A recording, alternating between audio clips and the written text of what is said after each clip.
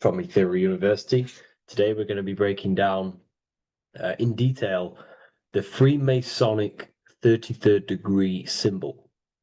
Now, of course, this is a complex symbol, and it's composed of many symbols put together to create a greater meaning.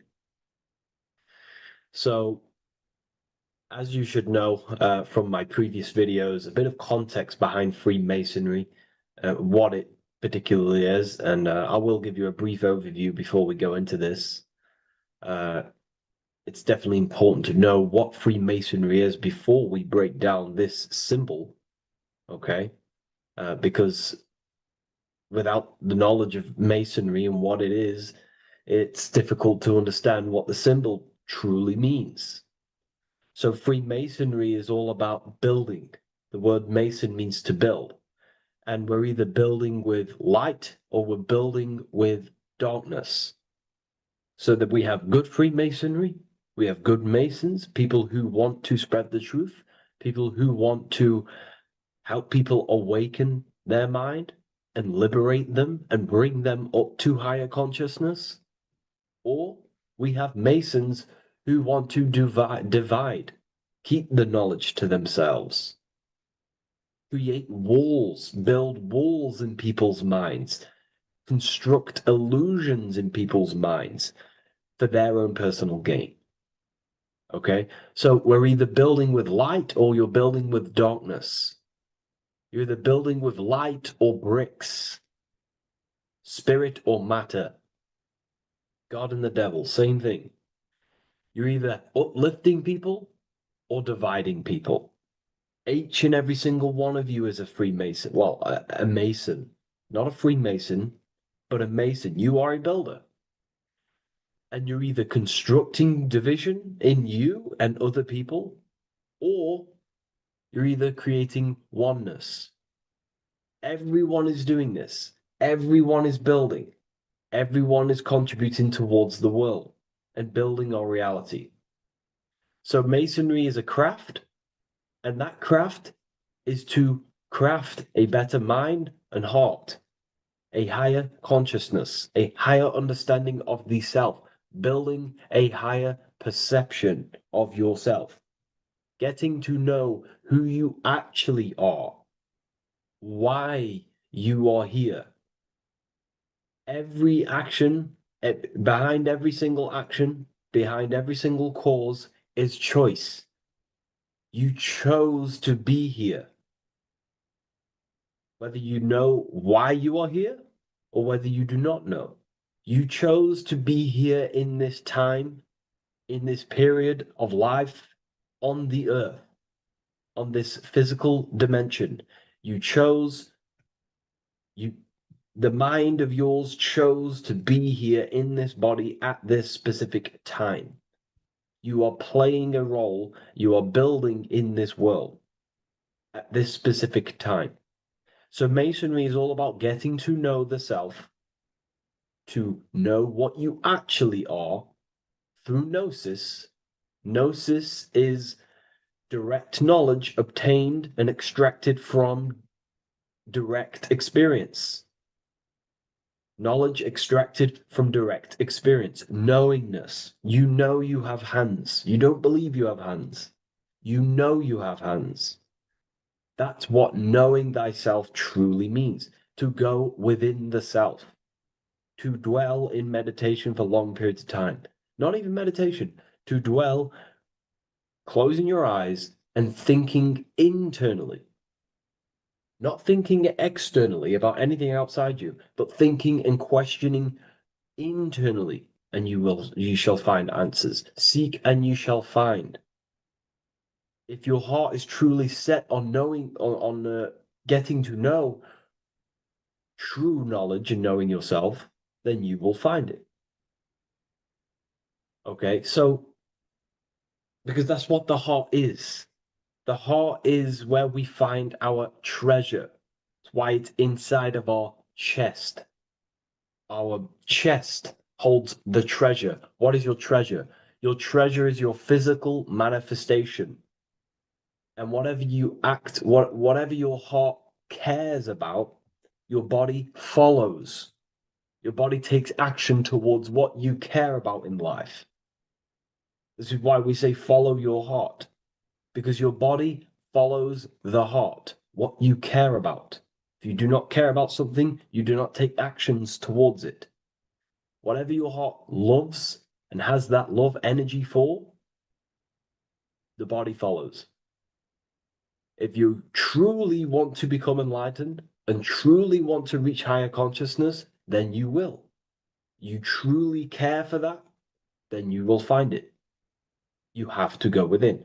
Okay, so this is what Masonry is about. It's about going within and finding out your true nature and constructing a higher consciousness by dissolving walls and blockages inside your mind and heart, purifying the self. Because you can care about sick and twisted things. Okay? We can see that in society. People like killing people. It's psychotic, but I know. So we can be corrupted. Okay, so going into this symbol, what does the symbol mean? What is it trying to portray? Okay. Uh, Before we go into this symbol, particularly, uh, we're looking at the Scottish Rite Freemasonry. So we have the first degree all the way up to the third degree is Blue Lodge Masonry.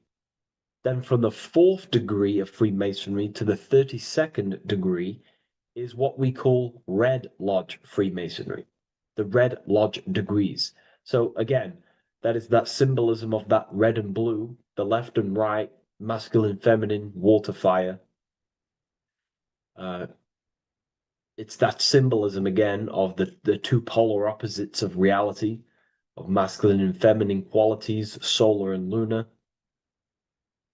the left and right hemispheres of the brain, the inner and inner and outer world, the brain and the heart. These are all polarities, okay? Spirit and matter. We have to unify these. But we're looking at the 33rd degree. This is the end of the Scottish Rite of Freemasonry, and it's considered the illuminated degrees. Illuminated.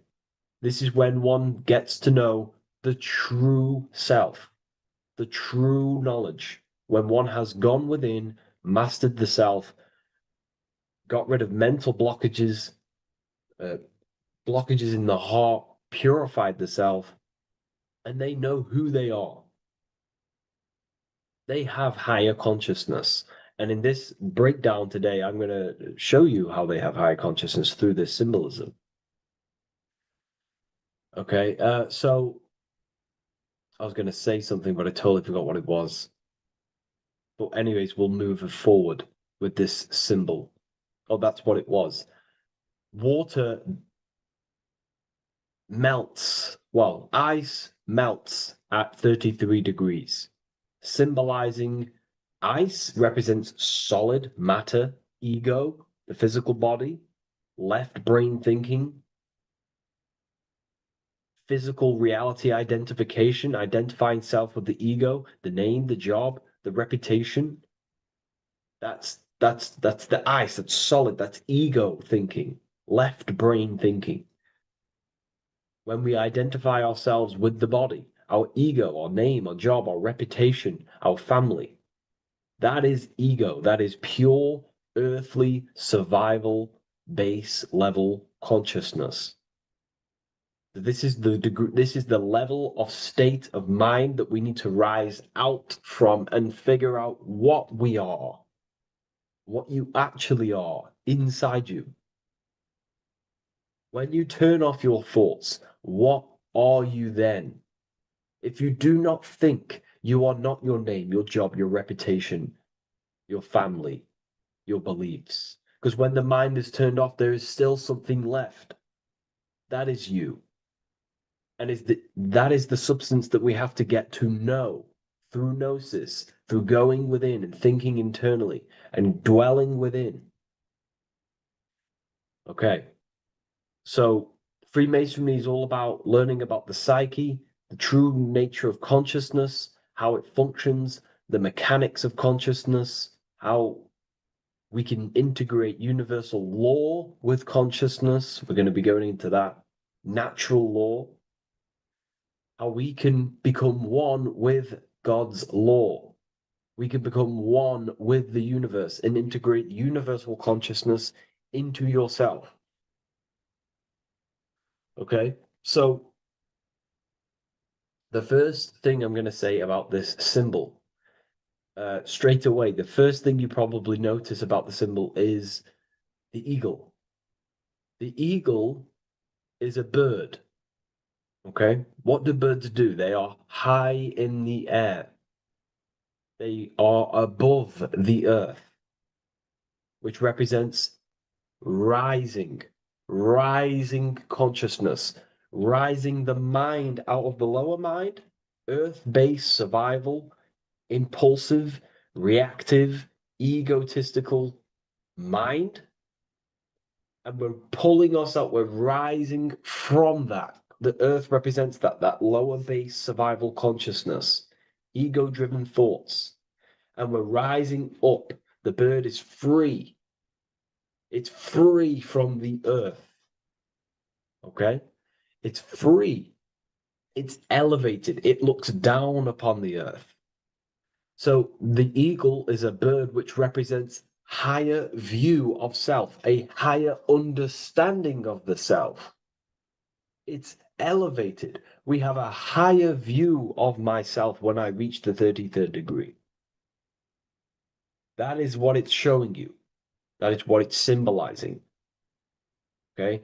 It's above the earth. It is free. It looks down.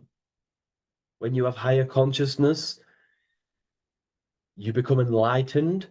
It's impossible not to look down. You do look down on people, but not in a bad way.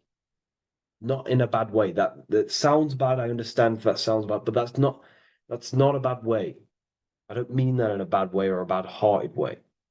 I mean that as when you have higher consciousness, you can see people who are living and dwelling in zombie mode, low level earth based consciousness. They think they're the body, they think they're their name, their job, their reputation, their family.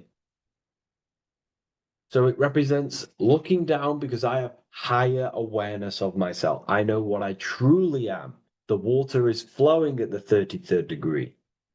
The water melts at the 33rd degree, representing the flowing of consciousness, the flowing of the mind, flowing of light energy entering the body. Because when we reach higher consciousness, when you raise your consciousness, which is just an easier way of saying mastering thoughts, mastering yourself, we no longer give attention to negative thoughts because we understand what thoughts are and why would you let your own mind take away your own power? So again, Freemasonry is about gaining personal power, not in a bad way. Well, it can be used for bad. Gaining mental power, a strong mind. Most people have very, very, very weak minds in this world. Very weak minds. This world is a mental world. We have to gain strength in the mind. It's a mental universe. The stronger the mind, the better your reality. The less affected you are by external things. Nothing external should ever bother you. Okay? uh, so it's about gaining mental strength, mental clarity. So again, the bird is elevated, it looks down, it has a higher awareness, it sees things from above, it sees the world for what it truly is. That's the eagle. Okay?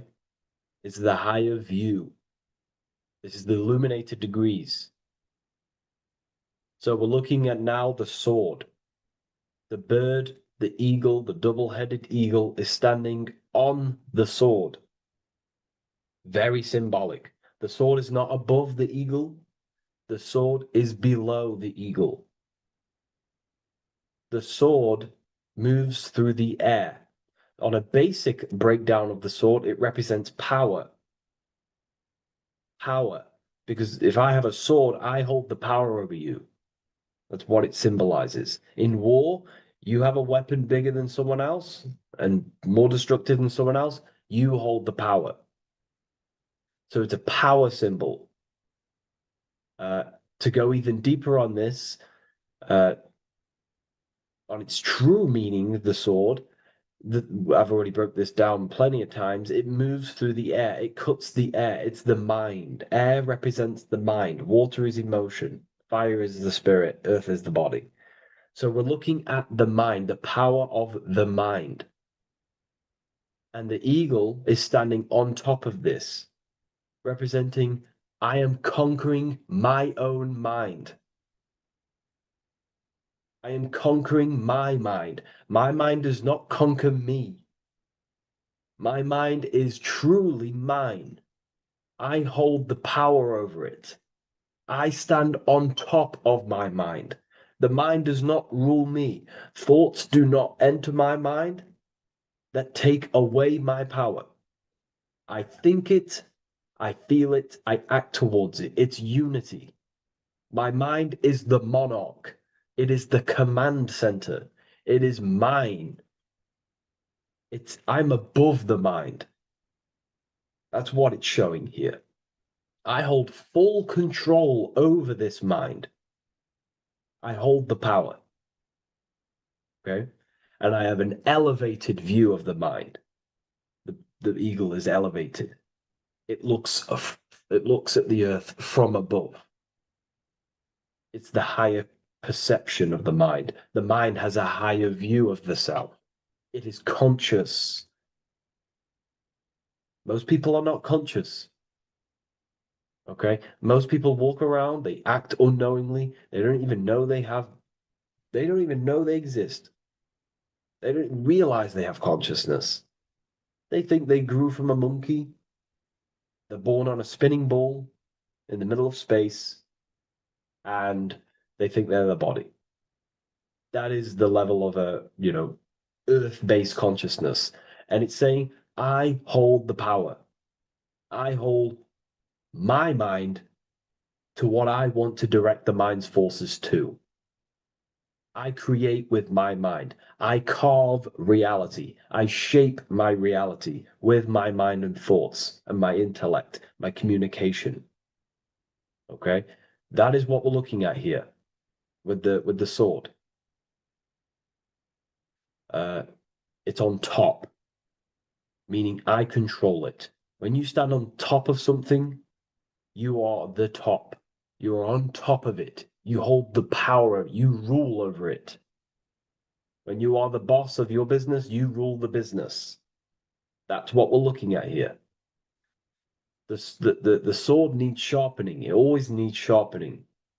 You can't use a sword forever. You need to sharpen it.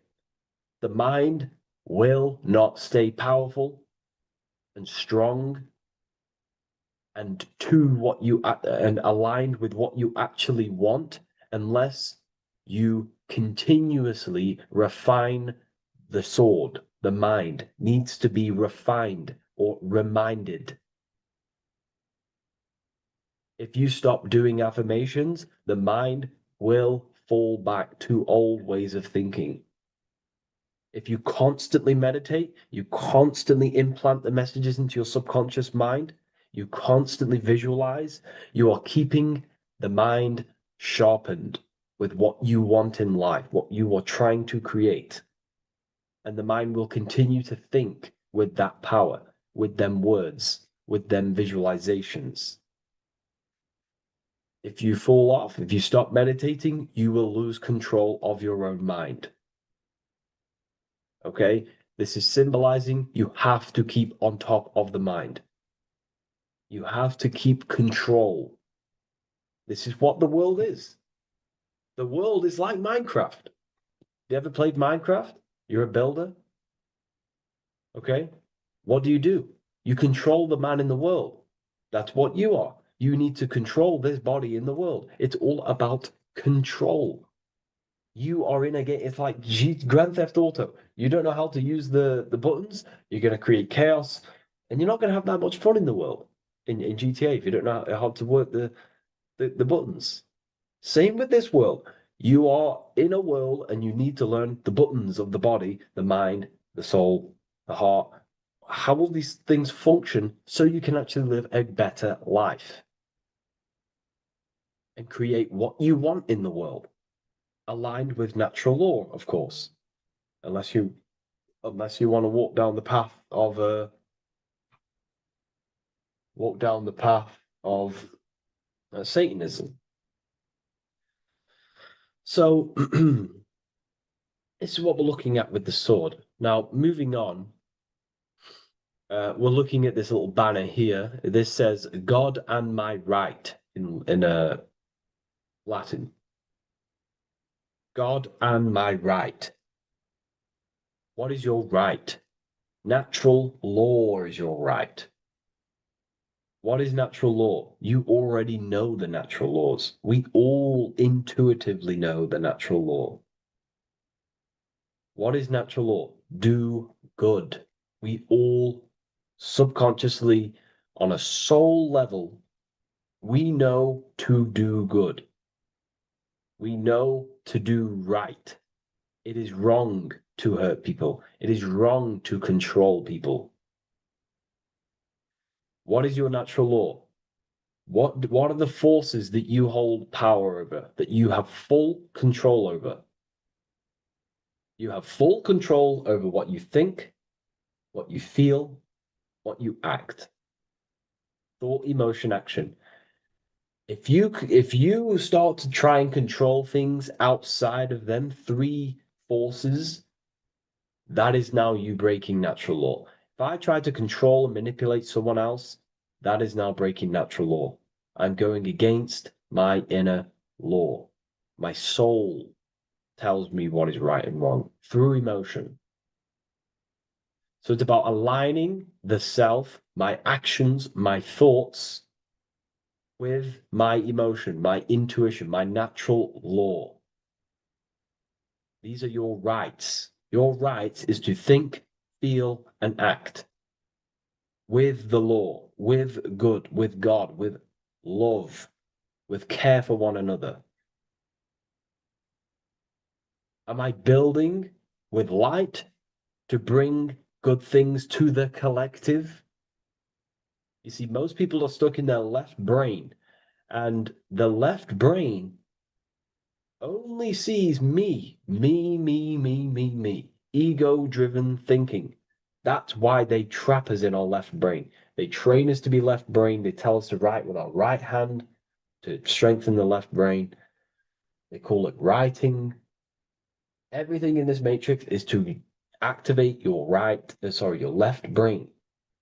Why?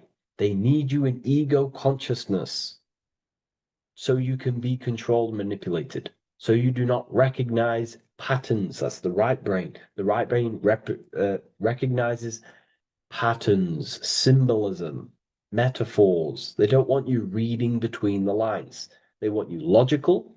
They want you divided because the right brain sees the whole.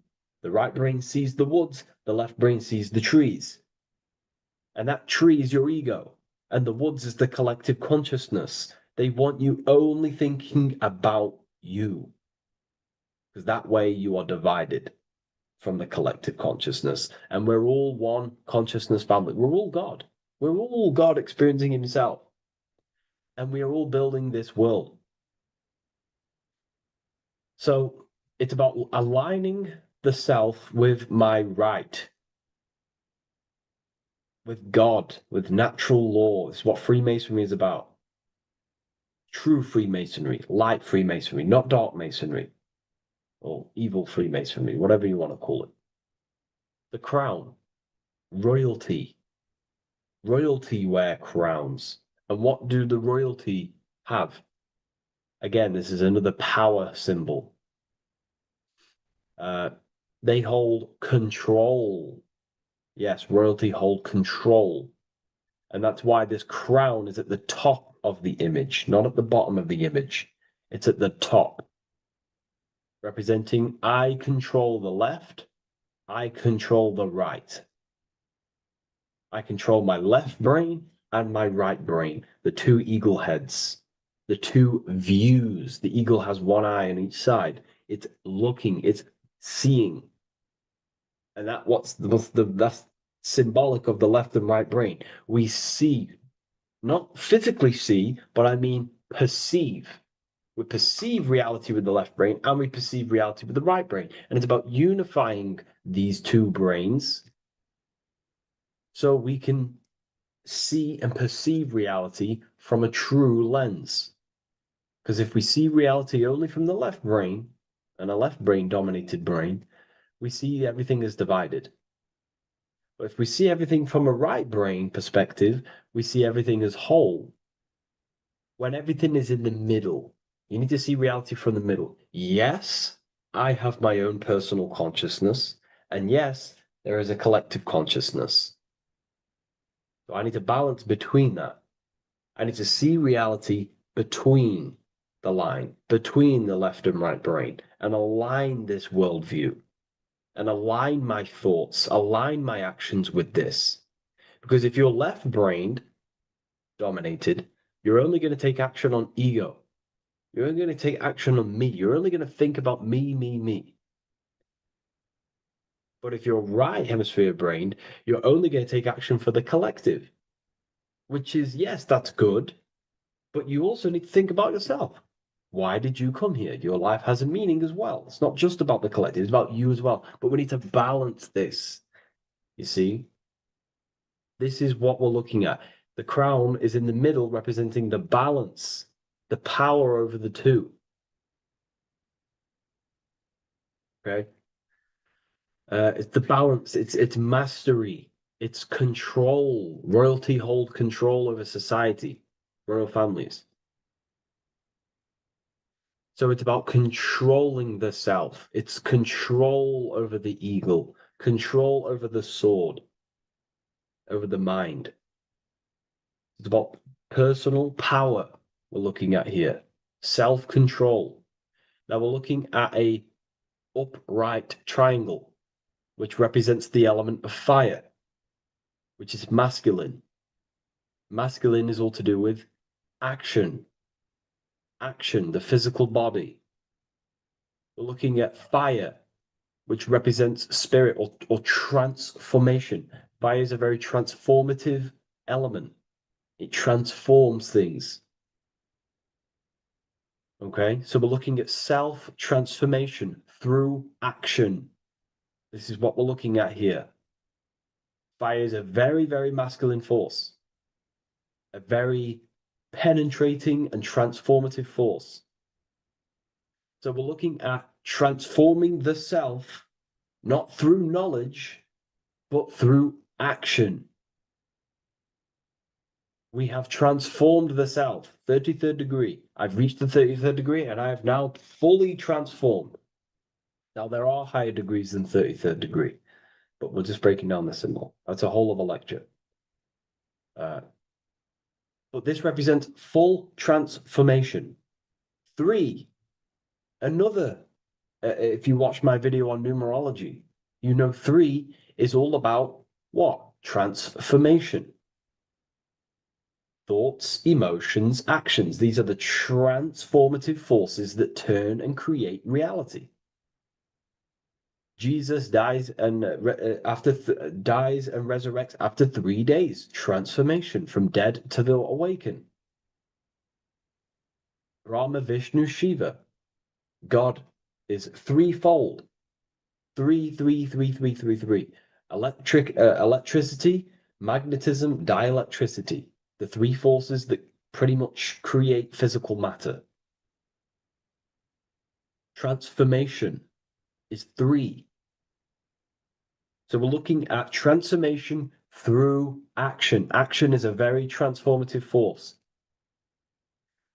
There's no point learning this knowledge if you're not going to act upon the knowledge. A lot of people join the university, they learn a lot, but they leave because they don't want to take the action. They don't want to do the hard part. They don't want to act towards higher consciousness. They want to dwell in their lower mind. That's fine. That's your path. That's their path. But if you truly want to raise your consciousness, you have to act upon it. You have to actively not take the action. It's about what you do and do not do, because not doing something is also an action. If you are not participating in the low level pleasures like sex, casual sex, uh, you know, masturbation, going out and getting blind drunk, these are low level pleasures. It's going to keep you on a low level frequency and a low level consciousness. That is also an action, not doing that. It's about what you not do as well, which is very important. You have to act upon it to reach this degree. You will not reach this degree if you have not taken a lot of action towards reaching higher consciousness, reaching self-mastery over the mind, controlling the mind. This is what, again, it's about taking action on actually controlling the mind, controlling the self, gaining your power. Okay? Okay. This is another fascinating part about the eagle head and wings. It also represents the past, present, and future. Uh, the crown is again symbolic of the crown chakra. This is all to do with knowledge. So we're looking at knowledge of the past, the eagle on the left looking behind, and the eagle on the right looking forward. So we're looking at the crown, knowledge of the past and the future. Looking at your past is very powerful. What has led you to this very point in your life? What actions have taken you to this point? And not only you, remember, there is a collective. Remember, you always have to keep that in mind. Every action you take, you have to always align it with the collective consciousness. It's not just you in the world. We have a collective. So, how did you and how did the collective get to this point in life, in this present? How did we get here? How did we get into this mess? Humanity is in a mess, a straight up chaotic mess. And if you think everything is perfect and everything's divine and everything's just, there's some people out there in the spiritual community saying, everything's divine, everything's meant for this purpose. No, there are people actively manipulating and using mind control methods to control this reality. How have we got into this mess? So we have to look into the past to analyze patterns so we can take action now in the present to change the future of the collective and your personal life. That's what we're looking at here. So the eagle looking left is looking in the past, representing analyzing the past, analyzing the actions in my life and the collective life. The actions that led to this mess now, to this state now. And what can I do now with my knowledge to change the future to a better future, aligned with, again, natural law, aligned with goodness, aligned with God, aligned with care and love for one another and the self. So it's all about knowledge of the past and knowledge of the future. And what I can do now to take action, the triangle pointing at the middle, which is the present, what can I do now to change the future? To create a better future, to transform the world. 33, transformation. To transform the future. Okay? This is what we're looking at here with the two double-headed eagles as well. Again, this is more art. This is a lot more complex symbolism here. But again, we have the Earth hemisphere here. And what? The eagle above. It is raised above the earth, above material pleasures, above the material thinking self, above the ego. Not to say get rid of the ego. We need the ego, but balancing, control, power over the ego, power over the two hemispheres of the brain, power over my past and my future, power over time. What am I using my time towards? Time is your spiritual currency. Okay? It's elevated. It sees things from a higher perspective. It is higher consciousness. We're also looking at the astral body. Birds on a deeper level represent the astral body. So symbols have layers of meaning. The deeper you get into the occult, so when you join the first degree, you get, a good interpretation, and the higher degree you go, the more deeper the symbol reveals, as the more deeper you know yourself. So we're looking also at the astral body, the light. What is the light? Light is a massive symbol in Freemasonry. It's knowledge, gnosis. When you're very intelligent, you call someone, they're a bright child. They have enlightenment, light in the mind. Looking at light, a lot of knowledge, a lot of self-knowledge of the self, of the psyche, how I function, what I am, knowledge of the astral body, rising above the earth, astral projection, exploring your true nature, exploring consciousness. This is what we're looking at here. And in order to explore your astral body and explore the astral realm, you have to control the sword, the mind. And you can then explore. You are free like a bird to fly.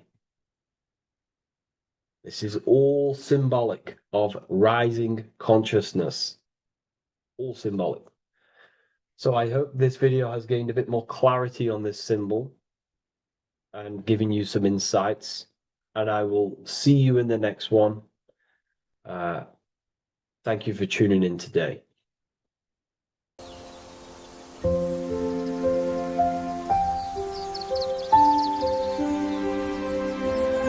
bookofwisdom.com. Visit today.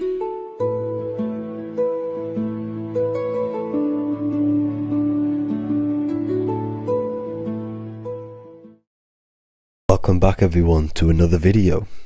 Today we're going to cover everything that you need to know about the mind, starting with the two aspects of the mind, the conscious and the subconscious. The male aspect of your mind is the conscious. This is the 10% of your mind. The conscious part of your mind is only aware of everything around you, your vision, your sight, your smell, your taste, your hearing, and your current state of emotion and thought. Every thought that you consciously think about has an emotion directly attached to it. That emotion is then impressed onto the subconscious part of the mind. The subconscious part of the mind is the female aspect of your mind. It is also a whopping 90% of your mind. Subconscious mind is controlling all of the subconscious processes which happen within your body. For example, your subconscious mind is controlling your heartbeat, your digestion of food, and all of the things that you do not have to tell the body to do. It is the hidden part of our mind which is controlling all of the hidden things. The subconscious mind is like a recording supercomputer. Everything that you have experienced in your life is all recorded and stored within the subconscious mind. One of the most important things about your subconscious mind is that it stores your mental programs. Everything in the subconscious mind manifests into behavior and actions within the body. Your daily basis routine and habits are all mental programs within your subconscious mind. These mental programs are created by mainly two ways. One, repetition, and two, emotional impact. The repetition is fairly simple to understand. The more you do something, the more it impresses onto your subconscious mind and becomes a program. That program will then manifest into your behavior. However, with the emotional programs, they work a bit different. The stronger that you feel an emotion, the stronger it is impressed onto the subconscious mind. And then that emotion becomes a program. For example, you had a very traumatic moment happen when you were a young child. The emotion that you felt was so strong in that moment that it impressed into your subconscious mind so hard that you can recall that moment like it was yesterday. That traumatic event that happened to you when you were young will still manifest into your daily basis behavior even to this day. However, it manifests subconsciously. For example, if you were in a car crash, you will be wary to enter cars with certain people. All because of that traumatic emotion that you felt and impressed onto your subconscious mind. Another example of the subconscious manifesting into our behavior is posting on Instagram. Most of the time, the reason why you post is because your subconscious mind is seeking gratification. So before you actually do something, question yourself and find out the root cause of why you are doing this. Another thing that you need to understand about the subconscious mind is that it takes everything you say in here literally. So for example, if you go and say, "You are an idiot" to someone, your subconscious mind will only pick up the word idiot. It only knows yourself. It doesn't know anyone else. You are casting a spell on yourself just by saying that to someone else. This is why the golden rule is to treat others like you'd like to be treated. Now, you can rewrite these programs which are already in your subconscious mind. However, it does take consistency. You have to change these programs which have been running for years. And by changing these programs, you change your behavior, because these programs manifest into your behavior. The best way to do this, personally, is to listen to affirmations first thing when you wake up in the morning, and do this for 10 minutes every single morning. Then at night time, you want to think and feel that you are becoming the reality that you desire. The more that you feel this reality, the more it will become a program and impress your subconscious mind. For example, you're trying to gain financial freedom. If you trick your subconscious mind into creating a program saying that you are financially free, this will manifest into your behavior. You will start doing more work. You will start looking for ways to make money. Your mind will be set on the frequency of money and financial freedom. Therefore, you will receive thoughts based around this program. If you take enough action, your life will dramatically change because of this program that you created in the mind. This is why we call it a mindset, because your mind is a frequency tuner which sets its frequency onto different thoughts, because thoughts are frequency. If you fill your mind with a specific frequency, you will gain thoughts and ideas based around that frequency. To create a stable mind, you need to master your emotions. You need to change your mindset. Everything that you experience is neutral. Based upon the mindset that you see it, you either give it a positive or negative charge. By understanding this deeply, you will then control your emotions. I hope you gained some wisdom and enjoyed this video. Please, if you can, leave a comment and a like, and subscribe to the channel if you like this content. Love and light to you all.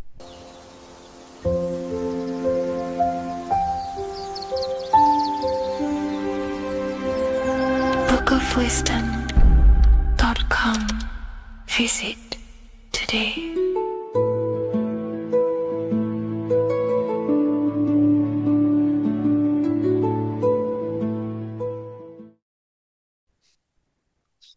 Matthew 21:1, Jesus went into the temple of God. Corinthians 3:16, do you not know that you are the temple of God? Now what is this telling you? That God is within you. Hence why in Luke 21:12 it tells you the kingdom of God is within you. And the side of your head region is called a temple for a reason. Because the brain encapsulates the mind. The brain is a physical manifestation of the mind. The heart is a physical manifestation of emotion. So we have these different layers of our consciousness. We have an intellectual, communicative aspect of our consciousness, which we would call the mind. We have an emotional aspect of our consciousness, which is the heart. And to communicate with the divine, it's all to do with the mind. Hence why the ancients always symbolize the mind being God. This is why Michelangelo always placed God inside of the brain on top of Sistine Chapel in the middle of the Vatican. He understood that God is in the brain. God is within you, not outside of you.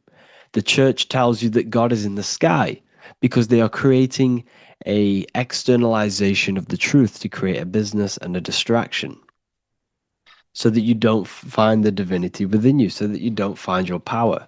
Now you have Adam, the physical man, the physical body, the ego, the lower self. And he is resting. He's not trying to reach to God, but God is reaching because the higher consciousness within you is always trying to communicate with you. It's always trying to wake you up to your divinity. But the lower mind, the lower self, Adam, the physical self, is always in ignorance of truth, always in ignorance, and stays in a materialistic way of thinking, which is the lower animal self. And this is what we call a sleep or an NPC. This is the lower mind of man. But all you have to do is to move your finger to touch God. You have to look within yourself, within the brain, meditate, and you can find God. This is why in the Bible we see many references to the human body and anatomy to truly connect with God. Kings 6:8, the door to the middle chamber was in the right side of the house, which is the right hemisphere of the brain. The middle chamber is the pineal gland, where the seat of your consciousness is, where the seat of your higher consciousness is, the mind. And they went up the winding stairs, which is your spinal column, into the middle chamber, and out of the middle chamber into the third. So they went up the winding stairs. This represents raising your consciousness up the winding stairs. Your spinal column acts as a stairway of consciousness. Depending on what sort of consciousness you are operating in, depends on what part of the spinal column you are using. Because the spinal column ascends and descends consciousness. What do I mean? If you are in a reproductive way of thinking and you're always thinking about sex, you're jerking off all the time and you're always eating, all of your brain's power and your mind's power is being descended into the lower aspects of the spinal column, which represents hell, the physical state of man, Adam, the ignorant state. We're basically living off low-level pleasures like an animal. And the stairway to heaven is your spinal column. They went up the winding stairs into the middle chamber, which is your mind, your pineal gland, and out of the middle into the third stage of consciousness, physical, etheric, astral. When you meditate and you start to raise your consciousness during meditation, you enter the astral plane when you turn off thought. But this is the middle chamber inside of the brain. Here we see another painting inside of Sistine's Chapel of God inside of the brain. This is the brainstem. This is the brain. This is the frontal lobe. This is the back lobe. This is the back lobe. This is the cerebellum. Here's the reptilian brainstem. Here's the claustrum. This is what we are seeing here. Anatomy. Here is another one in Sistine's Chapel in the middle of the Vatican. This is depicting the brainstem. God's neck looks exactly like the brainstem. Here we see a real brain compared to God's neck, because the neck is just below the brainstem. And this is what they are symbolizing, because they knew that God is within you. God is a part of the human body. God is inside of the body, because the body is a vessel for consciousness, for universal consciousness. Inside of you, inside of me, is the same spark of consciousness. And this same consciousness is spread out into every living essence, because everything comes from the one source, the one God, the one consciousness. Matthew 6:22-23. The light of the body is the eye. If therefore thine eye be single, thy whole body shall be full of light. Practicing the single eye. What is this? This is meditation. This is entering within yourself. So the Bible's telling you to practice the single eye. But if thine eye be evil, thy whole body shall be full of darkness. What does this mean? If your consciousness is in an evil way of thinking, if your mind is filled with an evil, negative mind space, then your body shall be filled with darkness, with evil, with negativity. Because negative thoughts destruct the body. Positive thoughts heal and regenerate the body.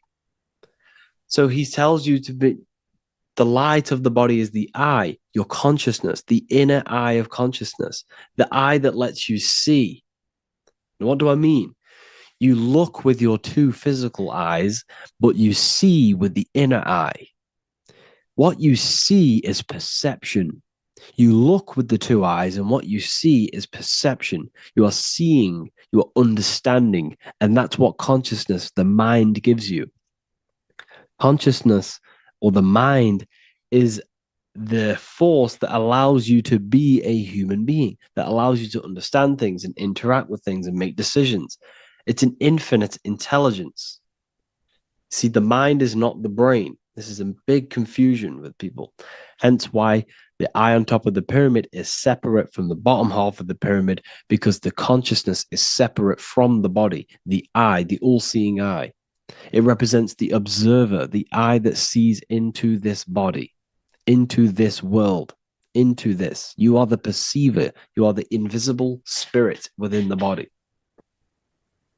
Theologians 4:17. After that, we are still alive, and our left will be caught up together with them in the clouds to meet the Lord in the air. You don't meet the Lord in the physical air. Okay? This symbolism of the ancient Christian artwork is showing you this is symbolic. These things never happened. There's no man in the sky.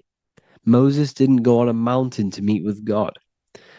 The air represents the mind. This is why you say you're an airhead when someone's very stupid. Earth is your body. Water is your emotions. Fire is your spirit. Air is your mind, the invisible mind. So Anton Mengs, an ancient Christian art worker, is showing you anatomy of God in the clouds.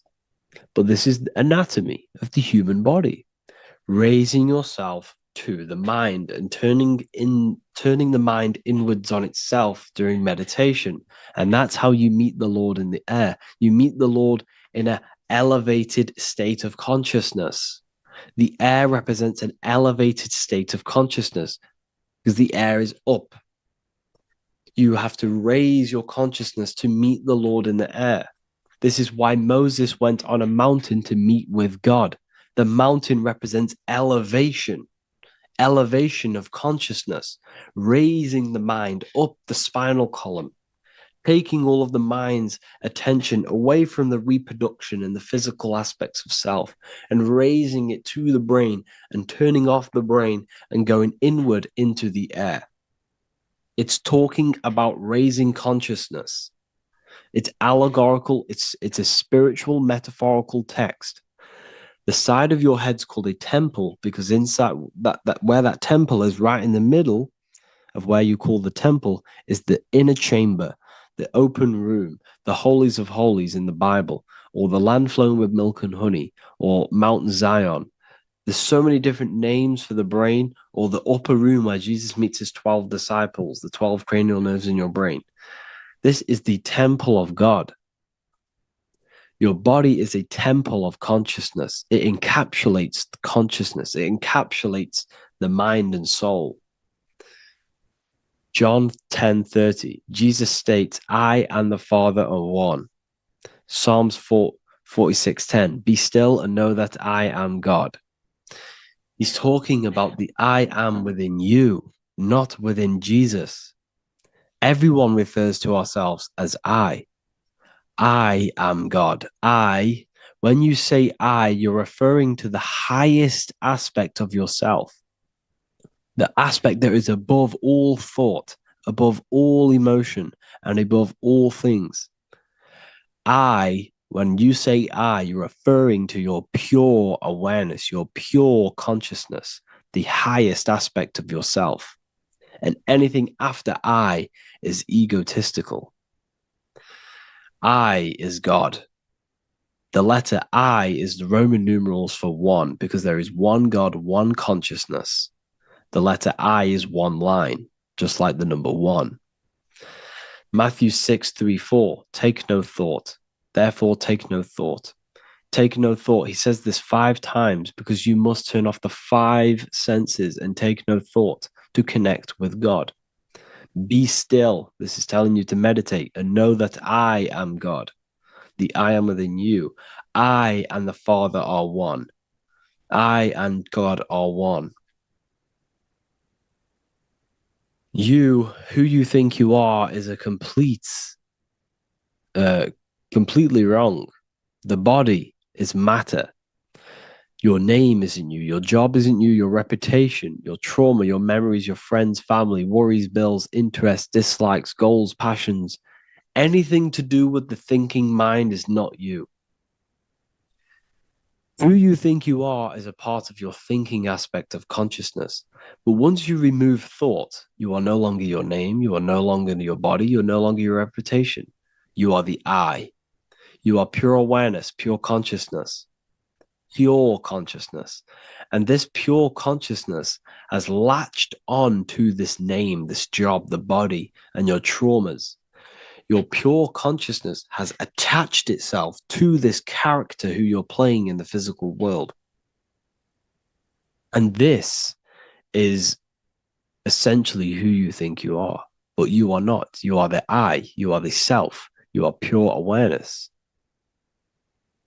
So, in order for you to detach from these things, you must learn how to detach from your name, your job, your reputation. And you do this through meditation by turning off the thinking mind. Turning off the thinking mind allows other aspects of your consciousness to open up. What do I mean? Your whole life you've been thinking, and all of these thoughts has attached you to this physical body. You haven't allowed your consciousness to open up. And you can only do this by taking no thought. That's why Jesus tells you, take no thought. When you turn off the thinking mind, other aspects of your consciousness starts to open up.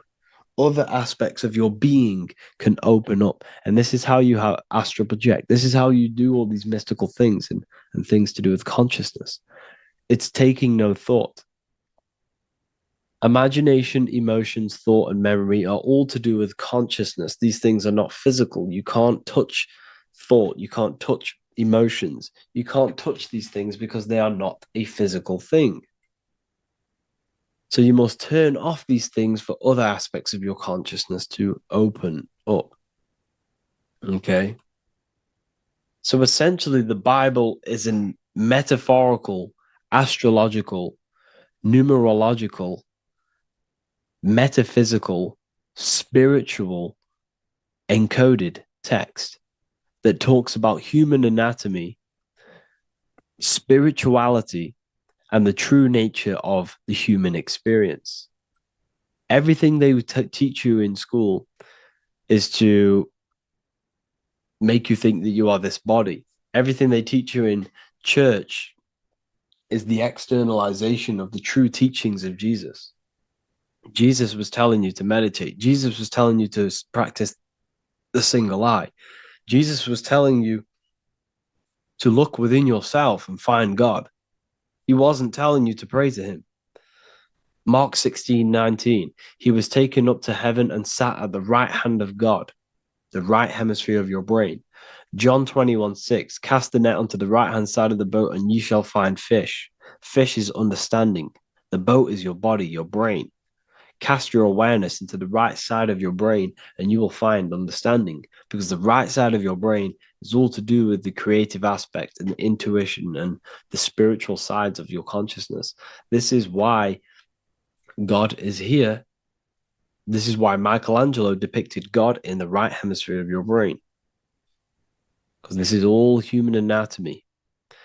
And I speak about all of this in the brand new Book of Wisdom, Volume 2, which is now available. The start of the revolution has begun. This book is truly going to change the way people see the world. It's got so many new more topics than the last one. It's truly a revolution. It's written in so much detail. It's very practical. I cannot wait to share this one with you. I just want to say thank you for the opportunity for me to create this book, because without you, I couldn't have created this. And I just love sharing my work with you. And I thank every single one of you for the support, the watch, like the views and the likes, everything, especially the people who have joined the university and stuff like that. And for people who have joined the university, you do get a free Book of Wisdom paperback if you just go to the general chat and follow the description, follow what the instructions that I gave you in the chat, and you'll be able to order a free Book of Wisdom if you are inside of the university. Plus, you get all of my other books, 2 books, and over 45 occult books on occult and esoteric things.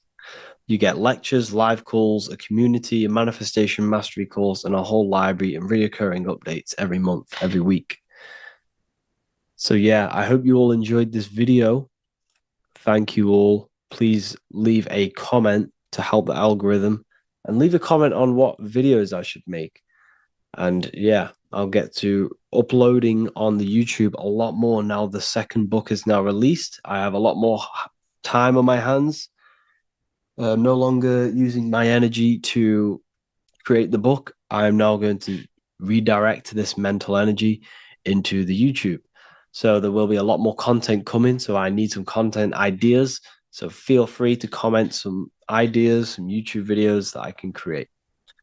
Thank you all, people. Have an amazing day.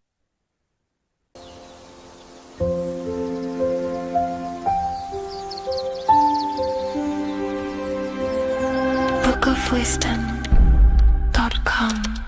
Visit today.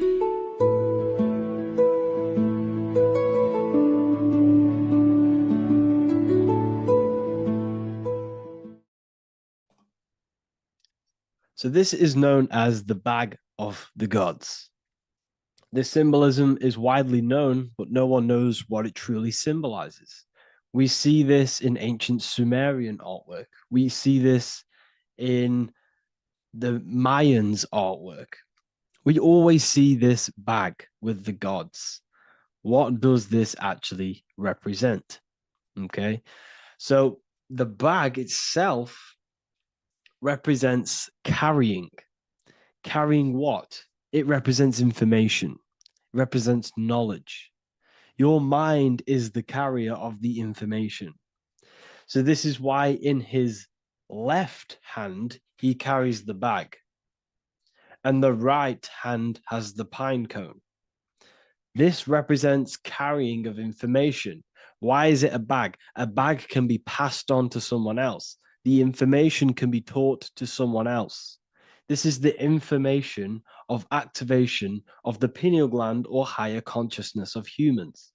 Because as humans, we all possess an animal nature, the nature that tells us to eat, to steal, to gain material wealth, to survive, to hate. This is our animal self.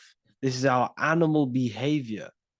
But we also have a divine nature of consciousness, which we have access to, the higher planes of consciousness, the planes that manipulate this material world and create all things in this material world. The human mind has access to. The animal does not. The animal has no idea he exists. The animal has no inner dialogue, but humans have the inner dialogue. Humans can create infinitely. We can expand our minds infinitely into new realms of thought. So we have this higher divine nature and a lower nature. This bag of the gods is basically just representing the knowledge they possess of higher consciousness, of the higher aspect of life. Okay? Which is the activation of the pineal. The pine cone. The pine cone is in his right hand. The right represents wisdom. The left represents intellect, knowledge. Knowledge and wisdom are two separate things. Wisdom is applied knowledge. It's a feminine aspect. Knowledge is just gained information that you know, which is masculine. So in his right hand, he holds the pine cone. The pine cone can be opened and shut. The shut pine cone represents the asleep human being, the human being that exists in his lower nature, that just basically survives, lives on eating, consumption, material lust, living in chaos with his emotions, living in a place of hell. This is the animal nature. Then we have the awakened human, the one who has consciousness of himself, the one who looks within himself, the one who knows there is more to him when he looks in the mirror. He is far more than just the physical body. He is a divine spiritual being, a divine being who has limitless potential of creation into the material plane. So this represents the awakened. This represents the asleep. This is why he carries the pine cone in his right hand. It represents applied knowledge. This is the information. This is the intellect he possesses. And this is the applied knowledge of the awakening, of activation of the pineal gland. Because remember, the pineal gland is not your consciousness. The pine, pin, pineals, the same root word. Pine cones were always symbolizing the state of consciousness one was living in, whether he was asleep or awake. We see this at the Vatican. We see the pine cone over the two pillars. This is the two pillars of Freemasonry, and the dome. This is the Royal Arch of Freemasonry. This represents your head. This is the two pillars, the two hemispheres, and the pine cone in the middle, which is the pineal gland. What is the pineal gland? The pineal gland is not your consciousness. It is not the third eye, and it is not the mind. It's not the mind's eye. The pineal gland is a radio receiver. This is your body. Your body is an antenna. Most people think they are this body. This body is nothing but a receiver and a downloader of consciousness. Your brain does not produce consciousness. You are not this brain in your head. This brain is a downloader of consciousness. Consciousness comes from a way higher divine plane, which is what this image is showing here with the clouds. The mind is light. Consciousness is light. And this light is coming down into the material plane, and your body is basically a crystal antenna which is receiving and downloading this consciousness. So you can experience a three-dimensional reality. So God can experience himself in a divided, separate state. This is what this represents. Now, the pineal gland can be activated, okay, and stimulated because the pineal gland has phytoluminescent crystallized jagged shaped cells on it. And obviously these are crystals. Crystals are on your pineal gland. And what do crystals do? Radios use crystals. Your phone uses crystals. They tell you that crystals are woo-woo and pseudoscience because they don't want you to know the power of crystals. Your body is basically a giant crystal. Your pineal gland is a radio receiver for your consciousness. So if they can ruin your pineal gland and damage it, this will damage your connection to the divine, to your true self, to consciousness, to God, whatever you want to call it, the source. There is all one source consciousness, and we're all collectively connected to it. And this is our connection. This is our antenna. So what a radio does, a radio has an antenna, and the frequencies are all around us because all the radios are playing in your ear right now. But what the antenna of a radio does is tune into a specific frequency to pick up that frequency and play that frequency. It's the same with your consciousness. You're all a fraction of God's consciousness. So that is essentially what we are looking at here. We're seeing knowledge, intellect in the left hand, and applied knowledge, activation of waking up to higher consciousness, to the higher human form. Because we can reach beyond our physical form. We can turn our animal self into a divine being, into one of these so-called gods. These gods are nothing but human beings. The Anunnaki were not gods. They didn't come from the sky. These are normal, regular human beings who activated their higher consciousness. This is what we have here. This represents spirit. Birds represent spirit. So do we have any questions? I'll take some questions now.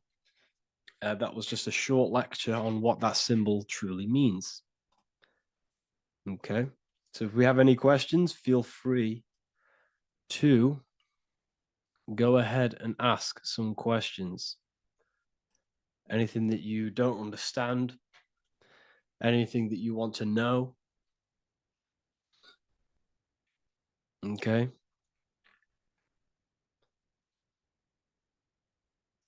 So base reality would be where source resides. Yes, the base reality is your consciousness.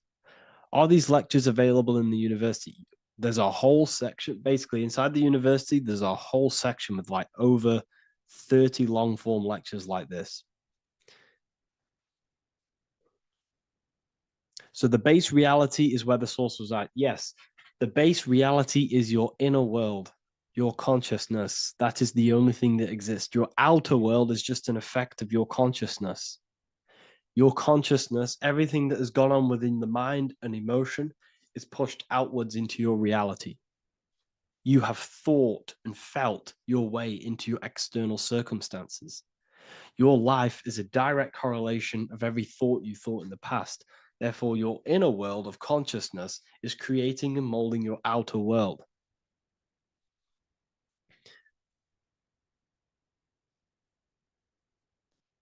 The best way to keep connection consistent, the best way to keep your connection to the divine or the higher planes of consciousness is through meditation and through imagination.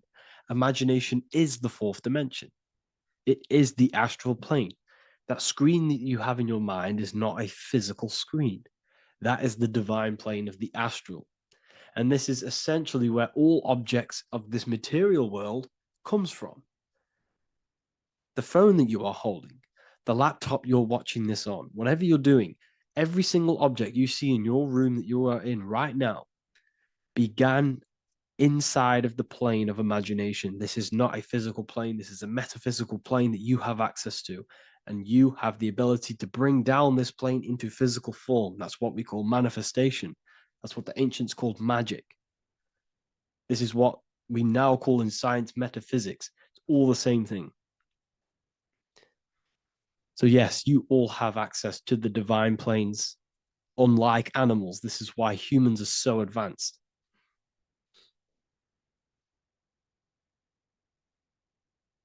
Okay. Is the pineal able to constantly activated, or is it just a temporary experience? I don't fully understand that question, unfortunately. Maybe you could word it in a different way. The real meditations on the university, legit, y'all, yes. In order to connect to consciousness, you need to sit in meditation and turn off your feelings, and the feeling of unity will come. Do I understand correctly? Yes, that is correct. So when you sit in silence and in stillness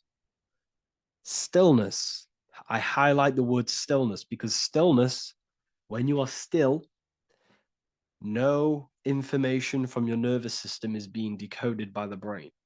So when your body is still and does not move, your nervous system starts to relax and comes to a balanced state. Your brain starts to relax, it comes to a balanced state. The left and the right brain stop working, the nervous system stops working.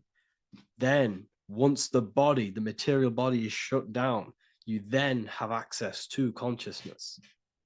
You can't access consciousness if the body's in such a busy state. If electricity is being fired every 2 seconds, your whole body's electrical. When you move your foot, that's electricity being fired from the brain to the foot instantly through the nervous system. The brain, your whole body is a technological machine. So you must shut down the technological machine to access the divine that exists beyond the technological machine. Do you understand that? Did we create ourselves from the higher plane? When you say yes, you created yourself, you manifested yourself in this material form for a reason in this specific time and place. Wisdom books, are these available inside the university? Yes, they are. So anyone who joins the university, they all gain 50% off the store. So you can get anything off, anything you want inside the store for 50% off. Plus, you get the Book of Wisdom Volume 1 PDF for free. You get the Human Health Guide. Plus, you get all of the library books. There's a load of different books on occultism, symbolism, esotericism. Do you need to place your attention somewhere specific during meditation? You can do. Okay, you can do. So if you struggle, when you first start to meditate and you struggle to turn off the thoughts, think of the back of the brain, the back of your head. Don't think of it, place your attention on it. Okay, so when you place your attention on the back of the brain, this now shuts off thought because the back of the brain doesn't have any activation to do with thought. The front brain does, the neocortex. That's all to do with activation of thinking. So place your attention on either the back of the brain or your breath. What's more important, creating yourself or finding yourself? It's balance of both. So in order for you to create fully, you must have awareness of self and awareness of thought and control over the mental dialogue, the inner voice inside of you. Okay. When you control that inner voice, that is when you gain power. That inner voice is what brings commands into physical reality. Before you kick a football, there is a change in consciousness. There's a decision made in consciousness before the body takes the action. Therefore, every physical manifestation is a change of inner consciousness before it's a physical reality. You can have the reality you want through consciousness before physically having it. That's the secret to creating.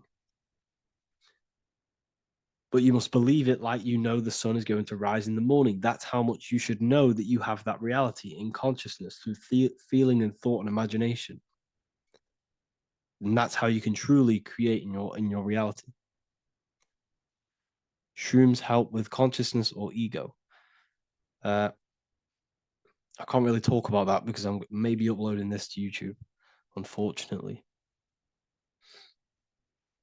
But we need to clean our pineal gland first from calcification. Yes, definitely. You should go on a detox the body. Because you can't really connect with consciousness if your body is in such a dirty state. Because the brain is, your nervous system is in a state of fight or flight, trying to fight off all these toxins. So when you meditate, you're probably going to be having thoughts all the time because your brain's firing, your nervous system's being attacked through toxins. So you must detox to have a true connection with the divine. Your diet plays a big role in your spirituality and mentality. What is the most optimal food for pure consciousness? Fruits and vegetables. They possess consciousness. So when you place them inside of you, they're syncing with your consciousness. How to check the cleanliness of your body, your skin, your teeth, your tongue, your mouth. If your skin has spots, different colors on it, you're not clean because your skin is a reflection of your inner organs. Coffee's not the best for you. Coffee gives you fake energy. Okay. So what coffee does, that buzz you get off coffee is actually the toxic effect of the chemicals reacting with your body. If I'm inside the university and wanted to buy your book, you said it would be 50% off because we are your student. Is that automatic or we need to have a code? You will have a code. Yes, I'm going to releasing a code for all the students after this. Caffeine equals neurotoxin. Yes, it fries your brain. It fries your nervous system. It fries your dopamine receptors. Will the Q&A last week about money symbolism be posted? Oh, I didn't post that. That's my bad. I totally forgot. I will post that after this. Thank you for reminding me. How to detox the body. The best way to detox the body is going through a week cleanse of fruit. So only consume fruit, sea moss, and cayenne pepper, and lots of freshly pressed juice. Do that for a week or 2 weeks, depending on how you feel, and then start to fast. You will lose weight, but you're not losing weight. You're losing impurities. It's good to do this every couple months to just go on a raw fruit diet, cleanse the body, push everything out, and then start to fast while consuming sea moss and having lots of freshly squeezed juices.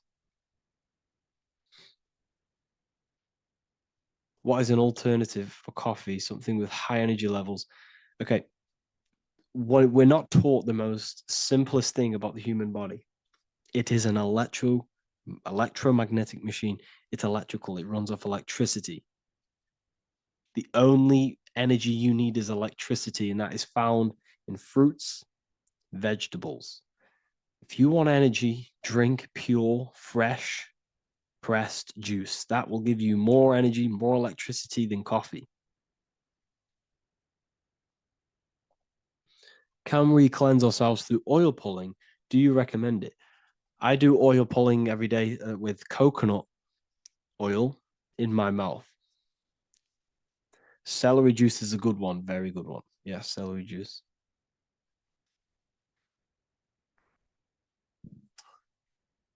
Any more questions? What kind of music do you listen to when lifting? For me, rap, hip hop push me work harder, but I know it's terrible for my subconscious. Yes, very. At least you're aware of it. You should be definitely try and stay away from the hip hop music. Try and stay away from anything that's talking about anything negative because it's all programming your subconscious. And your belief system is your reality, people. Your belief system is your reality. Okay.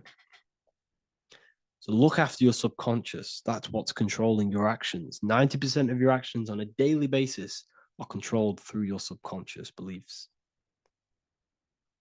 Okay. I listen to a lot of Pastel Ghost. I listen to a lot of let me get my playlist up. It's all like background music for TikTok. Do you know what I mean? Like Pastel Ghost. That's mainly what I listen to. That sort of music. I don't know what it's kind of called. I don't know what that genre is called. Does anyone know what that genre is actually called? Because there's not much words in it. The reason I listen to it is because there's not much words in it. And, it helps the subconscious. And I just love that music.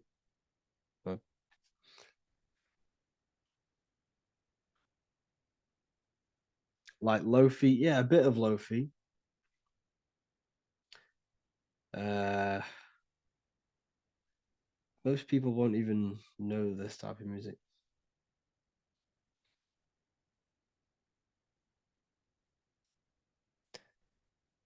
Can you tell us how you use cayenne pepper?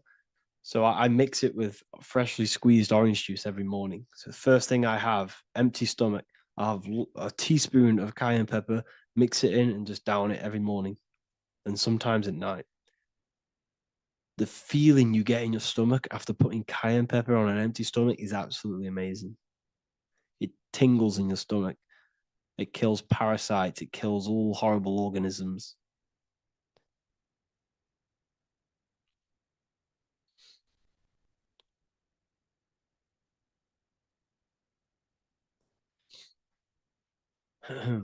Mix it with hot water. Yes, hot water and key lime water. That I bet that's powerful. If you mixed warm water with key lime with cayenne pepper in first thing in the morning, I can imagine how powerful that is. I've never done that, but I'm going to try that. Do you use sea salt? I don't know what to think about sea salt, to be honest. I try and stay away from it. I don't know whether it's good, don't know whether it's bad. I'm kind of mixed on it, mixed information. I've heard people have benefits. I've heard other people say stay away from it. So I don't know. I just stay away from it. I'm not too sure on it.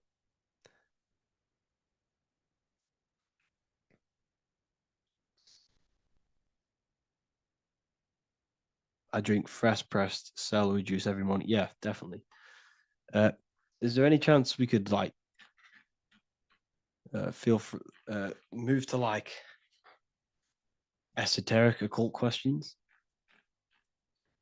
The only reason I say that is because I might be posting this to YouTube, so it's like I don't want them. I don't want them thinking I'm giving health advice because I'm not. This is what I do. I'm not giving anyone medical advice. This is what I would do to myself. Because I can probably get in trouble for that.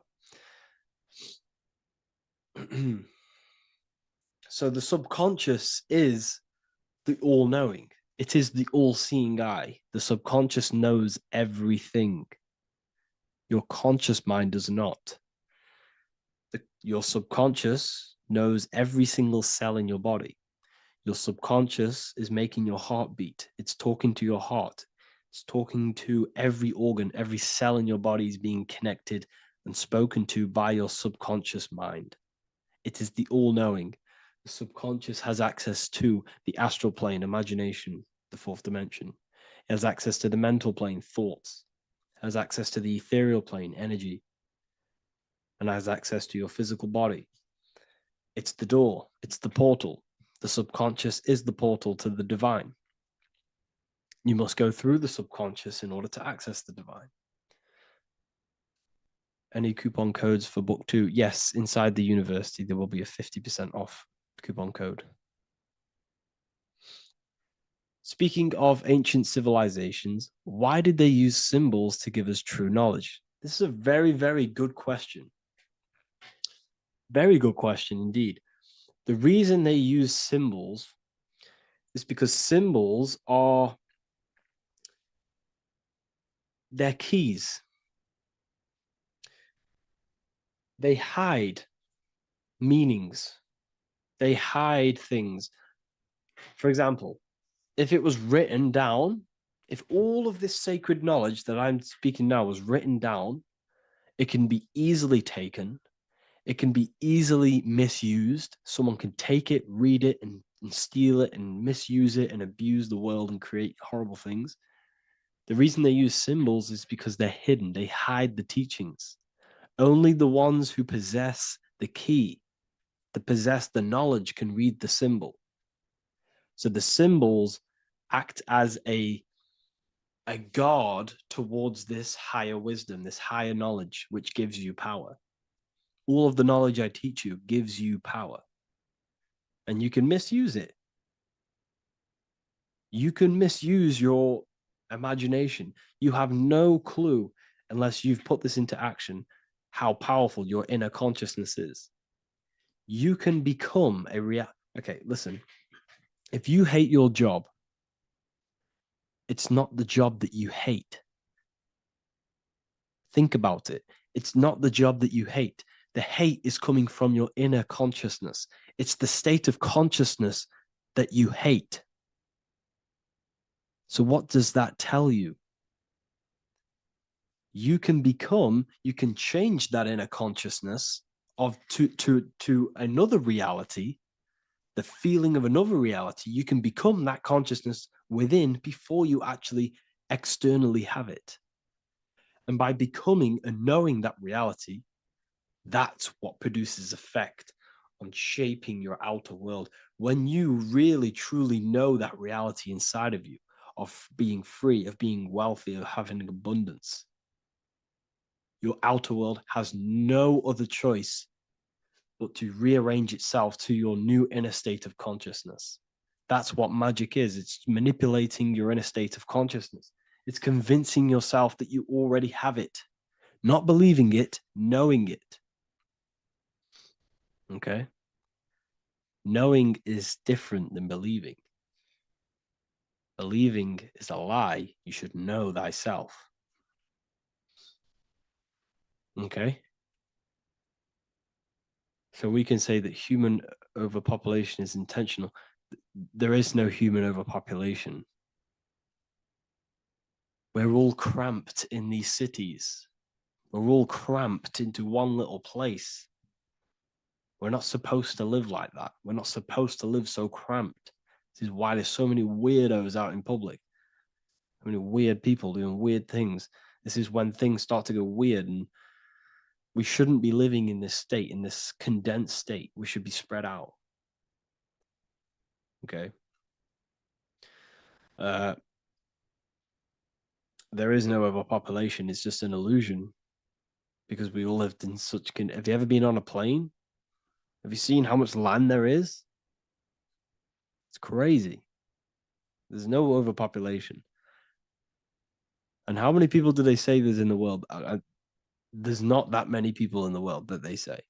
I think it's like 8 billion. I think they say there's 8 billion people.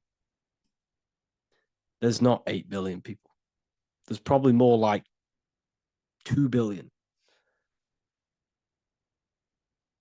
And the reason I say that is because I have a friend who only has like 300K followers. So that's a lot of followers, okay? And he gets recognized everywhere he goes. And he's into all this stuff. And he says, listen, the population is definitely not 8 billion or whatever they say. I think it's like a couple billion. It's probably more like a billion. How to properly manifest intentions. Thought, emotion, and imagination are the key. You must know that you have that reality. Don't believe it. Become that reality within your consciousness. All day long, as much as possible. Feel it. Imagine it. Say it. And have zero doubt. How to have zero doubt. You can't, well, okay, so the doubt, that little voice that will seep into your mind saying, you can't do that. You can't do this. That's your old voice of your subconscious program. Listen, the reason why most people fail in life is because they have trained their subconscious that they will fail. They have told and believed that they will fail. The reason I will succeed for the rest of my life is because I have trained my subconscious to say, I will win, I will succeed, I will solve any problem. That's my belief system. And if my belief system is that, then my external reality, my conscious mind will seek a way to fulfill that belief. It will seek to control and create that belief in my external world. It will seek to solve any problem.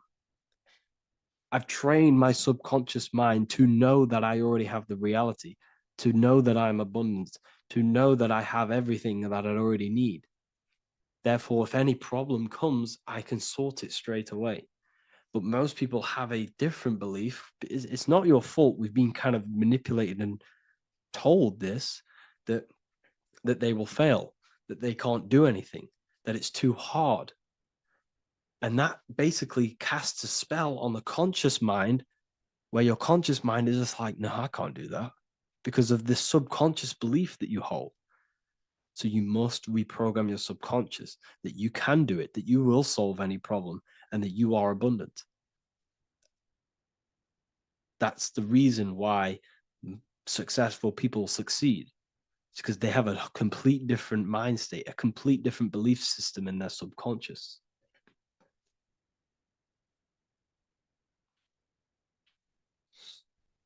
Do you offer mentoring? Yes, I do offer mentoring, but it's mainly for people who want to grow their online presence, and for the amount of value and transformation that I can place into your life, and the time that, well, the price of my time, it will be a higher price tag, but your life will completely change if you join my mentoring, because I will transmute your life. I will transmute your mind, and I will transmute your whole reality, because I could tell you exactly what you need to do. How to have super genius power pulling information from the source. Okay, so you can do this. I talked about this in Book of Wisdom, Volume 2, if you've read it. This is a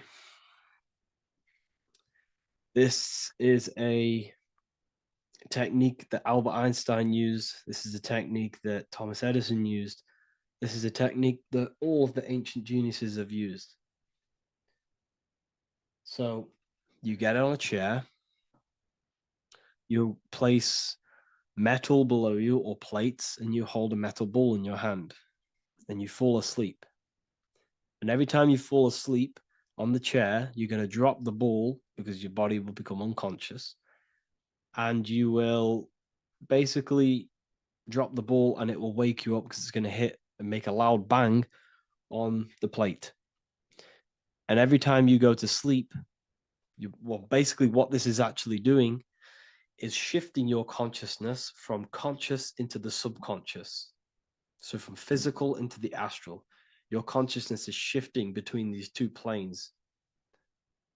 And as you do this, you can bring down great ideas from these higher planes. So when you fall asleep, have an intention. And when you fall asleep, you'll drop the ball. And when you wake back up, you'll have an idea, and you just got to write it down.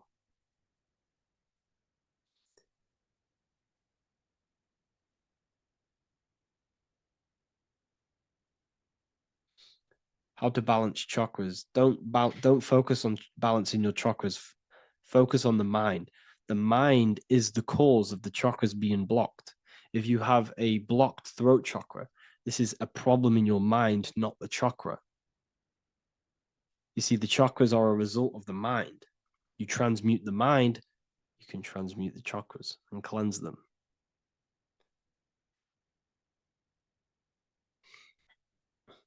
So was Jesus a real man that walked?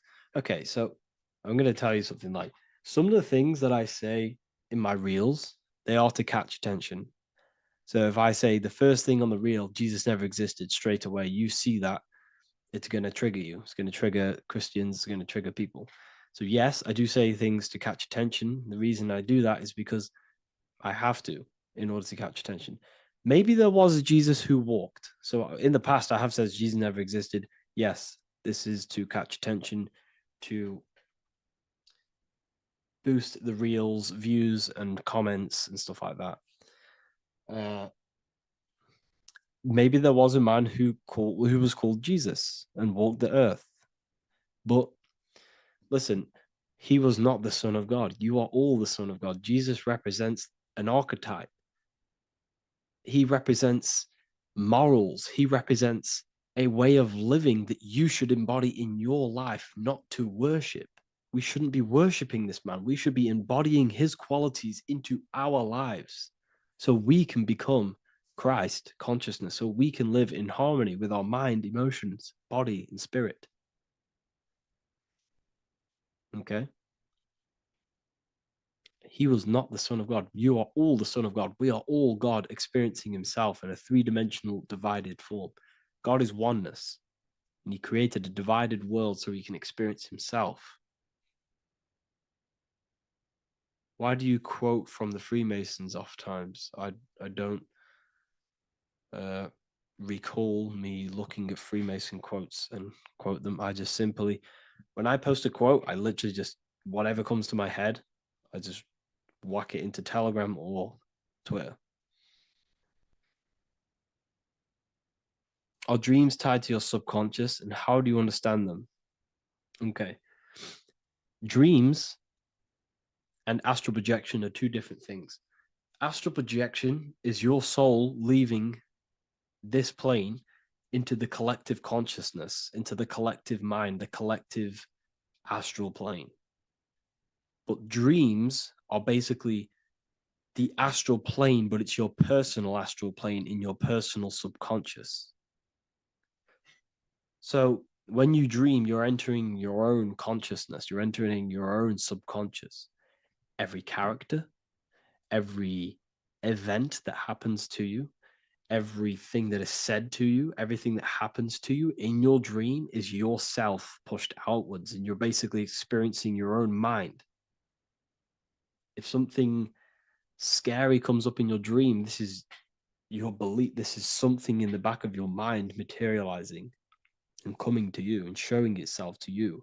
So in order to understand your dreams, it's basically suppressed emotions, suppressed thoughts, all lingering in your subconscious materialized.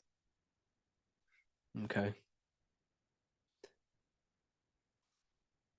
A few months ago, I'd have concurrent dreams of getting in a car crash that lasted for months. Then one day out of nowhere, I got into a really bad accident, and that low-key bugged me out. I didn't know if my mind was trying to warn me or what. You can explain that. Okay. If you are having dreams about having a car crash, this is a belief. Okay, so let me tell you something. Let's say you're a drug dealer, okay? And you live in fear every single day of the police coming to you. This dealer every day is worried, he's scared, and he lives in fear of the police getting him. He was believing it. This fear, this emotion he was feeling on a regular basis, repetition, and the emotion is basically impressing your subconscious.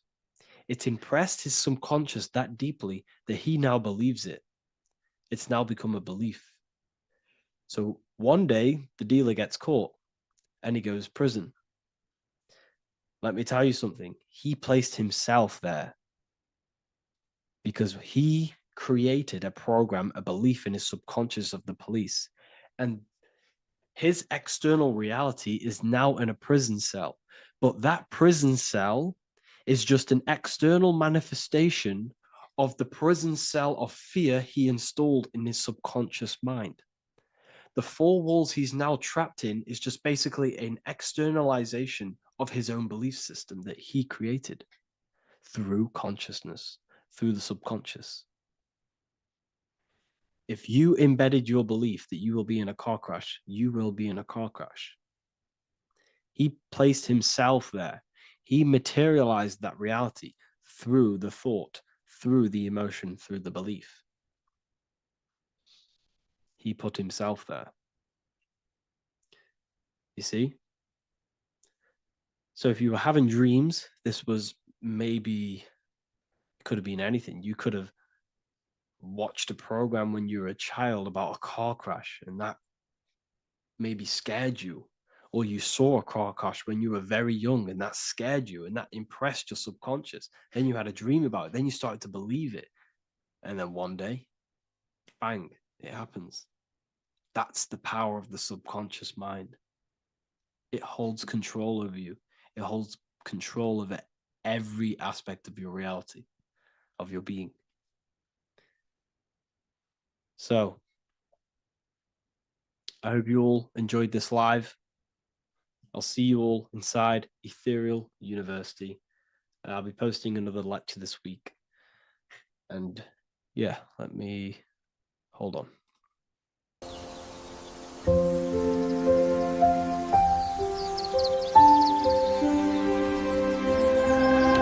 wordofwisdom.com. Visit today.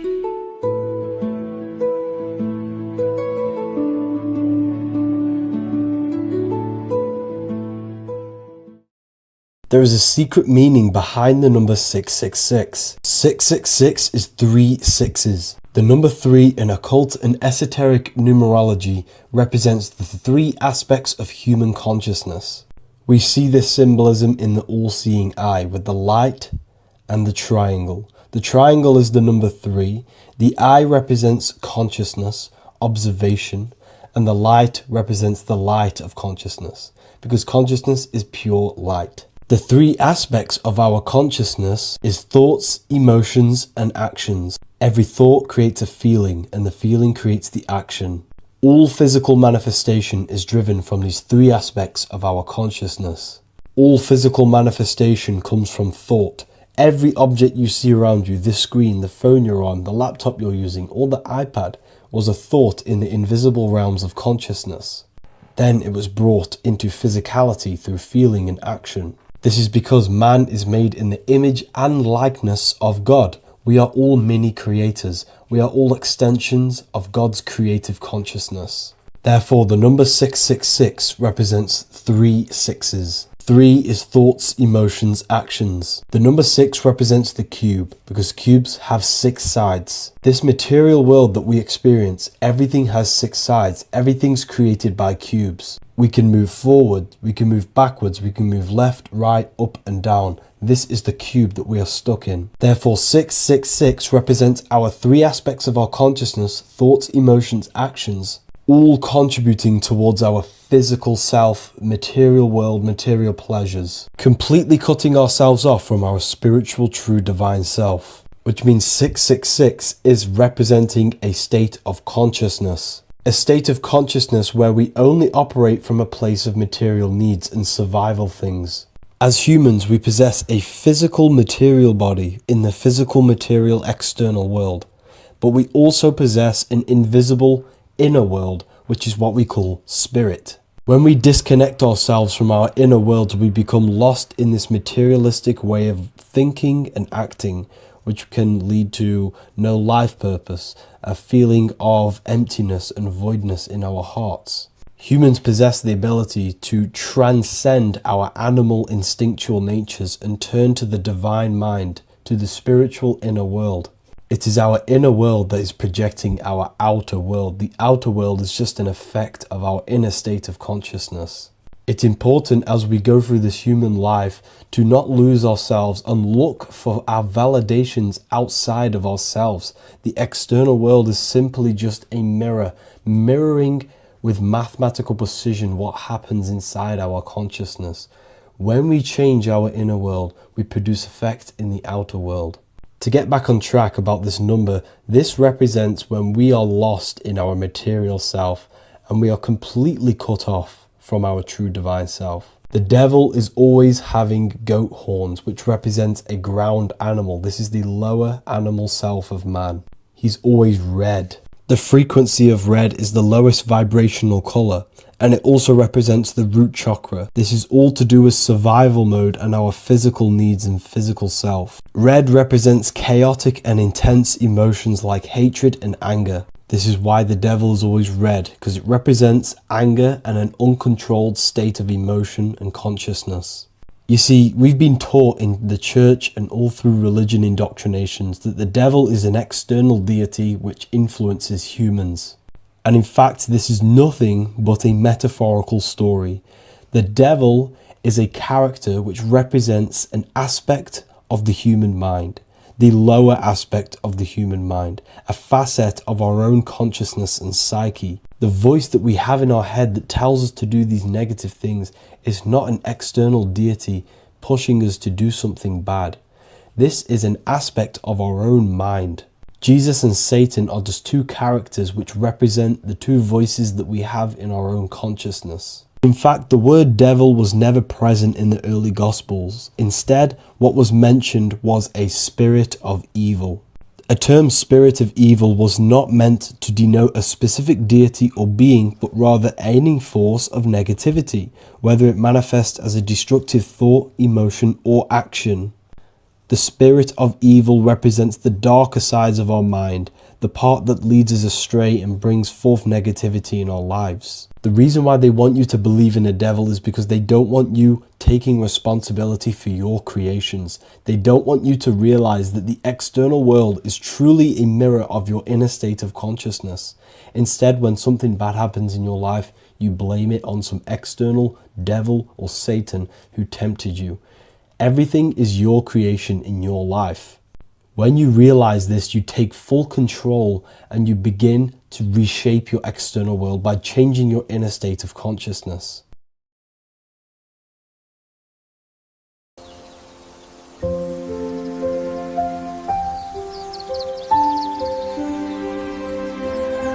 bookofwisdom.com. Visit today.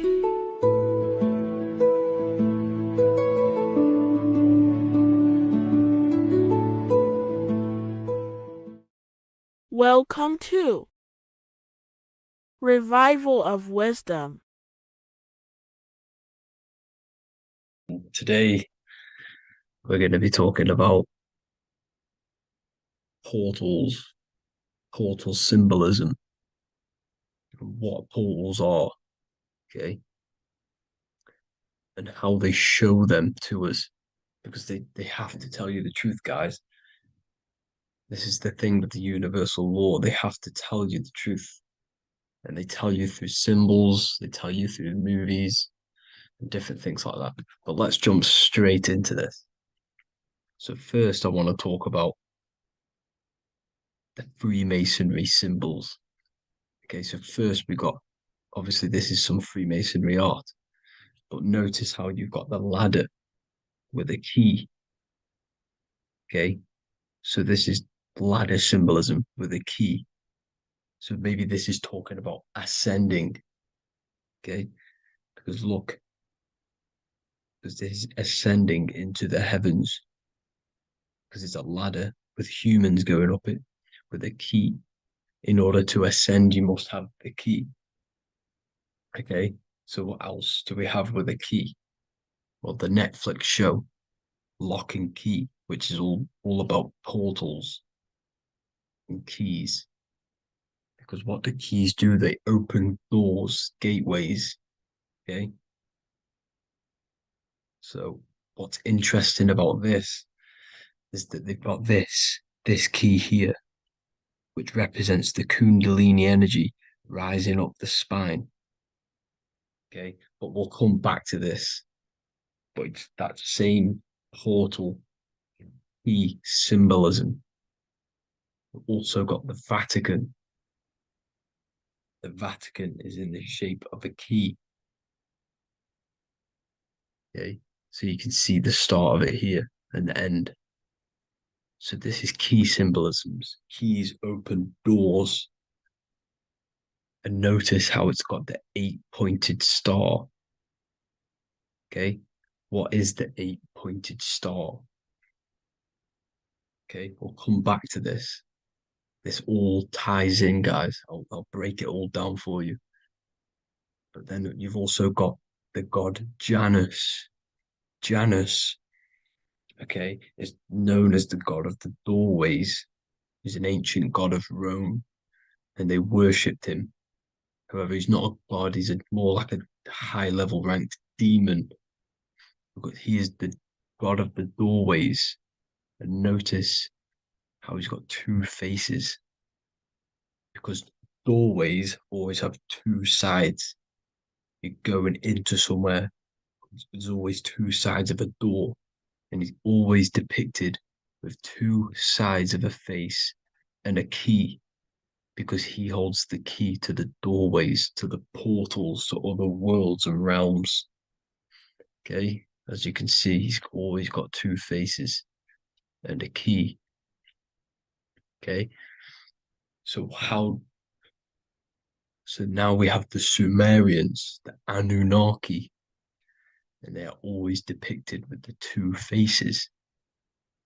Why do they have the two faces? Because they're symbolizing doorways, and the Anunnaki come to Earth through doorways and portals. So these are what these gods are symbolizing in their artwork. But they always have the eight-pointed star. Okay, what is the eight-pointed star? You see how they always have. Look, let me try to find another one. It's the eight-pointed star. This eight-pointed star is Polaris. Okay, Polaris, just like the Vatican has the eight-pointed star with a key. Polaris is the center star. Polaris is a fixed star. It doesn't move.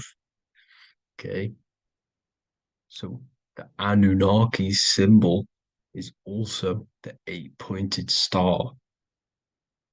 So this is symbolizing the portals and doorways that they come through in order to get to the Earth. But Polaris is that center star which does not move. It's always symbolized with the eight-pointed star, just like a compass. Why is a compass the eight-pointed star? Because at the center of our realm is where the most electromagnetic energy is stored. As you can see, we have an aura field, an electromagnetic aura field. So does the Earth. And in the center, so like our heart, for example, is where the most energy is stored. And like the center of the Earth, this is why all compasses point to the center, because this is where the most electromagnetic energy is stored. Because it's at the center of our realm. Okay. So like I was saying with the lock and key series, see this here? The Kundalini energy rising up the spine, just like your Kundalini energy rising up the spine. Let me try. I can't zoom in. But you know what I'm trying to say here. Let's go back to Polaris. Because at the center is where hold. Can you see the pole of electromagnetic energy? Polaris, the North Pole. It's symbolized. The truth is in the words. It's like a pole of electromagnetic energy. And this is where the aurora borealis comes from. Notice how it's got the word aura in it, because it's the Earth's aura, electromagnetic field. Just like you have an aura, also known as the northern lights, because it's coming out of this center hole in the center of our realm, where the black sun is. And this is where the electromagnetic energy is coming up from. And this is what the aurora borealis is, or the northern lights. It's just electromagnetic energy. And it's symbolized through our symbols, the original O. Okay, because it's like a pole through the middle. Polaris. So this Polaris is the sky vault. It's the portal into this realm. Because this is what the Anunnaki are always talking about. Always symbolize it with the eight-pointed star. And just like a compass is the eight-pointed star pointed to the center, to Polaris. Okay. See here on the Sumerian tablets with the eight-pointed star again. And how we know it's talking about portals with this eight-pointed star is because CERN 666 are opening up portals to the underworld, letting in demonic entities into this realm. How do we know it's a portal? Because their Hydra Collider has 8 points, just like the eight-pointed star. So they are creating synthetic portals to the underworld to let these demonic entities into our realm. But what is the key? Because if we're talking about ascending through Polaris, notice how here on the masonry art, this luminary here, so this is the sun, that's the moon. This is Polaris because it's a luminary with what? 1, 2, 3, 4, 5, 6, 7, 8 beams coming off the luminary, just like the 8-pointed star. So you see the ladder with the key going up to Polaris. It's symbolizing ascending out of Earth. So what is this key that they're keeping from us? Because it's a human holding a key going up the ladder to Polaris. Well, chakras. We have 7 chakras. Okay, so this is what they are telling us in the lock and key symbolism. The Kundalini energy rising up the spine. Okay, just like they have 33 vertebrae on the back of your spine.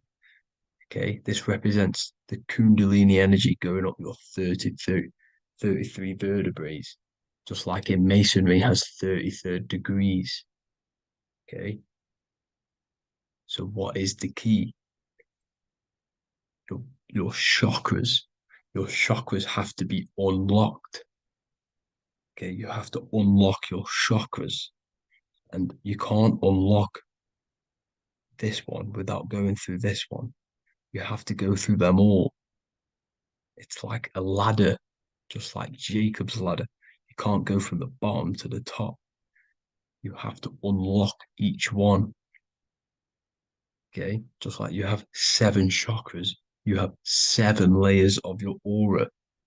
Okay, you have to unlock your chakras to the highest point in order to reach Christ consciousness. And this is the key that they're talking about. They're symbolizing the organic portal within each and every one of us to ascend out of this realm. Okay, so this is the key that they're talking about, and they're holding back this knowledge to keep us trapped in this 3D realm.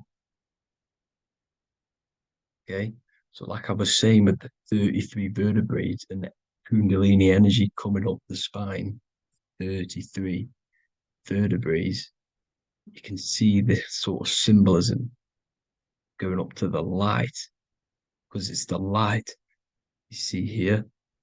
Your crown chakra turns on and becomes enlightened, just like the Illuminati symbol. Can you see it? But also, Jesus also died at 33. So this is symbolizing, okay, they're symbolizing the death of the ego, the body. So once you open up your chakras and reach Christ consciousness, which is your 33rd vertebrae, once your Kundalini energy goes up your 33rd vertebrae, your body technically, not physically, but spiritually dies, because you then become formless. You reach Christ consciousness. So then you can travel other worlds. Okay. This is what they're talking about with Vatican, 8-pointed star, and the key. Janus with the key. The Sumerians with the 8-pointed star. Anunnaki, the 8-pointed star. Polaris, 8-pointed star. So Polaris is the way out of this realm, which is at the center. Pole, North Pole. Okay, so the key is that they're hiding from us is the knowledge to unlock our chakras.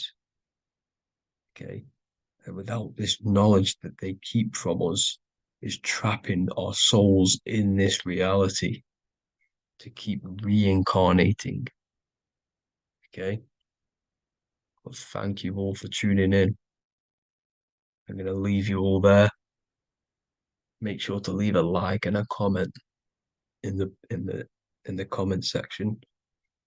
Let me know some topics to talk about so I can break it down for you. God bless you all.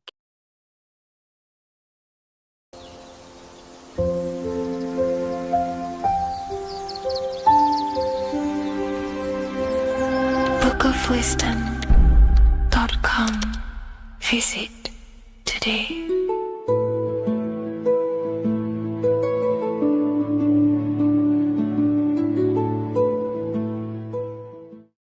Watching pornography makes you see people as objects. It does a lot of psychological damage to the human mind. And if you truly want to progress in life, your spiritual journey, mastery, whatever it is, mastering your sexual urges is essential to become powerful, successful, and become the best version of yourself. And there are some occult practices that I used to help master this urge. They're not really techniques, they're more mindsets, which will definitely help you overcome your urges. So if you want to quit pornography today, this is the way forward that I used to create this version of myself. Before we go into the tactics, we must understand that whatever we do in darkness comes into light some way or another. If you watch pornography, you know you have a problem, you keep this to yourself. We all naturally do. These things are private, and what we do in our private time molds our subconscious mind, and we keep it away from people. But whatever we do in darkness always comes to light. If you're doing things you don't want others to see, such as watching pornography, it will come out through a subconscious force. It will come out in your eye contact. You won't really be able to make eye contact with the person you're attracted to. It comes out in your energy, your aura, your presence, your confidence. All of this plays a role in molding your consciousness. And especially women can pick this up so easily. Females are more subconscious, males are more conscious. Females speak indirectly, males should speak directly. If a woman is hungry, they will say, "I'm hungry." "Are you hungry?" But a male will say, "Let's go get some food." You have to see the underlying subconscious messages in women because they speak in more of a subconscious language. Men speak in a direct language. And maybe even men will pick this up. If you want to be taken seriously in the business world or your career, whatever it is, this is essential for your body language and your personal power. So you must master your sexual urges. Releasing your sexual energy, your sexual fluids, removes the life in your eyes. A lot of people get dark bags underneath their eyes. I used to have them years and years ago. My eyes were always half shut. There was no life in my eyes. But as you purify yourself, the life and the energy comes back into your glaring eyes. The first tactic on mastering your sexual urges is understanding that thoughts produce emotions. Whatever we think about inside of our mental body directly corresponds to what we feel in our emotional body. What we see here is a piece of alchemical artwork showing you the light of the mind shining down into the heart. This represents the mental body with the clouds. This represents the human heart, the emotional body of consciousness. What we think about, if we think about sex, or if we watch things that are stimulating to us on Instagram, TikTok, that thought goes into the mind and the feeling gets then produced in the heart and the body becomes aroused. What we think inside of our brain becomes emotional energy in our heart. As above, so below. And what becomes in our heart is what we take action on. We take action on emotion. Human action, human behavior pretty much comes down to what we feel. We only act on what we care about or what we love. If you love that feeling of watching pornography, that is the reason why you're taking the action. So keeping this in mind at all times is very important in your journey of self-mastery. What you think is what you feel, and what you feel is what you act upon. Remove stimulations that can possibly produce that thought of watching pornography. Unfollow the people. Purify your environment so these thoughts do not enter your mind. And if you do become stimulated, remember, thoughts produce emotions. Change your thoughts. think about something else instantly. The more you think about it, the more you feel, and the easier it is to take action upon it. And the second tactic that I say to myself is that it's all mental. World, the universe, life is all mental. For example, unfortunately, my brother passed away recently. I've never gone through something like this in my life. It's tough. It's horrible. It's not nice losing a loved one. However, if I sit around and focus just on the negative side of that, yes, of course, I'm going to have my moments. But if I just sit there and focus on the negative, it will destroy my life. It will pull me down. The only thing that I can do to benefit from this situation is to become a better family person out of this. Become more loving. Spend more time with the people who mean a lot to you. You can always change and transmute the mindset of every situation in your reality. There's a famous saying I like to say, if you can change it, change it. But if you cannot change it, change the mental attitude towards it. Never just sit there focusing on the negative side of reality. This helped me with mastering myself watching pornography. It's all mental. You hold the power over the mind. And the next tactic is probably the best one ever. And I still use this today in everything in my life. Before I make any decision in life, I always say to myself, what is the effect of this cause? Is that effect going to push me towards who I want to be? Or is that effect going to pull me away of who I want to be and become and where I want to go in life? If the effect is not pushing me towards who I want to be, I will not take the action which is the cause. Consciousness cannot escape the law of cause and effect. It is an immutable, inchangeable law that is governing your consciousness and your mind. You have to keep this law in mind because it is the law that is creating and crystallizing your reality. Any decision you make, what is the effect of this cause? The law of cause and effect is a force that you cannot escape. So you have to work with this law and become conscious of the law. So before you do take the action, what is the effect? Is watching pornography going to push me towards who I want to be and where I want to go? If it's not, do not take the action. That's where willpower comes in. You can do little exercises for willpower, meditation for 30 minutes of not thinking. You can do rituals that strengthen the connection to your mind with your willpower. At the end of the day, the willpower is the most essential force in the consciousness. Another thing is remove any music that talks about it. Even the words will be producing thoughts in your mind. What you feed your consciousness is ultimately what you project back outwards. Don't listen to the rap music. Don't listen to any music that talks about it. Try and remove this from your environment. These tips that I've given you don't just work in quitting pornography. These work in every aspect of your life, and they will dramatically change your life if you become conscious of them and actively use your mind. Don't fall under the spell of becoming unconscious. Never act unconsciously. Never think unconsciously. Never feel unconsciously. Stay on top of your mind. Be the observing eye in your mind. Never fall unconscious. Of course, we all need to sleep, but I mean in the waking times. And this is why learning about yourself or consciousness is essential for every aspect of life. Business, your career, money, whatever it is. Whatever you're doing in your life comes down to understanding human consciousness. And that's why I wrote these books, so you understand yourself, so you gain your understanding of the functions of your own mind, body, emotions, and how you are creating reality. That's why I wrote the book of symbolism, because symbols are not just symbols. These symbols represent forces and aspects of the human psyche themselves, and they are veils, they are keys that help you remember and become conscious of what has fallen unconscious in your mind. We're simply just becoming conscious of what we are unconscious of and becoming conscious of them and using these powers. You want to take your life to the next level? Feel free to get the book of symbolism. I'll leave a link in the description. Take care, everyone.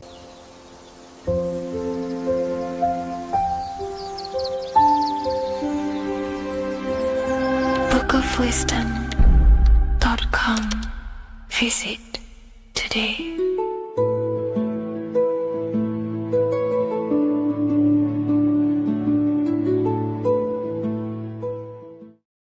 Hello, Seeker. Welcome to Revival of Symbolism, a channel devoted to the language of esoteric symbolism, guiding you to discover yourself and expand your consciousness into deeper realms of thought. I'm Harry B. Joseph, also known as Revival of Wisdom, and today we're going to be discussing this particular piece of Freemasonic artwork. and in the context of force and form. This is a very important ideology to understand about life, your reality, and ultimately to gain your personal power. So if you want to gain your personal power, you have to understand force and form, which is one of the most basic understandings and teachings within the occult schools of thought. So if we look at this piece of artwork that we have here on this Freemasonic drawing or painting, whichever it is, we see in this context force and form. Now, there is a lot going on in this piece of symbolism. There's so much more than just force and form. However, in this video, we're just going to be breaking down the force and form aspects so you can gain an understanding. Here at the very top, we have light rays. This represents force. Here below, you have the physical manifested plane, form, force and form. All creation is force and form.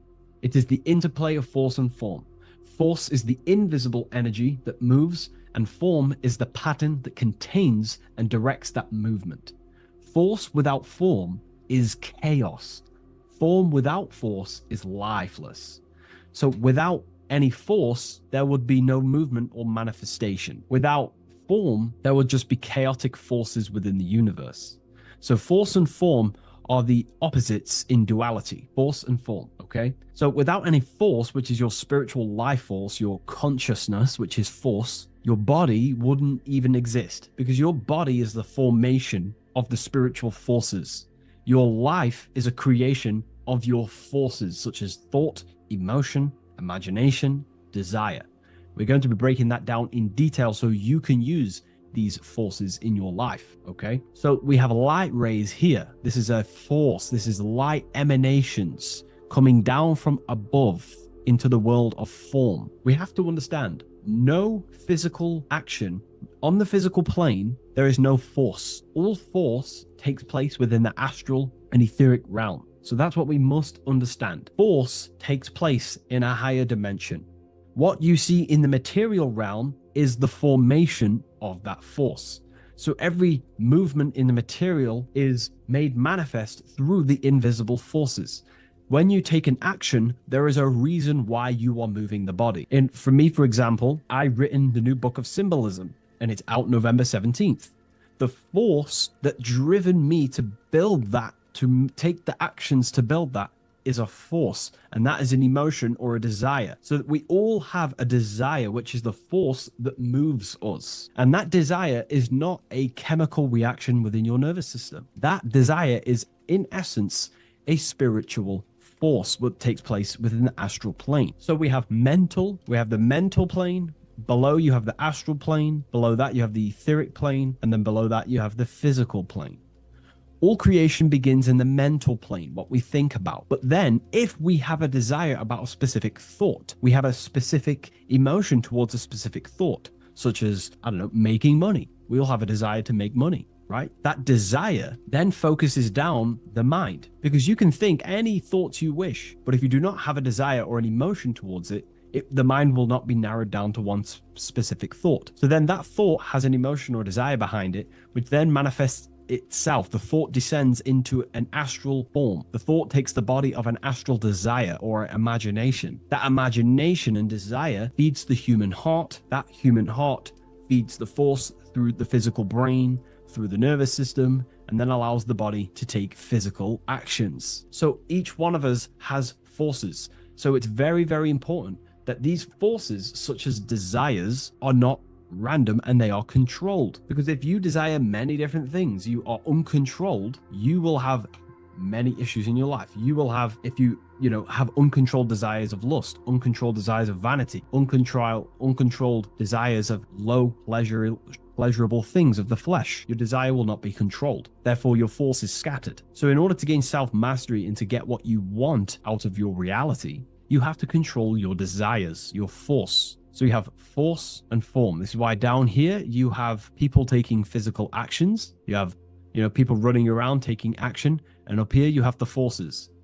So it is the astral forces that is in constant rotation and interplay with the physical material realm, force and form. Force originates in the higher planes of consciousness and descends through the mental and astral into the physical. Within the mental plane, force takes the shape of thought. Thought is the first outline of form. the archetype that gives structure to creative currents. When one conceives an idea, the pure spiritual energy flowing through the consciousness becomes clothed in mental matter. This mental form is the mold through which all subsequent energies must pass. It defines the direction of movement and determines the quality of the outcome. Within the astral plane, the same force becomes emotion, desire, and vitality. Here, the mental pattern receives life. The astral body, being composed of the substance of feeling and magnetism, fills the thought form with motion and color. Force in the astral plane is dynamic, fluid, and responsive to rhythms of desire. If desire is pure and unified, it directs energy faithfully into the form conceived by the mind. If desire is scattered or conflicted, the astral force distorts the form, producing confused results in the physical world, confused actions, chaotic actions, if you do not have your desires and your heart under control and your emotions under control. Thus, the quality of one's emotional life determines how effectively forces passes through the pattern of thought. So the emotional quality of life, of your life, is determining your actions, because we all take action on what we care about, on the force that is driving us. So we must unify our heart with the higher mind, with higher thought, thoughts that are not selfish, thoughts that are not egotistical. In the mental plane, there are three subplanes. We have higher mental plane, lower, middle mental plane, and lower mental plane. Higher mental plane is higher thought. This is what people call the higher mind. A lot of people say the higher mind, but they don't know truly what it is. You know, a lot of spiritual people will just throw these words around. The higher mind is simply the mind that exists within the higher mental plane where higher thoughts take place. Thoughts that are guided with love, that are guided with selfishness, without being selfless, you know, thinking with, you know, without being egotistical. If you, for example, if you think, how can I make money? How can I gain? How can I do all this stuff? And you're thinking how to make money for yourself, for personal gain. That's a selfish thought, and that will manifest in the lower mental plane. If you want to become more of a powerful mind and gain your personal power, you want to think in a different way to penetrate the higher mental plane, because the lower mental plane, most minds in the collective consciousness operate in the lower mental plane, because that most people think unconsciously. Therefore, their minds are not trained to think in the higher mental plane. So most people dwell in the lower mental plane. This is where all the lower thoughts are. There's not very good ideas because the collective consciousness is there. Once you start to raise your mind, you then start to learn to think differently. Instead of thinking, how can I make money? How can I gain? How can I, get this? Think differently. Think on a collective scale to penetrate the higher mental plane. Think, how can I benefit the world?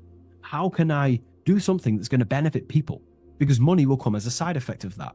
That's just one example. So when you shift your mindset to use the higher mental plane and train your mind, you're gaining willpower. You're also penetrating the higher mental plane where better thoughts are. You receive better thoughts, better guidance through thought forms. That's a whole other lecture I can make. Thought forms, which are basically demons and spirit guides, what people call. They're just thought forms. So we truly do live in a mental world, and everything is force and form, symbolized by the light and the material reality. The individual who understands this relationship between force and form begins to work consciously with the descent of energy through the different planes of consciousness: mental, astral, etheric, physical. When you hold a clear mental image, you create the form. You fill that image with emotion and desire, you generate the force. When you act upon that energy, you complete the circuit of creation. The process is simple yet exact. Force always seeks form, and form always requires force to live. If the mind is undisciplined and the forms it creates are vague, force dissipates into confusion. Energy without direction creates turmoil in the astral body, manifesting as restlessness, anxiety, or inconsistency. If the emotions are intense but the form is weak, the force becomes misdirected, often leading to chaos in one's actions. Conversely, if the mind creates a strong form but the emotions are dull or lifeless, the form remains unanimated, a structure without vitality.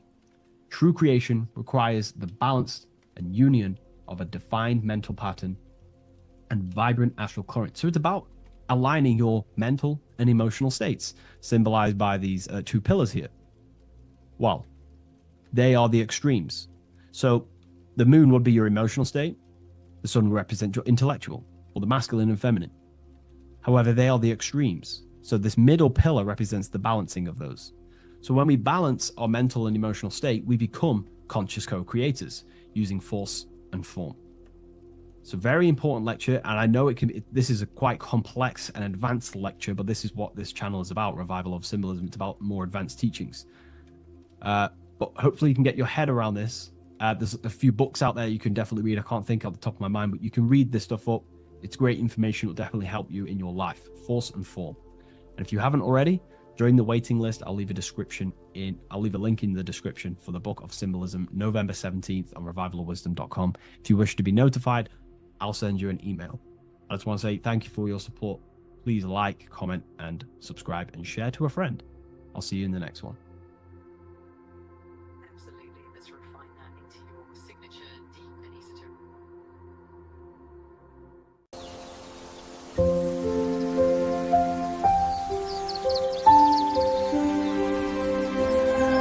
bookofwisdom.com. Visit today.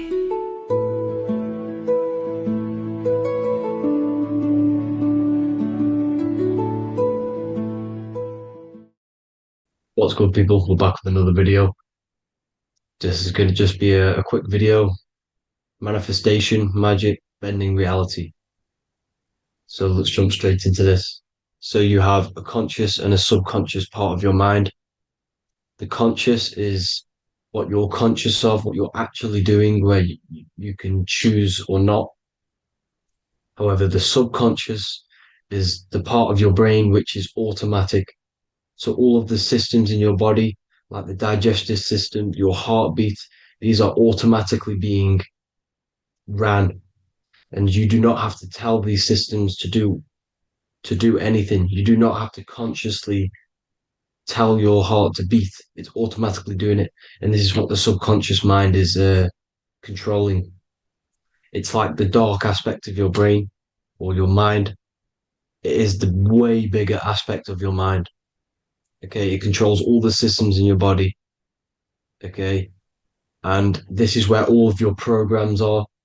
So when you're in it from your childhood, what you've learned in school, all of these things are being kept in your subconscious, maybe traumas and stuff like that. So the subconscious is the female aspect, and the conscious is the male aspect, because the male is all about action and doing, and the female is more about creation, creativity, intuition.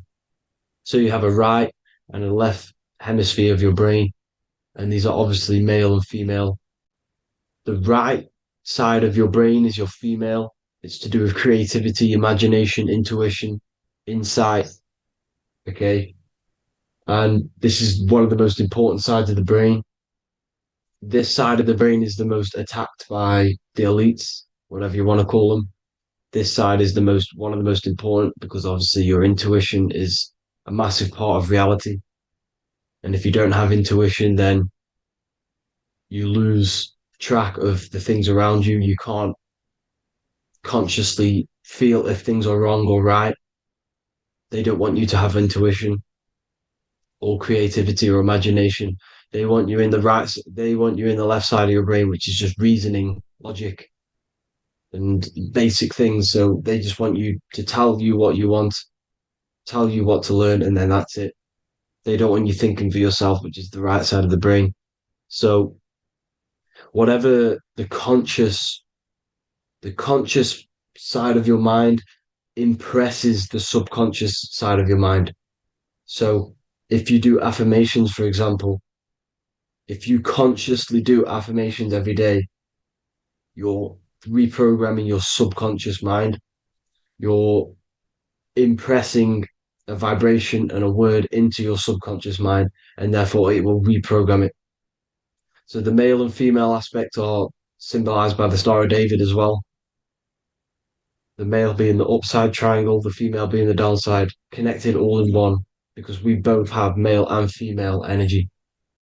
So every thoughts are electric, which is the male aspect. Emotions are magnetic, which is the female. Each thought creates a wave of vibration in all directions. So think of it like a water drop in a pool, but it going out in every single direction. It's not just flat. And these thoughts have a certain frequency, has a certain vibration. That vibration has a certain frequency. and this affects your aura. Every thought, every emotion directly impacts your aura and the strength of your aura. So if you're angry all the time, your aura in the astral plane will look red. However, if you're happy, it'll be more like blue and green.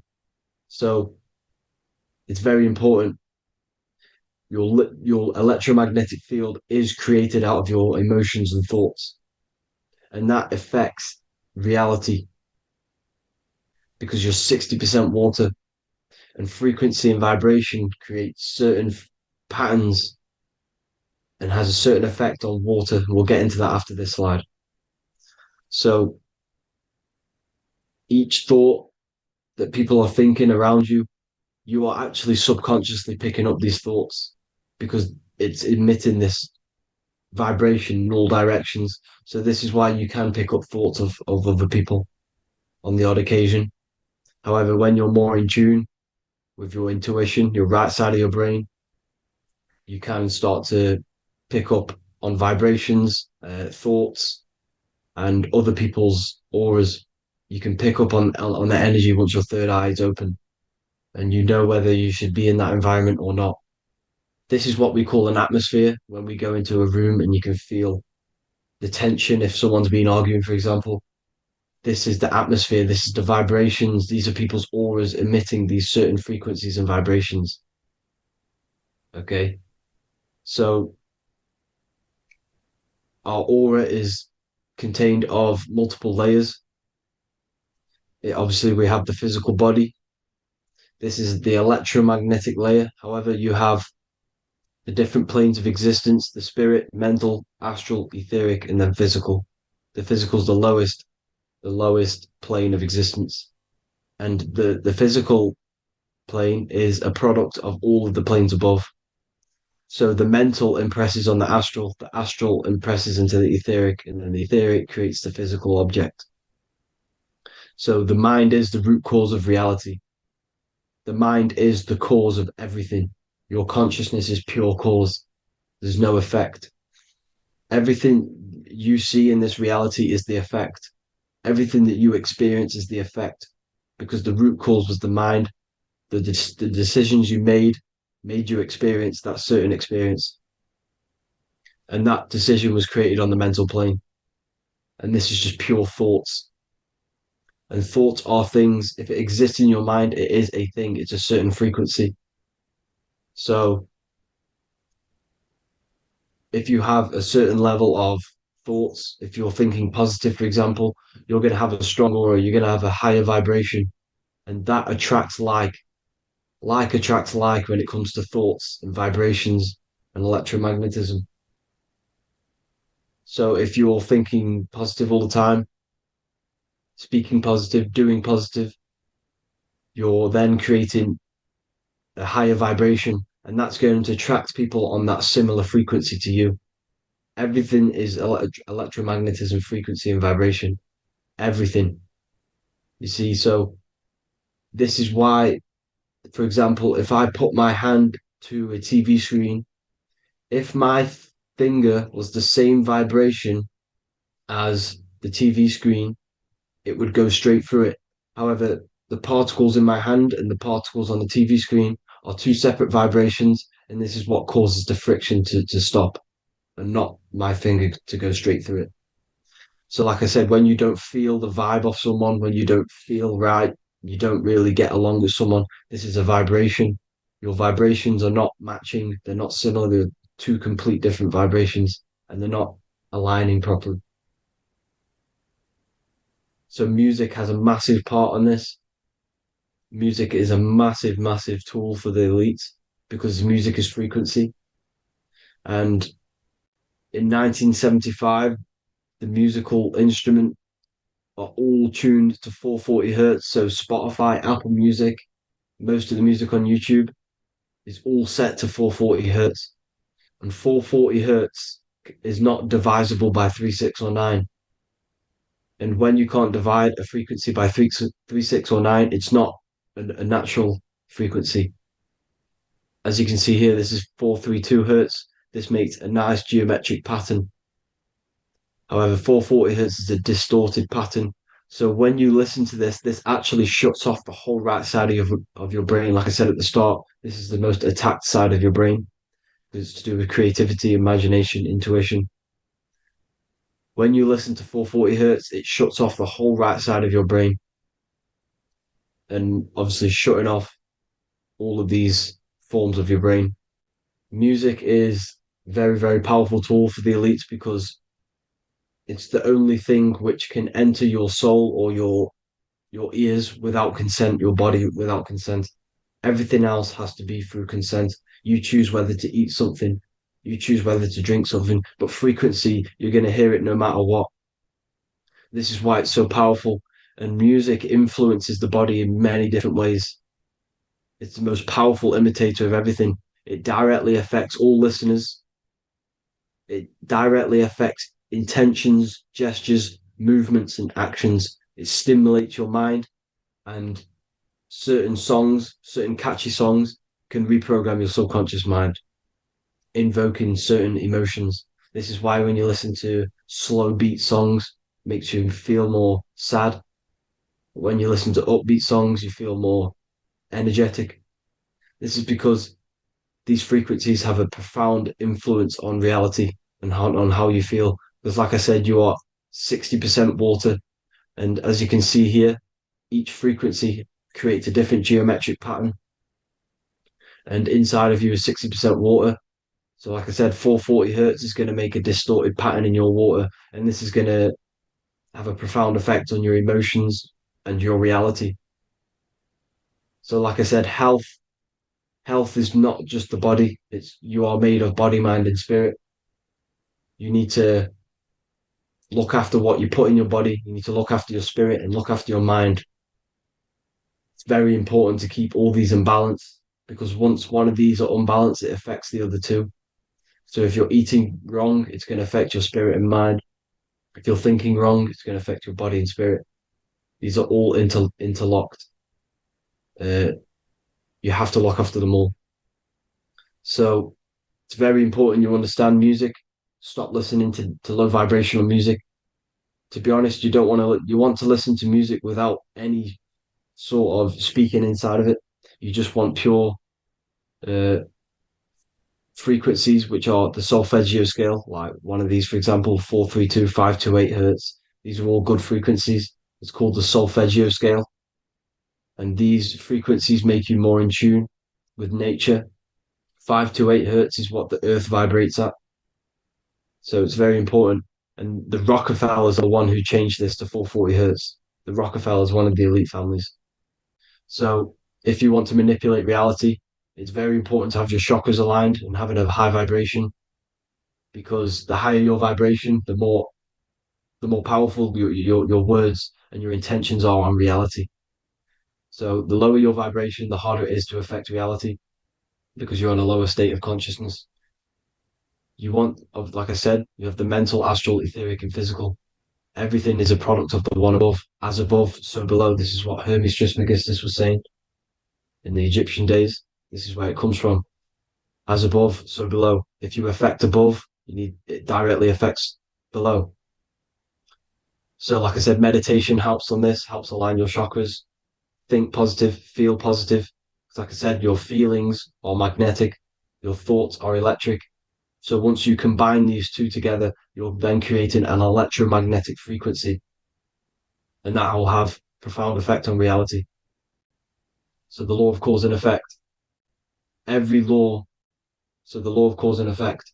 Every effect has the root cause. Like I said, your mind is the root cause of everything. Every decision you make is having a different effect on reality. Everything happens for a reason due to the root cause, which is your mind. You choose everything that happens in your life. Okay. So it's very important you understand this and you constantly make the right decisions, the good decisions to have good effects on your reality. You have to be very conscious of this law because nothing escapes this law. This is the law of all consciousness. So think about it. Imagine a massive ball of consciousness. However, off this ball are different sparks, and each one of these sparks are in each and everyone's body. This spark is governed by these laws, the law of cause and effect, the law of correspondence, the seven hermetic principles.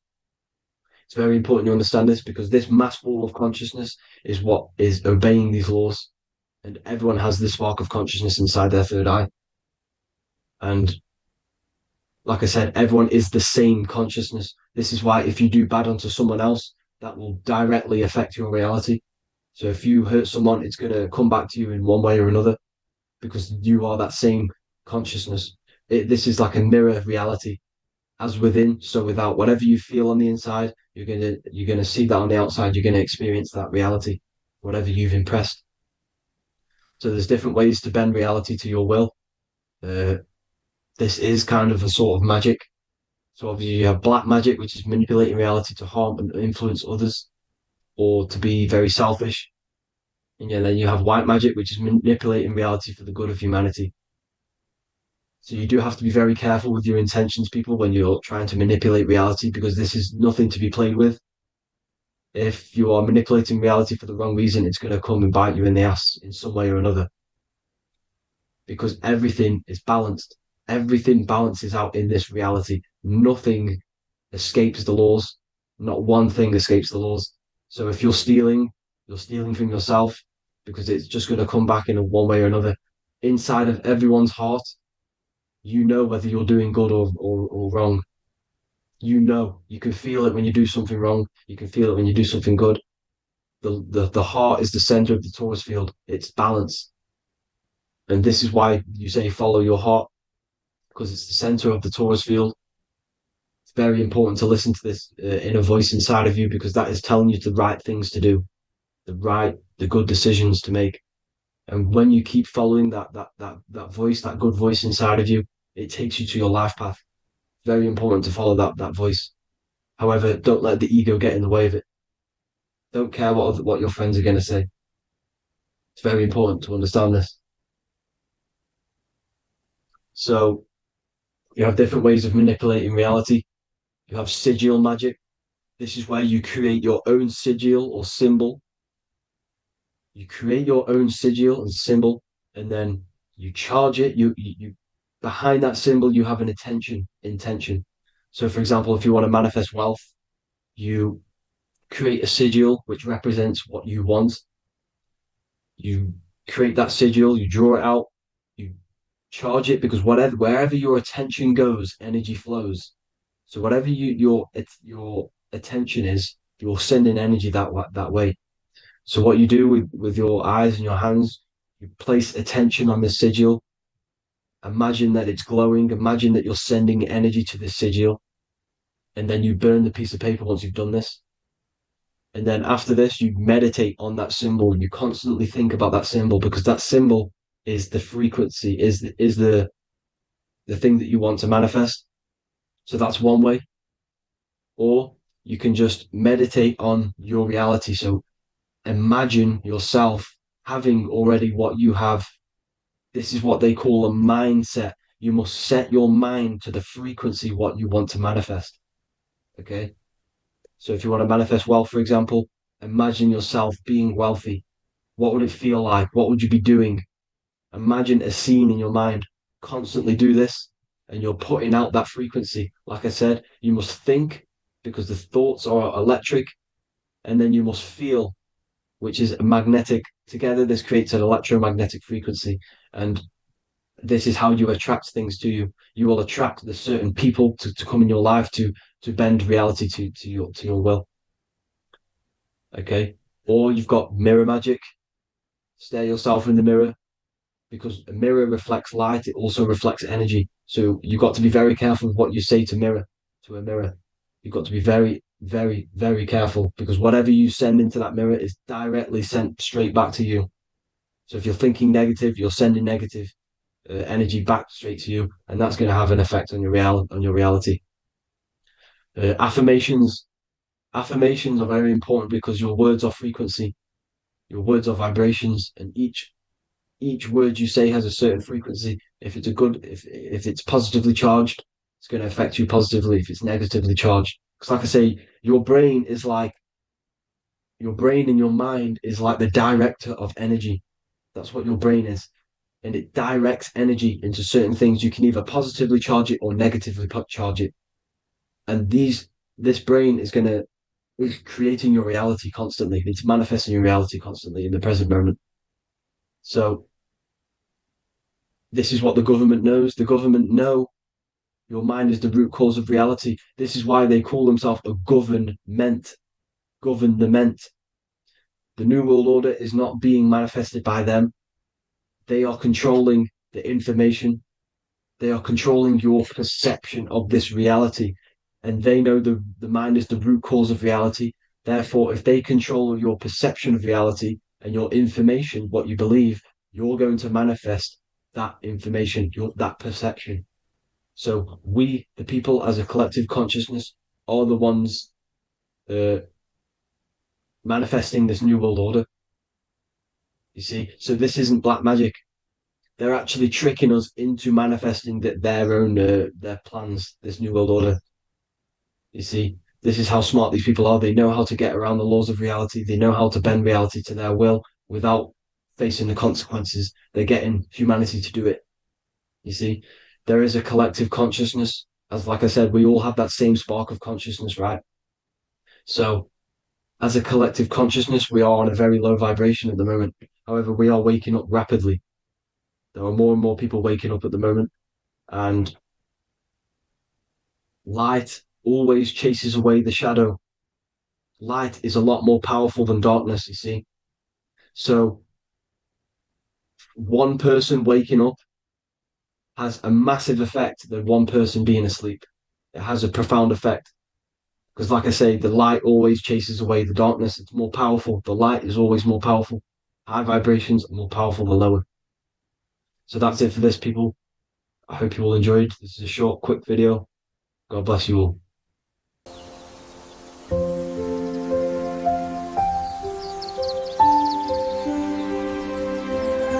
bookofwisdom.com. Visit today.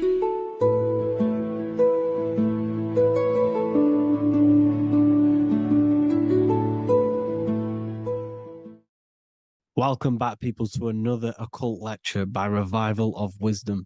Today, we're going to be talking about magic and how it's being used on us for the New World Order. Magic has the word mag within it, which is magnetism. Magnetism is the force. Magic is influencing forces, natural or supernatural forces, and using it for a certain agenda to gain something out of it. Now, magic is not what everyone's being thought. It's not some sort of fantasy thing. It's actually very common, and we all do it, whether you believe it or not. Magic is all to do with the mind. As I said, always say in my lectures, your mind is what creates matter. Your mind is what creates your external world. So it's all about manipulating and planting seeds within the mind, because your mind is a garden, and thoughts and words are seeds which are being planted in that garden. Your life, your physical life, the people you have in your life, your friends, your car you own, the job you have, is all a reflection of the thoughts that you've been thinking in the past. You are where you are in life because of the thoughts that you've been thinking. Therefore, your life is a direct reflection and manifestation of your mind, the Garden of Eden. Okay? The mind is what they are targeting. What you see, say, and hear has a direct effect on your mind. Me talking to you is influencing you. The words I'm saying is planting seeds within your mind. Now it's up to you to consciously act on these thoughts or these words, or to maintain these words. As above, so below. As within, so without. What's inside of me is outside of me. What comes into the storehouse comes out of the storehouse. You have the left, you have the right, you have the up and you have the down, as above, so below. Whatever is in your mind will be expressed in some sort of way, consciously or subconsciously, spiritually or physically. The mind is what manifests everything. And this is what we need to understand. We need to understand is that the mind is not physical. All things spiritual manifest physical. All things seen come from the unseen. The words you're thinking, that everything you have is coming from the unseen. The actions that you do come from the unseen mind. Another expression for as above, so below is you are the universe itself. You are a universe, a mini universe. But just because you are mini does not mean you are the whole thing. If I take a little piece of infinite, let's say there's an infinite light source. Let's say I take a little chunk of that infinite light source. That little chunk I took is still infinite because it's been taken from infinite. You are the universe. Your awareness, your mind is the universe. It's information. You are the universe experiencing itself. This is why we say we are all God. As above, so below. What is in me is outside of me. The sun, the physical manifestation of the sun is your soul. The 12 constellations are manifested in the physical body. The 5 elements are manifested in the physical body. They're manifested in the 5 fingers you have. As above, so below. This is manifested, well, this is a symbolized in Freemasonry and secret societies as the 2 pillars. The mirroring reflection, the reflection of reality, the mirror, as above, so below. What happens in the mind, what happens in the astral, happens in the physical. This is Aleister Crowley. This is all symbolism. This is the 2 pillars with the all-seeing eye and the triangle at the top.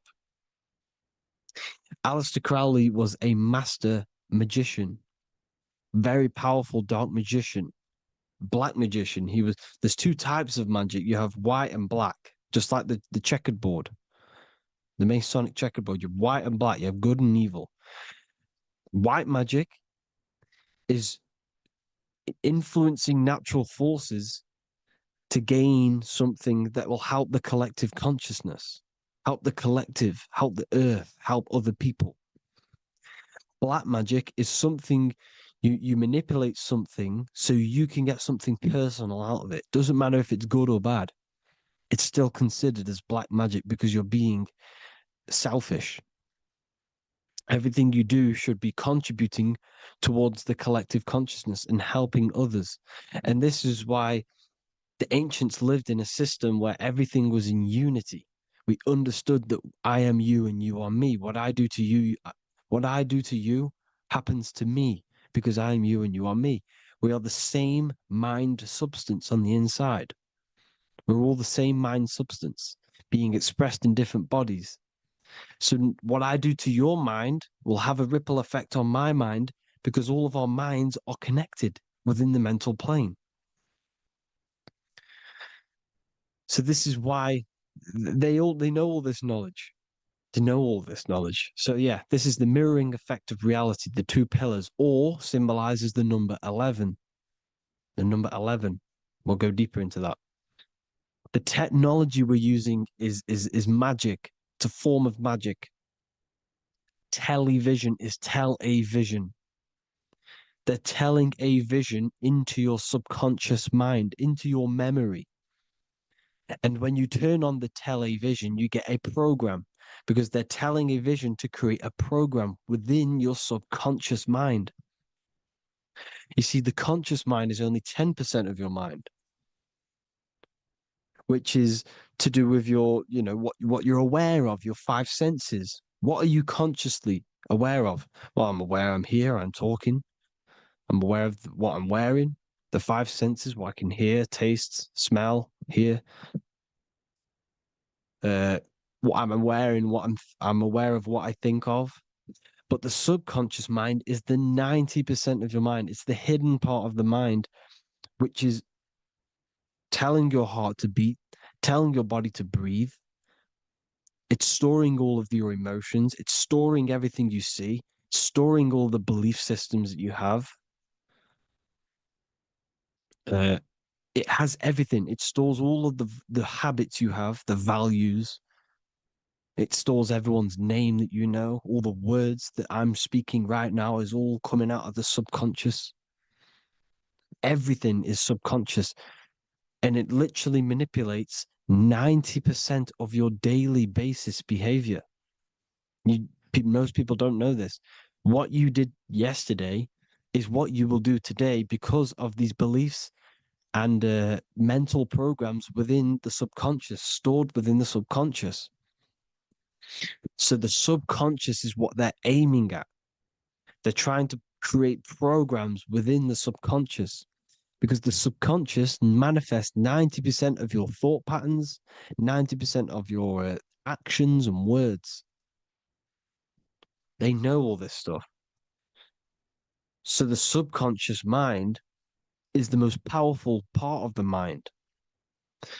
Another way the subconscious manifests and influences your life is, let's say you were in a car crash years and years ago, 10 years ago. Let's say you're in this car crash, right? And you really hurt yourself. The emotion you felt in that time when you were injured in that car crash had a great impression on your subconscious mind. You see, the stronger you feel something emotionally, the stronger impact it has on the subconscious. You can remember and recall that moment and very vividly because of the impact it had on the subconscious. For example, you become that terrified of cars that it manifests into your life today, that you are wary to go in certain cars. You don't want to go in cars at all, maybe, because of that moment that stored within the subconscious. And it will manifest into anxiety. It will manifest into not going into cars. It will manifest into depression, maybe. These things, these emotional, very emotional, traumatic events have a great impression on our subconscious and they control your life. This is why you need to meditate and let go go deep within yourself and let go of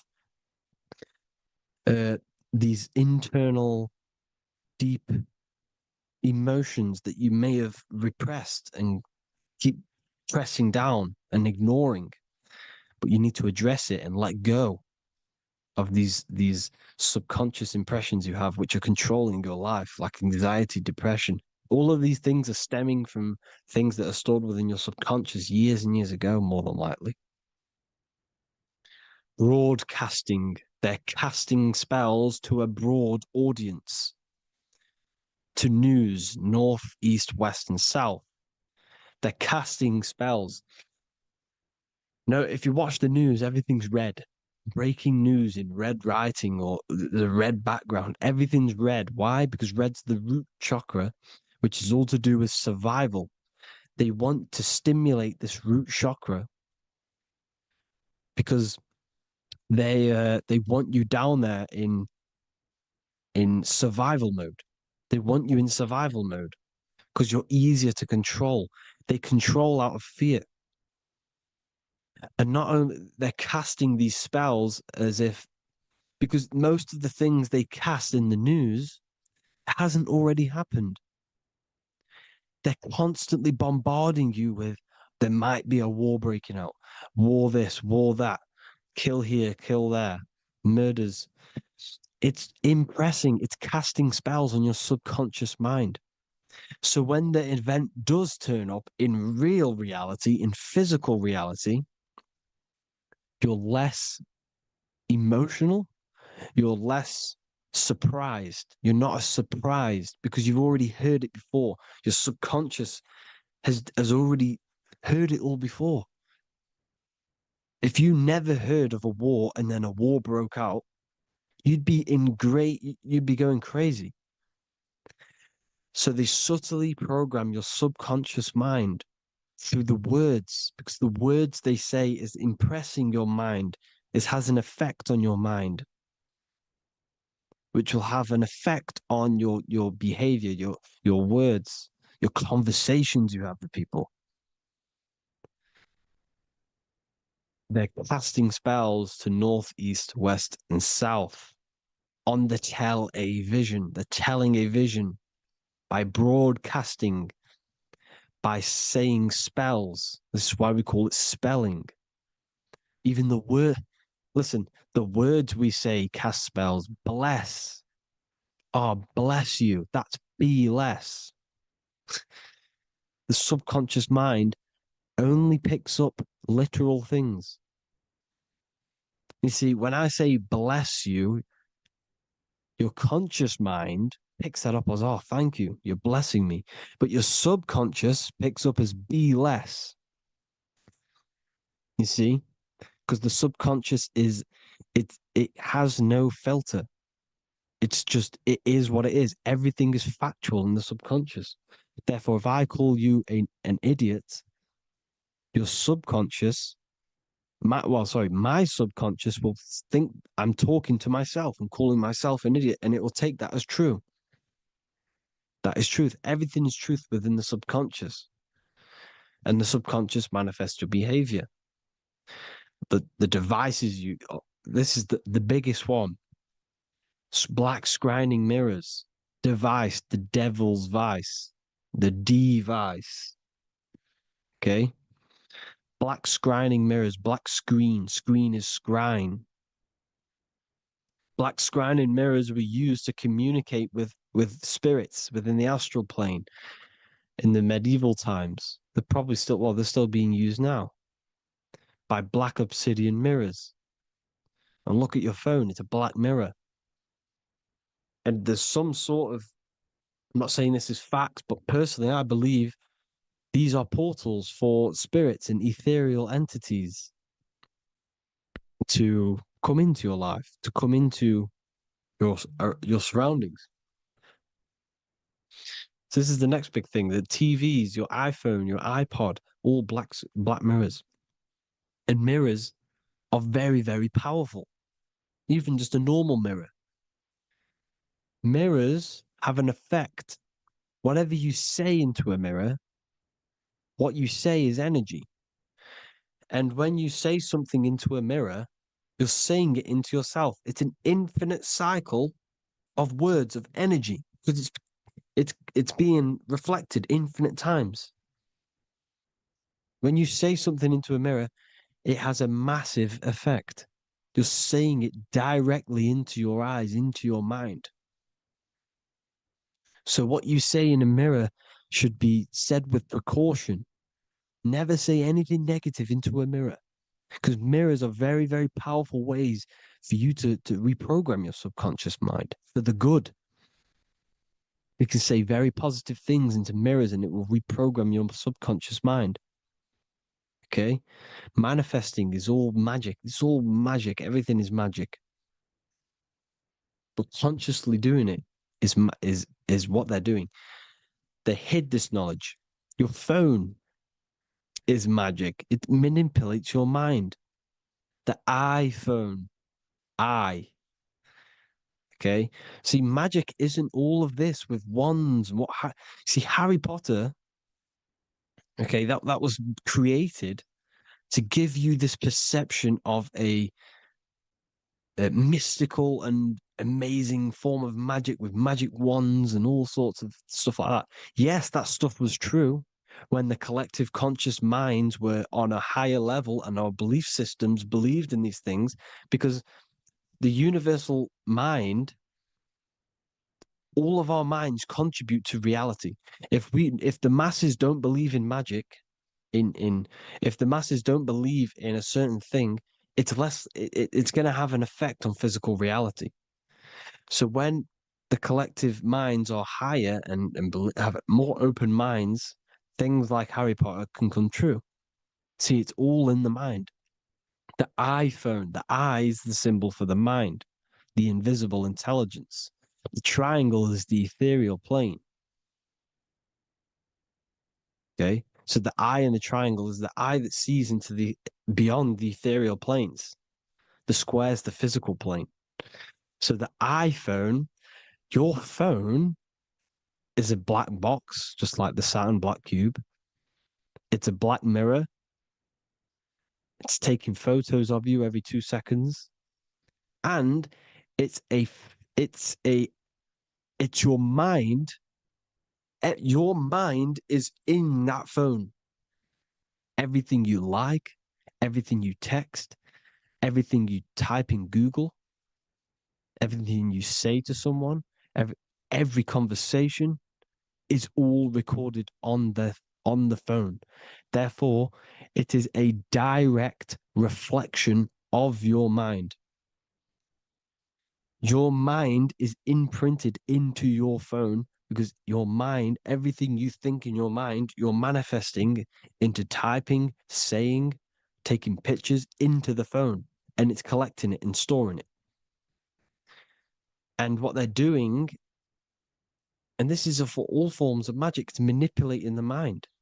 It's all manipulating the mind. Reels, Instagram, TikTok, this is all dopamine. It's all controlling the mind. Every like you get, every follow you get, every share that you get is dopamine within your brain. They're literally targeting your brain and mind. It's all manipulating because what they're pushing through the phones, through the media, through the news, through the televisions is visions and programs. You are the one manifesting the New World Order. They're not manifesting the New World Order. They're giving you the information so you can manifest the New World Order. Everything they say is contributing to your mind.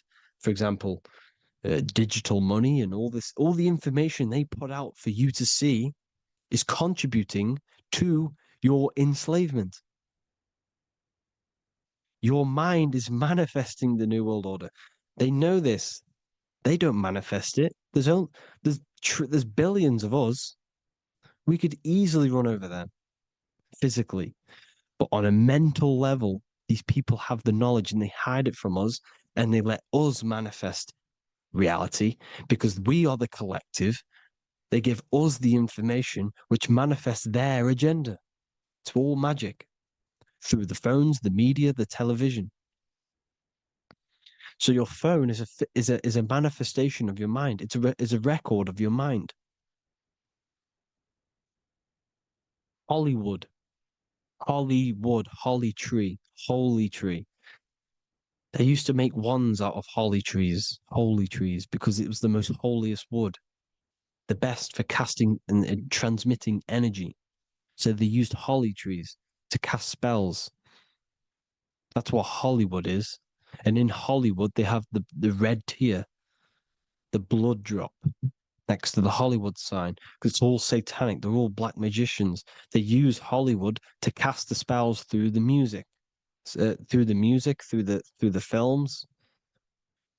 You see, music is a form of magic. All of this is magic. Everything they do is a form of magic because they want an agenda behind it.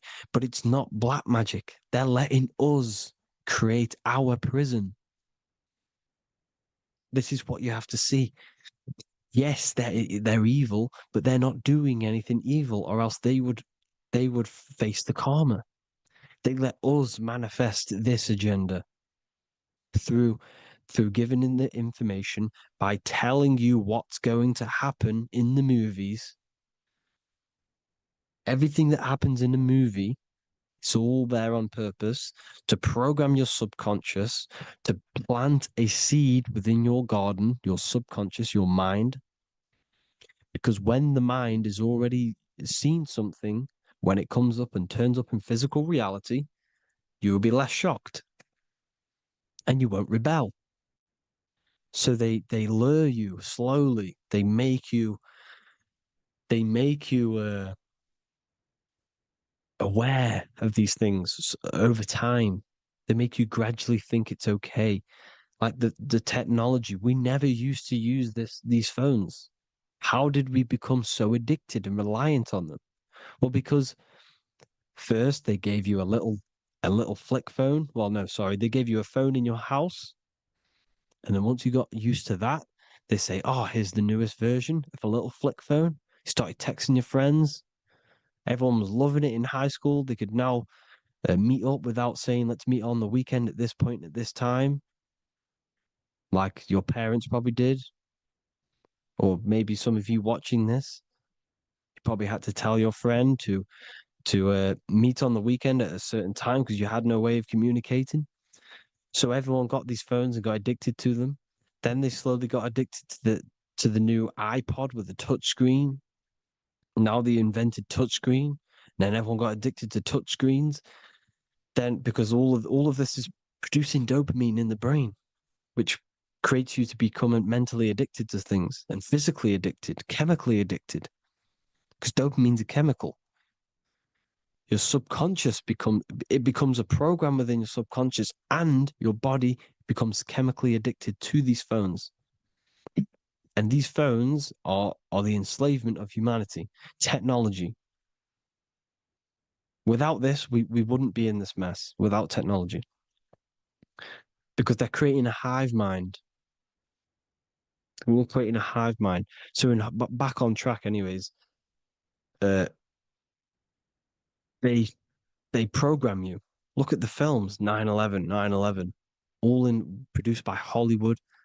Here's the 11, like I said at the beginning, the two pillars which reflect reality. What happens in the mind happens in the physical. What happens in the astral happens in the physical. Okay, what happens in the physical happens in the mind. It's the two pillars, the mirrors. 9/11. 9 plus 1 plus 1 is 11. Flight 11 was hijacked. New York is the 11th state. New York adds up to 111. This is not a coincidence. It's all a form of magic. It's a ritual, energy harvesting ritual, because your mind produces energy. Your mental attention produces energy, and they're feeding off this energy in the astral plane, these demons. Music is the most powerful. Personally, I think the music is one of the most powerful forms of magic they're using. Okay. Music is hypnosis. It puts your brain in a hypnotic state. It influences your electromagnetic field through vibrational energy. It reprograms your subconscious mind. Why do you think you remember the lyrics? You see, your subconscious stores all of the memories. Remember, the subconscious manifests 90% of your behavior. So therefore, the music you're listening to is manifesting your behavior. You wondered why some people wonder why they have drug addictions and they can't get out of violence and they can't get out of all this negative mind space. It's because the music they're listening to is creating a negative mind space. The words you listen to have plant seeds within your mind. So the reason you remember the lyrics is because that song created a program within your subconscious. Yes, that is what happens. You can use magic to reprogram your mind, but you can use music to reprogram your mind because it's all forms of magic. It's using natural mental energy forces to manipulate the physical reality. You manipulate your mind, you manipulate reality, physical reality. Okay. So the music, another very, very big one. When you turn on the radio, it's just all talks about alcohol, drugs, and sex because they want you down in the lower three chakras. They want your mind attached to matter when it's mind over matter. Your mind's not physical.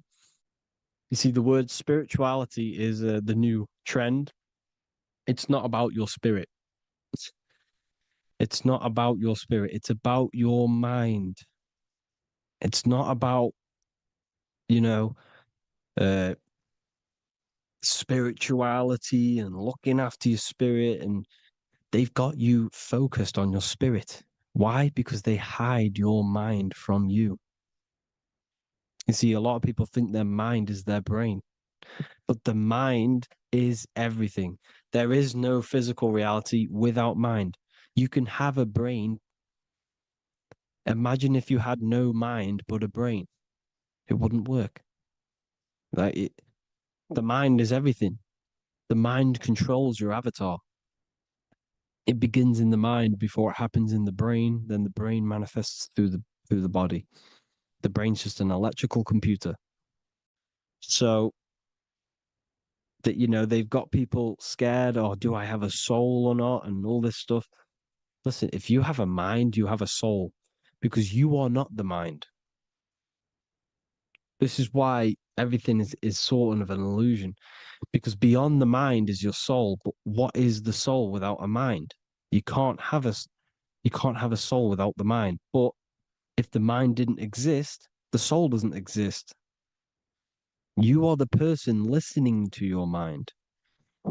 I shouldn't say person, because you're not the body. You're the entity behind the mind. But if you didn't have that mind, you couldn't understand what you even were. You would just be an observer who couldn't think. So yes, we all have a soul. If you have a mind, you have a soul. Everything is mind. Everything has mind. Mind creates everything. God is mind. And then manipulating your mind through TV, your phone, every little thing, the school, it's all about the mind, people. Control your mind, you control your reality. Just the last thing, here you go. Aleister Crowley, the dark magician, Kanye West doing the exact same thing because they're implementing magic in the music. Here's the Beatles with Aleister Crowley in the background. Bet you never noticed that. Aleister Crowley was influencing music and placing magic within the music to influence the subconscious. This is what Baal worship was. This is why they kill children. They sacrifice these children. Why?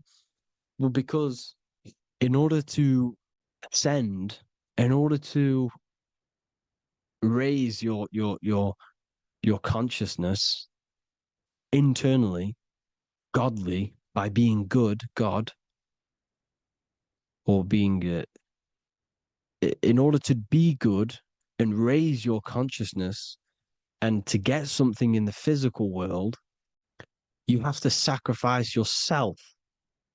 And what do I mean by that? In order to raise your consciousness and ascend, you have to sacrifice the lower nature of yourself. You've got to abstain from having sex to retain your sexual energy, to transmute it, or staying away from some poisonous foods like meat. So staying away from blood. We shouldn't be consuming other animals' blood. We should be keeping our blood pure. We are humans. We shouldn't consume chicken blood, chicken germs. We are the most divine creatures on this creation. We are the most intellectual creatures in this creation. Therefore, we should keep our temples pure. We are not animals. If you want to associate yourself with an animal and go out in the wild, go and find a wild boar and go and try rip its guts out with your bare teeth, because you can't do it. You're not a cat. You're not a carnivore. Okay? So in order to ascend, you have to kill and sacrifice your lower part of yourself to ascend up to your spirit self, your mind self, the highest version. And the elites don't want to do this. So they sacrifice other things like babies to kill them, to exchange their life over to the astral plane, so these demigods in the astral plane can give them something in return in physical. They don't want to sacrifice their lower self, so they sacrifice other things for exchange, for physical pleasure. But the godly person sacrifices their lower self for their higher self to do good and ascend. So this is what all the Baal worship is, people, and this is why they're doing it. Hope you all had an amazing lecture. If you haven't already, go and get the Book of Wisdom for more information.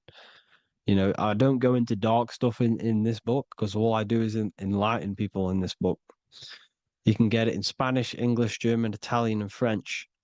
Worldwide shipping, you can get the PDF or paperback. Or there is also a new one called the Human Health Guide 2.0. It gives you a list of all the foods, grains, oils, and nuts, you know, everything that's alkaline and positive for the body and not man-made and hybrid. It tells you all the products to stay away from, how to fast, how to improve vision, how to improve everything, literally. So the Human Health Guide has been released. If you want that, I'll pull all the links in the bottom of the description. Hope you all enjoyed the lecture, people. God bless you all.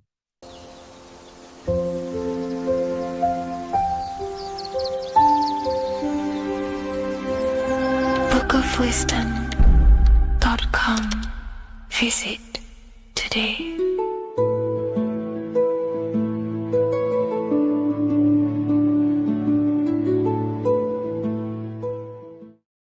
Welcome to Revival of Wisdom. This video is going to be about the flat earth and the breakdown of the whole cosmology. I'm going to be digging very deep. I've got a lot of pictures and images to show you, and a lot of dots to connect. So let's start with the Freemasonry art. So this artwork we have here is the Freemasonic cosmology, as they know and believe. So what is it symbolizing? We obviously have to start off with the 4 pillars representing the 4 corners of the earth. The 4 corners with duality. You see, there's everything on earth. There's good and evil. Good, evil, positive, negative. Good, bad. This is the checkerboard. This is what it symbolizes. Okay. Obviously, we have the sun, the moon. The sun gives you energy. It's the anode. The moon is the cathode. It's the opposite. It takes your energy. So therefore, you become sleepy when the moon comes out. You see, everything on Earth, everything in the universe is balanced. There's complete balance symbolized by duality. There's always 2 opposites. We have the all-seeing eye. And obviously 7 stars representing the 7 planets. But not planets as in we know planets. They're not physical spinning balls of gas. They are energies. They are lights emitting from the realm above this realm. They are lights through the firmament, through the electromagnetic field. So let's go through that again. The 4 corners, duality, positive and negative, cold, dry. Everyone on Earth has an opposite. Everyone, there's 2. Okay, and then we have the sun, the moon, the 7 planets with a 5-pointed star. What's the 5-pointed star? Of course, it's the 5 elements: spirit, water, earth, fire, and air. Okay, that's what the 5-pointed star is symbolizing, the 5 elements of Earth. And then, most importantly, we have the compass. The compass is very, very important, hence why it's in the center. The compass is symbolizing many, many things. And one of the most important things, but we'll get into that after.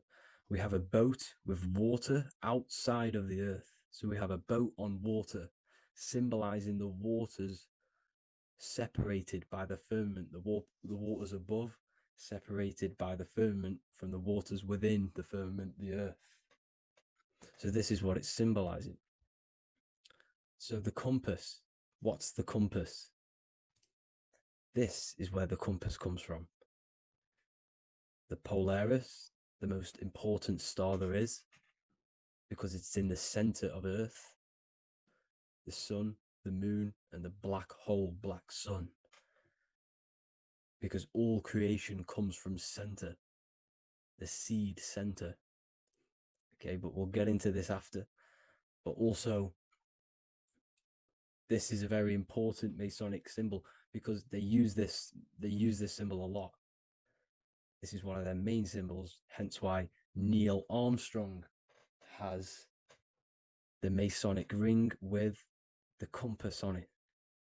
The people who supposedly went to the moon, which obviously they faked to push this globe model, because the globe model is based upon fear. Because the globe model, if they can sell you the globe model, they can sell you anything then. You don't know where you actually are. The globe model is to push fear upon the masses, because the globe model means there's not enough resources. There's also risks of asteroids hitting the planet. There's also risks of space extraterrestrial invasions, global warming, asteroids. You see, this is all the fear that they can gain off selling you the globe model. Okay, because they don't want you to know that this is an intelligent design. And also, they're hiding God, the creator, the source. This is why they are satanic. They are opposites. They are lefty, Lucifer, right, righteous, godly. Hence why they do the symbolism on their eyes. 666. This is another famous, famous astrologer, astronaut. This is another famous astronaut doing 666, showing that he's in the alliance of the occult. But even look at their 10th anniversary stamps. They have a Masonic compass on there. Also, the Order Out of Chaos. Order Out of Chaos, double-headed eagle. Okay, the Order Out of Chaos ring, which they wear. So all of these astronauts are in the occult. They are lying to you. They are in with this order, this Masonic New World Order, whatever you want to call it. So let's break this compass down a lot more. Because as I showed you here, the center, okay, this is what the compass is symbolizing. Let's go into the North Pole map. This is from 1595. This is a rough estimate of where this map came from.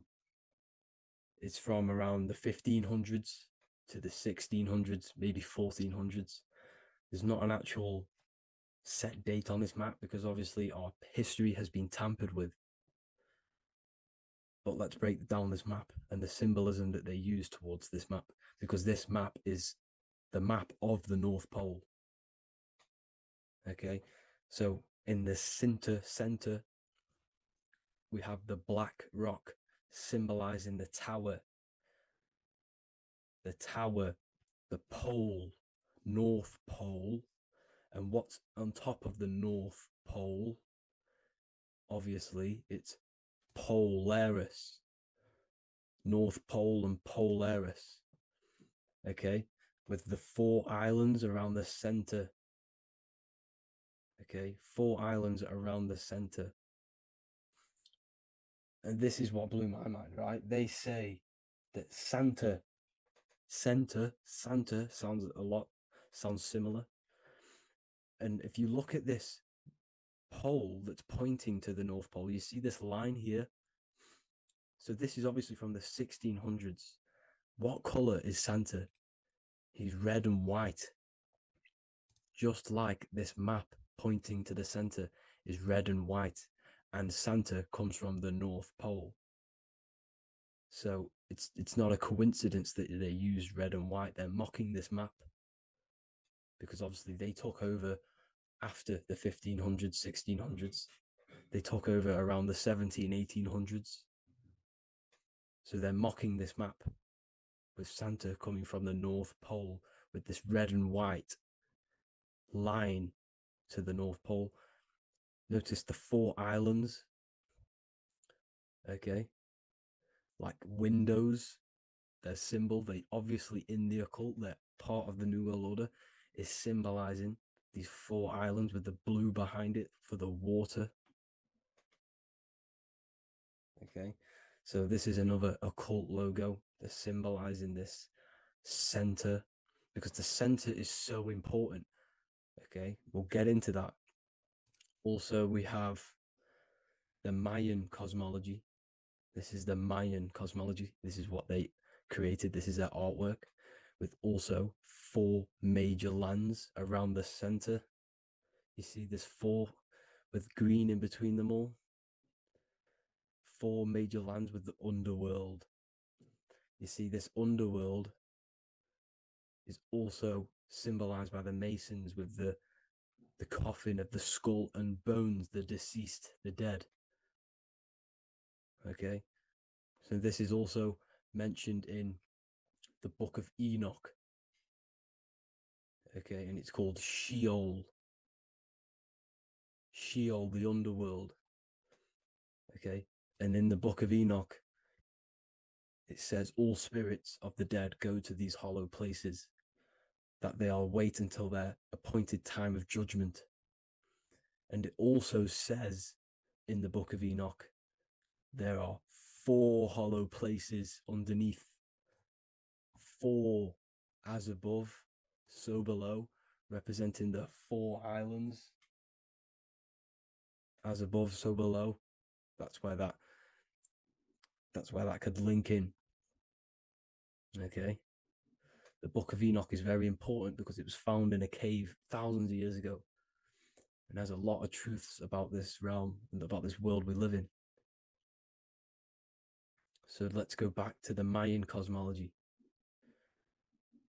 So the ancient cosmology, they all must have had some sort of communication. They must all be at peace with each other, because all of their cosmologies link together. See, the Greek, Babylonian, Indian, Celtic. Okay, they're all linked in together. They all knew that they were in an enclosed system with an underworld and obviously a firmament. Okay, so this is what they all knew. They all must have had some sort of communication. They were a lot more advanced than us. They knew the center of the realm. Okay, and obviously the United Nations flag also symbolizes their center. You see how it has like a grid with a circle around the center. It's symbolizing that center of the realm, because that center of Earth is so important. The United Nations flag, all have it. See, some different ones all have that circle around the center. Because the center is the seed. All things come from a center. So the torus field is so important because it is the spark of life. It's the building blocks of the universe, this creation. Because all things have a torus field. Just like an apple with what's in the center of an apple, a seed. Because the center is where the energies hold, is where the energies meet, and it creates that spark of life. Just like your heart is the center of your body, and it has an electromagnetic field. Because the center, all things come from the center. So this is why the North Pole is so important, because this is why it's so important, because this is where the creation sparked from, the center. This is where the most electromagnetic energy is stored. So this is why the northern lights come from the center. It's electromagnetic energy. This is what the northern lights are. It's being emitted from this black hole in the center. Okay, And obviously, what else is on the center? Polaris. Polaris is the center star. Okay, so the center star is what sits on top of this North Pole, Polaris, because it's a pole of electromagnetic energy symbolized as a black rock, a black hole, pole. You see, because all creation comes from void. Light is born from darkness. Without light, darkness can't be born from light. You see, but light can be born from darkness. This is why darkness is so important. And this is why there's a black hole in the center of our realm, like the black sun. The black sun, the Polaris star, the North Star. You see, so this is this North Pole, Polaris. This is what they're talking about. And this is why compasses are an 8-pointed star, because Polaris is symbolized as an 8-pointed star. This is where a compass will point you to. It will point you to that center. So notice how a compass has this black hole in the middle, you see, and it will point you to this meeting point, the north, because in the center is the center of the torus field of the earth. This is where the most electromagnetic energy is. You see, everything gets sucked into the black hole. Okay, this whole reality is being projected from that center point, just like your eyes suck in light. It's a black hole. Your eyes suck in the light of this light being emitted from this center place, this electromagnetic energy at the center, which is the seed of everything, of everyone. You see, just like an apple has the seed in the center in darkness, because in the center of the apple, it's dark. It's black. It's pitch black. But that's where the seeds are. That's where the life is. But Polaris is so important because it's that center star which lines up.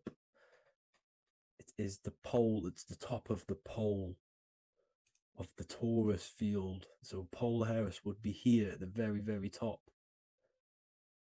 And this is where the compasses point you to. And this is why the star of Ishtar, the 8-pointed star of the Sumerians, also talked about this 8-pointed star, and it's called the star of Ishtar.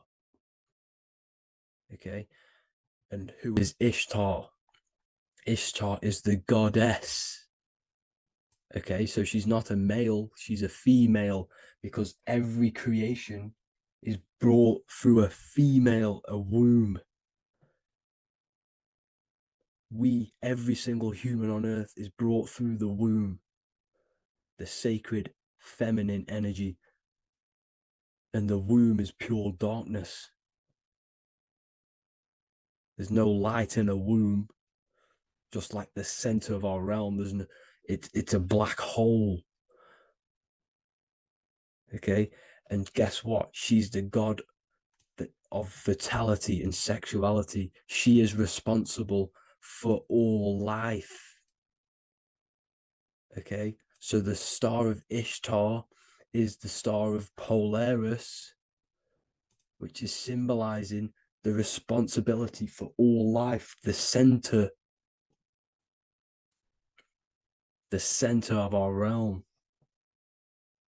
the black sun, the black hole. Okay, so this is what that god of Ishtar of the Sumerians is talking about, the goddess, the womb, the seed of creation. So this would be the portal, more than likely the portal in and out of our realm, because it's the top of the torus field. And what's above this realm is the heavens. So this is where you get sucked in from the heavens. Your soul gets sucked in and brought onto this plane of existence called Earth. These are some space NASA symbols. Look how much Polaris symbolism there is, and notice how it's at the center. You see this circle? This is like a half circle. And at the center is an 8-pointed star of Ishtar. It's the same thing. It's Polaris. It's at the center. And notice on some of these, look, this one is a bear holding the key and an arrow pointing to the Polaris star, so that they hold the key to Polaris. Another one with like a demon holding a key to the what? Polaris on top of him. Also an eagle, which is a Masonic symbol. The eagle holding a key on top of the center. You see, and notice how there's an arrow going up to the Polaris and an arrow down, as above, so below, to Earth. So you can go out of Earth and into Earth through Polaris, and the eagle holds the key.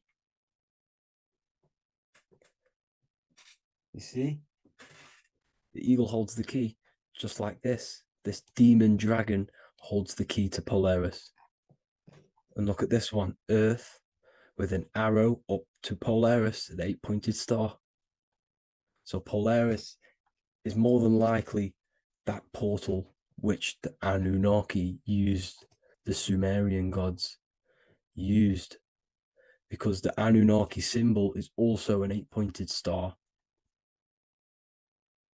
Okay?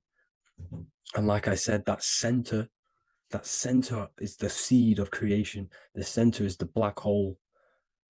Okay, just like your pineal gland is at the center of your brain. The pineal gland is at the center of your brain, and that's what connects you to that spirit realm, to the source. That's it for this video, guys. Thank you all for tuning in.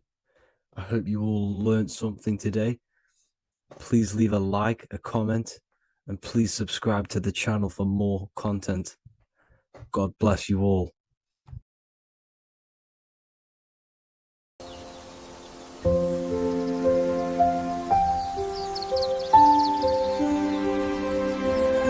bookofwisdom.com.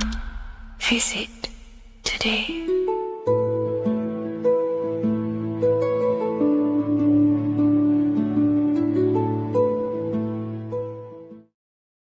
This isn't just spiritual fluff. Your words are vibrational commands that teach your subconscious what to believe and what to create in your reality. Now, I'm not going to sit here and tell you how words are these vibrational things that create reality. In fact, they are. However, the power of words does not hold in the vibration of the word. Yes, it has a little effect on plants. Yes, every word is a vibration that speaks to every cell in your body. However, this is not the main power of words. The main power of words is restructuring your consciousness and invoking energy inside of your own consciousness. I'm going to go over these two in detail for you. Your life is an externalization of your consciousness. Your belief system, your internal world, are building blocks to create your external world. What you believe in is how you see reality. It is the filter that you see to see reality. If you want to change reality, you have to change your consciousness first. There's no point trying to create a change, a manipulation in the external world, because it won't last very long. You have to restructure your inner temple, your inside world of thought and emotion. For example, your external reality is an externalization of every thought you thought in the past. Your life circumstances are just a result of every thought you thought in the past. You become what you think about. So if we can control what we think about, we will control who we become. Words are a powerful way to restructure your subconscious mind, which will then restructure what you think about. For example, if I said the word chicken all day long, I'm going to be thinking about chicken all day long. The words we repeat enter our subconscious mind, and our subconscious mind molds our conscious mind of what we are consciously giving attention to and thinking about. And that becomes our emotion. Our emotion becomes the energy, the charge behind our action. And all of this creates who you are and your reality. If you want to create a change in your external world, you need to repeat the end result as in an affirmation. I am abundant. I am disciplined. For example, if you're trying to stop a certain addiction, don't say, I am going to stop smoking. Say, I am disciplined. By saying discipline, the subconscious mind accepts the word discipline and not the word smoking. If you repeat smoking, I am not smoking, your subconscious mind will just pick up smoking and then do more smoking. So if you are trying to create discipline in your life and trying to stop something, say, I am disciplined. The reason for this is powerful because you're conditioning your consciousness. You're conditioning your subconscious mind and filling it with the word discipline. And I'm not going to say do this a certain amount of times a day or do this in the mornings. I want you to do this as much as possible. I did this as much as possible. Whenever I had free time, whenever I had a free minute, I would say these words either physically or mentally, just to condition your consciousness. Words are the most powerful way to restructure your belief system and restructure your inner world, which will then mirror in your outer world. Words are also a powerful way to invoke energy. This is why when you see these magic occult rituals, you see people chanting and doing these things. It's because if you slowly chant a word, you can actually invoke the emotion. There are three aspects of creation: thought, emotion, action. Emotion is energy in motion. By repeating a word over and over again, you can actually begin to invoke that energy, that emotion inside your heart.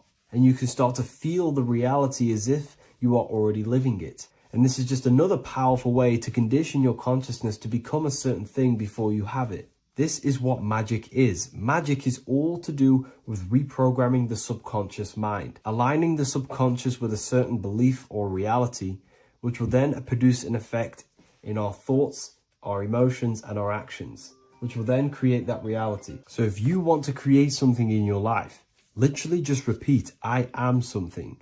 I am is referring to your consciousness. I am is the highest aspect of you. It is the true self. Whatever you condition your consciousness will be mirrored in your external reality. I am abundant will condition your consciousness to feel and believe you are abundant, which will then seep into your thinking. And then you will start to act more on this because you are thinking about it, which will then change your external reality. Words are vibration, and vibration is powerful. However, if you truly want to change your reality, you have to change your inner world of consciousness. And words are the best way to invoke feelings to become the reality you want. And words are the best way to condition your consciousness to a certain belief or a thought. And by doing this, you're actually creating a root cause. The cause is your consciousness, your mind, and you have to restructure the mind to create that reality. Words are a great way to restructure your consciousness and create reality.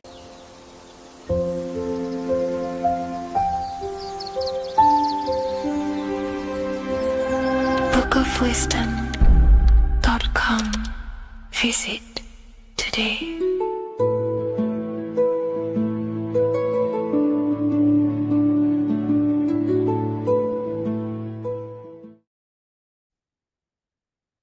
Hello, Seeker. Welcome to Revival of Symbolism, a channel devoted to the language of esoteric symbolism, guiding you to discover yourself and expand your consciousness into deeper realms of thought. I'm Harry B. Joseph, also known as Revival of Wisdom, and today we're going to be discussing this particular piece of artwork of the eye and the checkerboard together, and the esoteric teachings behind the veils of these symbols. So the first thing we must look at is, of course, the eye. The eye being a symbol of consciousness. The eye is the inner witness inside of ourself. This eye is referring to the internal eye of perception inside of our mind. The mind that gives us the ability to perceive and to understand things internally. This is also the eye we use to vision things through our internal vision, what we like to call imagination. the screen in our mind that allows thoughts to be projected into a particular form. So this eye is talking about the internal eye of perception inside every single individual and form of life. Dogs, cats, squirrels, humans. Every single form of life has this internal dialogue, the inner being that no one else can listen to but themselves. This is a symbol of consciousness. And together, these two symbols reveal a grand teaching and understanding of the world and the universe, of how the universe is one consciousness, one observer. This is symbolizing the observer witness consciousness. Consciousness holds many vehicles and many dimensions that it exists in. As I've talked about previously in my previous lectures, we have a physical vehicle of consciousness, which expresses physical actions through the physical body. We have an emotional vehicle of consciousness, which is our emotional body or the astral plane. We have a mental vehicle of consciousness to express thoughts inside of, the thought body of consciousness. We also have a witness side of our consciousness. This internal witness, like who is the one seeing the screen of your reality right now? Who is the one seeing it? Not looking, who's perceiving the screen of reality through your eyes? Well, that would be the inner witness. And that inner witness is also perceiving your thoughts. A lot of people become identified with their thoughts, and they let the changes, the ever coming, unfolding changes in their mind, world, become a part of who they are. And they get caught up in the world and the changes that happens to them. And a great teaching that I've come across this last year is to never identify with the ever-changing circumstances that happen in life. When things are tough, when things are bad, always remind yourself that you are the witness of your thoughts and you are the witness of this reality. You are the one witnessing your thoughts, emotions, and actions. You are the one behind them. So when things get tough, try not to get too indulged in these negative things. The eye is the witness. Connect with the witness. And this is the same eye that sees the screen of your reality, and it also sees the screen of your dreams. So this witness consciousness is transcending your physical day life and reality, and it's also witnessing your dreams. It's the same observer who's observing your reality now, but also observing your dreams. So this witness consciousness transcends all forms of bodies of consciousness. It is essentially the highest aspect of ourselves. And it is literally the thought voice, the inner thinker, because you are not the external body. You are not the being outside your mind. You are the being inside your mind who is actively thinking. I like to call what you are, what we are as consciousness is consciousness in action. We are the thinking inner thinker, the inner being. And it's about becoming into contact with that inner being again to unveil who we truly are. If we sit back and truly have a thinking session of, closing your eyes and going inside yourself, and you ask yourself, who am I truly? Who am I beyond all of my beliefs, memories, my body? Who am I beyond that? And it will lead you to the inner voice, the inner dialogue. But again, you are not the voice. You are the one hearing the voice. You are the silent, invisible one, the one behind the veil. So this is ultimately what the eye is representing. It is representing the inner self, shining, looking down upon the earth, upon duality, right? But this also reveals a great teaching as well, is that consciousness is universal. It is not something uh, solely given to you. It is universal. It is a part of a greater whole. Consciousness is personal and also impersonal.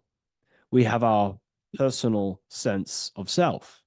We have this inner voice. We have this sense of who we are in this world. And that is our personal sense of self. But you can also transcend the personal sense of self by turning off the mind and fading into the collective impersonal consciousness, which is ultimately what you call transcended states of consciousness, altered states of consciousness, or astral projection. When you astral project, you are simply accessing this impersonal aspect of consciousness. And this is ultimately what the symbol is representing with the checkered board floor, because the checkered board floor is duality, division. There is many, many different forms, but the I is singular. This is representing how the universe is one witness being, one consciousness expressing itself in infinite life forms and into division. But ultimately, division is an illusion. Consciousness fades into an impersonal consciousness. So the checkerboard floor and the eye above symbolizes how consciousness fractals itself and crystallizes into many different forms of personalized consciousness. The self, the sense of self, right? And this is why we always say, I am. I. If we look at the word I and the word I, so we have I, which is I am, and you also have the word I, which is like the eye you see here in the sky. The I, and if you look at the beginning of some words, you have inside. You also have internal, intelligence, all things to do with the inner self. Most words begin with an I, which is, I find, is a great connection because it's referring to the inner intelligence, the inner being, the inner sense of self. So the universe is essentially one being expressed in many different forms. That's also found in the word universe, uni, coming from the root word unite, meaning oneness, unification, united, and verse being a verse of a song, because we're all playing the song of consciousness, which is an ever unfolding song, an unfolding vibration, an unfolding creation. So this is simply representing how consciousness fractals itself into many different forms. And when we identify with our self consciousness, our sense of self, we no longer realize that we're a part of a greater whole. We're part of a unified field of consciousness. And there is only actually one true being in the universe, and that is the inner witness. And that inner witness is inside of every living form. And in order to truly process that, it takes a lot. You have to disintegrate who you truly think you were before you wake up to this universal truth. Before you understood this, you just think, I am me, you are you, and everyone is divided and everyone is their own being. When in fact, we're all not. We're all one consciousness expressing itself infinitely. And it's kind of like a social system. Consciousness is always interacting with itself. When you interact with someone else, you're interacting with yourself. It's a very mind-boggling concept to truly understand. But again, in order to truly understand this, you have to let go of who you thought you were. And when you do no longer identify with your personal consciousness and you identify with the witness consciousness, you become unified with the whole, with the greater, with the collective consciousness.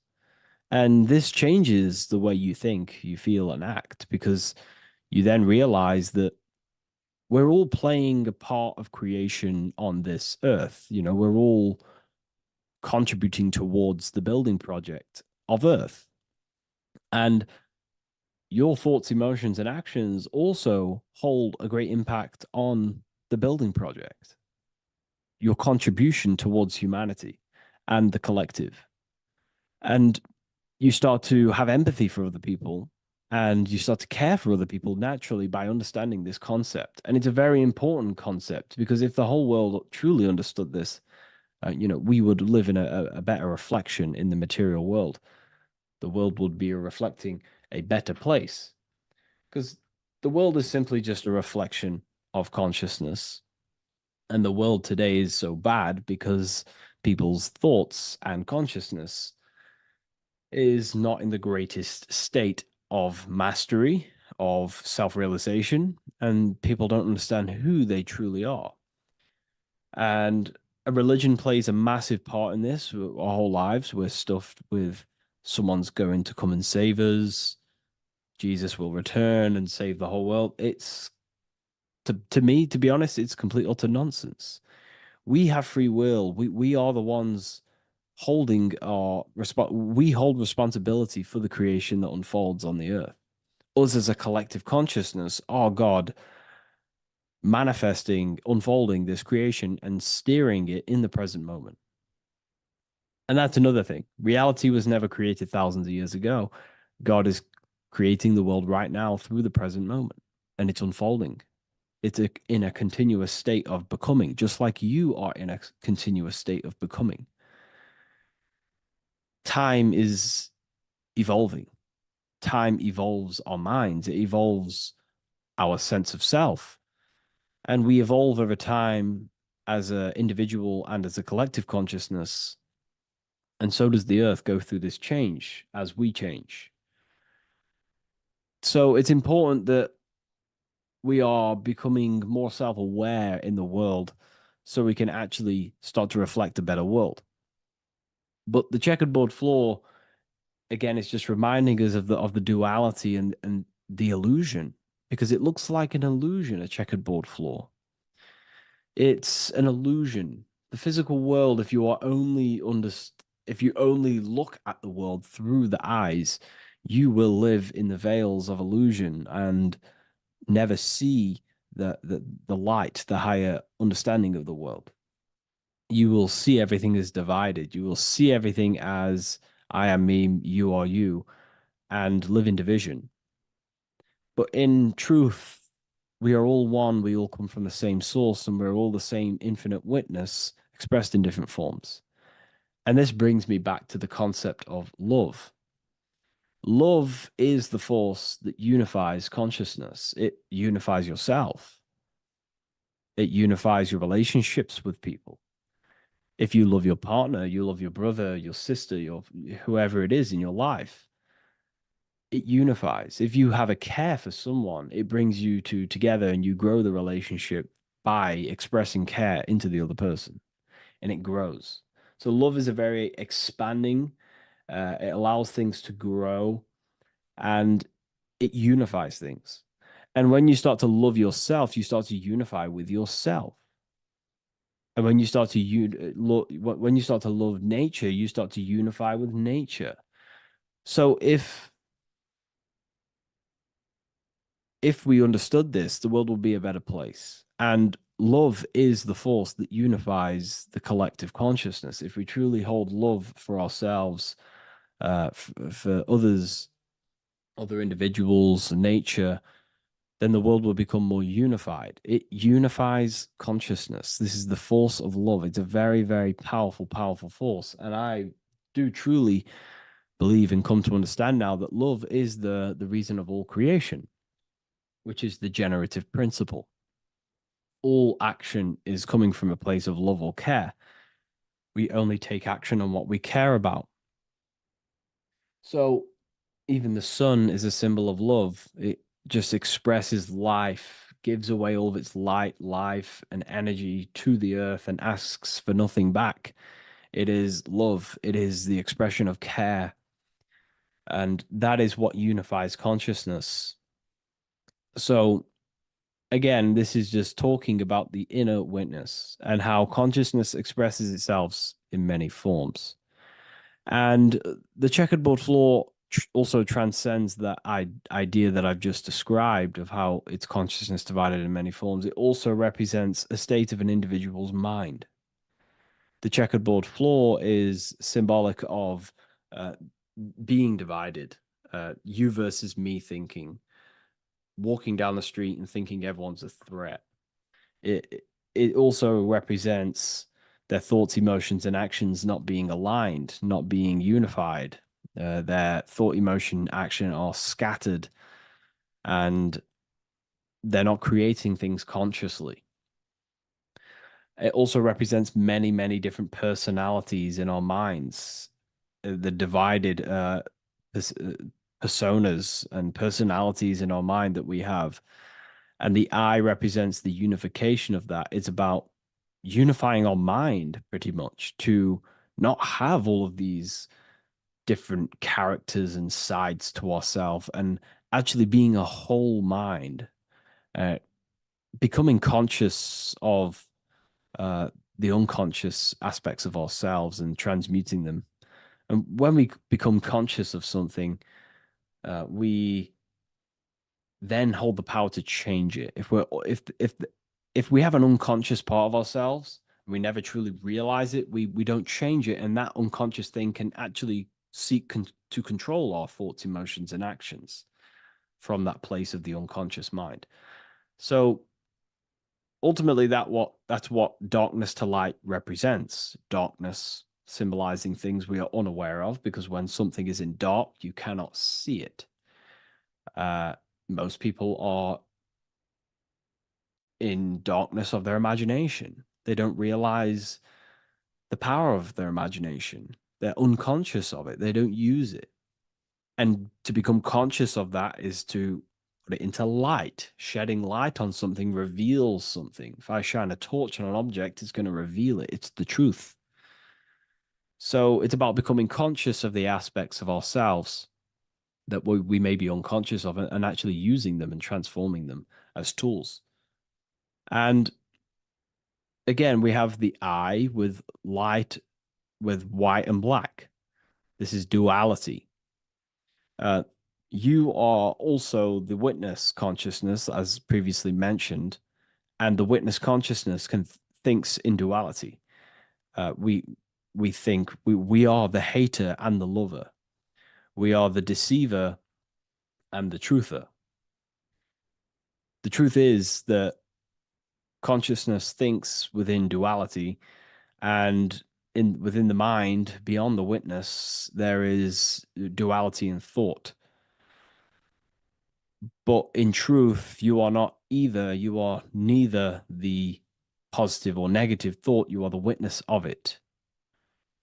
There's a great saying in the Gospel of John, and I can't remember exactly the words, but it goes something along the lines of, lift the wood, I am there. Lift the stone, I am there.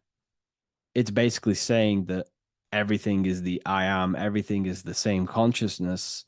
No matter where you go in the universe, you're talking to self. You're talking to the same thing. You're seeing the same thing. It is the same consciousness that is everywhere. So consciousness thinks within duality, and it is the light and the dark, and we have the ability to transform between them. And some people think that, darkness is all evil. Darkness is not inherently evil. Darkness is not inherently evil. There are dark aspects of the world that help you actually progress into the light. Without the darkness, consciousness can't move into the light, into knowingness. Without bad, there is no evil. They are needed. Both of them are needed. So in order to understand the light, you have to understand darkness. And there are some forces of some forces of darkness in the universe that are purposely there to cause certain things to then push you and activate the good or the light. Some Gnostic texts talk about how there are beings that, very powerful beings that purposely descend themselves into darkness on purpose to make things happen in certain people's lives, so it actually pushes them towards the light, towards the good. So, you know, this is ultimately what the whole allegory of Satan is. You know, Satan was created by God, and Satan is necessary, which is symbolic of darkness. It's symbolic of evil, the evil forces of the universe, because the universe is simply just one force of consciousness, and that one force can express itself in good and evil. The power of the mind can be used to kill, or the power of the mind can be used to create amazing things. So there is only one force in the universe, symbolized by the one eye, the one force of consciousness, and that one force can be used for light and dark, which is the checkered board. It's also symbolic of the checkerboard being on the ground, symbolizing the earth, which is base awareness, duality thinking, base consciousness, stuck in division consciousness. And the one eye symbolizes unification of the mind, a balanced internal perception. We're rising from the ground to the sky, symbolizing from heavy to the light, from darkness to light. The eye is also symbolizing perception, what we perceive, and this is ultimately the end goal of all occult and esoteric research, is to gain more light, to gain a higher perception of the self, to gain a higher eye, a higher perception. That's why the eye is always raised above, symbolizing you're chasing the eye, you're chasing a higher perception of yourself and reality and the universe. It also reveals the teachings of the eye that is always watching you. There is an eye always watching you, and then that eye is the laws that governs consciousness. Consciousness, or your mind, is governed by certain laws that your mind cannot escape, such as cause and effect, vibration, mentalism, correspondence, rhythm. The 8 universal principles that pretty much crystallize consciousness into a reality. Your mind cannot escape the law of cause and effect. That force is too powerful to escape. Therefore, this is the eye watching you. This is the eye that has governance over you. It is the laws. But then again, on a negative context of the eye can then become a symbol of surveillance. Hence why certain organizations and companies in the world use the symbol of the eye, symbolizing surveillance, gaining, manipulation and surveillance over humanity and certain things and data. So there's light and dark of every symbol. It's just depending on how you use it. But ultimately, that is the teachings of the checkered board and the eye in the sky. If you wish to learn more about yourself, because that is the only thing that matters in the world, learning about yourself.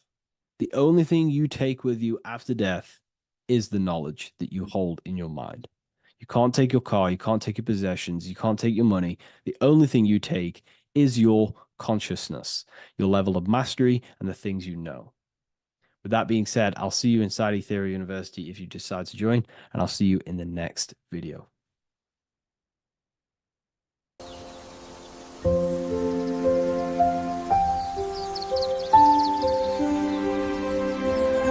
bookofwisdom.com. Visit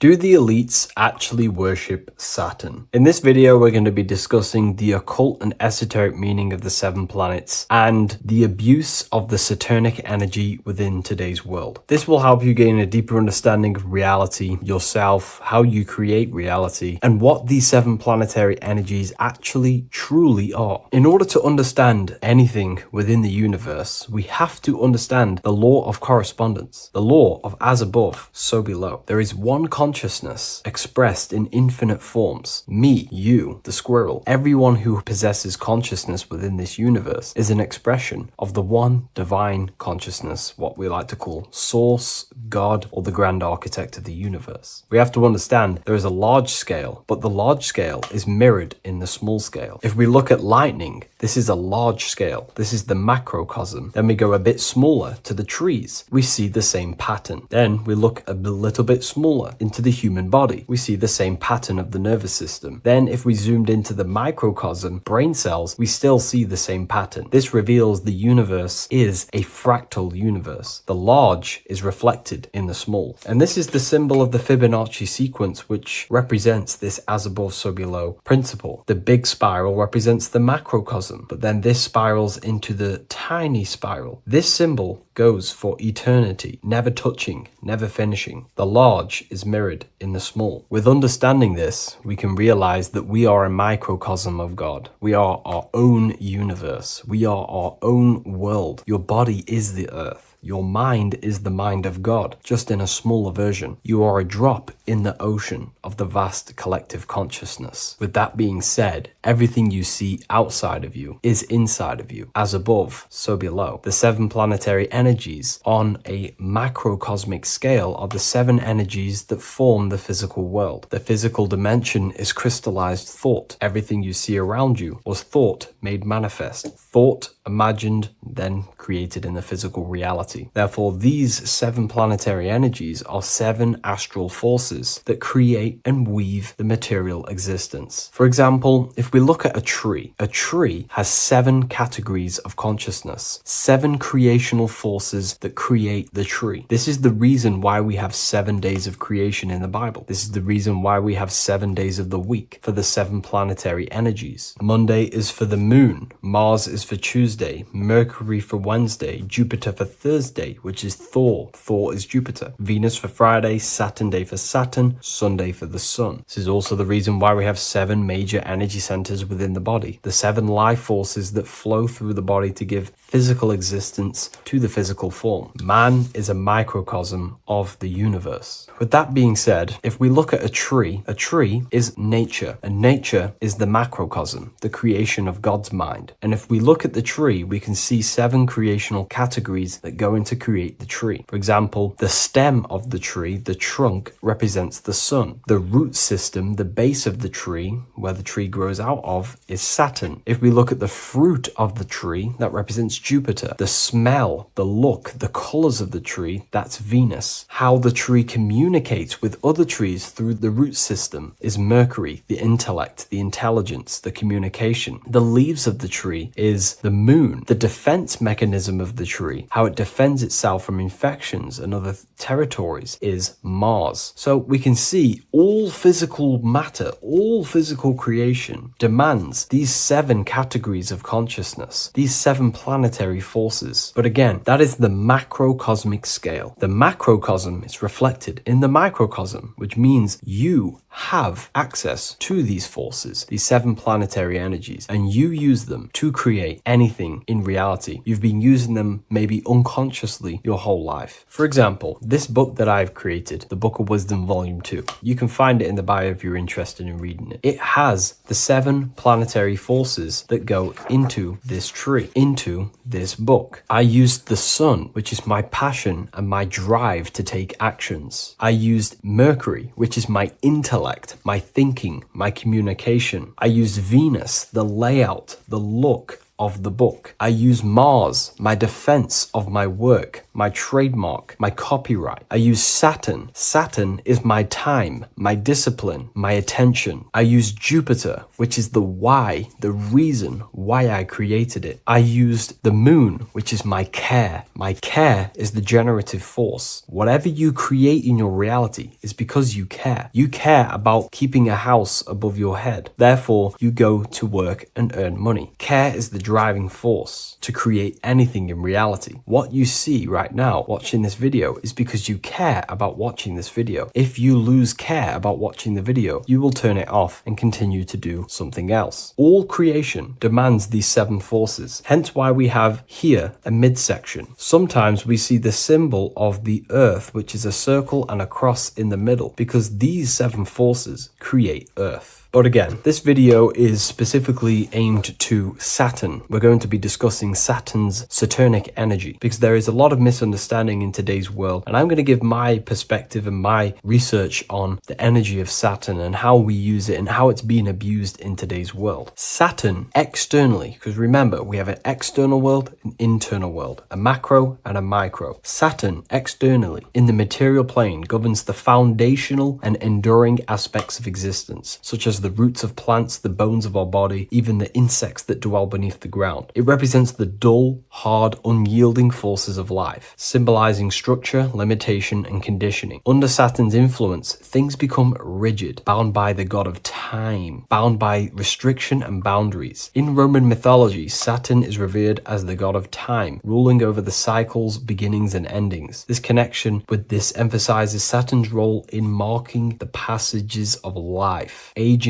and inevitable constraints we all face. Internally, inside yourself, the microcosm. Internally, Saturn embodies the conditioning within our own consciousness. When Saturnian aspects of consciousness dominates, we become overly rigid, fixated, restricted in our thinking and actions. For example, Saturn's influence is strongly felt in today's world, where many people's minds are confined to societal norms and conditioned responses. The pervasive control Saturnian energy can lead to the sense of limitation, as people become trapped within structure imposed by society and power structures. However, we have to remember that limitation, there is dark and light. Limitation is not bad. This is why Saturn is connected to the god Satan. They are the same being. It's something that restricts, holds back, and keeps you limited, conditions and limits consciousness to its lower power. Saturn is a great teacher, guiding us through difficult life lessons that ultimately lead to growth and expansion and power. Although Saturn's energy is harsh and often challenging, it helps us to develop resilience, discipline, and wisdom. Yet in modern age, this energy has overpowered the minds of the masses, fostering excessive rigidity and limitation. Instead of being ruled by Saturn's constraints, we should seek to embrace more freedom, love, joy, balancing Saturn's lessons with openness and fluidity in our life. So like I said, Saturn rules law. Anything that is limiting or holding back, something that is a restriction or a wall. This is why we see judges wear black robes. The color black is associated with Saturn because Saturn rules over the nighttime and the winter time. Capricorn, they wear black robes. A graduate also wears a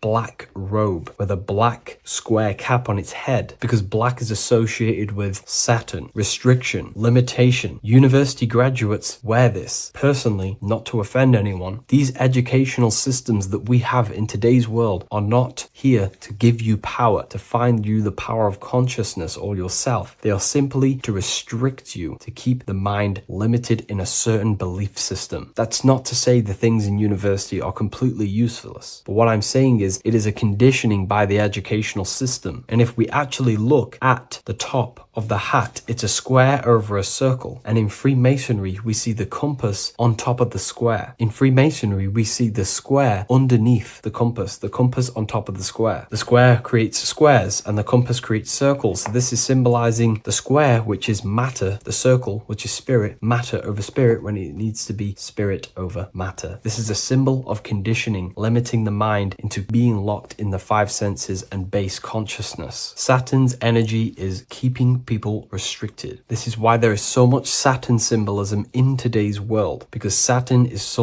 anything to do with limitation, restriction, and time. All of the systems in place are to limit our minds, to keep us on base consciousness, only thinking in a limited box, only thinking and aware of the five senses. In base consciousness, in animal nature, one only thinks according to their senses. When they have a sense, their mind thinks. This is an affect state of consciousness. They're living in the affect. We need to understand that in base consciousness, we have no true power to create. We're simply living in cycles of affect. Now, what do I mean? The physical world is the effect. It's already manifested and cannot be changed. Our consciousness needs to rise to become a cause instead of playing around and being lost in the effect, to become a co-creator. And this is what the system does not want you to do. It does not want you to become a conscious creator. So they keep you in base consciousness, not giving you the awareness that you are literally a god creating a world right now. You are a world and you are shaping the world. Our consciousness needs to be mastered, controlled, and then we can become a conscious creator instead of running around in the world of illusion and effect. As above, so below. What happens in the mind happens in reality. We do not want to be matter over spirit, which means the external world over the internal world. We need the internal world to rule over the external. Saturn symbolism can be symbolized as a black cube. The cube symbolizes this physical world because everything has 6 sides. We can move forward, backward, left, right, up, and down. We are in this cube. This is why we say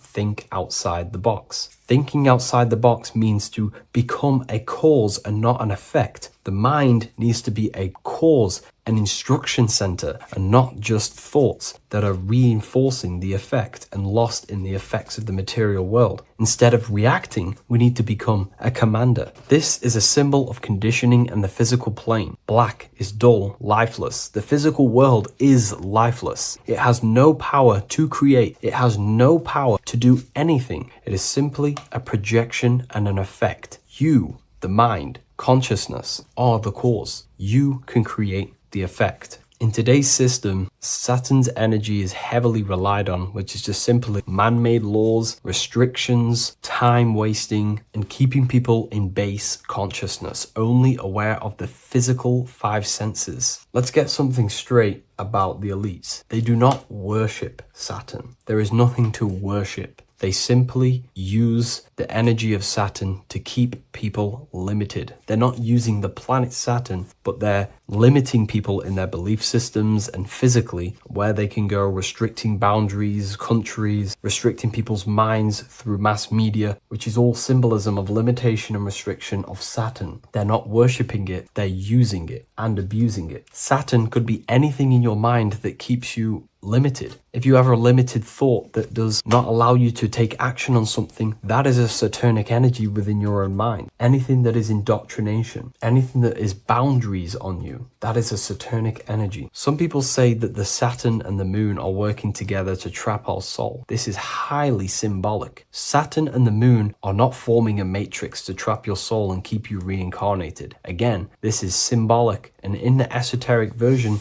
and understanding of this, we can see that they do have a relationship. The moon is our subconscious mind, and Saturn is restriction. If we have restrictions and belief systems in our subconscious mind that keep the soul locked and trapped only in these 5 bases, these 5 senses, then we will think and condition ourselves that we are only the physical body and never actually free ourselves from the material world and ascend. Saturn and the moon are not working together, but these are highly linked. By limiting the subconscious, we keep people stuck in base awareness, keeping them locked in the world of effect, never becoming a conscious creator. We have 2 spiritual currencies, time and attention. These are the 2 currencies that we spend. We spend time or pay attention. These are the 2 spiritual currencies that pretty much create our reality. And the system aims to hijack these 2 currencies from you, to limit you, to dominate you, so you do not become a conscious creator. So again, no one worships Saturn. It's simply just a symbol of limitation and restriction. Limitation has good and bad. Limitation can make us learn, overcome, become strong, disciplined. But when it's abused, it can keep people locked in base consciousness and stuck in their lower nature, never figuring out how powerful they are. You hold the power to shape a world. That's how powerful you are, to turn thoughts into physical existence. I'll see you in the next video. Please leave a like, comment,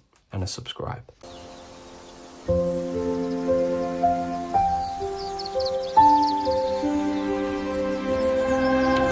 ofwisdom.com. Visit today.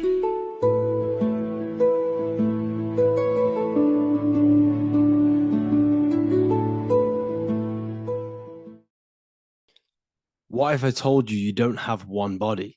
You in fact have four. There's a secret hidden right in front of you, and most of you overlook it.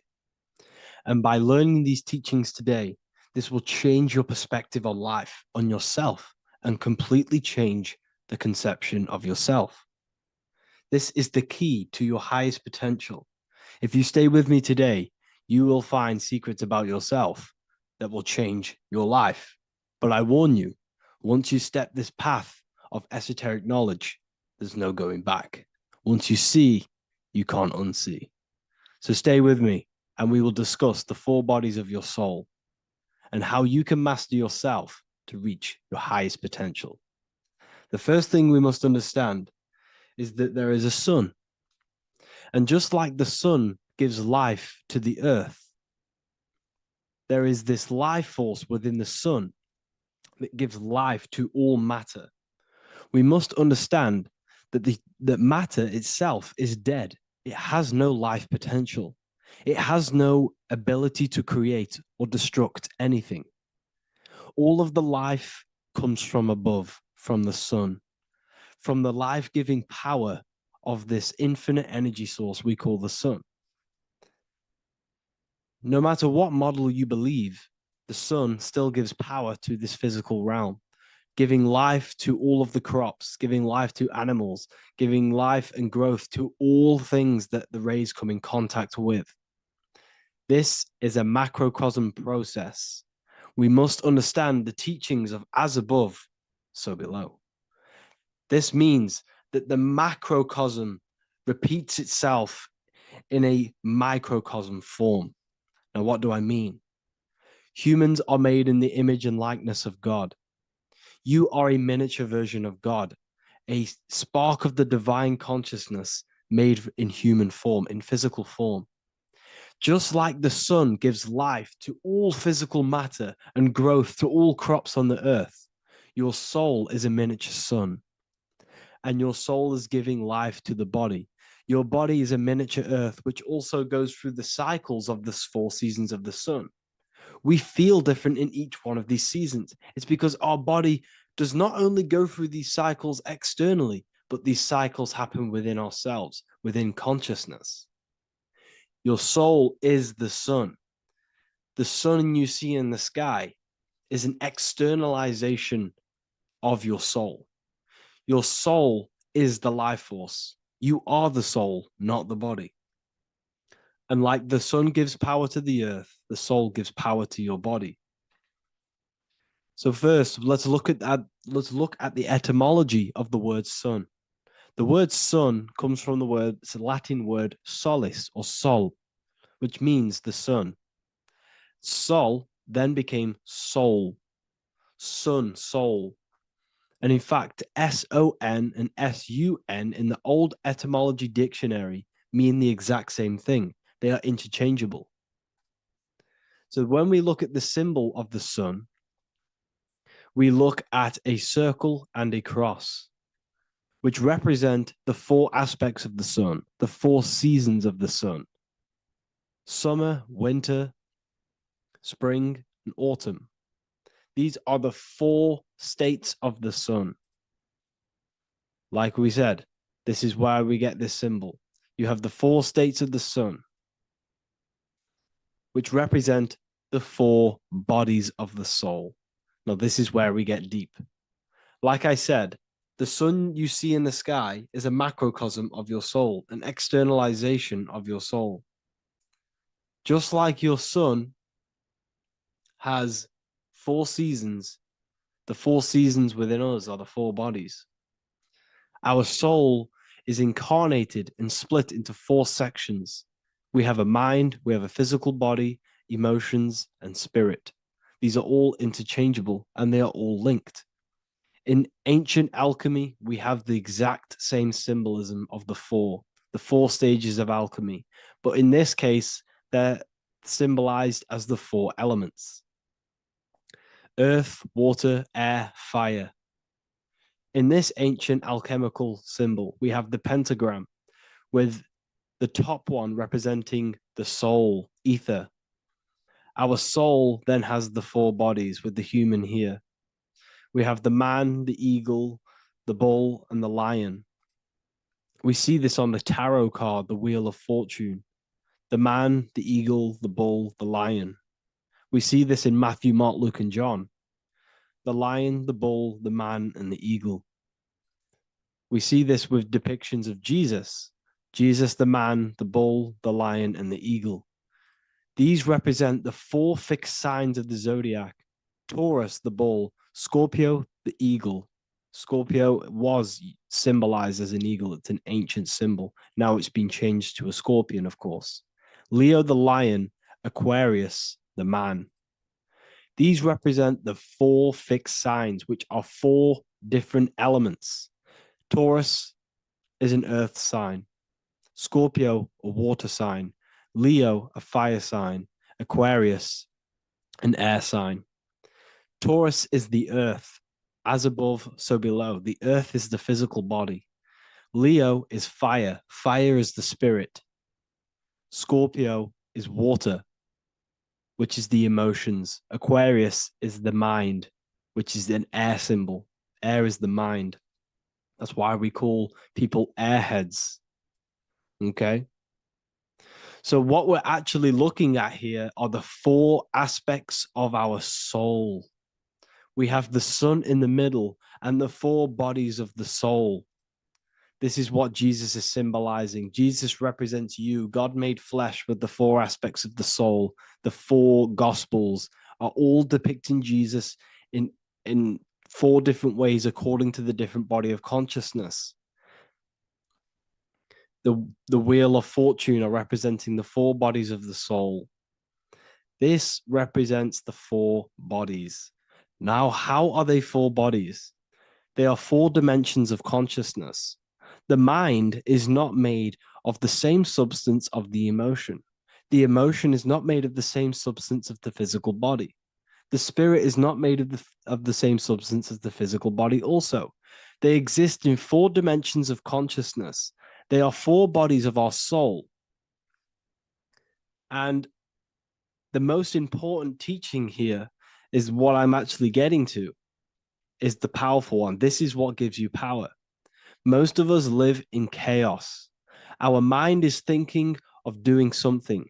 Our emotions are feeling something else.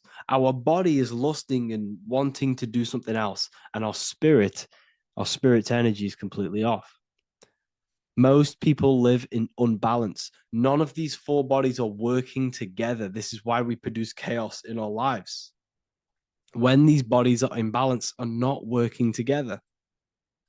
So in alchemy, they symbolize the four elements, which are the four bodies of consciousness.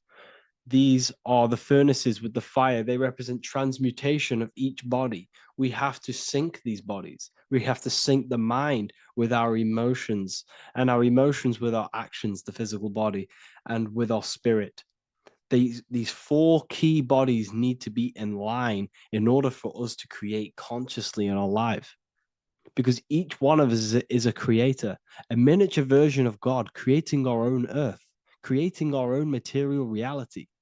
And in order for us to create consciously and with effect and power, we must have these bodies unified so that we can create consciously and not create chaos. So this is very, very important. And this is a secret teaching found in all ancient societies. But this is what the hidden symbolism of astrology actually is. The sun is our soul, and the 12 zodiacs are 12 aspects of our soul. And we have the four aspects of the four main bodies. This is what we're looking at. We're not looking at the sky. We're actually looking at aspects of ourselves, aspects of our soul that we must master and transmute in order to become our highest potential. So I hope this makes sense. And it may take a while for you to fully understand this, but the key knowledge in order for you to understand any of these teachings that I've gone through today is the major, major teaching of as above, so below.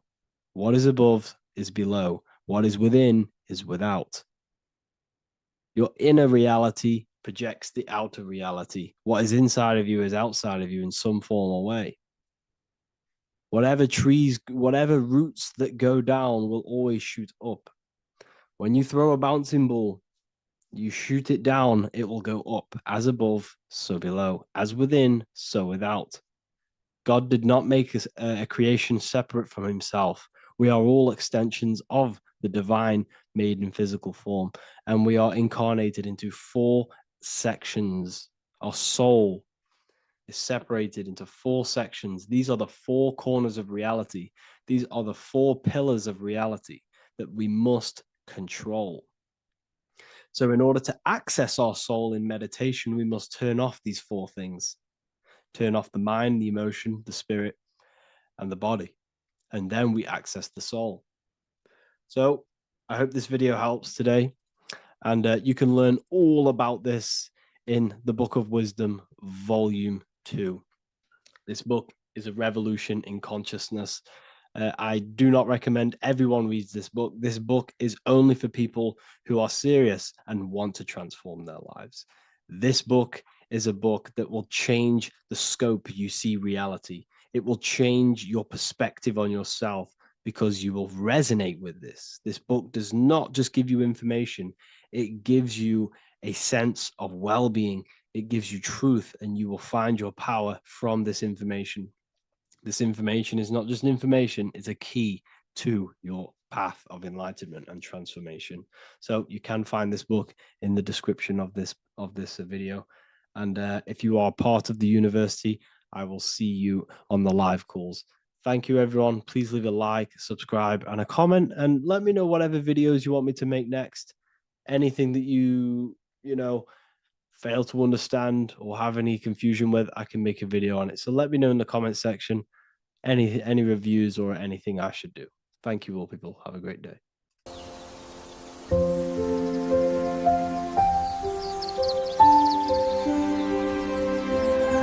bookofwisdom.com. Visit today.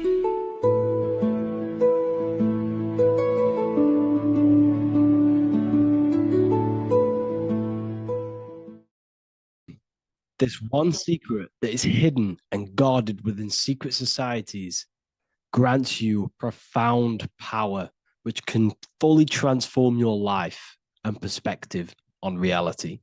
Today, I'm going to reveal this one secret, which you probably already know, but never realized how deep it truly is. This has the power to change your life. It is the key to your potential.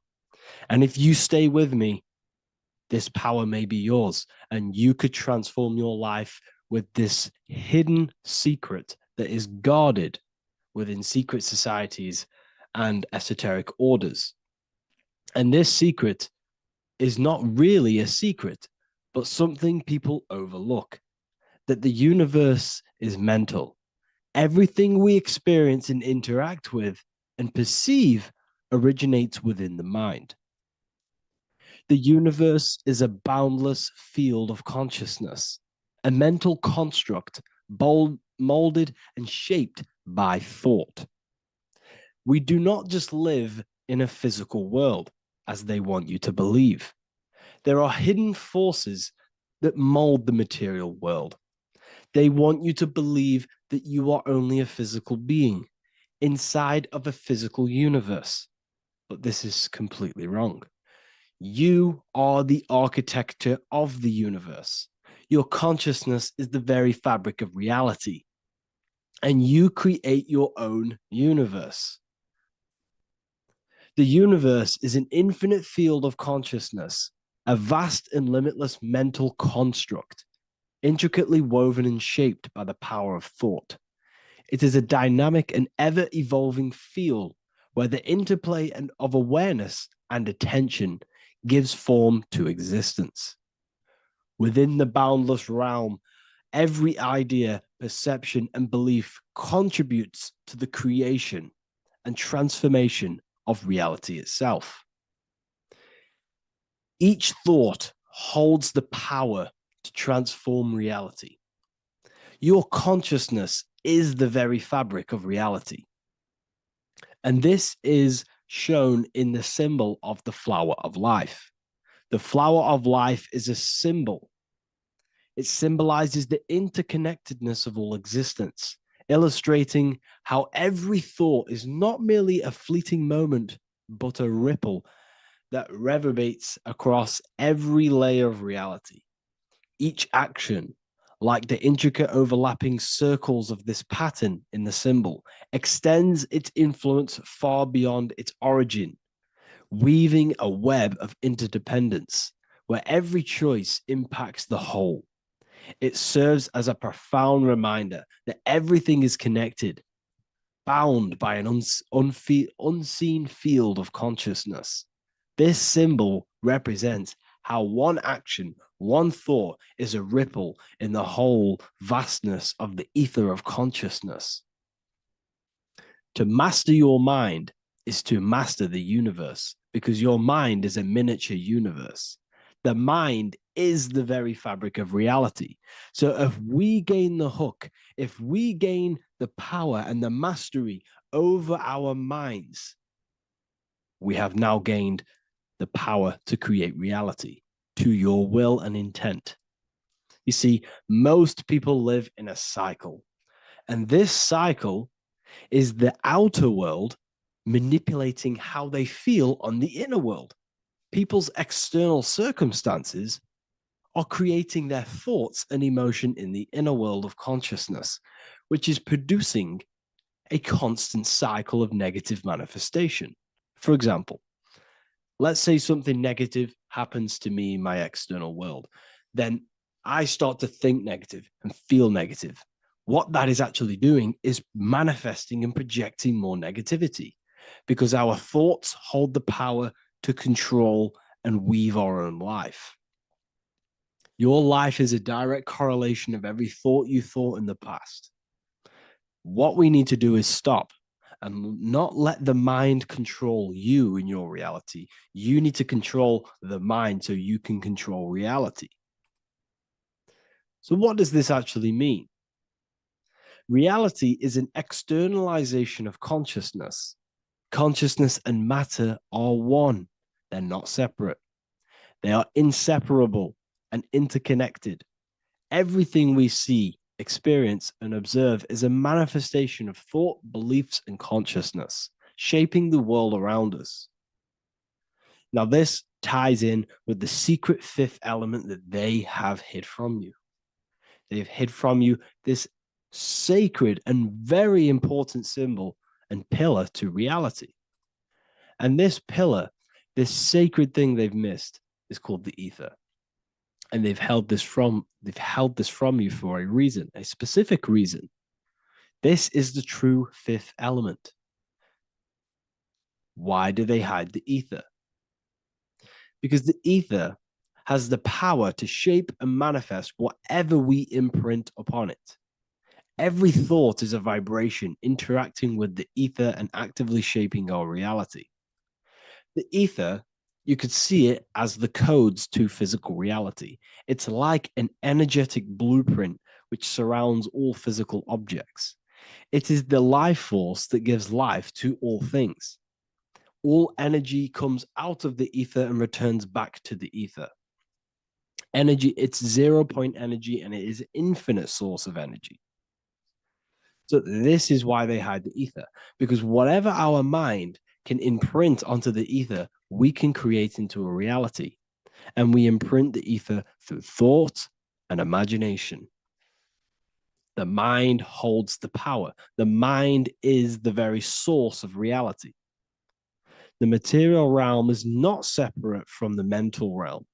Rather, it is intricately shaped and influenced by it through the ether. This subtle, all-pervasive medium bridges thought and matter, allowing consciousness to mold and manifest the physical reality. To transform our lives, we must first transform our minds. True change begins within, as our thoughts, beliefs, and perceptions shape the reality we experience. By shifting our mindset, we unlock the power to reshape our world and recreate the life we desire. This is the power of the mind, and this is the power that's been hidden from you. We're not taught these things in schools for a reason, because they don't want us all to be conscious creators. Instead, they feed you your beliefs. They feed you your thoughts through the music, through the entertainment, through the movies, through the news. They're controlling your thoughts with this information. They're installing beliefs and information into your mind. So you are producing their reality. But this is what we need to stop. We need to take control. We need to stop consuming their music, their movies, their information, their news, because all of this is contributing towards your reality.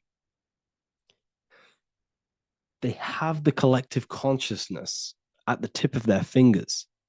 They do not create the world. We create the world by believing their beliefs and their thoughts and installing their information into our minds. You see, it's mind over matter, and most people live in matter over their mind. Most people let matter, the external circumstances, dictate their mind, when it should be the other way around. It should be mind over matter. This is the mental plane. This is the astral. This is the etheric. This is the physical. The mind holds power over the emotions, over the imagination, over the physical, and over our spirit. It holds power over everything. It's mind over matter. It's the mental body that we must transmute and change. Most of us live in a chaotic state of mind, and this is what we must change. Turn chaos into order. So we need to be mind over matter. We need to install this belief into our subconscious. I, Harry B. Joseph, have created the ultimate esoteric school on the earth. As a member, you'll gain access to live mentoring calls twice a week, along with new lectures, books, and exclusive content released every week. Additionally, you'll have a full access to all my life-changing programs. If you're ready to transform your life and start your journey today with me, join Ethereal University. These are the campuses. We have the real lecture sections filled with lectures that you can watch. Manifestation Mastery, which teach you exactly how to reprogram your subconscious mind so you can live that reality. Sexual Alchemy, the path to empowerment of how you can transmute your sexual energy. The Real Library, where you gain access to powerful esoteric books, PDFs. Symbols of Secrets, an amazing course. The course that allows you to see beyond the veil that has been pulled over your eyes, the language of symbolism that secretly rules the world. I teach you how to read symbolism. Esoteric Exchange, live calls. You get to rewatch all of the old live calls. Mindwave Hub, this is a place of binaural beats where you can listen to infinite amounts of binaural beats. So you can meditate to them. Meditation section, numerology, health section, and electromagnetism. This is a life-changing place. And if you are serious, we only accept serious about changing your life and studying the occult and esoteric, this is the place for you. I've been there. I've been on YouTube looking around for valuable information, trying to find good accounts, good channels. It's very hard. I had to go through years of trying to find good information on YouTube. But what I've done is, instead of you searching around everywhere for bits of information and connecting the dots, I've put it all into one big place. You get your binaural beats, you get all the programs you need to walk the path of enlightenment to transform your life. I will connect with you on the inside, and I hope this lesson, this lecture, you gained some information, you gained some power from it. Please like and comment, or don't. It's up to you. If you have any reviews, if you have any ideas of lectures that you know, if you don't understand certain things, make sure to leave a comment and I can make a lecture about it. I can make a video about it. for sure. I don't mind taking recommendations for videos. So I thank you all, people. Have an amazing day.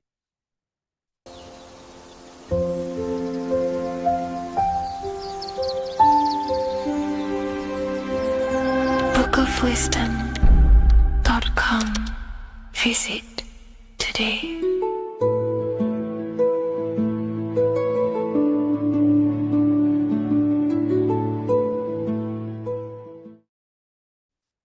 The Pope is supposedly opening 5 portals on Christmas Day. Now, I know this video is a bit late, but I'm going to be commenting on what I think this symbolism and this ritual truly means and what they are trying to do to society with this symbolic ritual. So the first thing we must understand is that everything these people do on a mass scale, all of these major events that they take place on, are all symbolic. They're all ritual. They all have purpose. Okay? So when we look at the locations of these 5 doors that are in Rome, we actually see the sigil of Lucifer when we connect the dots of all of the 5 door locations. This is the sigil of Lucifer. Lucifer is not what you think. Lucifer, sigil of Lucifer, represents the outline of the human brain and our visual perception field. Now, the human perception field is how our brain interacts with the external reality. Our external reality is not physical. The only thing that exists outside of you is pure energy, formless, vibrational energy and light. Your brain is an energy decelerator. Your brain decelerates this light, this energy, into a material reality or perception that you can interact with. You don't look into the external world. The energy, the light, enters the eye retinas, goes through the optic nerve, and travels to the back of the brain called the visual cortex. And the visual cortex is what shapes your visual screen. Now, if you are seeing the screen, this means that you are not the body, you are not the brain, you are the perception observing the screen that you are seeing. You are the eye behind that, you are the person behind that. So, what this is actually symbolizing is perception. This is a symbol of perception, of perceiving the material plane, of how spirit interacts with matter. Now, what's Lucifer? Now, the word Lucifer means the light bearer. He's known as the light bearer. The word Lucifer originates in Latin. Luci means light, and fer means to bring. It's the light bringer. The eyes, the visual perception of the light bringer to your reality. You see, everything outside of you is light. You are made of light. The word hue man means light. Hue means color, which is a form of light. And man means manifest. We're light manifested into material form. Every single one of us is Lucifer. When we fall for the material world, the external world, is an illusion. It is the false world. It can elude you. It can make you fall in love with the material things, material pleasures, lust, money, fame. These things make you fall. This is the fall of Lucifer. This is the mythological story. This is the symbolism behind Lucifer. It's you. Are you falling for material pleasure because you are a divine spiritual being from the higher planes, not from this plane? Now, if you let your divine being fall for this material plane and fall for the evil that can take place in this plane, then you are Lucifer. It represents the false light, the false reality. This symbol, the sigil of Lucifer, it symbolizes the interplay between light, consciousness, and the perceptual experience of the physical reality. The external world is truly internal. What we visually perceive is essentially light waves carrying information, which then gets processed by our brain, the central computer of our nervous system. Okay? So, how many doors are open? 5 doors. So 5 is the number of perception as well. 5 fingers on each hand, 5 points on the human body, 5 toes on each foot. We have 5 senses. 1, 2, 3, and 4, they're spiritual numbers. 6, 7, 8, and 9, they're material numbers.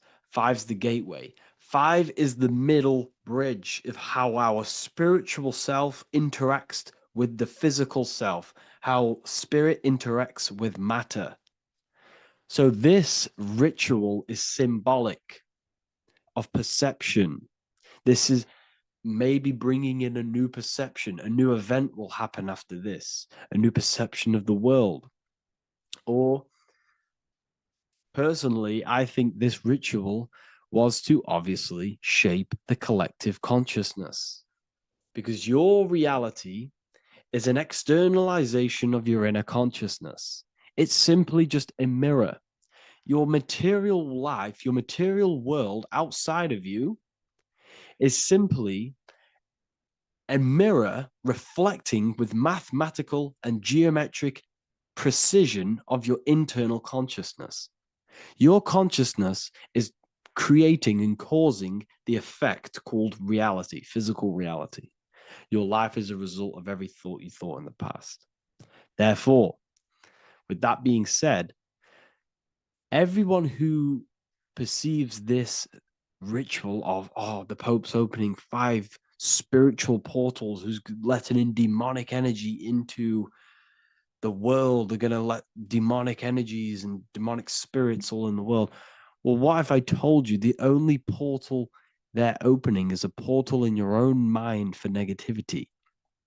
By you believing in negative forces coming into the world and going to possess everyone, that's opening up your own mind. The collective spiritual community has been brainwashed in thinking there's going to be demonic energy. Therefore, what will happen? There will be demonic energy. Not because the Pope opened up a portal to the demonic energy, it's because everyone opened up their own minds to the demonic energy. Therefore, we as a collective consciousness shape the external world on a macrocosm scale. For example, the microcosm is your personal life. Your personal life. You have created it through consciousness. Your belief system is just externalized in your world. But on a collective scale, we all believe in money, for example. And because we all believe in money and we believe that this piece of paper holds value in our minds, okay, in the mental plane, this has an effect on the physical plane by shaping the physical plane by being ruled by this belief as on a macrocosm scale. Yes, I know that money doesn't exist. It's just a belief in my mind. But that doesn't have an effect because the collective consciousness believes that money has effect, has power. When it doesn't, it's just a piece of paper with a belief behind it. If the collective consciousness stopped stopped believing in money, then the collective consciousness would have broke the spell and we would have no longer had a material plane ruled by money. You see, our beliefs is ruling and shaping our physical plane. This physical world outside of you is truly just an effect of the mind, an effect of our consciousness, our inner world.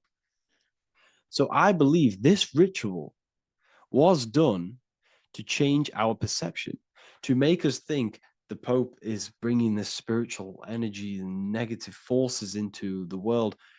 And it's just simply us creating the negativity in the world by believing in this, by thinking this.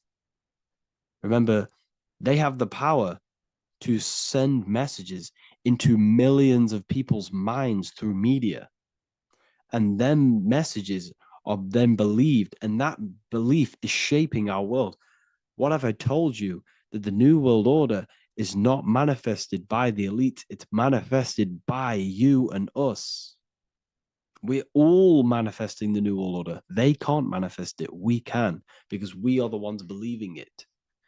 We believe it. It is reality. It shapes our own prison. We're all shaping our own prison by believing in the prison, by believing in money. So this ritual was all to do with perception, creating a new perception, creating fear in our minds to, of course, distract us from what's really going on. This is all a ritual to implant messages in your own mind. So I hope you all understand this video, and I hope you all gain some insight, and I'll see you inside the university.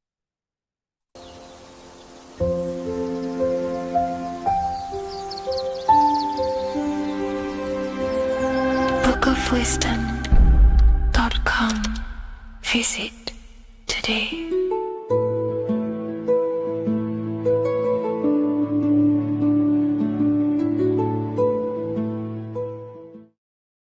In this video, we're going to be talking about the evolution of consciousness. You are born human, however, you possess consciousness, which is the awareness behind your being, the awareness behind your thoughts, the experiencer behind your five senses, the experiencer, the observer behind your thought, emotions, and senses.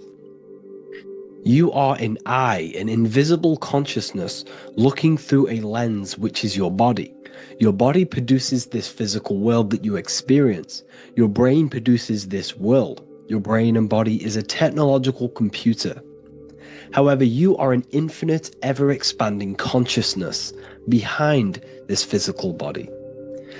And there is an evolution of consciousness, a cosmic journey of expansion. And this is why we see so much pyramid symbolism in the occult and esoteric world, and especially within Freemasonry. Because the pyramid represents climbing, an evolution, a raising state of consciousness, a journey. Steps symbolize a journey upwards. This is the raising and the evolution of consciousness, our inner world. The transmutation of our inner selves, of our souls and consciousness and our minds. So when we see this pyramid, we're seeing a evolution, a way up to source consciousness. And the eye in the pyramid represents your source consciousness. It represents illumination. It represents divine guidance through this evolution of consciousness. This is why we see the ladder. Consciousness is ever expanding on an infinite journey of evolution. Each individual is a part of this cosmic process, contributing towards the ongoing expansion of both mind and awareness. As we evolve, we collectively explore deeper levels of existence, expanding the boundaries of thought and consciousness. The mind has the ability to expand infinitely into new realms of thought, into new dimensions of mind. The mind cannot be filled up. It is not a physical substance. The body can be filled up because it is a physical thing, but you cannot fill the mind. Therefore, the mind is constantly expanding, ever expanding into new fields of thought. So what we see in Freemasonry, the ladder, is again a journey, an elevation of consciousness.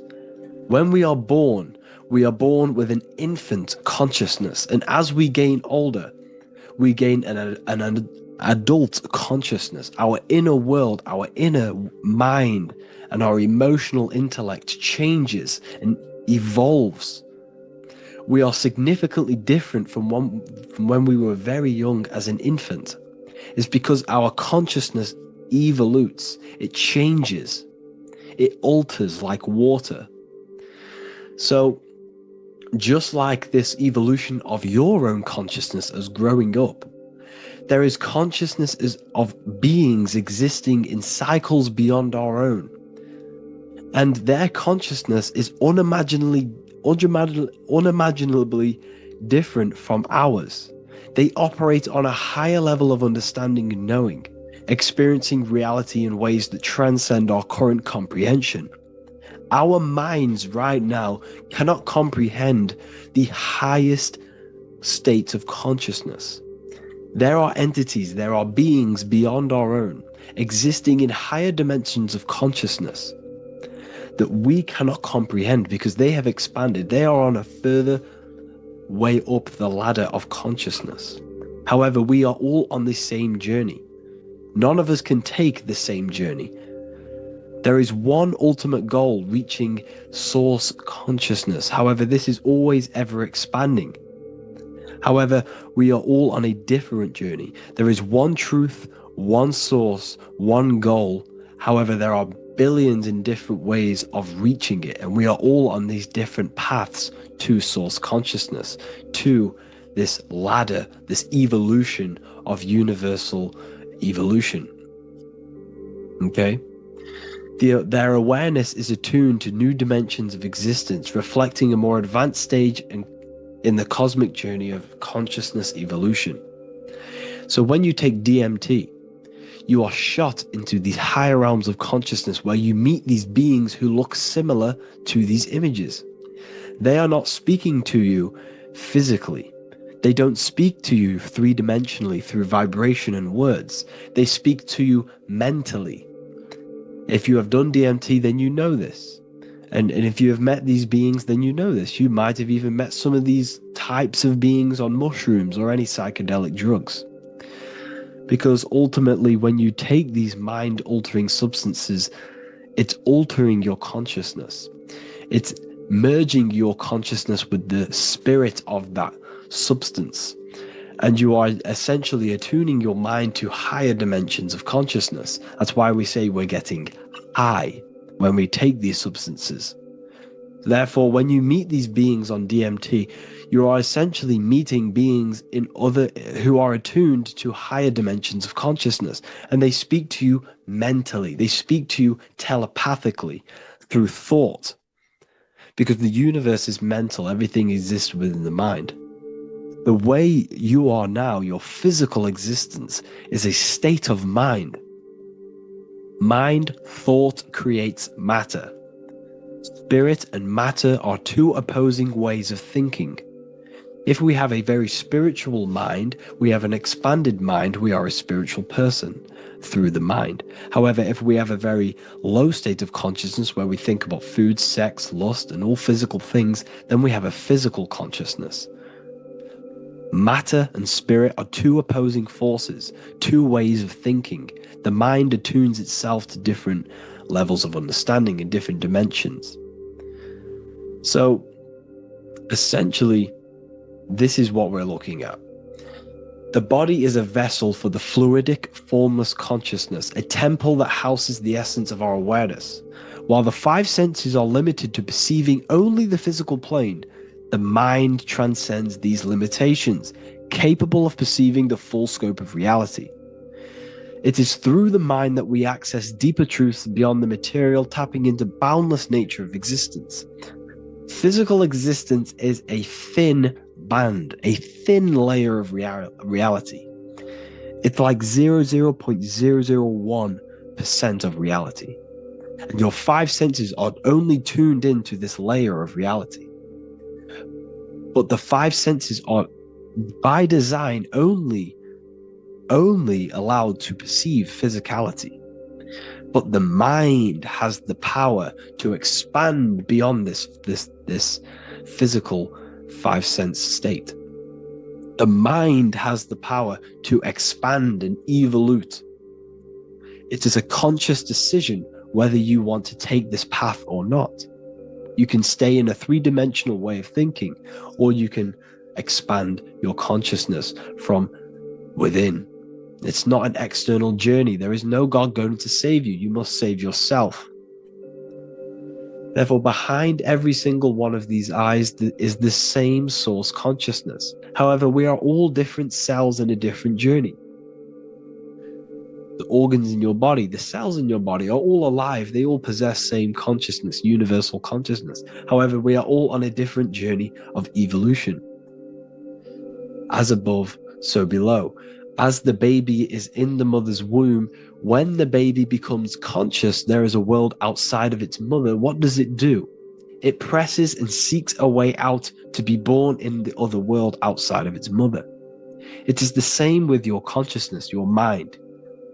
When your mind becomes aware that there is realities beyond the immediate surroundings, it seeks a way out. And this is exactly what I'm doing to you now. I am now expanding your mind and telling you there is other ways of reality. There is other dimensions of consciousness which you can access through inner transmutation, through different ways of thinking, spiritualism, and meditating and connecting with yourself and detaching from external things. We can upgrade our consciousness. Your body is a womb. Why Jesus says you must be born again to see the kingdom of God, because you are born physically and then you must be born again spiritually, awakening your inner consciousness. So like I said, as the baby is in the womb, it's the same principle, as above, so below. You were a baby, you were in your mother's womb, and you figured out there is a world outside of your mother, so you seek to weigh out your mother to be born in another world. It's the same now. You must do this now. This is your spiritual evolution. This is the evolution of consciousness. It's ever expanding. When you die, this is a transition. You must learn to not fear death. This is another part of your spiritual journey. You must master death. Therefore, like I said before, the mind has limitless capacity to expand into new realms of thought, continuously exploring uncharted ideas and concepts without boundaries. The mind can ever expand. It can never be filled. It can never ever know everything. There is infinite fields of knowledge, infinite fields of thought. Your current state is just one stage on an infinite pathway. You won't remain human forever. The human experience is a crucial phase where we learn to balance polarities, master the fundamental laws of the cosmos. It is a period of growth and transformation, preparing us for the next stages in our cosmic evolution. The goal is to strive for perfection, yet the true perfection is unattainable. It's like a tunnel, and there is a light at the end of the tunnel. And as you walk through this tunnel, the light is ever moving backwards. You should forever seek to meet that light, but you will never meet that light because consciousness is ever expanding. You should strive for perfection, yet knowing that perfection is forever unattainable. The journey is endless, with each step revealing deeper layers of understanding and experience. The pursuit of growth and expansion is itself the essence of our evolution. You can find all of this knowledge in the amazing book that I have read for years. I have read this book, The Emerald Tablets of Thoth, the Atlantean, by M. Dorial, translated by M. Dorial. I'm telling you now, this book, now that I've told you this, you have some context on the book. The whole book is about evolution of consciousness. He's talking about higher dimensions beings. He's talking about how you can transcend this physical plane. It is truly the most amazing book you will probably read. One of the best spiritual texts you'll see. It's hard to understand, so you must read it over and over again. And the more your mind progresses, like for me, I read this every couple months. And the more I learn about consciousness, the more I expand my own consciousness. And every time I read this book, I pick out something new that just completely blows my mind, because you can only understand this book to your level of consciousness, to your level of understanding. So now that I've told you all this information, go and read this book and it will absolutely blow your mind. And so will the Book of Wisdom Volume 2, which is now available. I released it the other day. I'm just going to read a page out now. This page is called Spirit and Matter. The Earth is not merely a dense, lifeless rock drifting through space. It possesses spirit, a living essence that animates its form. But what do we mean by spirit? Spirit in esoteric terms refers to the energy, the life force, animating the principles infused in matter. So essentially, what this page is talking about is how everything has spirit, consciousness within it. You are the middle, you are spirit and matter. You have the ability to expand your mind to the God self and raise above our animal instinct, our material self, and know the divine and expand. Animals cannot do this. Animals are not self-aware. Humans possess self-awareness. We can observe our consciousness. We can say, why do I exist? We can look in the mirror and know that we need growth. And this is what Anunnaki means. Anu means above. Anu was the supreme god of the sky, which is a metaphor. He represents spirit above, heaven. Anu came down to earth and married Ki, the goddess of the earth, which represents matter. It's a myth, it's an allegory. Anu married Ki and gave birth to the Anunnaki. Spirit came down and infused with matter and gave birth to the human, which is you. You are spirit infused in matter, Anu and Ki, Anunnaki. You are the Anunnaki. And this is just one of the teachings in my book. Honestly, this book is absolutely amazing.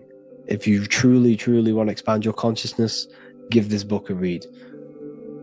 And obviously, if you're inside the university, I give you this book for free. A paperback version. If you join the university, follow the steps inside of the general chat, you'll be able to download this book. Sorry, not download it. Order a paperback for free. All you have to do is pay for the shipping. You'll also gain amazing knowledge inside of my library, where your mind will just be overblown with the amount of esoteric books. There's over 45 rare occult books, plus you get a PDF of the Volume 1 and Human Health Guide. You get reoccurring updates where I expand on symbolism, occultism, where you will just feel absolutely amazing once you understand esotericism in yourself.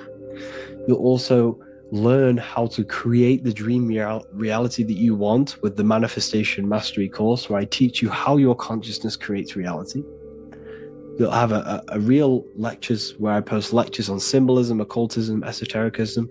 There's a conscious community and live calls and Q&A where you can ask me questions and I'll answer your questions. I just want to say thank you to everyone who has joined the university. Thank you for even liking and watching this video.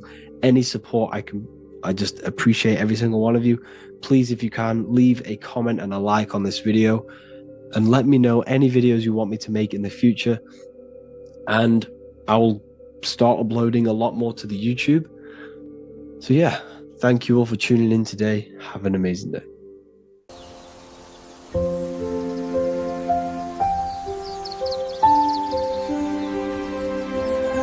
bookofwisdom.com. Visit today.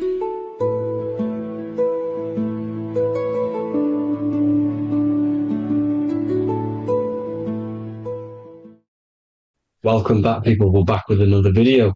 Let's jump straight into this. Make sure to tune in till the end because this has got so much information in this video. So sit back and enjoy. So everything's torus fields. The Earth's a torus field. Everything's torus, which is electromagnetic field, electric and magnetic. The center of the torus field is where the two opposing forces meet in the center. And this is what creates the plane of inertia, the dielectric plane of inertia. Okay? You got red shift, blue shift, positive, negative, south and north pole, right? This is what the ancients were showing with the tree of life. As you can see here, this is the plane of inertia and this is the torus field. Everything consists of this. Everything is a torus field. A atom is a torus field. Okay, now the inertia is the 0 point. So this plane is a 0 point. It's the balance between two poles. Okay, now this creates matter because matter is two opposing forces in motion equalized. So these two forces coming together is what creates matter on this physical plane. And this is why we can't see the electromagnetic field, because it consists of one of the elements, which is either electric or magnetic. But when they combine together, it's what creates this physical plane, which is physical matter, which is light in motion. Now, everything is one. Don't get confused by duality. Duality is two opposing forces, but them two opposing forces are created by the same substance. It's two aspects of the same substance. So, for example, water and ice are the same thing, you know what I'm trying to say, but it's two aspects of the same substance because all is one. The whole universe is one. All goes back to the one, which is God, the creator, or magnetism, whatever you want to call it, because magnetism pulsates. Electricity has two poles, redshift, blue shift. Okay. So redshift, blue shift is electricity, and electricity vibrates, and all vibration always comes back to a standstill point. But magnetism is what pulsates. This is why your heart pulses.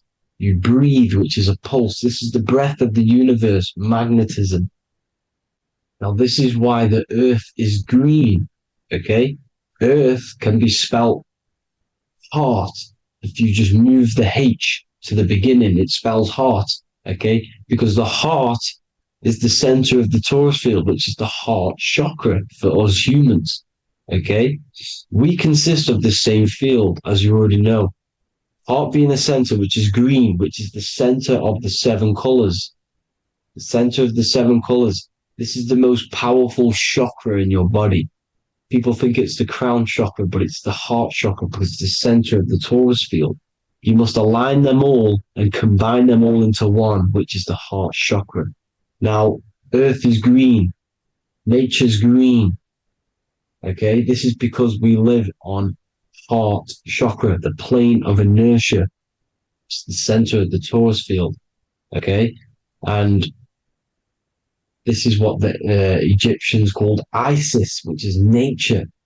Nature is balanced, and nature is female, Mother Nature, because it looks after us with the fruit it grows with abundance and the water.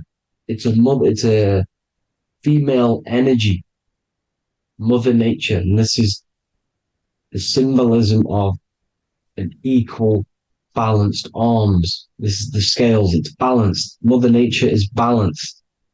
This is why the sky is blue, because what comes after the heart chakra? Blue.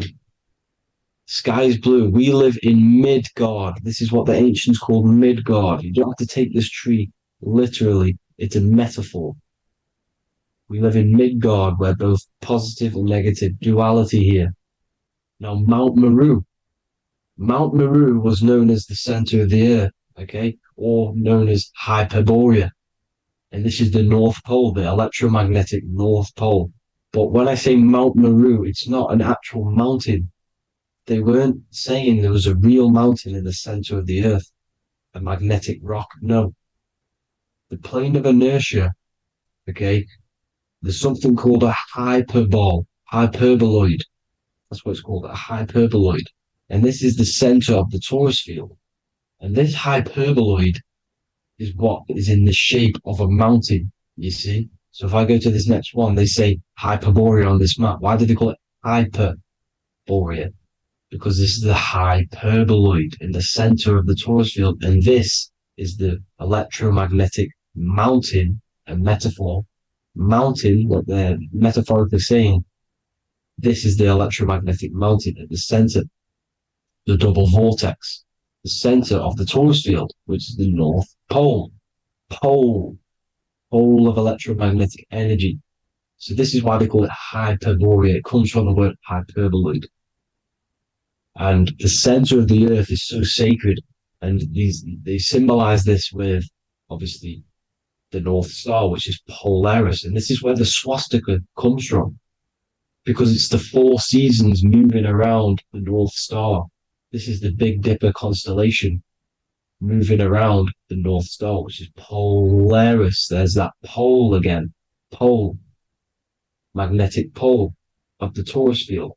And this is where the green, emerald green, aurora borealis comes from. It comes from the center hyperboloid at the center of the earth, where the most electromagnetic energy is stored.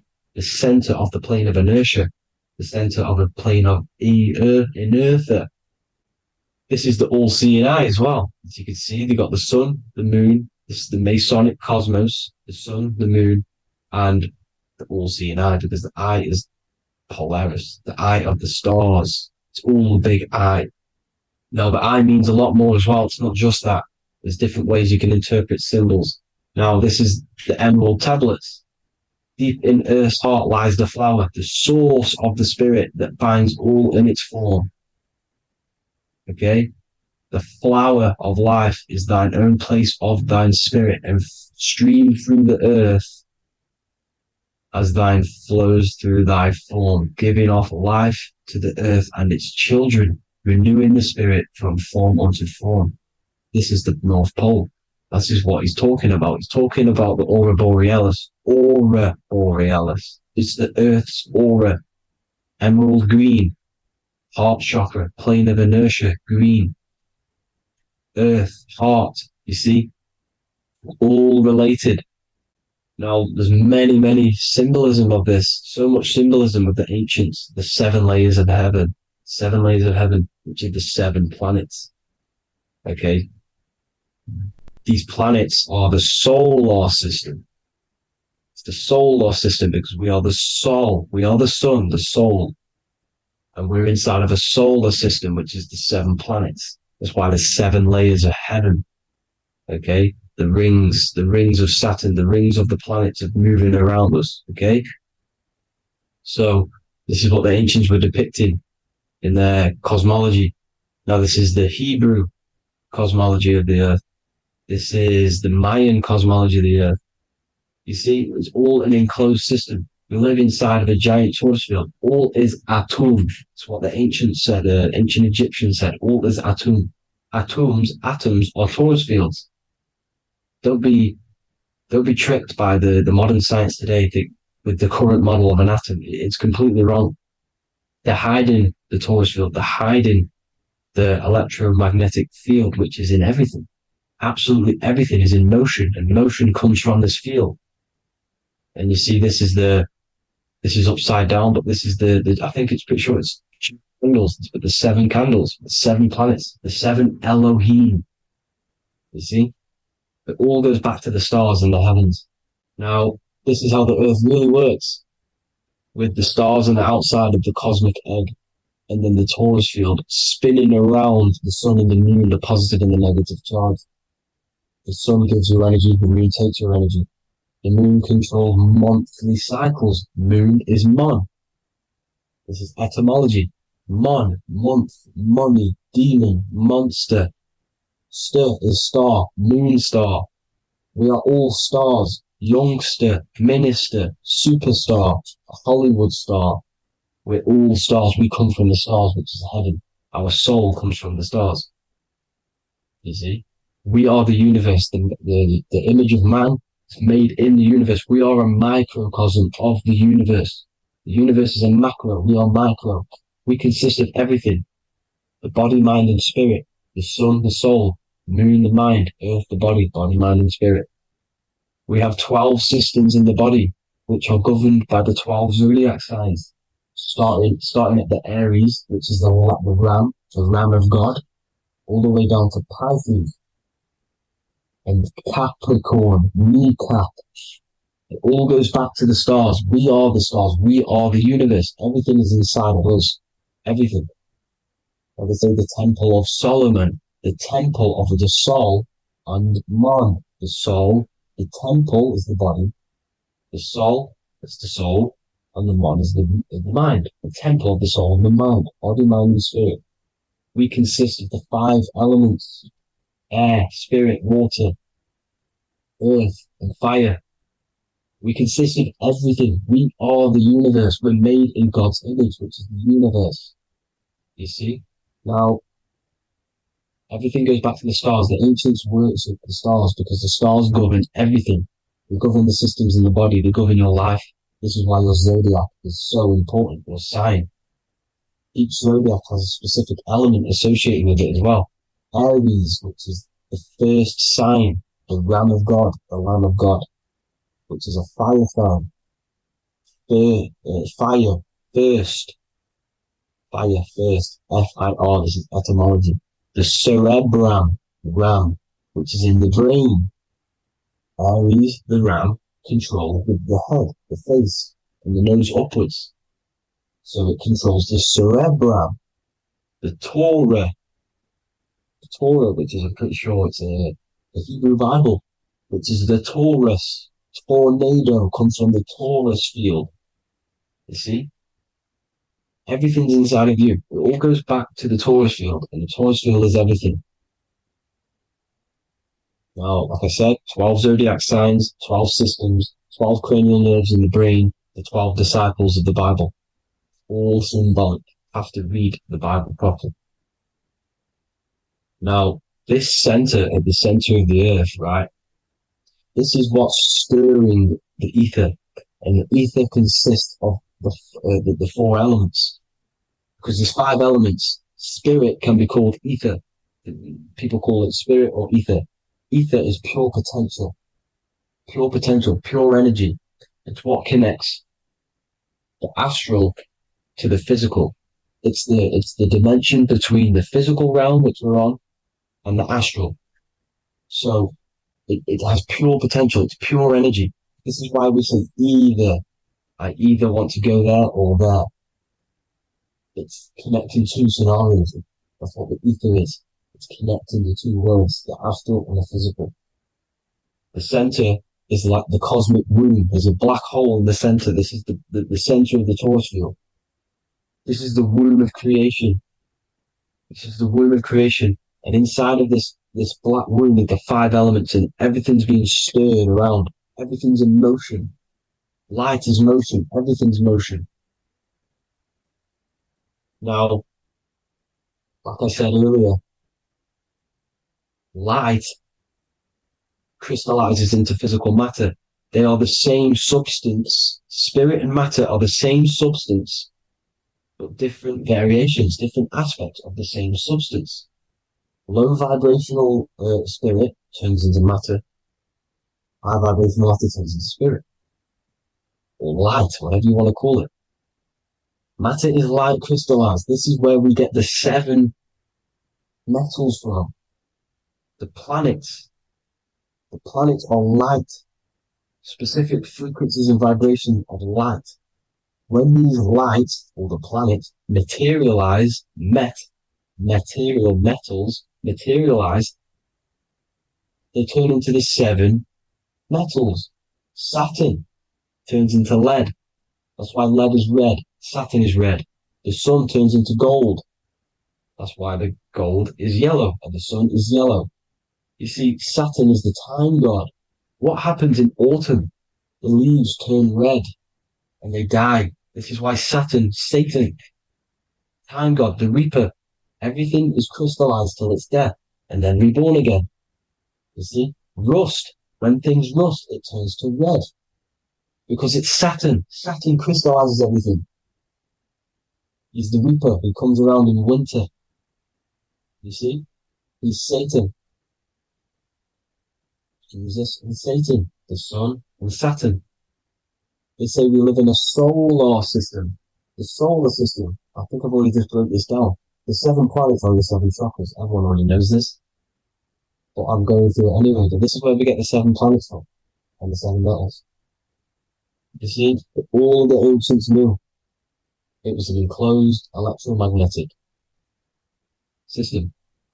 It's not a spinning ball in the middle of space, people. They want you to believe this so you get stuck in this material world. Because if you believe everything's material, you can never affect this plane effectively. You can never create your life effectively. You don't understand the planes of existence. Because the mental plane is a higher plane. And it breaks down and it controls the planes below it. The mental plane, hold on, I've got it here for you. The mental, the astral, etheric, and physical. Etheric connects the physical to the astral, but the mental is what's above them all. You see? Now, it's important to understand this. It's important. However, the ancients always talked about the enclosed system. Only NASA, which is introduced around the Roman times, not NASA, but the globe Earth was introduced around the Roman times. Okay? by these Masons. These Masons introduced this because they wanted to take over the minds of the masses and control them. These people worship the physical realm.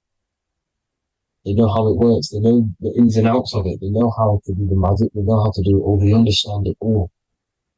That's why Masonry have to take the oath of not speaking. You're not allowed to speak about anything you learn about in Masonry because they're discovering the truth about your mind and how it creates reality and stuff like that. So this is the Masonic cosmology, the five-pointed star, the five elements, the checkerboard for duality, positive and negative, the two aspects of every substance. This is another ancient painting depicting the firmament, the stars inside the firmament, the sun. You see, the ancients worshipped the sun because it's so important for sustaining our life. It's the only reason we're alive is because of the sun. But then people think it gives you cancer today. They brainwash you to think the sun gives you cancer when it's the number one source of all life. They want you to believe it's a big, spinning, dangerous ball in space. It's not. It's here to give us life. It's God's son. That's why Jesus is known as God's son. It is the son of God. God created that to sustain us. You see?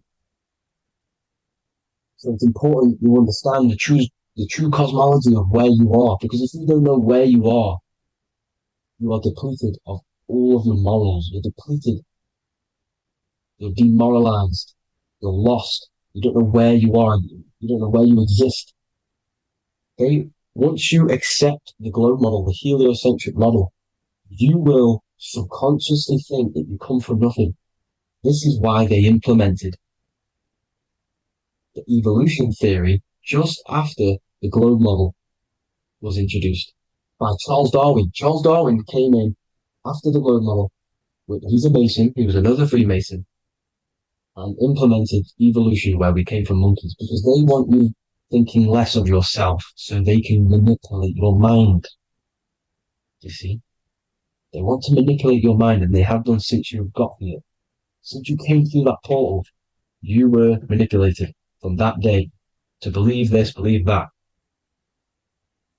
The true cosmology, the truth will set you free. You'll understand things better. You will feel better in yourself when you know the sun is here for you. You'll feel better in yourself that you know that you didn't come from a monkey. You were created as a human, a manifester, a creator. You're so intelligent. Your mind is amazing. You can manipulate matter, mind over matter. See? Thank you all people for tuning in. Tap in with yourself. Love yourself. Find the truth. Spread the truth. Nothing dies. Nothing in this creation dies. Everything's energy. Everything's light. Light can never die. You're a light being. That's why it says Hu. Hu man. Hu is light in Hebrew. Or Latin. Either one of the two. You are light. You're a light being. You never die. Ever, ever, ever die. Ever. Stop thinking you're going to die. This body will die because it contains electricity. And electricity always goes back to a standstill point because of vibration. Electricity vibrates. You are pure light. You will never ever die. Thank you all people. God bless. Make sure to like, subscribe and share.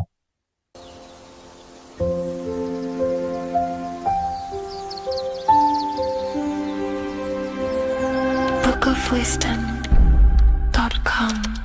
Visit today.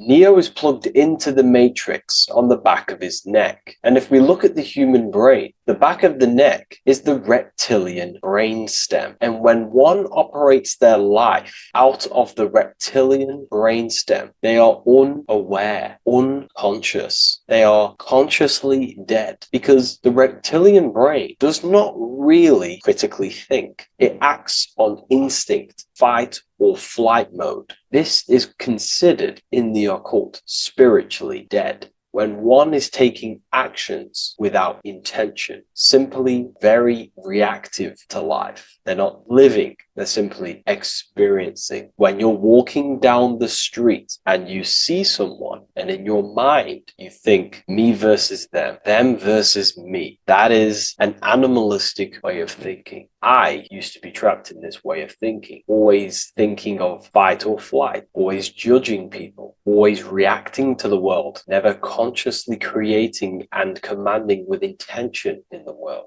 This could be considered the matrix, when one lives unconsciously, simply surviving in the world. Another symptom of living in the reptilian brain could be obsession, a constant need to assert your power over others to feel safe or superior. Views relationships as power hierarchies, not as mutual connections. It could be a conquest for sex, lust, seeking validation through sexual activity. Sex becomes a tool for dominance, escape, and self-worth. Intimacy is avoided. Pleasure is pursued without emotional depth. Seeking pleasure all the time. This is all to do with the reptilian brain. Seeking safety. It could be compulsive eating or food hoarding, driven by craving and not actual hunger. Eats to soothe fear or emotional discomfort, often unconsciously. This is the unconscious. Fear-based decision-making. Every choice is shaped by perceived threat or insecurity or fear within the subconscious mind. Long-term vision is sacrificed for immediate safety and gratification. All the reptilian brain. Territorial behavior overacts when personal space, possessions, or status is threatened. Acts as though survival depends on ownership or status. Addiction repeats patterns to feel safe, even if they are harmful. Avoids anything unfamiliar or unpredictable. Low empathy. No empathy or emotional care for one another and for fellow beings in the world. Sees people as threats, tools, or competitors. This is all to do with the reptilian brain. Intense jealousy or possessiveness. Sees others as rivals or objects to control. Cannot tolerate perceived threats to loyalty or status. Quick to be angry. Slow to reflect. Reacts with rage, withdrawal when challenged. Lacks emotional regulation or deep self-awareness. So this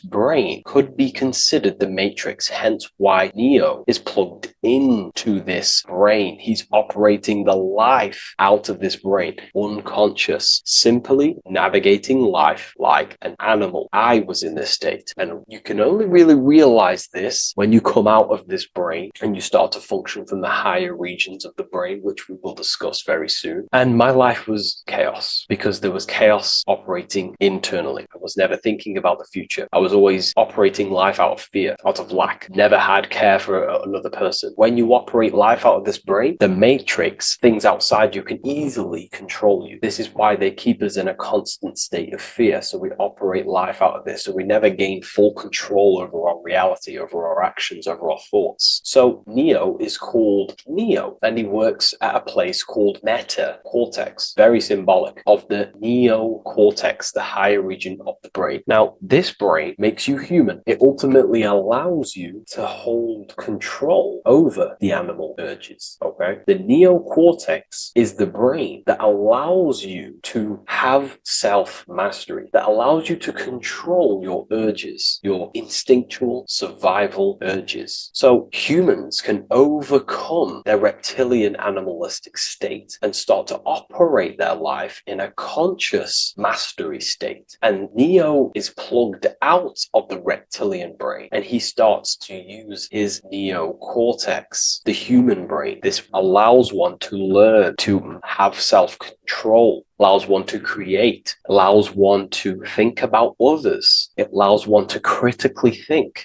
deeply. It allows one to be self-aware. Who am I? Where did I come from? And where am I going? This is ultimately the brain that has shaped the world. We look at humans. We built technology. We built all of these amazing things. They all come from the neocortex. This is the higher region of the brain that allows consciousness to function on a higher degree. It allows you to truly become a creator and have self-control instead of living in a reactive animal state. You see, animals are only aware of their five senses. They're only aware of surviving. If you notice, look at animals, they're always looking around. Even in their home, they're always looking around, sniffing around. That's because they operate in an animalistic brain. Humans have the neocortex. This is a higher region of the brain, which well, if you wish to master yourself, this is the brain that you will be using. This allows you to operate life on a higher degree. We see this reptilian brain symbolized everywhere. See it as reptiles. Reptiles are symbols of this brain. We see the Egyptian god Osiris with the green skin representing a reptile, a crocodile. Sometimes we see Osiris depicted in Egyptian artwork with crocodiles or reptiles, if you do a little bit of research on that. And also, if we look at the overall symbolism of Osiris and his story, we notice that he is the god of the dead or the underworld. This is not literal, but the dead or the god of the death,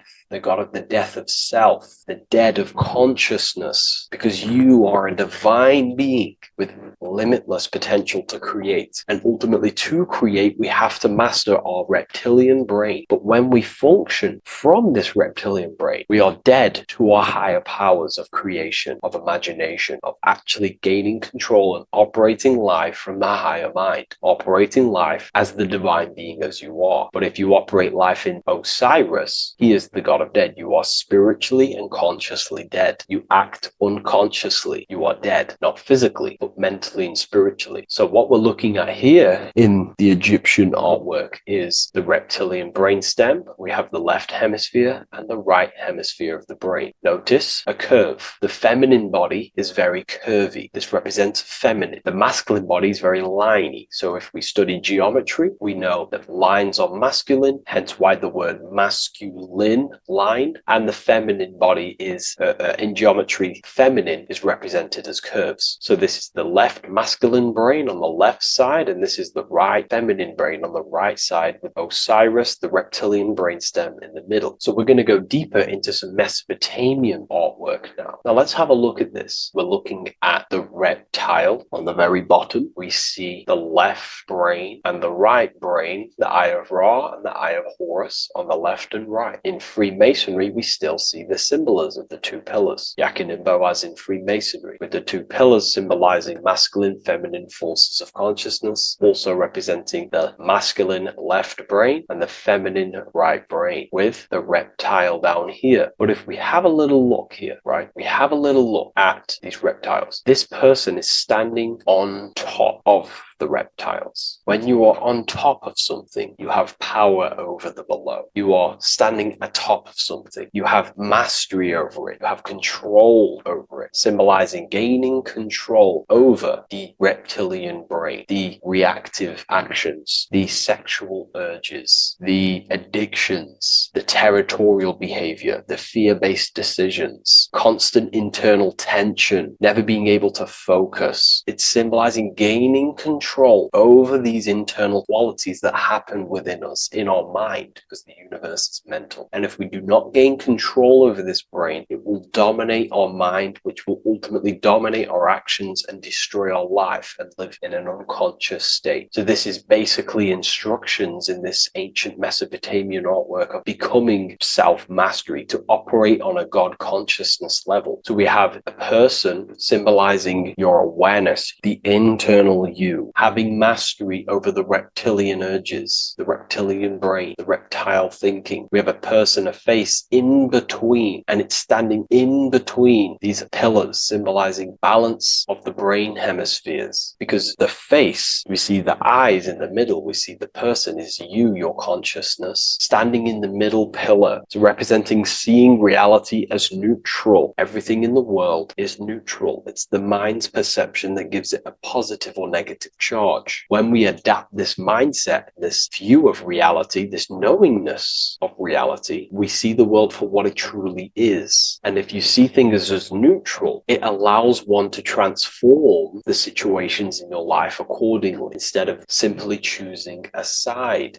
This is a major problem in society, and this was a problem within myself also. We like to choose sides, and choosing sides can keep your consciousness locked in a certain mindset, in a certain belief. And belief is what is ultimately destroying humanity. It's about knowingness, and knowingness is in the middle. We want to seek to know things. Knowing things allows you to go out there, directly experience it, and know it for yourself. For example, I know I'm not on a spinning global ball flying through space. Why? Because my senses tell me I'm not doing that. My senses tell me I'm not going 1,000 miles per hour and 360,000 miles per hour through space while spinning around the sun. I know that because I know myself. I know I'm not my body because I've had direct mystical experiences beyond the physical body. So we should seek to know things, and that's what we call gnosis, direct knowledge obtained through direct experience, knowingness. And that is a middle pillar quality. So in Freemasonry, we see the middle pillar. The matrix is designed to give you two wings all the time. Democrats, Republicans, feminism, and then there's another side. There's always two sides that they're giving you because they want you locked in either way, which is seek the middle pillar, seeing things as neutral, seeing things as the middle pillar, seeking direct experience, gnosis. And this aligns with the brain because the brain gives us these two perceptions also. The right brain sees the woods, the whole woods, but the left brain sees the individual trees and branches and leaves. If we're too left hemisphered, we're going to see everything as divided. If you're too left hemisphered, you're only going to see yourself. You're only going to think about me, myself, my ego, my consciousness, my life. And I'm only going to operate in the world, take actions only towards me without considering the collective, which is the right hemisphere quality. The right hemisphere allows you to see the bigger picture, how we're all connected. We're all one family of consciousness. We're all one being separated in different bodies, one consciousness operating in different bodies. So it's about aligning these perceptions of the brain and standing in the middle, and also conquering the reptilian brain. This allows us to operate in the world and see the world for what it truly is and operate from a place of balance. We also see some more symbolism in Egypt of the Ram Sphinx in Egypt. Ram Sphinx. Please leave a comment and please leave a like and a subscribe onto the YouTube if you like my content. Smash that like button and we'll get straight to this. So this is the Ram Sphinx in Egypt, also symbolizing the brain. This is my research. These are my conclusions. You can take this with a pinch of salt and go out and do your own research. This is what makes sense to me based off my information I've gained, my symbolism that I can read. So take what you can from it. I'm not here to obstruct anything. I'm not here to place anything in your mind. I'm simply here expressing my research. Never take anything off anyone as solid truth. I've never have said everything I say is solid truth. This is my research. If the research aligns with you, that's great. Maybe it doesn't with some people, that's fine. Simply take things with a pinch of salt, go out and collect as much research and information from many different sources and place together your own understanding of symbolism and your own perspective on reality. But like I say, seek to know and not believe. So this is the Ram Sphinx in Egypt. This is a more powerful symbolism of the brain. We have Osiris here, the god of the dead, which is the reptilian brain, and an Aries symbol here symbolizing the hippocampus in the brain. So this is the reptilian brain stem, heavily aligned with the reptilian brain stem here. We can see the connections if we look closely. So this represents the dead of consciousness. This is the dead of self, living in impulsive animalistic state, the symptoms that I listed earlier. I'm not going to go over the symptoms again. And Aries symbolizes the hippocampus in the middle of the brain. This is the hippocampus. And Aries is a symbol of a state of being. Why? You see, ancients and the ancient Egyptians, according to my research, Freemasons still use this symbolism today. So what they do is they use the path of the sun to symbolize a state of consciousness or a journey in consciousness. So what do I mean? So Aries here is the transition from the winter arc. So this is the winter arc from Libra, Scorpio, Sagittarius, Capricorn, Aquarius, Pisces. This is when the sun is dead. This is when the electromagnetic waves of the sun are not very present. This is the winter. This is when there's more darkness in the world. However, from Aries, Taurus, Gemini, Cancer, Leo, Virgo, and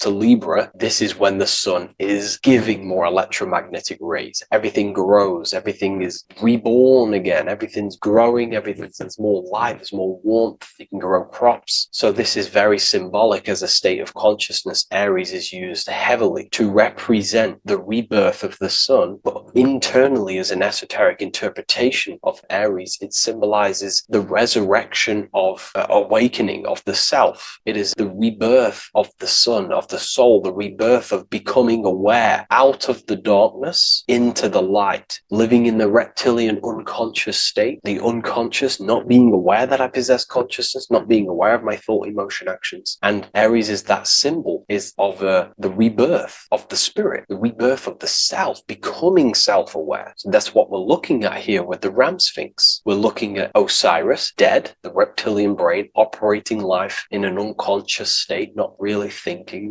not self-aware of thought, emotion, actions, not aware of the soul, not aware of good and evil, not aware of the laws that are in the heart of love, not aware that there's always an intelligence in the heart telling us what's the right thing to do at all times, not aware of anything, just simply reacting to the world. But then we have a symbol of Aries above, which is the resurrection of self. So again, this is symbolizing by the Egyptians to me and my research going from darkness to light. This is the resurrection of consciousness when we start to deepen our self-awareness, which is ultimately what I'm doing to you in these videos. Hopefully I can awaken some people's minds and make people think deeper. And that process of internally what's happening within you that's what Aries represents when you're starting to say, wow, my mind's going deeper and deeper into the self, and I'm realizing more. That is what Aries symbolizes. When the sun returns, it's also a symbol of a sacrifice, because obviously when the sun returns back to Aries, we're sacrificing the winter, when we're transitioning, and all transitions require sacrifice. So in Aries, the Jews celebrate the Passover. It's the Passover of the sun, and what do? They eat lambs in the Passover Aries, because it's all symbolic of this internal process. In Aries, Christians celebrate with the Easter, which is the resurrection of Jesus, the resurrection of the sun. Remember, it goes deeper. There's deeper layers to this. It's the resurrection of the self and the mind deepening into a deeper awakening. So again, we're going from the lower regions of the brain, and when we start to critically think and become self-aware, we're starting to use the mid part of the brain, and the mid part of the brain then expands into the neocortex, which is the resurrection of the self. The mind is no longer functioning in just the reptilian brain, but then it's going into the light of the higher brain, the neocortex, and this is the reptilian brain. This is the midbrain, what we're looking at here with the Ram Sphinx. Yeah. So this is the resurrection. It's the transition point of going from the reptilian brain into the midbrain, into the neocortex. We're now resurrecting ourselves. Now, this is not putting anything negative on the reptilian brain. Without the reptilian brain, we wouldn't be able to live. We need the reptilian brain, but it's an abuse of the reptilian brain that can keep us in a very low state. It keeps us stuck in an unconscious state. But the reptilian brain is what's allowing you to breathe, to eat, to scan the environment for any threats. If there are threats, we do need the reptilian brain. That's not to say it's evil, but what I'm saying is an abuse of this brain, which is what most people are stuck in. They're operating their life out of this brain. And this is what the Egyptians, I think, are symbolizing, trying to tell us to resurrect ourselves, to become self-mastered, to become the highest version of yourself, to actively create in the world. Because when we are only operating from this brain, we're unconscious, well, then other people can use you as a vessel to create their reality. This is how the world is at the moment. The ones who know how to use the mind are controlling the other ones who do not know how to control the mind. So I hope this makes sense to you. Let me know if you have any video recommendations, and I'll see you inside Ethereal University. If you wish to take your research to the next level, I have things inside of there that are very powerful. We happily invite you. I'll see you inside of Join. If not, I'll see you in the next YouTube video.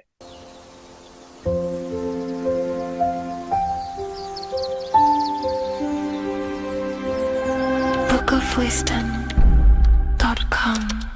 Visit today.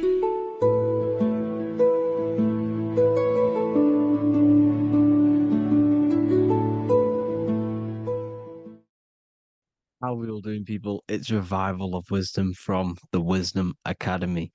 Today we're going to be breaking down God, consciousness, and the higher and the lower self, and how to overcome the lower self. Now, the first thing you need to understand is that you are the invisible intelligence within the brain, within the body. This invisible intelligence is known as the mind. But you are not the mind. You are the observer of the mind, which is the soul, the invisible entity. The mind is your intellect, your intelligence. Now, the mind is, it's hard to put this in words, but the mind is something that gives you the ability to explore the universe.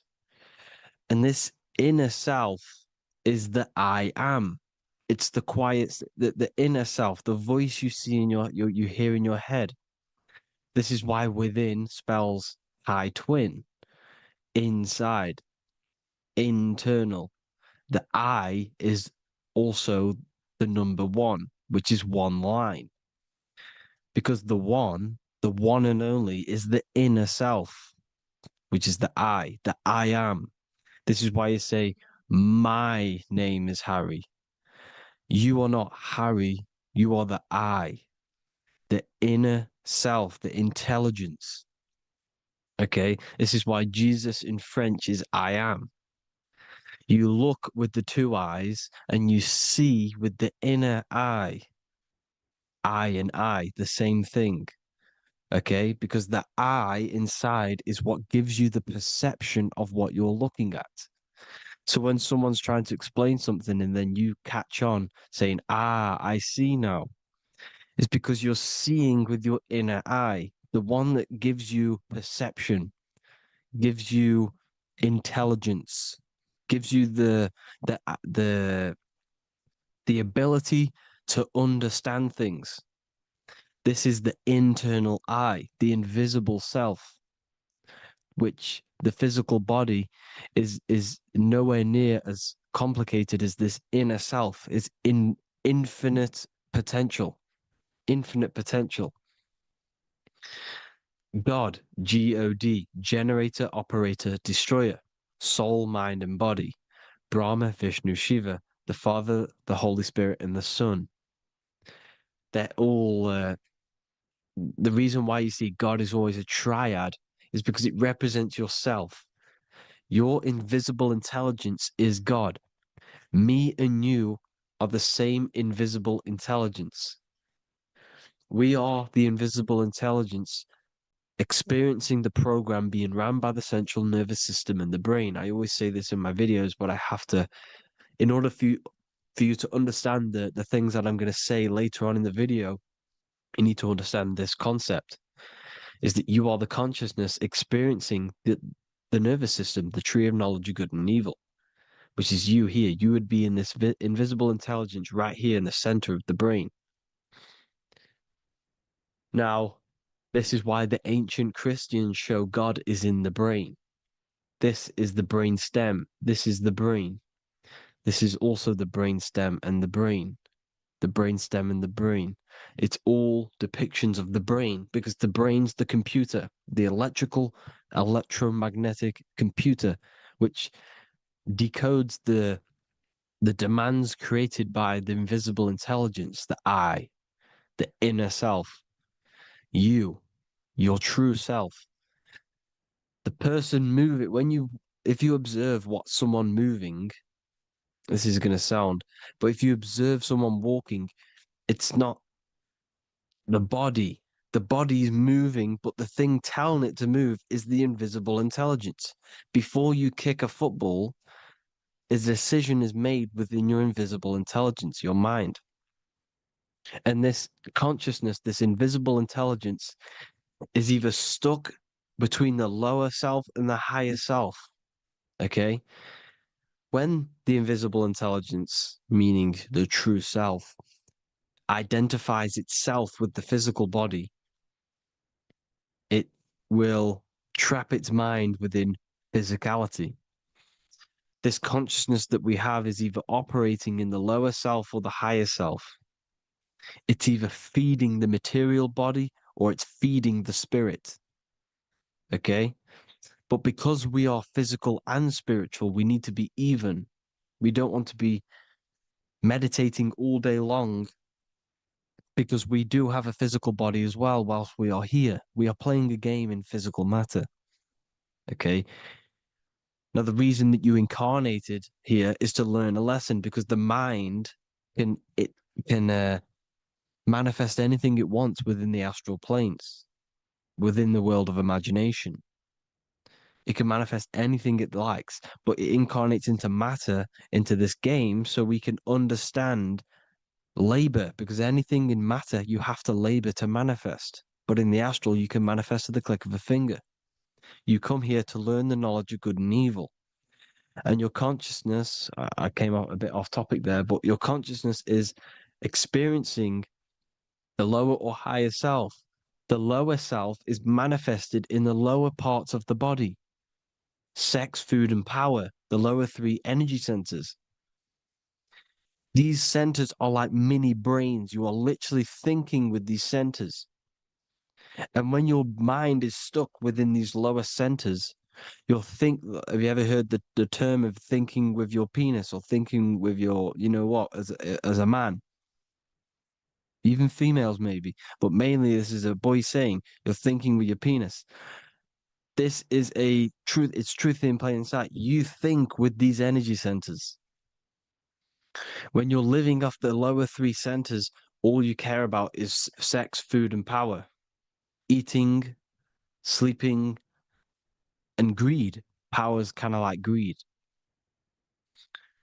Now, when we move up to the higher parts of the body, when we live our life within the higher parts of the body, this is considered heaven. Love, expression, intuition, and wisdom.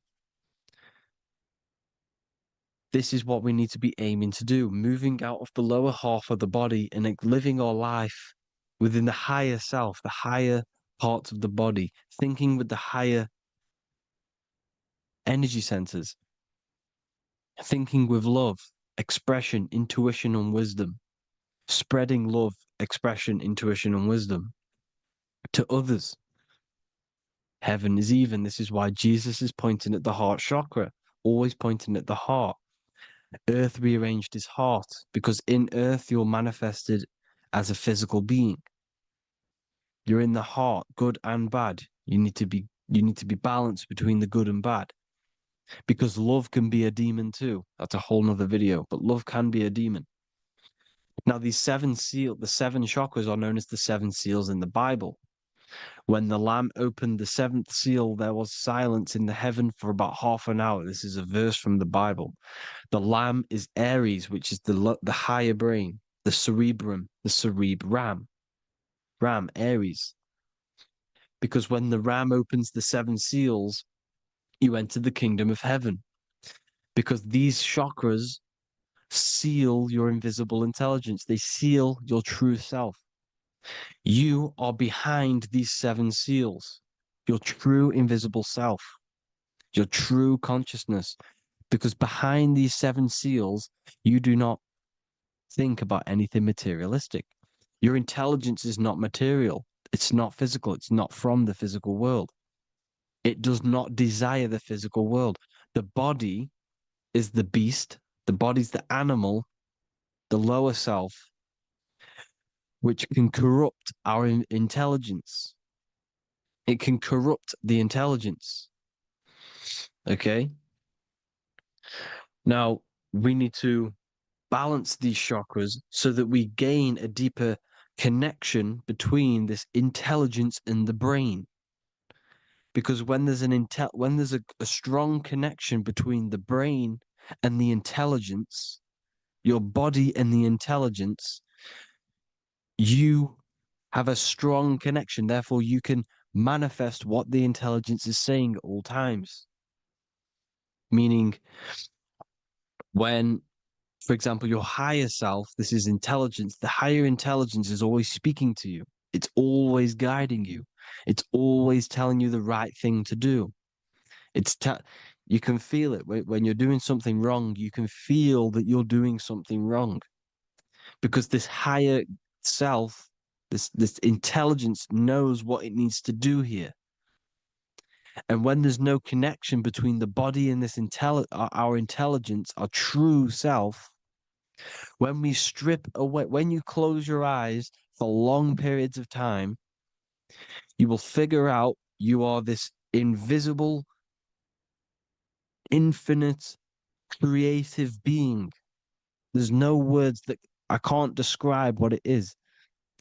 But it's the voice inside of your head that you can feel when you close your eyes. You are this being inside of the head, heaven, because this is heaven, this intelligence.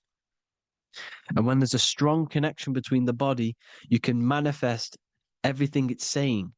When everything is balanced, when you're no longer thinking with the lower centers, when they're all balanced, you're not thinking in particular with every center, you balance them all, you can manifest everything it says.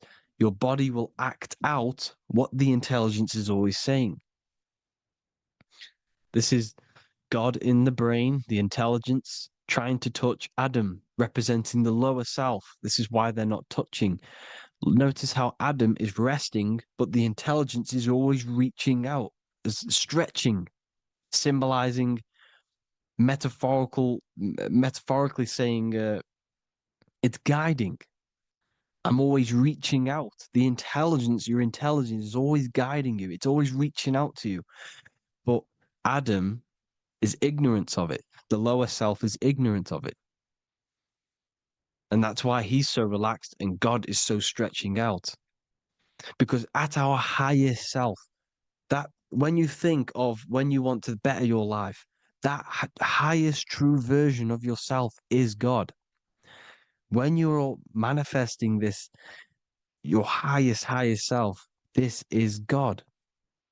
Your truest form, your most perfect form, that is God. Your highest version of yourself, that is God. Emotions are not what you've been taught. Emotions are not something that should be reactive, okay? You should not let the emotion be you, except that you should experience them instead of letting them become you. You need to understand there's a separation in our consciousness. You have the soul, which is the person who is observing your thoughts. When you think a thought, who's the one observing that thought? The soul, you, the I am, the I, the inner self, the one and only. And inside of every single body, inside of me, inside of you watching this video, there is this same intelligence that is inside of me, inside of you. And it's the exact same intelligence, experiencing a different body. And this is what we mean by the universe is mental. We all are all sharing the same ball of consciousness in a different body. The animals, the fish, the cells, all expressing this one consciousness.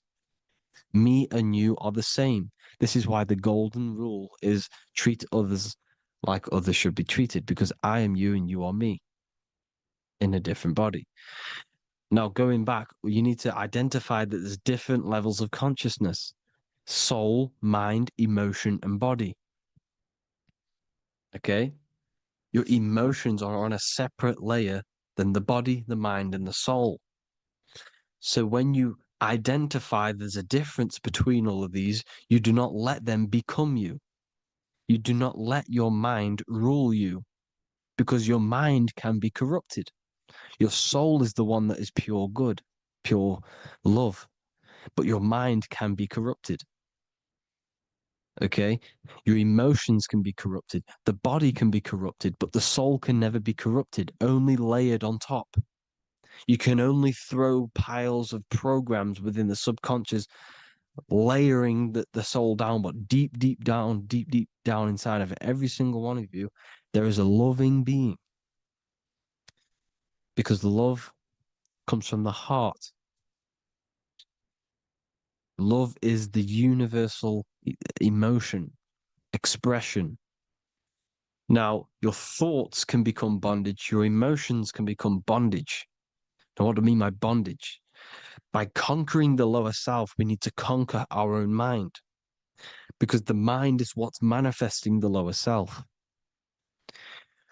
When you're thinking with the lower half of the body, when you're becoming your emotions, you need to experience the emotion, not become the emotion. Do not let the emotion become you. Do not let your thoughts become you, because your thoughts are tools that you can manifest. Your thoughts are the idea. Your emotion is the energy that you can use to manifest that thought. Your emotion is energy in motion, emotion.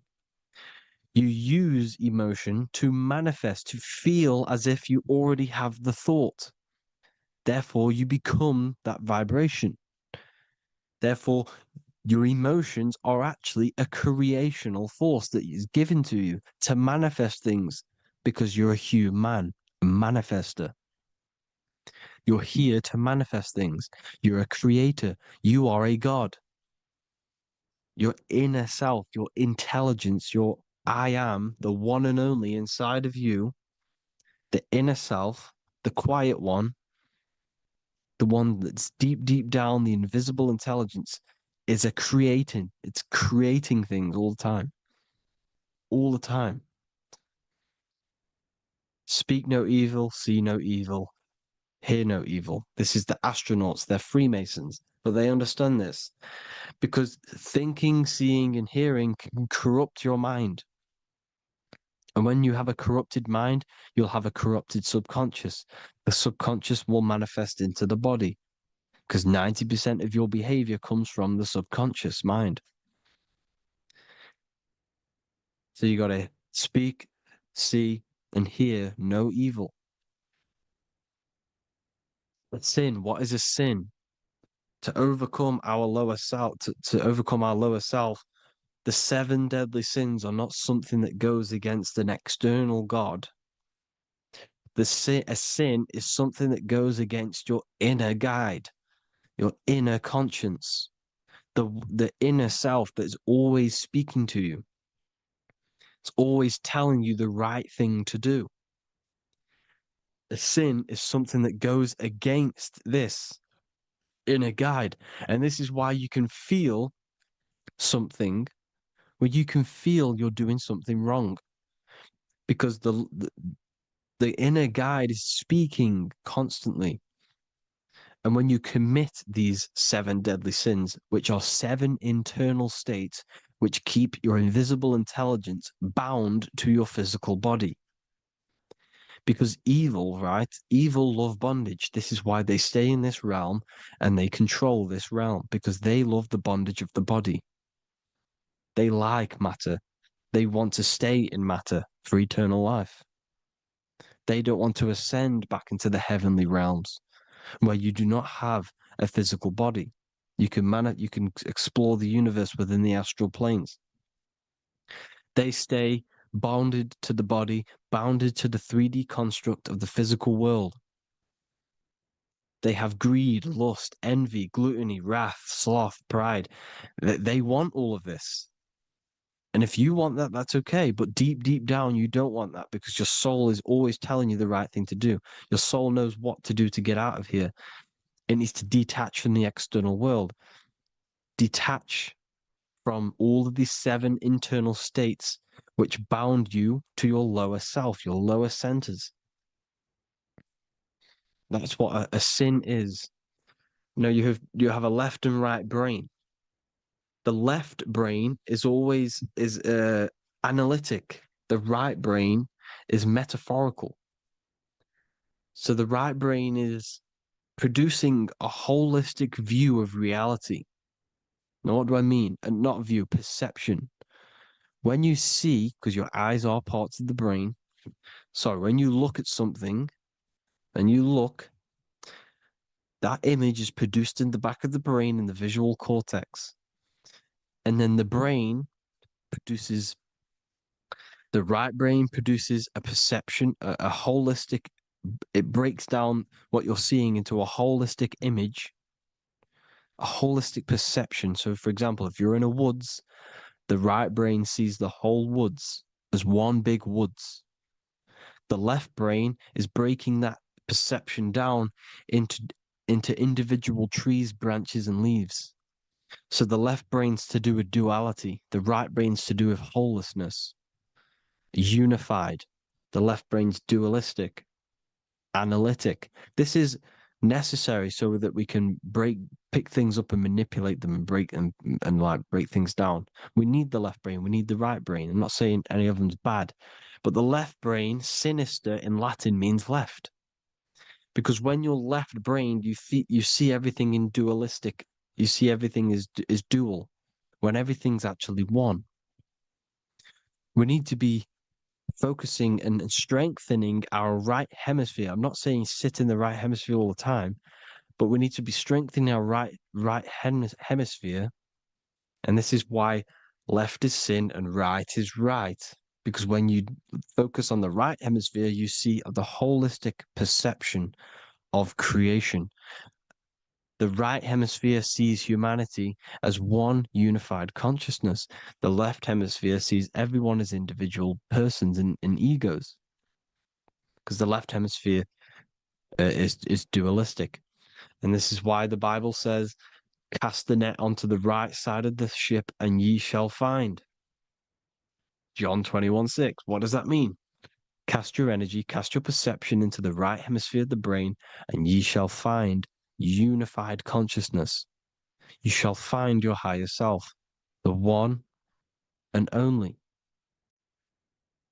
If then you have been raised with Christ, seek the things that are above, where Christ is seated at the right hand of God. Wow. Powerful. What does this mean? Seek the things that are above, where the Christ is seated at the right hand of God. God is your consciousness, your invisible intelligence between the two hemispheres.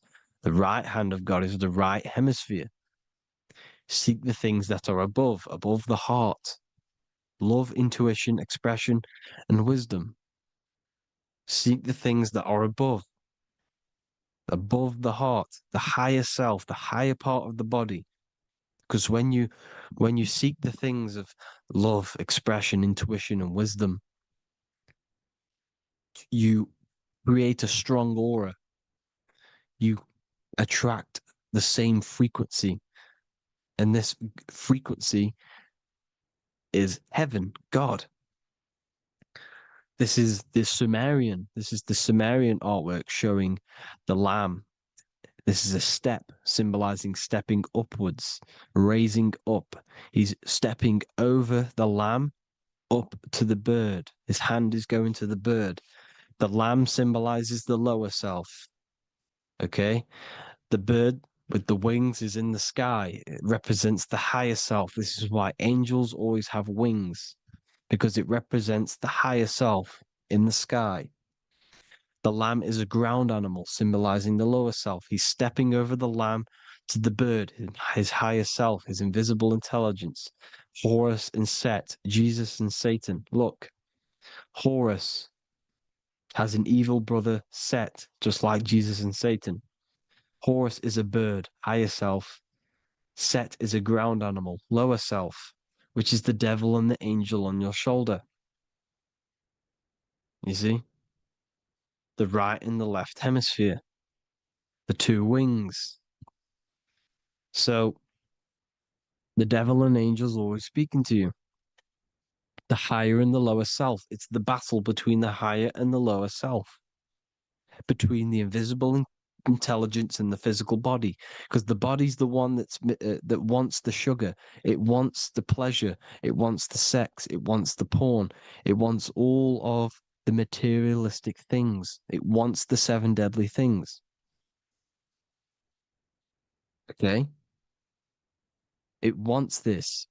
There's a battle between the higher and the lower self, your intelligence and the body. This is why you need to become balanced, so that there's a deep connection between the body and the invisible intelligence that I am. You need to master your mind with discipline, and you gain a connection between the brain, the body, and the intelligence. Resurrection, transmuting sexual energy. Okay, this is important. Res is resh, which is Hebrew. The early Hebrew resh symbol is the head. This is the head. Resh, erection. Erection is a sexual stimulation. Resurrection is rise erection. You got to raise your sexual energy up the base from the spine to the head. This is the Christ, the Christos. Because there's a psychophysical psychophysical oil produced in the brain every month. Go and watch my other video on raising the chrism. Okay. And every month there's this fluid produced in the brain, which takes 2 trips, because one's produced by the pituitary, one's produced by the pineal, magnetic female, magnetic and electric charge. And it takes 2 trips down the spine to the solar plexus, the bread of life in the Bible, or Bethlehem in the Bible, because the River Jordan's your spine. Goes down to Bethlehem. It gets born in Bethlehem, just like Jesus. Because when this oil travels to the solar plexus, it creates the seed, the seed of life, and it feeds the body, all the central nervous system, all the cells. It regulates the blood, does all sorts of good things for the body, this oil. Now, when you save your sexual energy and you raise your resurrection, you awake the Christ, you raise it from the solar plexus or the sacrum bone up to the brain, you activate 100% of the brain, and this is the true resurrection of Christ. Instead of wasting the energy and giving away your sexual fluids, because behind the fluids is the energy. So when you release that fluid, the energy is out there. You've released the energy. Your sexual energy is the most potent emotional force a human could possibly feel. Same with any animal or anything. The sexual urge, the sexual emotion is the most powerful, potent emotion that you can feel. It takes over the whole body. When you feel sexually aroused, it takes over everything because it's so potent. And when you fight the serpent, when you fight the sexual energy, which is shown here in the Egyptians, the cat cutting off the head of the serpent, or Hercules fighting the serpent, or in the Greek mythology fighting the 7-headed dragon, the 7 chakras. The serpent is your sexual energy because it symbolizes your kundalini. When you fight it and you transmute this energy, instead of releasing it, instead of acting sexually on it, you can transmute the energy, transfer it from the solar plexus up to the brain. You can also do this with other tasks. Instead of releasing it, instead of raising it from the solar plexus to the brain, you can use it for other things. So, for example, you want to think critically.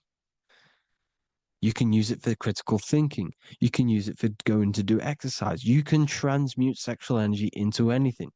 But you can do this. You can raise the sexual energy, and you can use this energy to push the cerebrospinal fluid from the solar plexus up through the spine, up the 33 vertebrae to the brain, and it'll activate 100% of the brain. And this is the resurrection of Christ. Jesus was never dead. Jesus was never rose from the dead. It symbolizes the Christ, Jesus Christ. Christ is Christos, which means oil in Greek. The resurrection of the Christ, the Christos, the oil. And when it activates 100% of the brain when it's raised, and it can regulate all the systems, it can regulate all the blood, it can regenerate the body. And this is the true Antichrist. They don't want us doing this process. The Antichrist is not against Jesus, it's against the fluid in our body that makes us live hundreds and hundreds of years. and makes us live as gods. This is the true resurrection. And when you fight the serpent, you fight your sexual urges, your sexual emotion, the most strong emotion that you could ever feel. You can do this process. And this is the true secret of transmuting sexual energy. Because when you transmute the sexual energy, you can become a god. And this is why Hercules is fighting the serpent. Notice how the serpent is low. He's reaching down to it. It represents the lower self. Because the lower self wants the lust. It desires sex. The body desires sex. There's a fight between the higher and the lower self. But when there's balance, there's even. Heaven is even. When there's evenness between these, this is the kingdom of heaven. This is when heaven is on earth. So at our highest levels of ourselves, the highest level of our intelligence, this is God. God is something that we manifest. We need to achieve Christ consciousness by battling the body. There is no battle outside of the physical body. It's an internal battle. Jesus and Satan have been externalized. Nothing exists outside of you, because I explained in the beginning how you are the consciousness experiencing the central nervous system. Therefore, there is nothing outside of you. It's all internal. Jesus and Satan have been externalized. Why? Because it's business. The church is a business. It's all a business. They've created these figures to be historical when they're not historical. The Bible's not historical. It's all externalized. It's called exoteric, when the truth is esoteric, internal teachings. So, anyways, people, balance the chakras, balance the two hemispheres of the brain, balance the conscious and the subconscious. Balance is perfect, the yin and yang. You are spiritual and physical. You live in day and night. You need to be balanced. Oneness. Seek oneness. And this is the true kingdom of heaven. And when we all realize that we are all the same intelligence, the same consciousness expressed in different bodies, when we all realize this, we all realize we're all one. Doesn't matter what race you are. It doesn't matter what race you are, where you're from, your nationality, because none of you are actually from here. None of you are from the physical world. You're manipulating the physical world through the physical body. You are the I am. We all have a soul. Every single one of you has a soul. We all have souls. The reason why they say some people don't have souls is because they're trying to suppress your mind. They don't want you to know that you have a mind. That sounds crazy, I know. But a lot of people haven't realized that they have an infinite intelligence called a mind. And behind that mind, if you can observe your thoughts, the person who is observing the thoughts, you have a soul. Everyone has a soul. Don't listen to all these people saying some people don't have a soul, some people do. We all have a soul. Every single one of us. So anyway, you need to break the lower nature of yourself. At our highest levels, we are gods. Our intelligence, our universal intelligence, the I am, the intelligence that's inside of the brain, is God. Our minds are being corrupted within believing that you are the body, and the result of this is a society like today, because everyone thinks they're the body, and everyone's living in the lower nature of self, where everyone only cares about themselves. But when we realize we're all one big consciousness ball, we're all the same consciousness expressed in different bodies, there will be peace. So thank you all, people. If you do want to learn more, if you do want to read my book, it's called The Book of Wisdom. I'll put it in the description. It's an amazing book, people. It's going to give you the best understanding possible about creation, yourself, and the world. It's amazing. The Bible, everything. I have just launched a new cymatic library. A friend of mine has just added this to the website. He creates beats and he creates the purest beats. So they are actually the frequency that it tells you. Most of the stuff on YouTube and Spotify and Apple Music is all, it says it's a certain frequency, but we know these major platforms are all playing with the frequencies of the app. So if you want a real binaural beats, solfeggio scale frequencies to meditate on or listen to throughout the day, join the Occult Library. You can get a 2-day free trial. I'll put the link in the description. Thank you all, people. Hope you all enjoyed this video. God bless you all.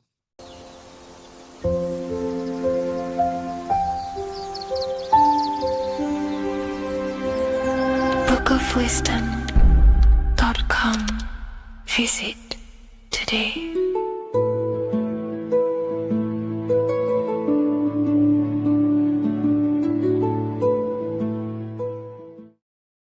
So in this video, we're going to be breaking down the symbolism of the skull and bones. The skull and bones is found in the Masonic tradition. It's also found in a satanic secret society, such as the Skull and Bones Secret Society at the University of Yale, filled with secrecy there. Anyways, to dive deep into the symbolism, we have to think between the lines and read between the lines of what this symbol means. So this symbol is obviously a symbol that represents something in yourself. It is a way of living. It is a way of think, feeling, and acting. It is a state of consciousness. Each symbol represents a state of consciousness. Each symbol reveals something about yourself, the way you process things, the way your consciousness functions. This is what symbolism is for. It is visual representations of modalities of consciousness.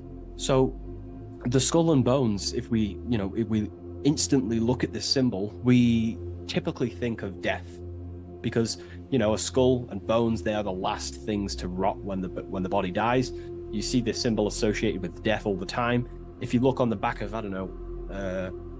of a product such as cigarettes or what else, vapes or vape liquid, you will see this symbol. Why? Because it represents poison or something that can kill you, or death, something that is toxic. So you always see this symbol on products that are toxic, things that can cause harm or internal damage to the physiology of the body. So that's a very basic exoteric term, which is external. It's a very external teaching. But inside the occult and esoteric traditions and occult schools of thought, this symbol represents the death of someone's consciousness or spirit. It is the death of their soul. Now, what do I mean, the death of their soul? This is used in satanic societies, or it's used in Masonic traditions. Two different meanings, okay? So inside the Masonic tradition, this symbol of the skull and bones is always found on a coffin, on a Masonic coffin. The coffin will have a symbol of the skull and bones. And if we observe the symbol, we have two interesting sections. We have a skull and we have bone, okay? These are two symbolic aspects of consciousness and forces of consciousness. The skull encloses the brain, and the brain is all to do with intellect and thinking, intelligence. However, these bones are for the limbs, such as arms and legs, and the arms and legs are specifically for action. The body uses these bones for taking action in the external material world, in the manifested world. So it's a symbol of thought and action, intelligence and action. But what is that the death of? If this symbol represents death, it is a symbol of the death of something, which is the soul. Okay, you can have very high intelligence and you can also act upon that intelligence. However, you could also have no connection with your divine nature. So the thought and the skull and bones is a state of consciousness representing someone who is in the coffin. The Masons use this on a coffin. It is a symbol of thought and action. Mainly, it represents base consciousness. In the Masonic tradition, it represents base consciousness. I'm going to explain the Satanic tradition of the symbol after, but in the Masonic tradition, they use this symbol to represent someone who's on base consciousness, which means they only think and act.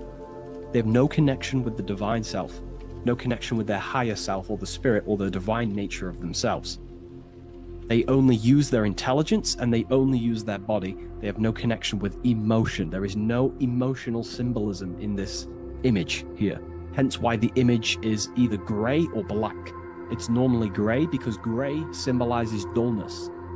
Each color is symbolic of emotion, and looking at colors invokes emotion.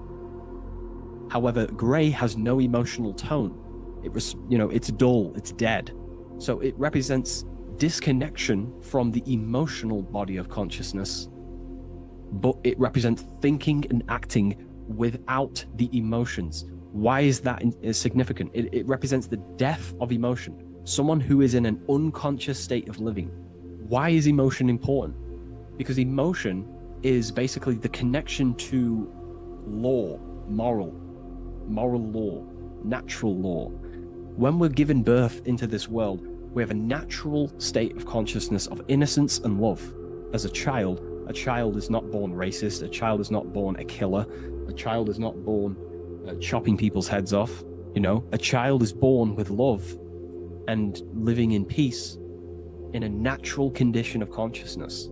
Therefore, the skull and bones is the inversion of this. It represents someone who either has high intelligence and they take action, or it just simply represents someone who is unconscious and they only think and act. They have no connection to their heart energy, emotional energy. This is very important, okay? They have no connection with their heart energy. And the heart energy is what allows you to take action on things that are good. For example, if you think of stealing an old lady's purse, the feeling will tell you it's wrong. But if you take an action anyway, that is now going against the heart, which is the feminine, the guidance system, the heart of goodness and righteousness and love and care.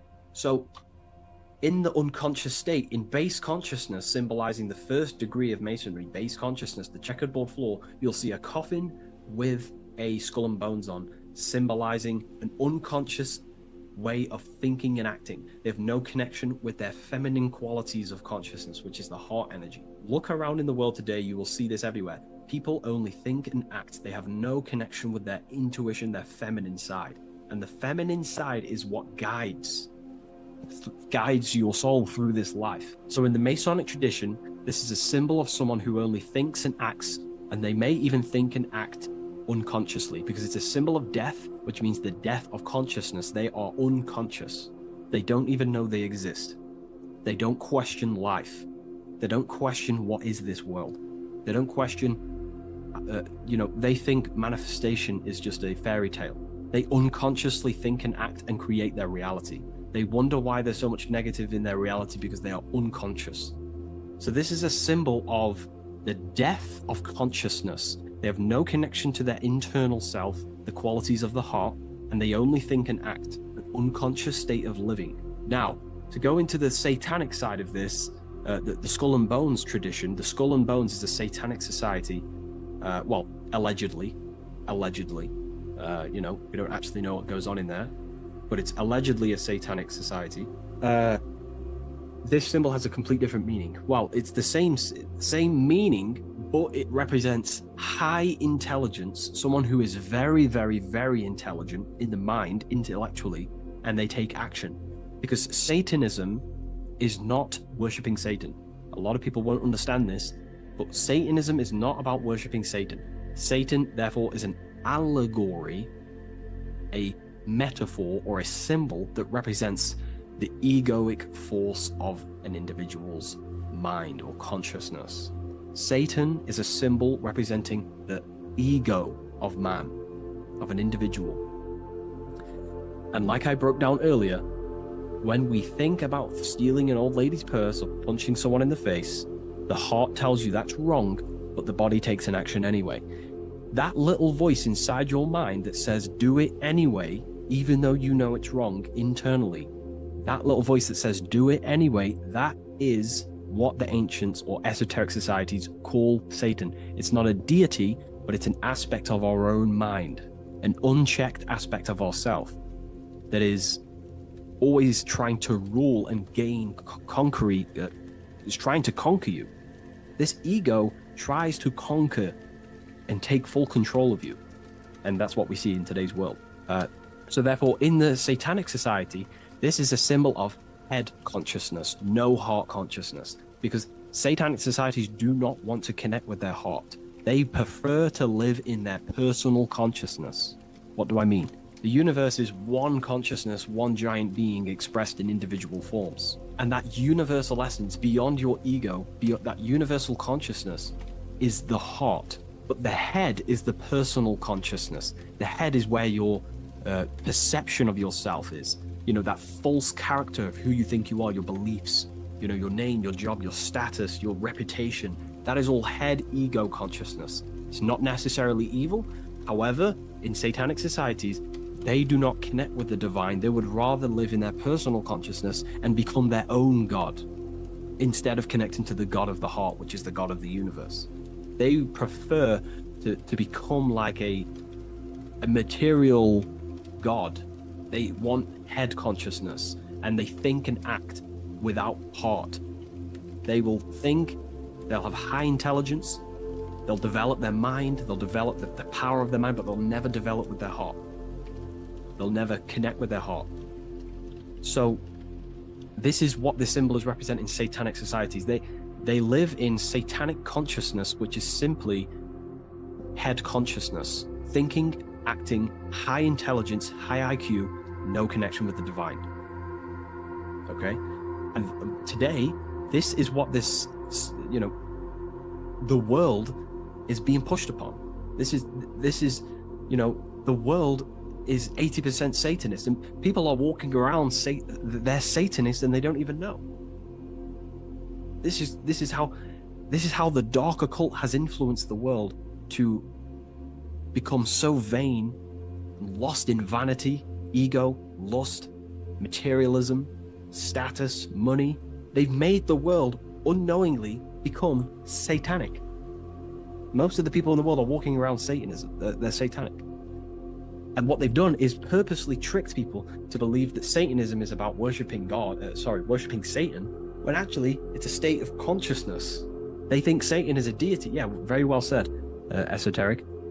Yeah, they think Satanism is about worshipping this man in the sky or this negative force. But it's a state of being, because we are all God. We're all co-creators of God. We're not the God, but we are expressions or emanations of God. And our soul is the thought force of God.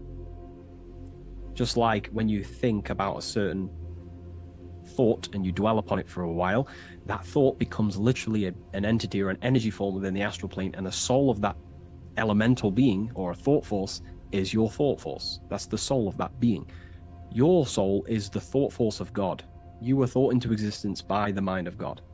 I hope you gain an understanding of what this means in the two different ways, the Masonic tradition and the Satanic tradition. The Masonic tradition is a symbol of base consciousness, someone who only thinks and acts. They may have high intelligence, they may not. They're living in the death of their feminine side of consciousness. They're emotionless, have no connection with their moral compass of the heart. They have no intuition. They only think and act. They go against their heart. They take actions against their guidance. Someone who lives unconsciously, creates their reality unconsciously, thinks, feels, and acts unconsciously.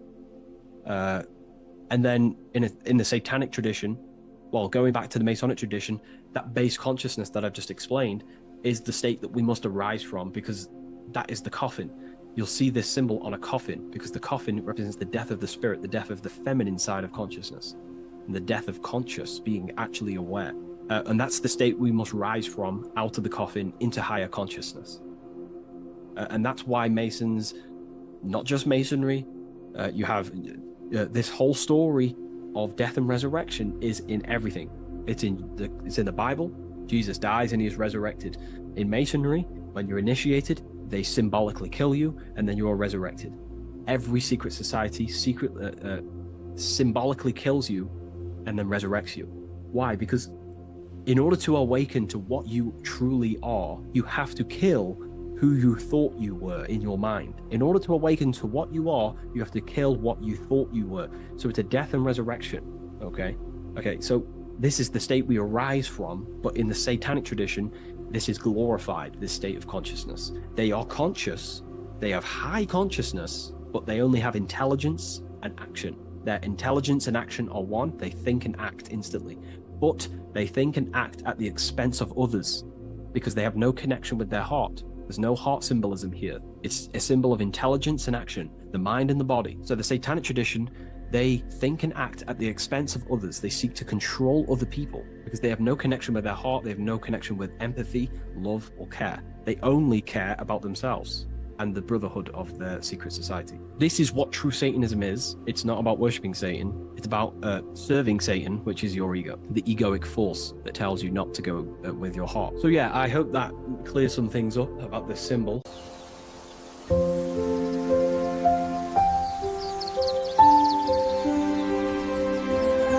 bookofwisdom.com.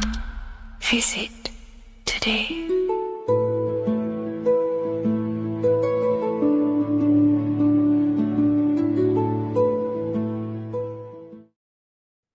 Left and right hemisphere, and what are they doing? How does it contribute towards your perception in this world? And this is what we're going to be talking about in today's video. We're going to be breaking down the two hemispheres of the brain and how they function in your life. So first we have the left hemisphere.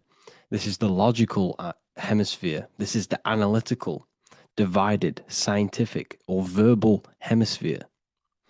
The right hemisphere is creative, wholeness, artistic, symbolic, and metaphorical. The right hemisphere does with non-verbal things. It produces a holistic perception. It is more to do with creativity. Because what you must understand is that we are not in the external world. The world is produced by our brain. We see with our brain. Our eyes are a part of the brain.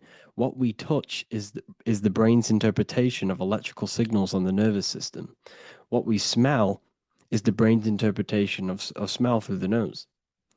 What you taste is your brain's interpretation of chemical reactions on your taste buds. So what you are experiencing is the brain. The brain is a computer creating a simulation. And you have two hemispheres which breaks down this reality. So essentially the brain is the perception creator. It creates perception. So if the brain is creating this, who is the one experiencing the brain? Well, that is you, the consciousness, the mind, the all-seeing eye. You are the all-seeing eye experiencing the brain, the observer behind the brain, behind reality, behind the emotions. So if you're walking through a woods, this left brain sees individual trees. The right brain sees the whole woods. It sees the biome. It sees the bigger picture. So when you are walking through this woods, the right brain picks up a holistic perception of reality. It creates the woods as one unified woods. The left brain's job is to break this down and analyze it so that we can see individual things.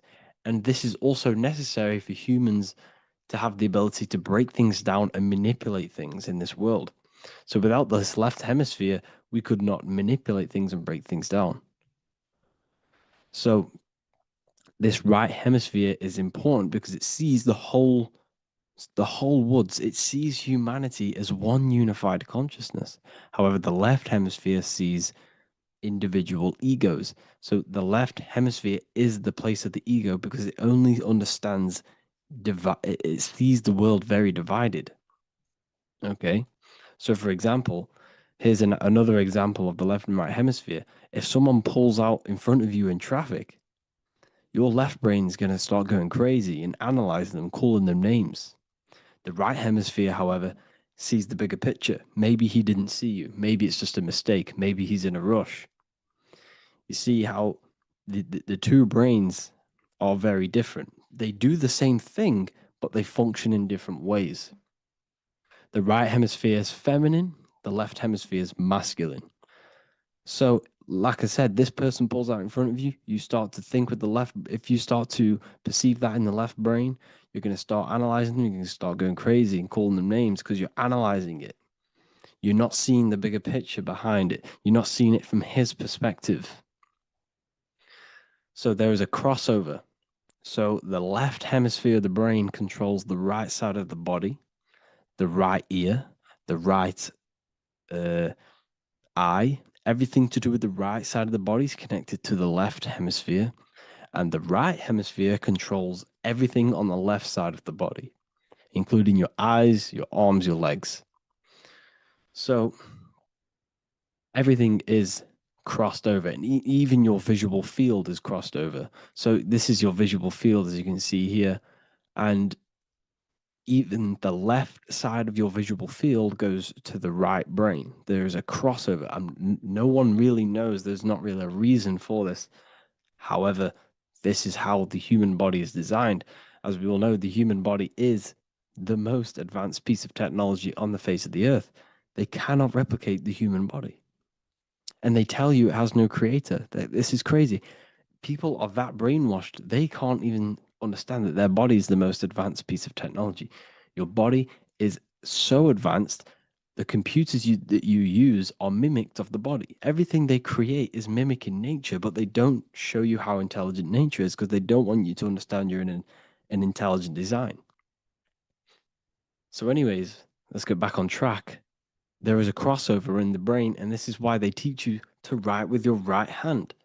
And I was speaking to someone who's in a nunnery, or whatever you want to call it. They were a nun, or they knew someone who was a nun, and they forced these people, these nuns, to write with their right hand. You had to write with your right hand. This is why, I'd say at least 70% of the world, or 80%, is right-handed and right-legged, because they taught us this to activate the left hemisphere more because of this crossover that happens in the body. So when we are using this right side more, we are using that left hemisphere more. Why? Why are they doing this? Well, they also called it writing.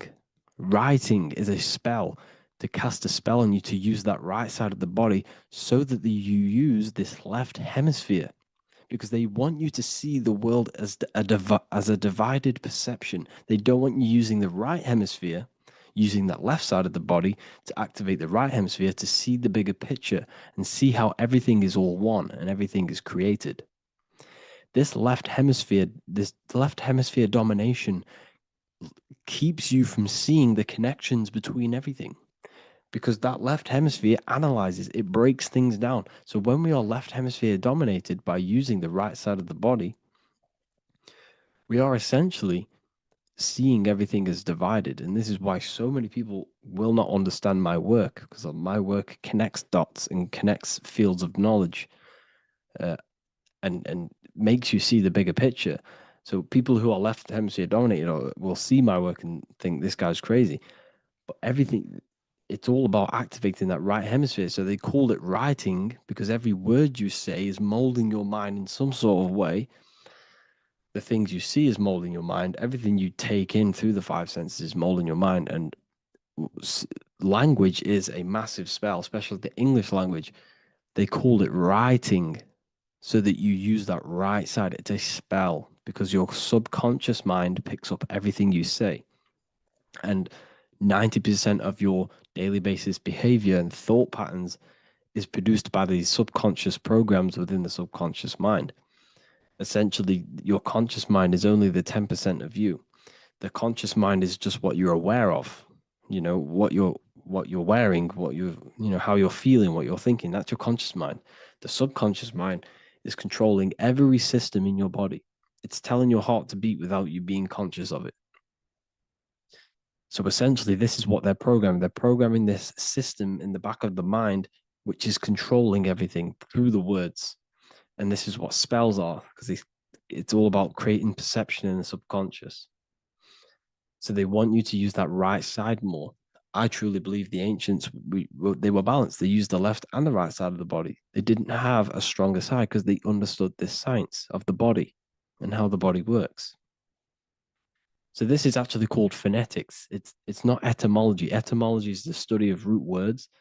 Phonetics is the study of how words sound similar. The way words are spoken. So phonetics, phone is why we call them a phone, because you speak into a phone. So this is write and writing, to use that right side to activate the left hemisphere more. So your hands are a manifestation of your brain. The left hand is the right brain, the right hand is the left brain. And as a child, we were always taught that when you place your hands together like this is the size of your brain, which is true because your hands are a part of your brain. They're an extension of your brain. Every part of your body other than your brain is an extension of the brain. Everything's working and feeding back information to the brain because you're experiencing the brain. So another trick that you can do, or another exercise, is looking in the mirror and closing one eye at a time. If you close your right eye, if you take your top off, for example, you'll analyze your body if you close your right eye because you're using that left hemisphere. Sorry, other way around. If you look at yourself through your right eye, you'll use that left hemisphere, which will analyze yourself. You'll see individual body parts. If you close the right eye and use the left eye, you'll see your body as a whole. You won't really analyze it. This is how you can analyze yourself using these two hemispheres. So this whole system is created to keep you thinking logically and to restrict you from creating and restrict you from understanding symbolism, allegories, metaphors, and teamwork. They want you stuck in a logical way of thinking and a logical way of seeing the world. This is why when you go to school, you are told exactly what to do. You're told to think this way and no other way. You're told to do orders, do this. It's a very left-brained system because if we all started to open up this right hemisphere, we'd all see, wow, everything is all one, everything's all connected. And this is what my work is doing. I'm showing you everything is one. The physical world is an illusion of duality, but everything comes from the one source, the one mind. The universe is a giant mind. I am mind, you express mind. We all possess mind. Behind the physical body is the same mind consciousness. And we are all expressions and fractals of this infinite consciousness called mind. And this is what they don't want us to figure out, is that we are all just one consciousness expressed. It's an infinite consciousness. It's even in the squirrel, it's in the dog. All of these different animals, they're just different bodies, but behind the bodies is the same consciousness, which is mind. That's what the pineal gland is. The pineal gland is not the mind, and it's not the third eye. The third eye is your mind. If you have a closed third eye, it just means you have a closed mind. If you have an open third eye, it just means your mind has expanded from beyond physical things through astral projection and mystical experiences. This is how you gain an open third eye. It's just an open mind. A mind that has astral travel, that has explored the realities within the mind. So everything they do is to keep us in a divided state. Divide and conquer, right? That's their motto. All to keep you thinking how everything is divided. Everything they've done is division. Postcodes, countries, everything is divided. Like football teams and all this stuff. It's also a natural process when you grow up, because as you grow up, your brain is constantly analyzing the world. So this is sort of a natural process of how you become more left hemisphere dominated, because your brain is always analyzing. And unless something awakens you, you can awaken that right hemisphere where you can start to see the bigger picture. Even the music, it's all tuned to 440 hertz, shuts down the right hemisphere of the brain. 440 hertz, Spotify, Apple Music, the radio. Every time you turn on the radio, it's tuned to 440 hertz. This was specifically tuned. It never used to be tuned to this. It was in the 1950s. It was changed. The standard music tuning was changed to 440 hertz because it shuts down that right hemisphere of the brain. They don't want you thinking, seeing the world in this way and perceiving things as one. And I'm going to show you. It tells you this in the Bible. Cast the net onto the right-hand side of the boat and you will find the fish. What was Jesus saying? This is, you see, people read the Bible and they don't understand it. If the Bible is not talking about you, then it has no meaning. The Bible, everything you read in the Bible is about you and how it can better your life. It occurs to you. So if Jesus says, cast the net onto the right hand side of the boat, this is an allegory. The boat is your body. Cast the net. It's the awareness, the perception onto the right hemisphere of the brain, and you will find the fish. What's fish? What do fish do? They swim deep in the ocean. It represents the knowledge, deep knowledge. Cast the net onto the right hand side of the boat, and you will find fish. You will find the wisdom. You'll gain understanding when you cast that your awareness into that right hemisphere. You will see that I am you and you are me. We are all one consciousness. You will see everything. You'll see that the trees are the same patterns as the nerves in your body. You'll see everything is connected. Everything is a fractal of the one infinite consciousness. And how many fish did they catch? 153. That adds up to 9. This is now numerology. The Bible's filled with numerology. Adds up to 9. What's 9? Human consciousness. It represents consciousness. You're in the womb for 9 months. Feminine. It's all about consciousness. And in Revelation 14, and I looked, and behold, the Lamb standing on Mount Zion. That's the spines, the mountain. With him, 144,000. 144 adds up to 9. It represents consciousness on top of the spine. You see? And he had his name the name of his father written on the forehead. What's the father? The higher mind, the higher consciousness within you. Where is that? In the forehead, the pineal gland. The pineal gland is the radio receiver for the higher consciousness. Because every body part of the body has consciousness. Your heart has consciousness. Your gut has consciousness. You are thinking with these different consciousnesses. You think with the gut. You think with your penis. You are thinking with all of these consciousness. And it's about raising your consciousness to the higher consciousness, which is the father, the mind in the head. Don't think with the lower parts of the body, because that is your animal nature. Think with the higher parts of the body. It's all representing consciousness. How to activate the right hemisphere of the brain? Well, it's all to do with non-verbal things. So music will activate the right hemisphere. Make sure it's tuned to the right frequency, though. 432 hertz, 528 hertz. Any frequency that adds up to 3, 6, or 9 is good for you.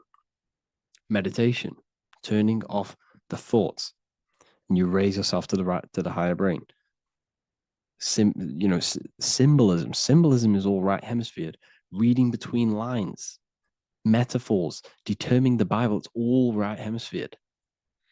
Seeing the bigger picture, it's reading between the lines. So tithing in the Bible.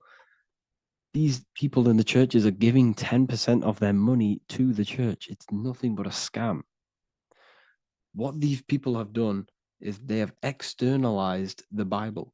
They have taken the Bible and literalized it, so that they can make a business out of it. So what they're doing is 1/10 of the produce of what it says in the Bible, 1/10 of the produce of the land, whether grain or fruit, is the Lord's and is holy. So what's that saying? The 10th of it's basically saying give the 10% to the Lord, to God. What does that mean? Well, what's the land and the fruit? This represents physical things, the physical things that you have. The 10th of the physical things that you have, what's that? That's your ego. All the physical things that you have is all to do with your ego. That's the lower self. The ego, what is the ego? It's the mind's perception of the physical self. You had no ego when you were a child. Okay, when you were a child, you had no ego. As you grew older, you created the ego. But the ego is the full self. It's the echo. Ego, echo. It's the echo of the full self. So it's saying, give the ego over. Take away the animal self. In that left hemisphere, that's all to do with the left hemisphere. That left hemisphere sees the ego. It sees individuality. It's divided. So it's saying, give that 10%. Give that 10% of you over to the right hemisphere. The 90%.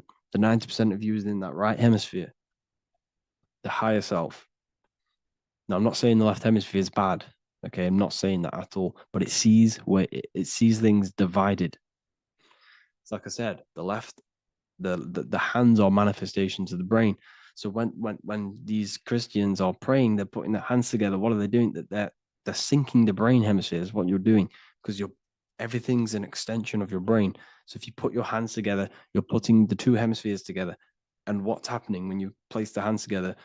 All the electricity in the body is now running in a circuit. So once you connect these two hands, the electrical energy is now running in a circuit. And energy can move around the body quicker and more efficiently. So when you pray, when these people are praying, they don't realize that they're engaging in ancient forms of meditation, of balancing the two hemispheres. So now we're talking about balancing the hemispheres, not the right hemisphere. This is what Israel is. Look at the symbol for Israel, the up triangle and the downward triangle. What's that? The up triangle represents male. The downward triangle represents female. Okay? This is talking about the brains. Israel is Ra. Isis, which is female, the Egyptian god. Ra. El. El means God. Electricity. That's the force of the physical world. It's the force that runs this world, electricity. It's the force of God. El, consciousness. It means God. Is Ra El. Isis, Ra, and El. It's the two hemispheres of the brain, the holy land of Israel. It's the holy land, it's the brain. Once these two hemispheres are synced, this is how you unlock your consciousness. This is the easiest way of astral projecting. Hemisphering, I forgot the word for it. Hemisphere syncretization, something like that. It's about syncing the hemispheres. This is how you unlock your consciousness. Once the brain is running as one electrical system, this is how you balance the two masculine and male opposing energies. Once these opposing energies are no longer in war with each other, the brain, they come together to work as one. You unlock your consciousness. You are born again. What happens when a male and female have sex? It creates a new child. It becomes one. You are born again. Once the two hemispheres of the brain, you are born again. You can then have an out-of-body experiences. So this is why the symbol of the Holy Land, Israel, is the up and down triangle back combined together, because it represents unification of the male and female, unification of the hemispheres. You're born again. You unlock consciousness. And you can get this for free. It's called the Gateway Tapes on my website. Basically, it's a audio track from the government, and they did this in the Gateway Experience. It's a CIA document, and what they do is there are different forms of meditations you go through. I think there's about 5 waves of meditations you do, half an hour each one, and it will teach you. It will sync your hemisphere, because what does it do? They understood that playing one frequency into one ear and another frequency into the other, they understood that the right ear is connected to the left hemisphere, the left ear is connected to the right hemisphere. So when you play 2 different frequencies into both ears, what happens? The brain picks this up, the 2 hemispheres of the brain picks this up, and it syncs it. It syncs these 2 hemispheres, these 2 frequencies together. So now the brain is working as one to sync this frequency. So this is how you can sync your hemispheres, through listening to these frequencies. Okay, you can get them for free and do the meditations yourself. This will definitely help you. This is an easy way to astral project. So it's all about syncing the hemisphere and seeing reality from a unified perception. We should all aim to get out of that left hemisphere. I'm not saying don't use it, but we should now start to see. We should not start to read between the lines of the Bible, read between the lines of the symbolism they're showing. Study symbolism, study allegories, in myths? What are they trying to tell us through these allegories? And, this is how we start seeing things in a better way. Once we understand that we are all microcosms of an infinite consciousness, we can all come to one, because love is the unifying force of this infinite consciousness. We are all divided. We are all disconnected from our hearts. Once we all connect with our hearts and see that everything is one, we can all start to love and come together as one, because love is the unifying force of consciousness. So if you haven't already seen, I now have launched the Ethereal University. I will be doing lectures like this one, but even better, deeper, and even releasing knowledge that I can't talk about online, as they are censored. I'll be doing lectures every single week. I'll be doing live calls every single week. You also gain access to my library, which is filled with over 45 occult books, filled with knowledge. Okay, I'll show you now. Plus, you get my book, The Book of Wisdom, PDF form, and the Human Health Guide, PDF form. You also get all of this stuff, the health section, Q&As, Ethereal meditations. We've got some celestial studies, cosmology, numerology coming soon. You also get the brand new Manifestation Mastery course, plus the library. And there'll be new books, new lectures, new live calls every single week. Or you can get the Book of Wisdom, use the code WISDOM in all capital letters to gain 40% off. This sale will be ending very, very soon. So if you're watching this, be very quick to get yourself a physical version or a PDF of my book. You can get it in all these languages. Hope you enjoyed this video, people. I'll see you inside the Ethereal University, the real university. Have an amazing day.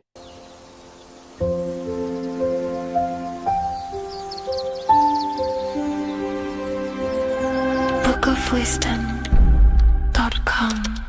Visit today.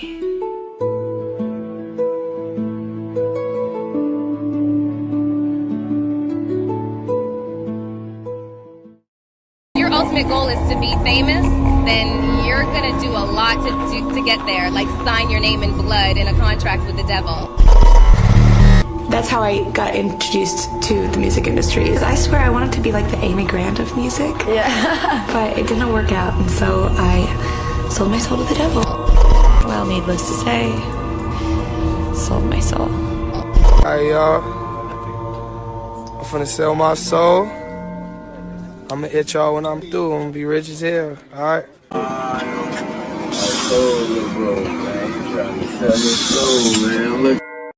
So what exactly is selling your soul? In order to understand this to its full potential, you have to understand the spirit world and the occult world which our eyes cannot visibly see. The physical world we see is nothing but an illusion and a product of the higher planes of existence. For example, you can see someone's physical body, but you can't see the complex structure of the consciousness and the thinking behind that being. With that being said, there are forces and entities not attached to physical bodies, which they exist on the astral and etheric plane behind the physical plane. Now there are numerous videos and music with artists talking about this. For example, I sold my soul to the devil and the price was cheap. Why do you still do it? Why are you still out here? Well, it goes back to the destiny thing. I made a bargain with it, a long time ago, and I'm holding up my hand. What was your bargain?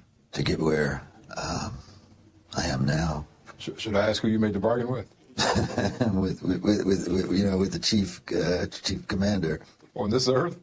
And on this earth, and then in a world we can't see.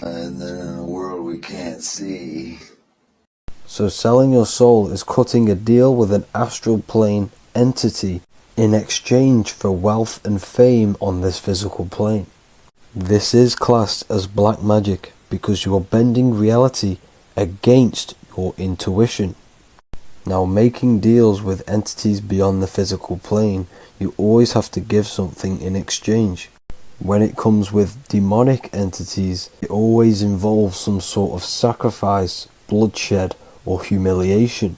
Now there are countless of rappers who someone close to them have died just before their career takes off to the next level.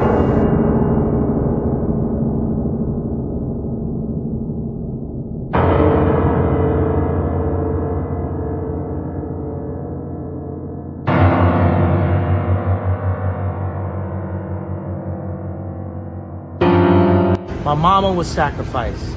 Me too. You understand? Yeah. Appreciate Michael Jordan, what about him? His daddy, right? Bill Cosby, his son, right? Dr. Dre, his son. You know, out in Hollywood, a lot of people come up missing. So these rappers and celebrities do have to do sacrifice rituals in order to take their career to the next level. Top flight, I've been going up, it's a ritual. So the occult side of this reality is heavily connected with the music industry and the elites. This is why they are all connected to Freemasonry.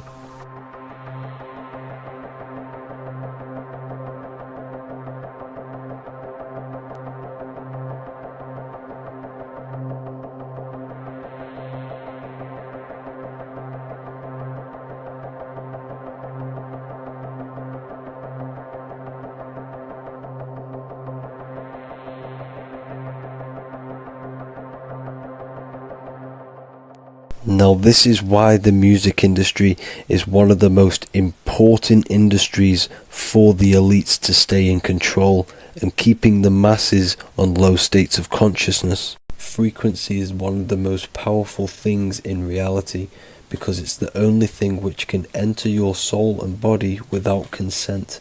The frequency on Spotify and all major platforms are all tuned to 440 Hz, which was set by the Rockefellers. 440 Hz turns off the whole right side of your brain, and the right side of your brain is to do with critical thinking, imagination, and your intuition. Music has the ability to influence your intent, your emotions, your thoughts, and your actions just by frequency itself. By controlling the music the celebrities put out and the things they talk about, they're actually molding society because of the celebrities' huge amount of influence over the younger generation and cultures within society. This is why the music industry is mainly talking about sex, guns, violence, and hating other people.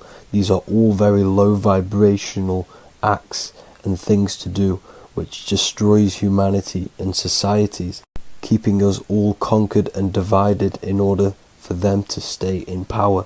Music can actually reprogram your subconscious mind, and it is a form of MK Ultra, which is mind control. It's in my brain. Do you know that? It's living rent free. I can't get it out. You did that. Yeah, it's hypnosis. Yeah, it's hypnosis. You're so awesome and dope. You do need to be very careful with what you're listening to and what frequency it's playing at, because all of this has an effect on your electromagnetic field and your state of consciousness. Now let's go back to selling your soul. When these rappers and celebrities sell their soul, they now gain eternal life on this physical plane. When you do sell your soul, you are allowed to live forever. And these people that are called youngins, rookies, new booties, like I was, had no idea that these people still live. They will prey, haunt,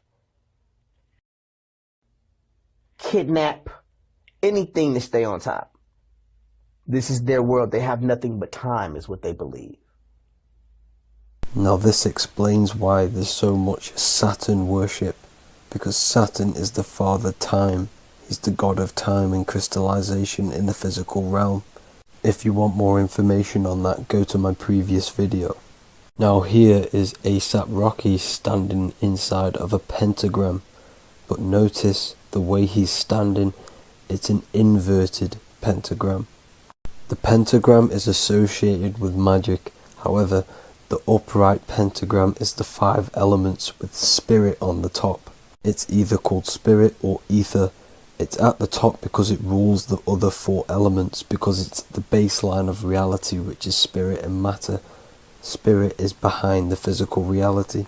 However, when it comes to black magic, they invert the pentagram, so spirit is at the bottom because they worship the physical world. This is why the Baphomet is the inverted pentagram. These people are operating off their animal instincts. They do not want anything to do with spirit. These are antichrist. All of these celebrities know full well the effect that what they're doing on the rest of the world. They have sold themselves out, and the elites use them as puppets to push this new world order and mold society in the way they want it.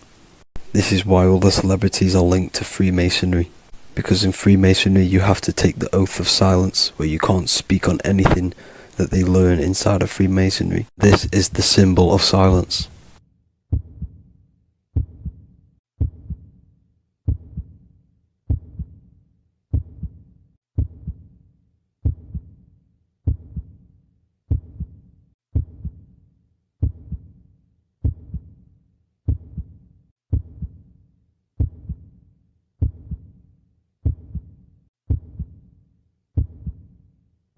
The elites need them under this oath, so they do not talk about certain topics and certain things to the public because of the amount of influence they have on society. Now, even the name Hollywood is an occult term, because back in the ancient days when they used to create wands, they used to create them out of Hollywood, out of the holly tree, because each wood has certain attributes and virtues when it comes to magic. And the holly tree was known as the holy wood, and they used to create the wands out of it to cast spells. And Hollywood are still casting magic to this day through the films and through the music to the masses. That's it for this video, people. Hope you enjoyed. Please like and comment and subscribe. Peace and much love.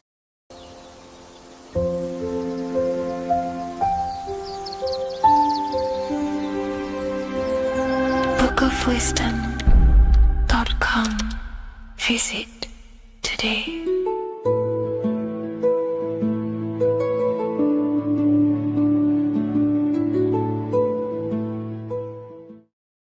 Hello, Seeker. Welcome to Revival of Symbolism, a channel devoted to the language of esoteric symbolism, guiding you to discover yourself and expand your consciousness into deeper realms of thought.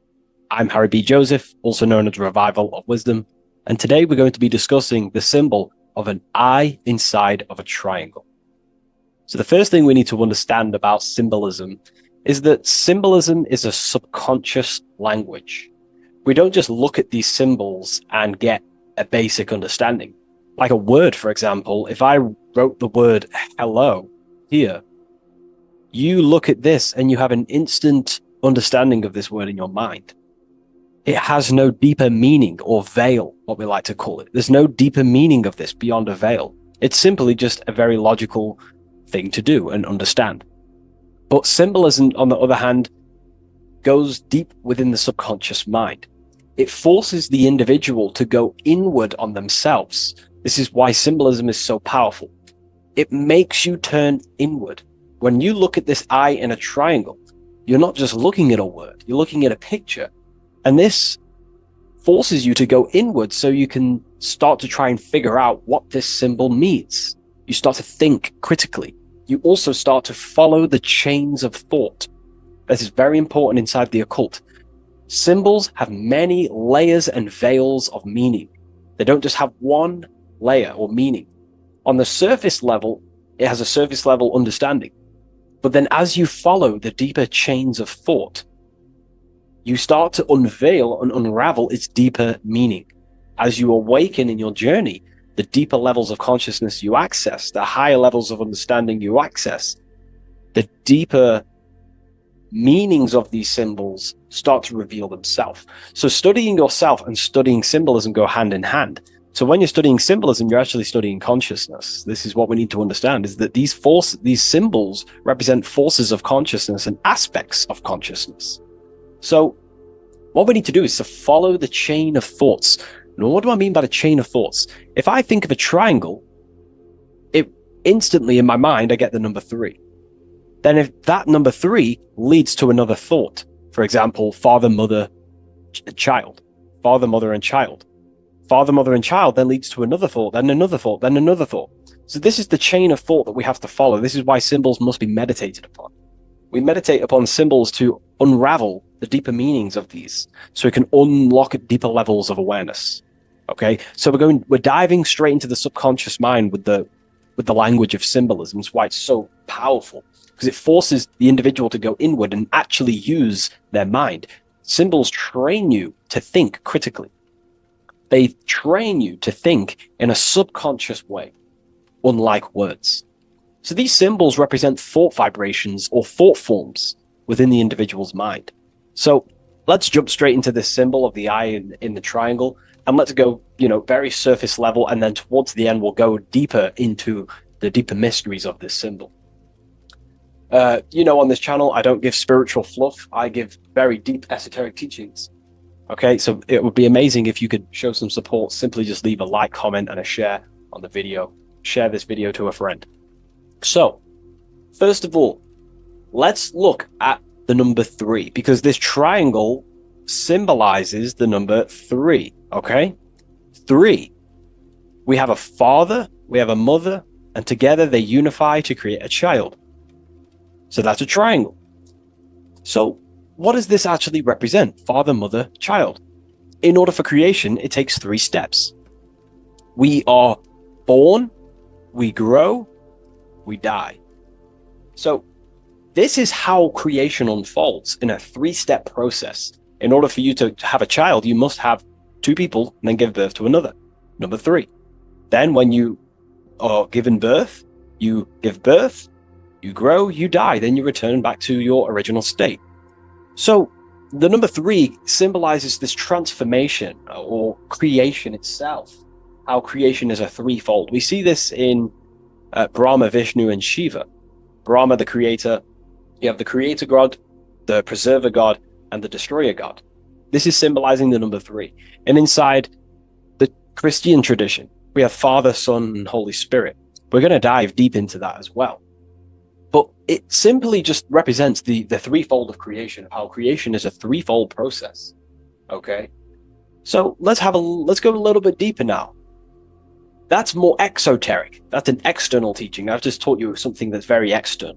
But what does this represent to the internal, to the esoteric? The number 3 is the 3 forces of the soul. The 3 forces of the soul. The soul thinks. It thinks. We have a mental field. We have a mind. All around us is a field of mind. We don't just have a mind. All around you is a field of thought and a field of mind. Okay, this is what we have to understand. A lot of people just think they have a mind.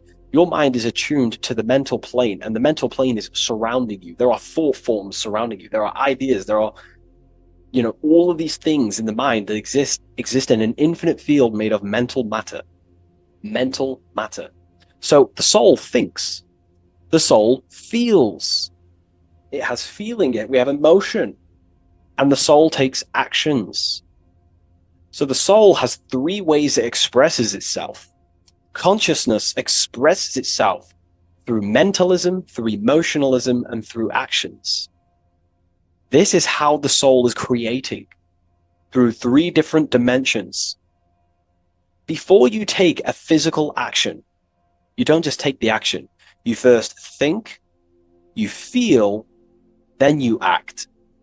You only take action on what you feel, what you have a love towards, what you have a care towards. This is what the Freemasons call the generative principle. It's about, this is what generates your reality, your feeling. Because you can think infinite thoughts, but if you don't care about them, you don't take action on them. As soon as you have a care about a specific character of thought, your body then takes an action. Okay? So this is representing the 3 expressions of the soul. Now, the number 3 is actually the number 1. Because this is all one line, remember. This is all interconnected. And here we have the number 1 in the middle, one eye. We'll go deeper into that. So the number 1 is symbolized by the eye because there's one eye. So pretty much what this symbol is the number 1 and the number 1, 2, and 3. So it's 1 and 3. The 1 is expressed in 3 ways. which is the soul expressing itself and creating reality through 3 ways: thought, emotion, actions. Okay? These are all actually one force. These are all one force. When we think, we feel, we act. When we act, this gives birth to a new thought and feeling. They're all one. They're all interconnected. So if I take an action, that can lead to a different thought. Or if I think, if I start to feel something, I don't know, hate, that then gives birth to a different thought or a different action. So you can see how each body of consciousness is actually affecting each of them. If we have an unhealthy mind, this will affect having an unhealthy emotional state and an unhealthy body. Because what we think, the mind holds power over the body. Every single thought commands 50 trillion cells in your body. Think of that for a second. You are governing 50 trillion cells, and these cells religiously obey every single command you give. You are governing a whole universe. 50 trillion living conscious cells. Okay? Think of that for a second. 50 trillion cells, and you are commanding them, and they religiously obey you. This is what we mean by you are a microcosm of God. Your body is literally a whole universe. There is living beings in your body that you are commanding and controlling, and they religiously obey you. Very, very powerful. This is how powerful you are. So each thought you command to the body is either destroying the life of the body or uplifting the life of the body, good and evil. So you're either creating more life or destroying your life of the body, of the health, of the body, of the cells. It's a whole civilization inside of your body, and you're governing it. You're the government. You are the master. This is why in the occult they say you are the master. Everyone is a master of their own being, their own microcosmic universe that they govern. You govern a whole reality, don't forget that. But we've lost this knowingness and understanding, and we're now giving our power to the external government, man-made government.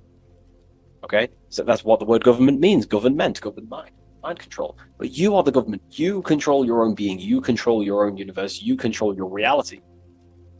So you are the creator of your reality. This is the context behind the symbol here. You are the creator. What is an eye? An eye sees things. What does that symbolize? So an eye on a basic level shows looking at something. But this is referring to the internal eye, the internal observer. You're observing something when you look at something. So the inside eye is the person, the self that is looking over and experiencing our thoughts, emotions, and actions. Who is the one that feels the actions? Who is the one who suffers from the negative thoughts and the negative emotions? Have you ever thought about that? Go deep within yourself. Who is the one suffering from your emotions? It's not your body. It's not your mind. It's this soul. It's the soul observing through these different bodies of consciousness, through the mind, through the emotions, and through the body. This is the observer behind it all. So, this eye is not closed. It's not closed. Very, very important. Every detail in symbolism is very important. It's not closed. It's open. It's looking, and it's conscious. I'm just giving you the key of what the symbol means. It's about remaining conscious. Now, this will go over people's head. You may not even understand this. Most people are unconscious, and it's fine if you are unconscious. We're all on a different level of our journey. All on a different level. I'm not trying to offend you. I'm just stating these facts. Most people are unconscious. They only think, feel, and act out of, reaction. They're not even aware they exist because they're so caught up in the external world. They have no idea they exist. They've never deeped how they exist, why they exist, what life is, what this piece of technology they're inside of is. So I'm giving you a bit of an insight of a person with a higher consciousness. A person with a higher consciousness is always looking. This is what the symbol means.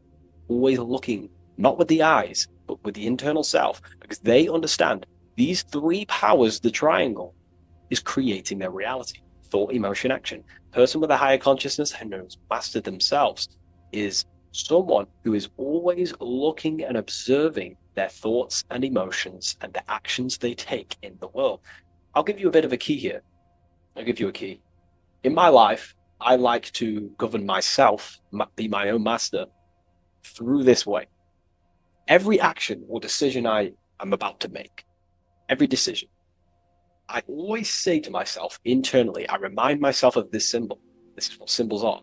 You're meant to remember these things. There are tools to help you in life and gain control of yourself so you can ultimately live a better life and create your own reality.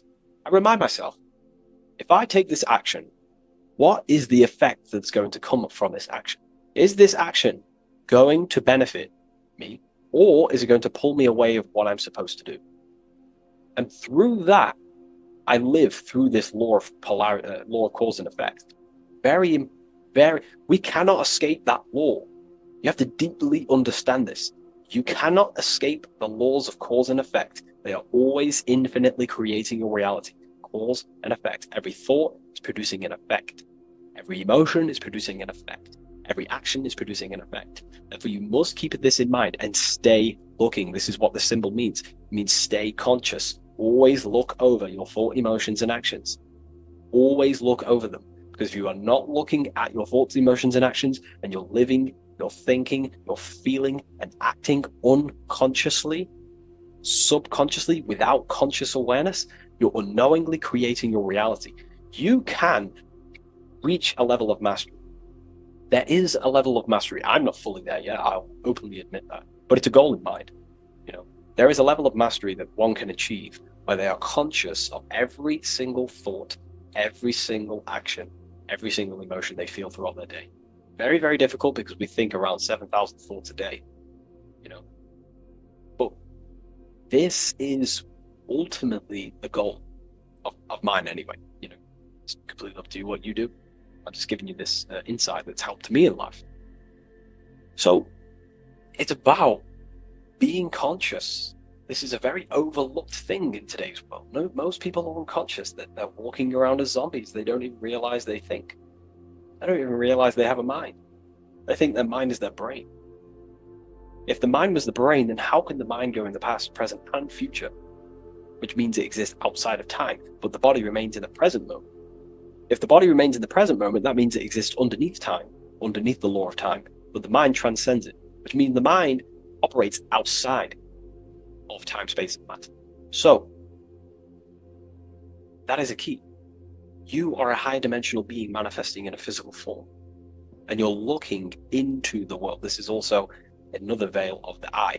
The eye symbolizes your higher dimensional being. You have no true form. This is one of the biggest secrets. You have no true form. You form what you think, feel, and act. In the astral plane, you become what you think about. You can become an owl. You can become an owl with goat heads or, T-Rex arms. You can be anything you wish. Anything you think about, that's the form you take in the astral and imagination. But beyond the very causal plane, the higher dimensions, you are formless. You are nothingness. But that formless is connected to God. That is the unmanifest. That's the source of all creation. So you are something but nothing. Very difficult to get your head around, but essentially you emerge out of darkness. Emerge out of nothingness. Okay, and that's what the mental plane is. The mental plane is kind of like the first dimension that basically expands into infinite realities. The mind can think anything. There's nothing impossible in the mind. Nothing. But there are things impossible in the physical plane, because the physical plane is more dense and it's governed by more laws. So, again, this is symbolizing staying conscious of your thought, emotions, and actions. Now, another veil, if we go deeper on this symbol now, another veil, another chain that's connected to this symbol, a chain of thought, is that this symbol represents unity consciousness. Person who thinks, feels, and acts in unity. Their soul is operating in one force. Their soul is operating in one force, which means they think, they feel, they act. For example, I'll be writing my book sometimes. The book of symbolism, my third book, is coming out very soon. I'll leave a link in the description for you can sign up to the email, the waiting list. got a lot of people in there already. You know, this next book's going to be insane. But yeah, you can get notified when that comes out. I'll put a link in the description. When I write my book, I'll get an idea to, you know, go play Call of Duty or go play at the Xbox. But then I instantly remember this symbol, thought, emotion, action. Instantly, I then unify my consciousness, my 3 powers to create reality. These are your powers. These are your rights. These are your things that you have full control over. These are the biggest gifts in life. This is so overlooked. So overlooked because people are so unconscious. These 3 things are your biggest gifts. They're so beautiful. You have been given the gift of creation. You can mold a whole world. Your own world. You govern it. You can think infinite thoughts. No impossibilities. No limitations. You can feel. Feeling is a life essence. Without feeling, you'd be an AI robot. And you can act. These are your 3 gifts. These are your 3 creational powers. You hold the power of creation. You hold the power to kill another life, or you hold the power to spread love in the world. To spread the light. So this is why you see the light emerging out of this eye. This is the light of the soul. That's what consciousness is. It's light. And this is creation unfolding from this through these 3 powers. Light emerging and crystallizing your reality through thought, emotion, and action. So, again, this is unity consciousness acting in one force. Thinking, feeling, and acting. All directed towards one goal. And that's how you manifest things quickly. Speed. You know, if your thought is, if you think about, I don't know, playing the Xbox and then you feel like eating and then you take action scrolling on TikTok, that's divided consciousness. You're wasting time, energy, and you're scattering your creative powers throughout these 3 forms. But once you unify them, which is the I, the number 1, you unify thought, emotion, and action. You direct your thought, emotion, and action all towards one goal. You quickly create these goals. You know, so this ties in with time and attention. These are your 2 spiritual currencies. You spend time and you pay attention. These are your 2 spiritual currencies that pretty much create your reality, your experience. Thought, emotion, action. And this is what the Holy Trinity is on the deepest level. You know, this may trigger some people, but you know, if you believe in religion, then maybe this account, this YouTube isn't for you. But religion is an esoteric. It's esoteric. It's not meant to be taken literally.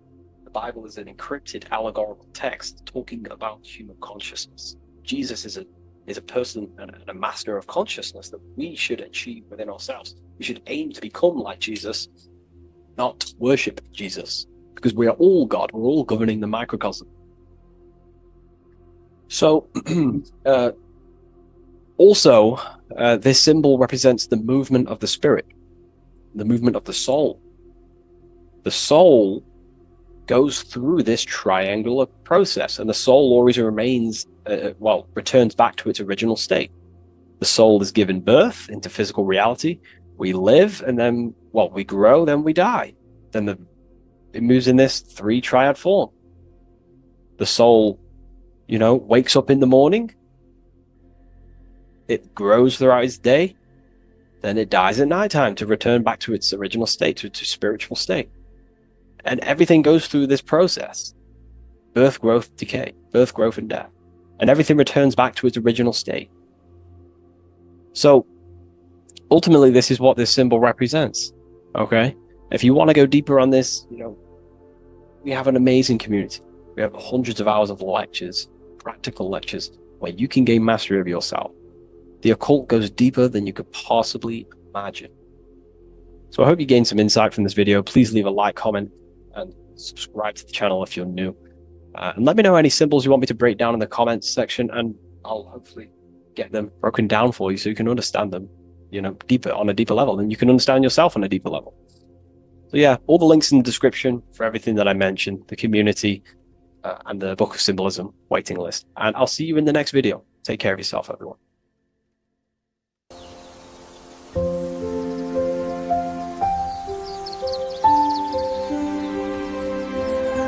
bookofwisdom.com Visit today.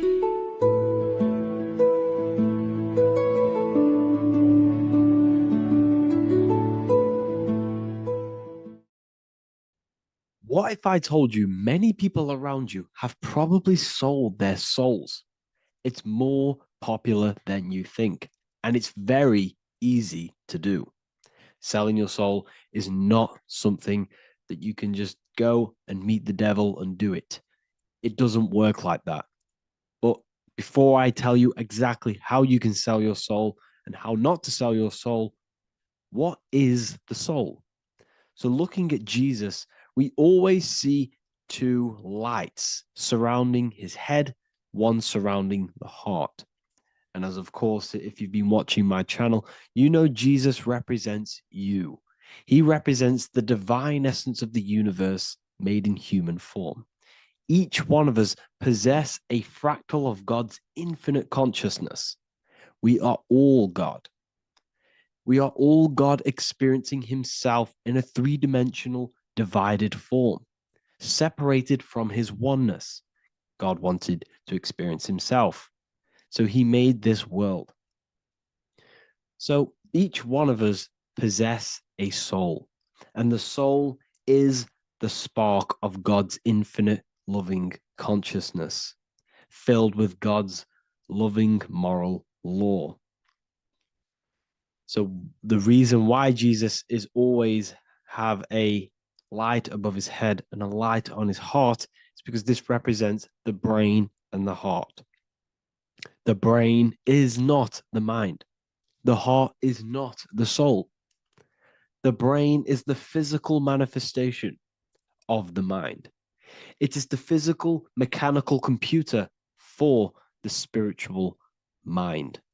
The heart is the physical manifestation of the soul. The heart is a brain.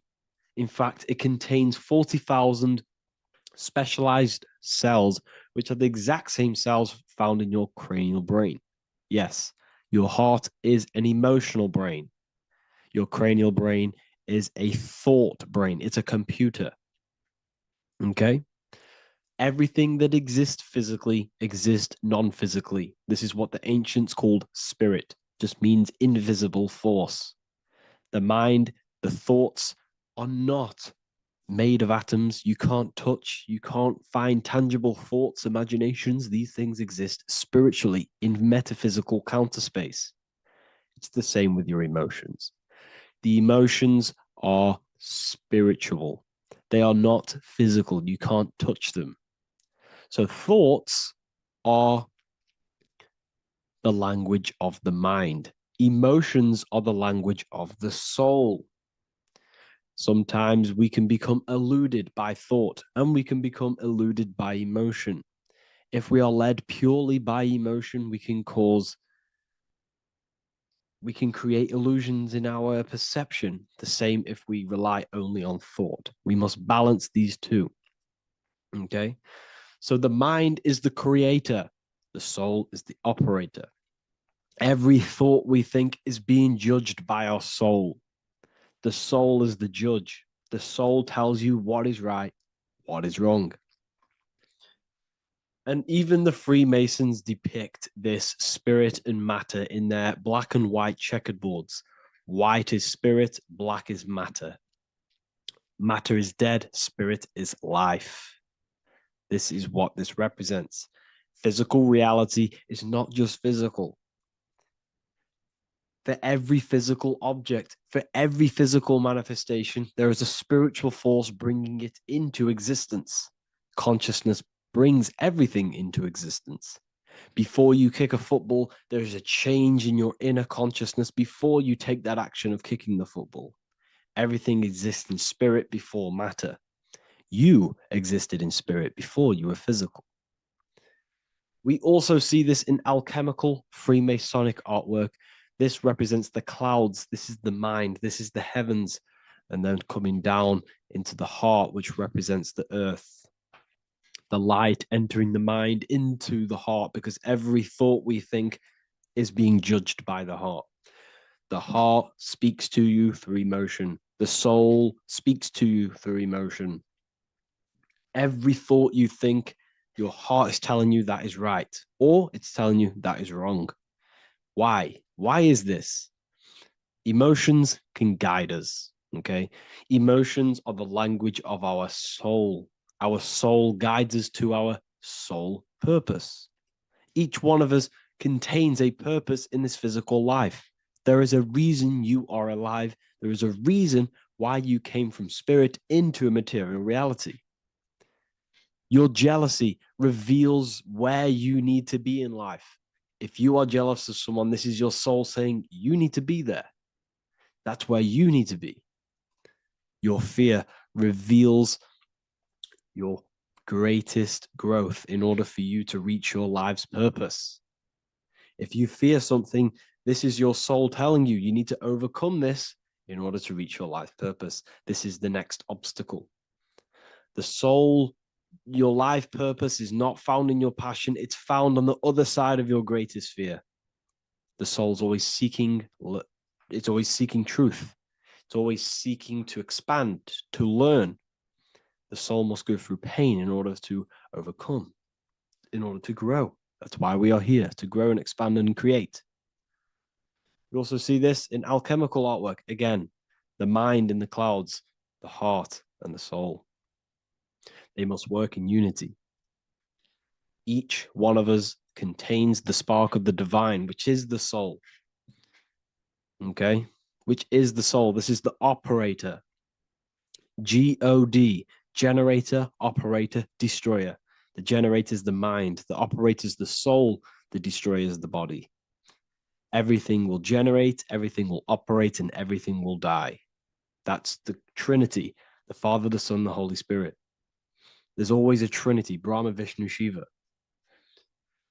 Okay? So each one of us contains God's law, and it's encoded within our consciousness, within our soul, within our heart. That is what's judging everything you do. Every time you hurt someone, you can feel it. If you've ever punched someone, you can feel it. You know it's wrong. If you've ever stole something from someone, it doesn't matter what you've learned in the past. If you steal something, you know deep down within your soul it's wrong.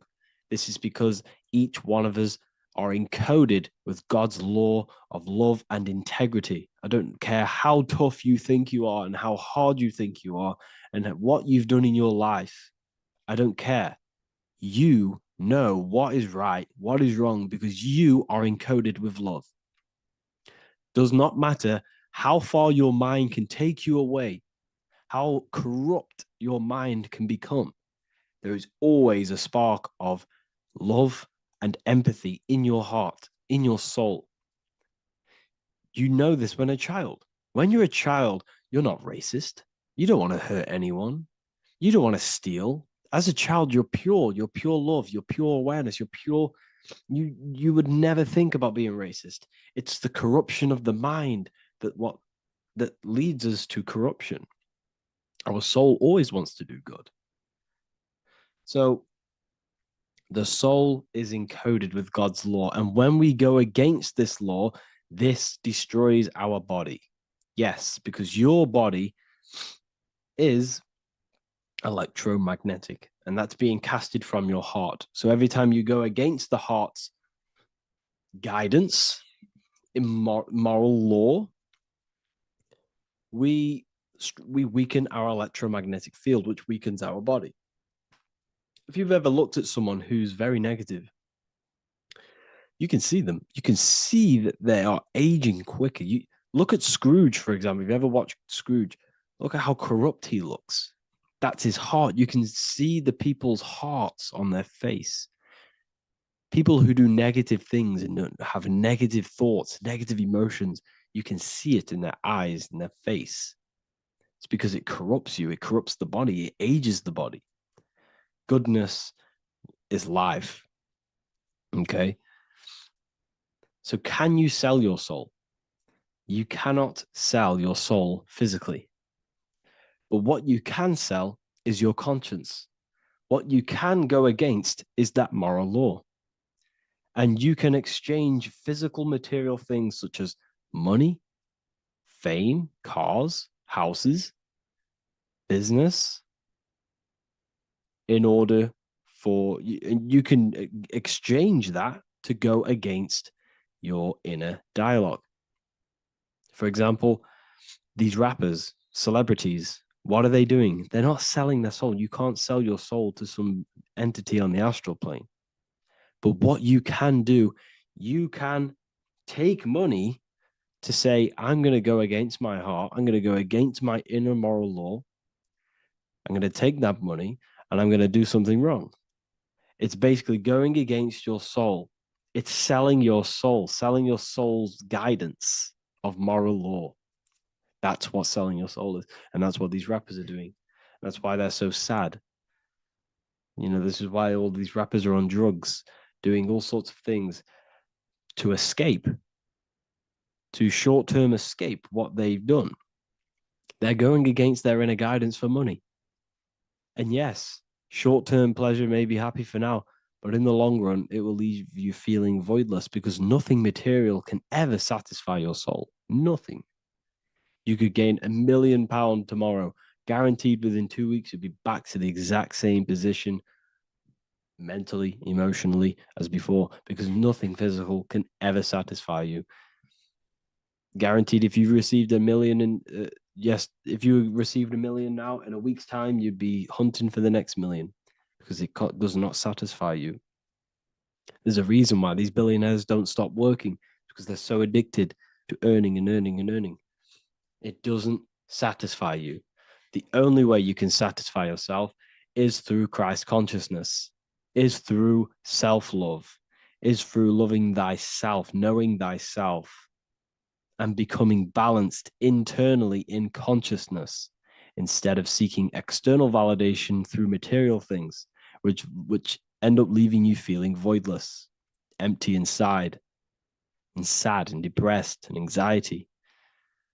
Everyone's looking outside of themselves for validation, when true validation comes from within.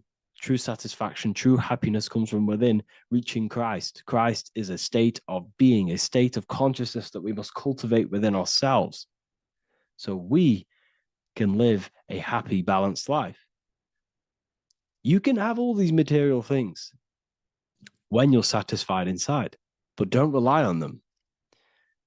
Me, I enjoy material things, but I don't desire them. I don't chase them. I don't rely on them for happiness, for validation.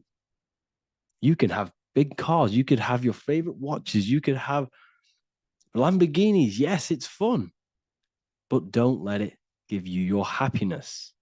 As long as you're happy on the inside, it's okay to have these things. You should seek balance with your inner world and outer world. Okay, so this is what they are doing. Rappers, celebrities, actors, Hollywood. This is what they've done. They've exchanged their inner integrity, their inner law, their inner moral compass for exchange for material wealth, fame, money, and cars. That's what they've done. And power. It corrupts you. They slowly corrupt you. So yes, you cannot sell your soul. And if you wish to learn more, I'll see you inside Ethereal University with my community, where we are learning every day to master ourselves, to expand our consciousness. If you want to lucid dream, astral project, master yourself, create the desired reality you want, learn about human consciousness and your full potential, then Ethereal University is for you, and I'll see you inside. The link will be in the description. Thank you for watching.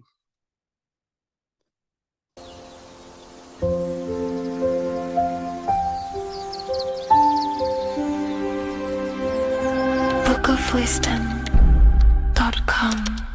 Visit today.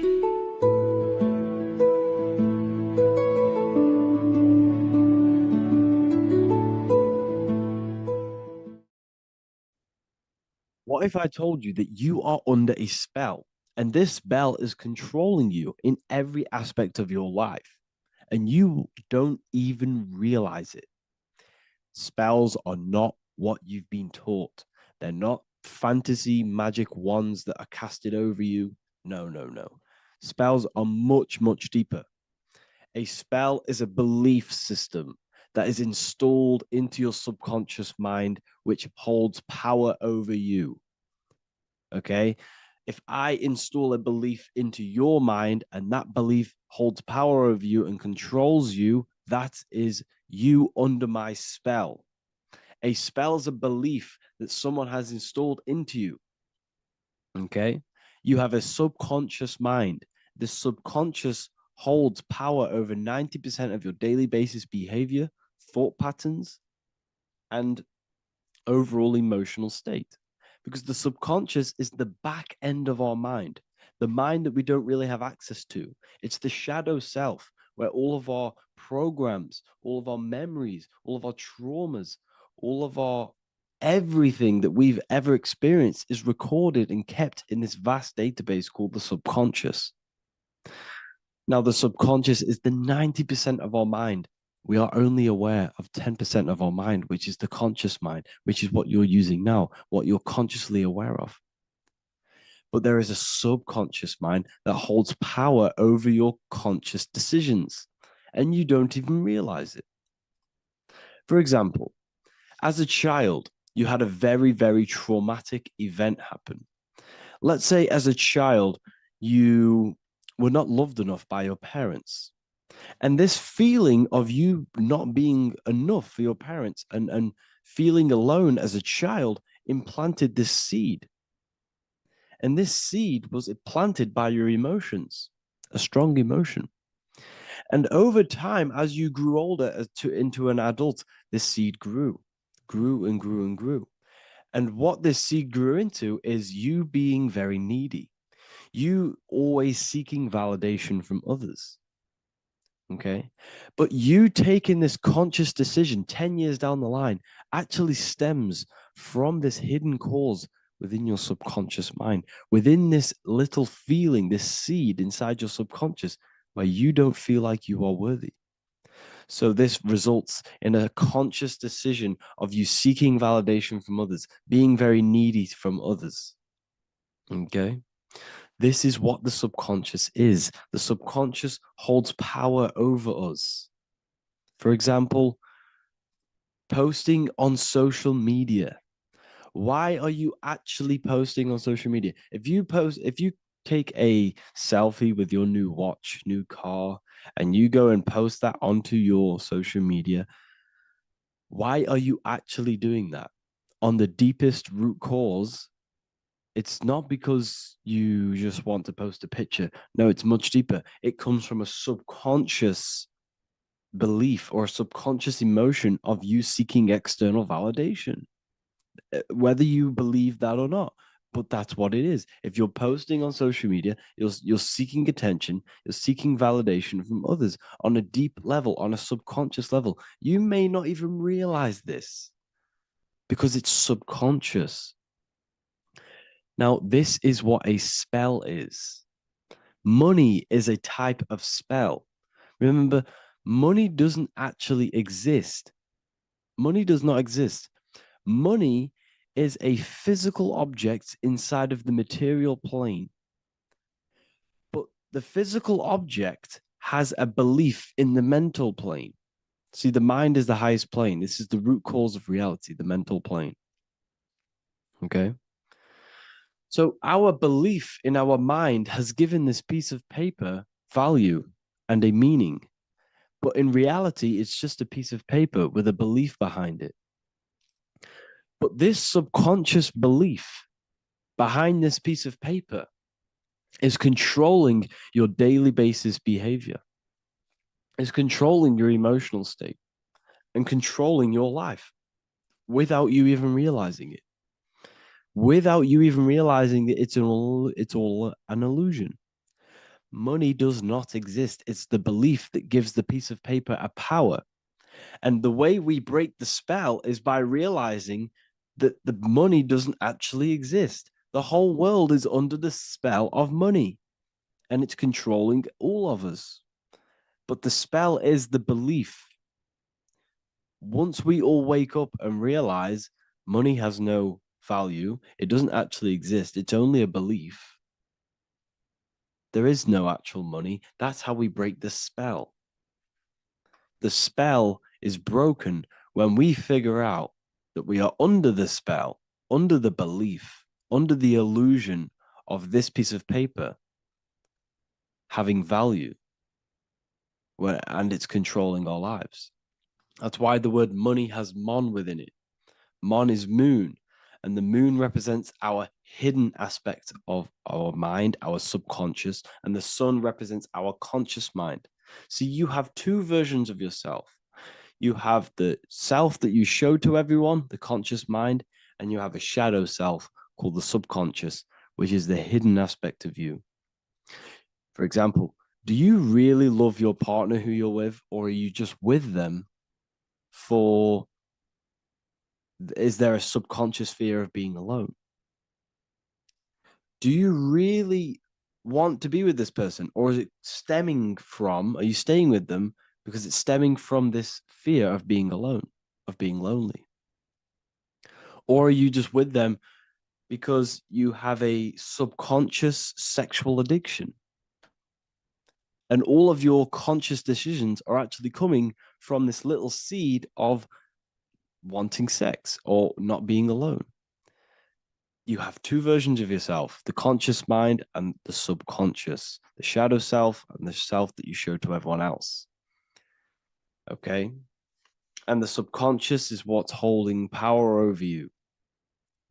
When you drive your car, you don't consciously have to think about changing gear. You've done it that many times. It's on autopilot. That's the subconscious doing it. You can be walking down the street. Your conscious mind can be thinking about what you're going to cook for tea later, but your subconscious mind is controlling your body and walking your body. You don't have to think about moving the body. You just do it because you've done it that many times. It's a program. It's a belief in the subconscious that's giving this movement power. You see, the subconscious holds a lot of power over you. Our beliefs hold power over our daily basis behaviors and actions. Okay, like I said, posting on social media, this is seeking external validation. There's a subconscious stem, there's a subconscious urge bringing this desire into conscious reality. So we must break the spell of our emotions controlling us, our traumas from a child controlling us. For example, another example of this, let's say you were in a car crash years ago, and this car crash led you to having a very traumatic event, very traumatic emotion you felt in that car crash. You felt a lot of pain. That was impressed into your subconscious. And even to this day, you're probably scared of going into trains, going onto cars, going inside of vehicles. And you might not even be aware that it's actually stemming from this event that happened 10 years ago. That's the spell. That's the spell that's holding power over you. And you don't even realize it. You realize the spell when you realize you're being controlled by this old belief, this old trauma. That's what a spell is. A spell is not something I cast over you with a wand like Harry Potter. Spell's much deeper. It's the hidden aspects of our mind that hold power over us, that control us. Okay? So how do we get rid of the spell? How do we break the spell? By installing new belief systems, by installing new programs into our subconscious. The subconscious is impressed by repetition and emotion. Everything you do on repeat, for example, tying your shoelaces, you can be looking up into the sky, closing your eyes, thinking about what you're going to create for tea while doing your shoelaces. You've done it that many times, you don't have to think about it. That's the subconscious taking over. Okay? That's the repetition aspect of the subconscious. For example, you could probably run down your stairs. You know exactly how to run down the stairs. If I tried to run down your stairs, every every staircase is different, I'd probably fall over. But you've done it that many times, you know exactly how to do it. It's what we call ritual. When you have an evening ritual, when you tidy the house, you do your skincare routine, you wash your teeth, that's a ritual. This is what the ancients called ritual. When we do rituals, we're trying to implant something into our subconscious to either remove an old program, an old seed that is controlling us, for a new one that's going to grow into new light, into a new reality. So you can implant messages, implant new programs into our subconscious, which will then grow into a new reality. Okay? Because if I tell you something over and over and over again every single day, for example, if I say, you do what I say every single day I repeat this statement into your ears, about a month or 2 months in, you're going to start to believe in that statement and you're going to start to be under my spell. You're going to start to do everything that I say. So this is what spells are. Spells are subconscious beliefs that hold power over you, and you don't even realize it. So we need to remove these old programs we have that are controlling us for new programs. And we do that through ritual, affirmation, and imagination. Repetition and emotion is key to impressing the subconscious. They are the two ways that spells are created, that programs are created. The subconscious only knows the now, and it only knows you. So every word you say is a spell. So when you call someone else a name, you're calling yourself a name, because your subconscious takes everything you say as truth, because it only knows you. It doesn't know anyone else. So every night we can do affirmation. We affirm the reality we want. This is what we call a ritual. We sit down or we stand up, whatever it is, you affirm the reality you are, I am statements. And then you imagine that reality. And you do this over and over again, every day, twice a day, 3 times a day, however many times. And this will cause repetition. This will install a new belief system into your subconscious, which will then start to show in your external reality. It will start to put you under a spell of the new program. For example, if I install into my subconscious that I believe that I am rich, every single night I affirmate that I am rich, I am wealthy, I am free. And then I do a ritual. I start to imagine this reality. Every single night I do these 2 things on repetition, and I start to feel the reality and imagine the reality. Over time, I'm going to start to believe that I am rich, that I am free, and I am wealthy without having the physical reality.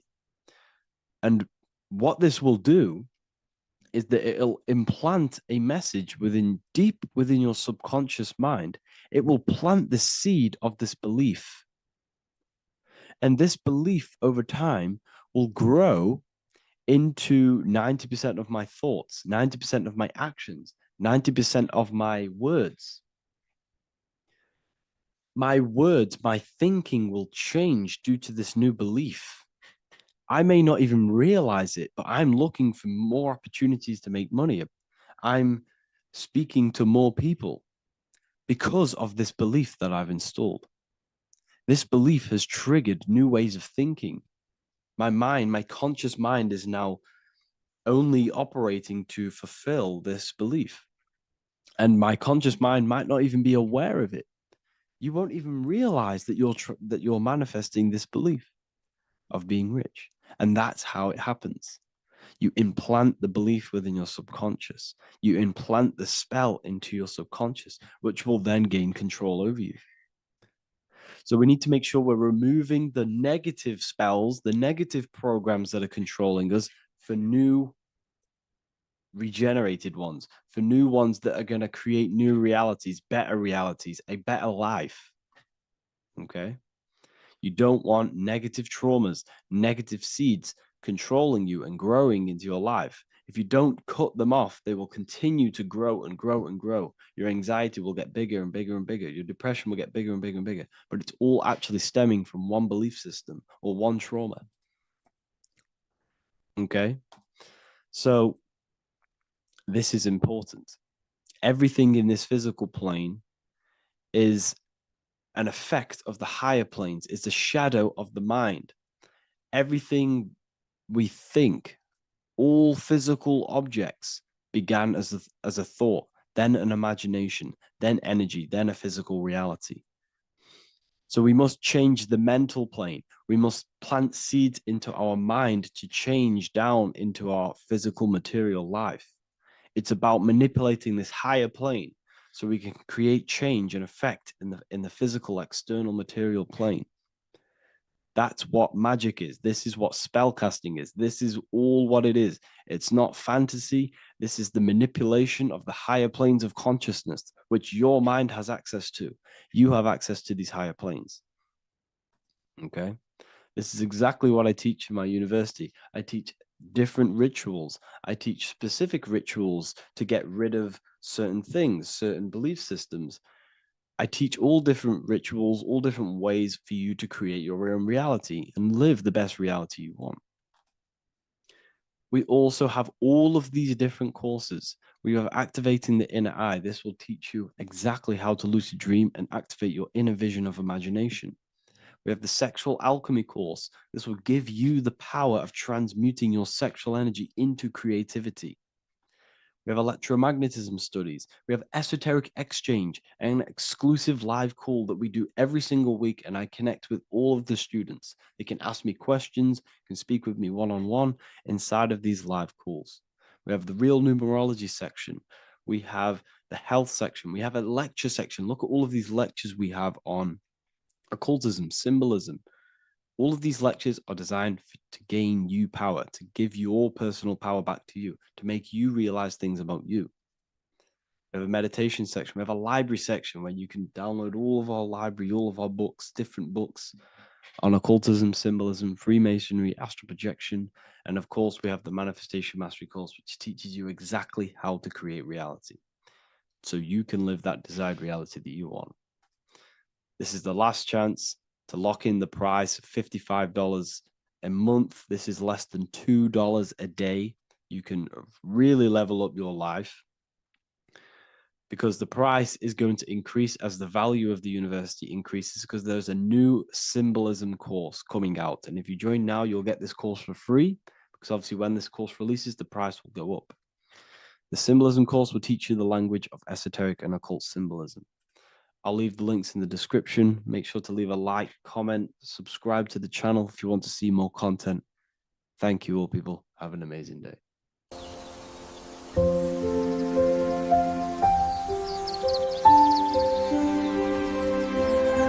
bookofwisdom.com.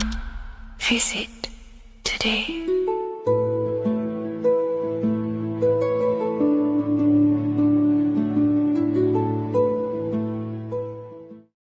The Freemasonic square and compass is not just a symbol that represents Freemasonry, a lodge, or a secret society.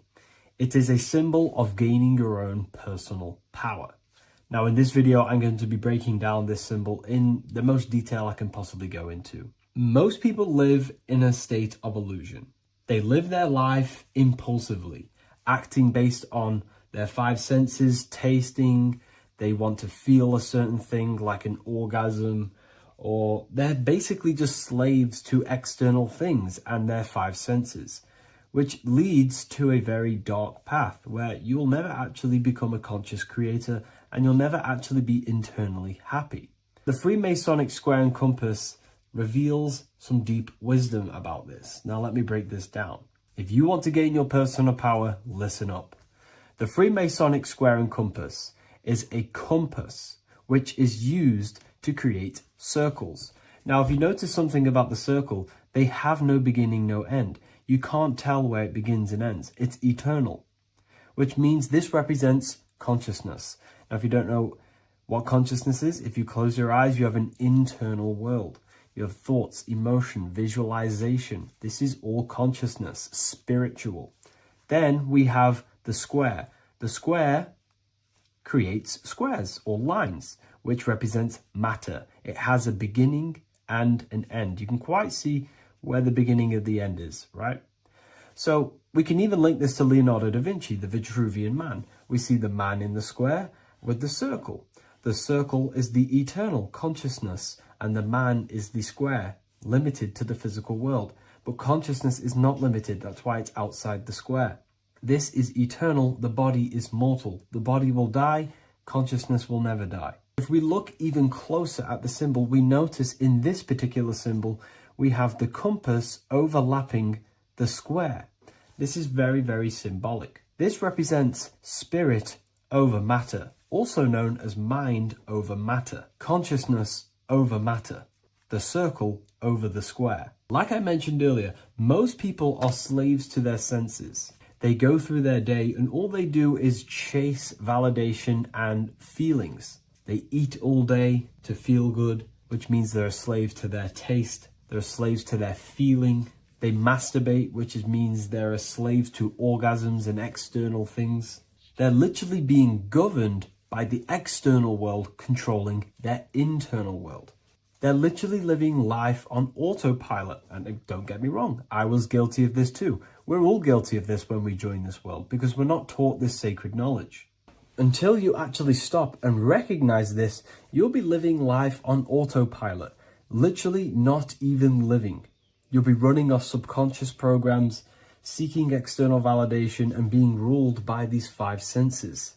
The square underneath the compass represents consciousness on top of matter, which means the internal world is controlling the external world. It is the mind controlling matter and not matter manipulating the mind. In the occult and esoteric world, it's very important that you are conscious of every action that you are taking in your day-to-day life. Never act subconsciously. Always be conscious. What are you thinking? What are you acting? What are you giving your attention? All of this is contributing towards creating because you are a creator. Consciousness is a creative force. You need to make sure that the compass is on top of the square, that your inner world is controlling the outer world and not the outer world controlling the inner. As I've mentioned in many videos before, the internal world of consciousness is what's producing the external world. Your life is just a result of every thought and emotion that you felt in the past. Everything you own, everything you possess, your friends are all reflections of your consciousness. They're all reflections of what you are thinking about. When you change your thinking, your external world starts to rearrange itself. On a basic level, this symbol represents the combination of spirit and matter. You are a spiritual being and a material being. You are heaven, the sky, and earth, the ground. You are heaven and earth, spirit and matter infused into one. You are a bridge between the divine and the earthly worlds. And you can bring down these higher realms of consciousness, thought, imagination, and emotions into a physical, tangible reality. To do this consciously, we need to make sure the external world is not manipulating the inner world. Because if your internal world is being controlled by external circumstances, for example, you have a circumstance happen in your reality, an emotion triggers inside of you, and that emotion is a command to create more of that. And the thoughts that you think are creating more of that negativity. So it's a constant cycle of negative manifestation if you let the external world control your internal world of consciousness. So we need to make sure the compass is on top of the square, that the internal world are commands and not reactions to create your external reality. And not only just to create, but to actually enjoy life. If we let the external world bother our internal world, this means that we have some sort of mental or emotional attachment to the external world. We need to detach from the external world. Why do I say that?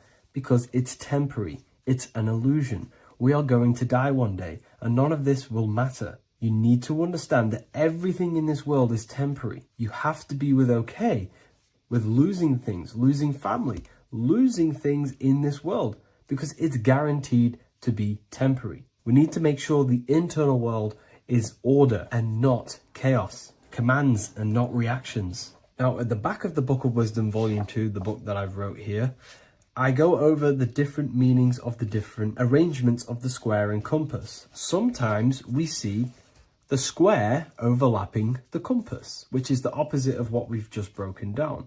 Or sometimes we see one leg of the compass on top of the square, and one leg of the square on top of the compass. These are all highly symbolic. When we see the square overlapping the compass, this pretty much represents the beginning of the Freemasons' journey, when their internal world is being controlled by the external. They have a lot of spiritual growth and a lot of learning and inner work to do. Now, when we see half and half, one leg of the square on top and one leg of the compass on top, this represents the Masons' gradual emergence from the material realm into the spiritual. This interplay of symbols reflects the process of gaining greater light and knowledge as the Masons ascend from material concerns towards spiritual enlightenment. And of course, we've just broken down what this means. This represents spirit over matter. They're not chasing external physical things anymore. They're actually chasing and gaining validation and happiness from spiritual growth, more knowledge, and deeper understanding of consciousness and themselves. Most people chase external material things, which actually don't make you happy in the long run. You could be given £1 million today. In a week's time, you would be back to the same original state of consciousness and actually chasing more and more millions of pounds. It's because nothing physical in this tangible world will ever satisfy your internal world of consciousness. So through spiritual growth, we can actually become happy and seek higher understanding, higher consciousness, which actually satisfies us eternally. So when we see the compass on top of the square, it symbolizes the triumph of spirit over matter. This arrangement not only signifies the mastery of spirit over the material realm, but also represents the resurrection, ascent, and dominion of spiritual principles over all earthly conditions. It's all about gaining personal power and spiritual growth. It's all about spiritual evolution, going from matter to spirit. The external world controlling the internal world, to the internal world ruling over the external world, where the mind becomes a powerful tool to actually create and command reality. The mind cannot create and command reality if it's being governed and tossed all over the place by external circumstances and thoughts. Here's a quick tip on how to know if your mind is controlling you. If your phone notification goes off and you're working on something, and you instantly go to reach and pick up the phone as soon as the notification goes off, that is an indication that your mind is controlling you and you are not controlling it. The mind is the direction of consciousness. The direction, it directs the flow of your attention, your energy, your consciousness. So to practice to gain mind over matter is simply just meditation, allowing the mind to sit still and focus on one thing for long periods of time. And over time, this will gain mastery over your attention and your mind. If you are on your spiritual path, this should be your goal. Your internal world becoming the master. The mind becoming a vessel for you and not a vessel controlling you. It needs to become a command center and not a reaction. Please like, share this with a friend, and subscribe to the channel if you're new. Leave a link in the description for the Book of Wisdom Volume 2.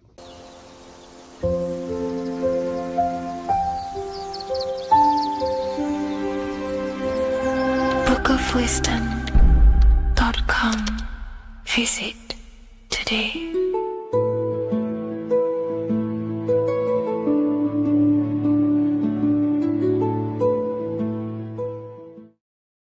What if I told you that the seasons don't just change the external world, they also change your internal world. They have a psychological and a spiritual effect on your consciousness. If you're new to esotericism, you may not really understand this. But if you have some deep understanding of as above, so below, you already know this. But today we're going to be explaining it in great detail. So tune in, take a pen and paper, maybe make some notes. So we have 4 seasons. The sun is the main source of life on the earth, and it changes the circumstances on the earth in 4 different ways. Of course, we have spring, summer, winter, and autumn. These are the 4 states of the earth due to the sun's cycle. Not only do they take place on the earth, they also take place on you, your body, your mind, your spirit, your consciousness. They change things internally and externally. The first thing we need to understand is that we have a dual nature. We have a mind, and in that mind, we have an internal self. That's what we call the spiritual self.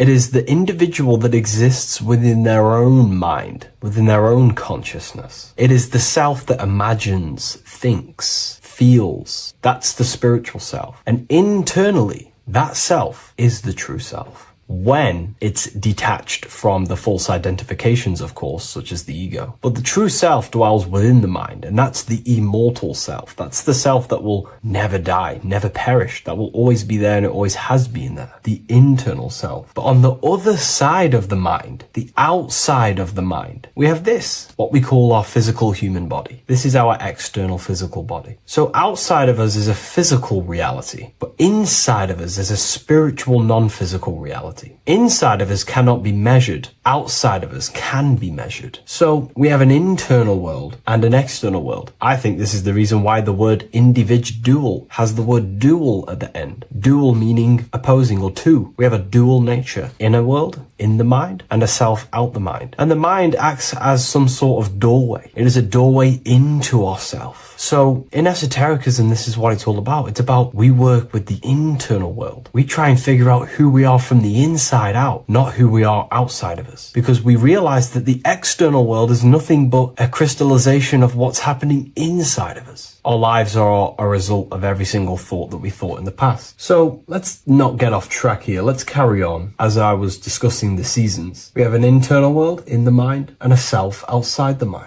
And this is reflected even in the cycles of the heavens. This is how you know the universe is intelligently designed, and the law of correspondence corresponds with everything. The law of correspondence is as above, so below. It's not a Hermetic principle. It's not a Freemasonic principle. The law of correspondence, as above, so below, is just the law of life of the universe. It is in everything. So the daytime, the sun, this is external impressions or expressions, should I say. We express ourselves outside the mind, in the outside world, in the material body, taking actions outside of us during this daytime. The sun represents outward expression, the daytime. This is when we wake up, we're conscious, we do things outside of our mind. But then the nighttime comes around and it becomes dark and the moon rules over the nighttime. And we return back to our internal world. We return back to the darkness. We return back to the internal self, the self in the mind.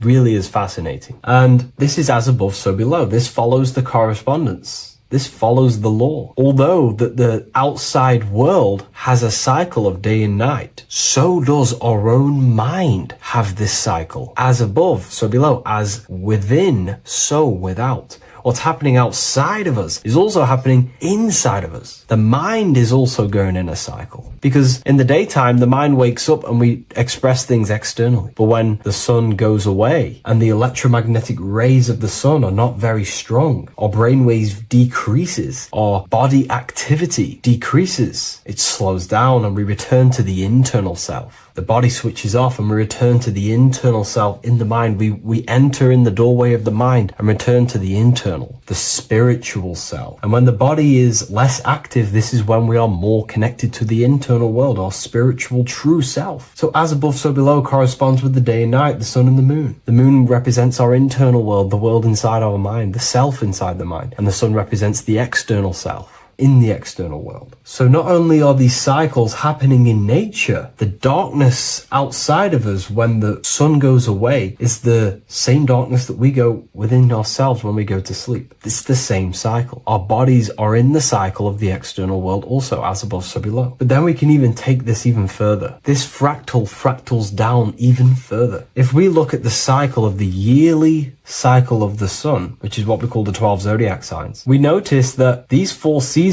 also take place in every single cycle of the day. So a yearly cycle can be seen as a big version of a daily cycle, or a daily cycle can be seen as a smaller version of a yearly cycle. For example, if we look at Aries, which is spring, this is when the sun springs everything back to life in the spring. This is when the crops start to spring up and start to grow again. But we could see that at 6 a.m. in the morning, when the sun rises and just cracks over the horizon and starts to bring light into our day. Aries is associated with the morning time also as spring. Morning time is a smaller version of spring. Then we look at the summertime. The summertime is midday, when the sun is at the top of the middle of the sky. This is when the sun is most powerful, most radiant in our day. This could be seen as the summertime. Then when the sun starts to set, this is associated with autumn. Autumn time is the sunset. Then the winter time is associated with the nighttime, the midnight, when everything's very dark. So a daily cycle is basically a smaller version of a yearly cycle. And just how I explained how the cycle of the sun outside of us also happens inside of us with our consciousness falling asleep when the sun goes away, is also happening to us on a yearly cycle also. So the daytime is associated with the summer and the nighttime is associated with the winter. The winter is like the inhale. The summer is like the exhale. It's the breath of the universe, just like how we breathe in and out of our lungs. Everything takes this rhythm and polarity, okay? So winter is associated with the self and the world inside of ourselves, inside of our mind, the spiritual self, the internal. Because the winter is when the sun's rays, electromagnetic rays, are not very powerful. And this decreases brainwave activity, making us more connected to our internal world, inside the mind. But the summer's the complete opposite. The summer is when the sun is very, very powerful.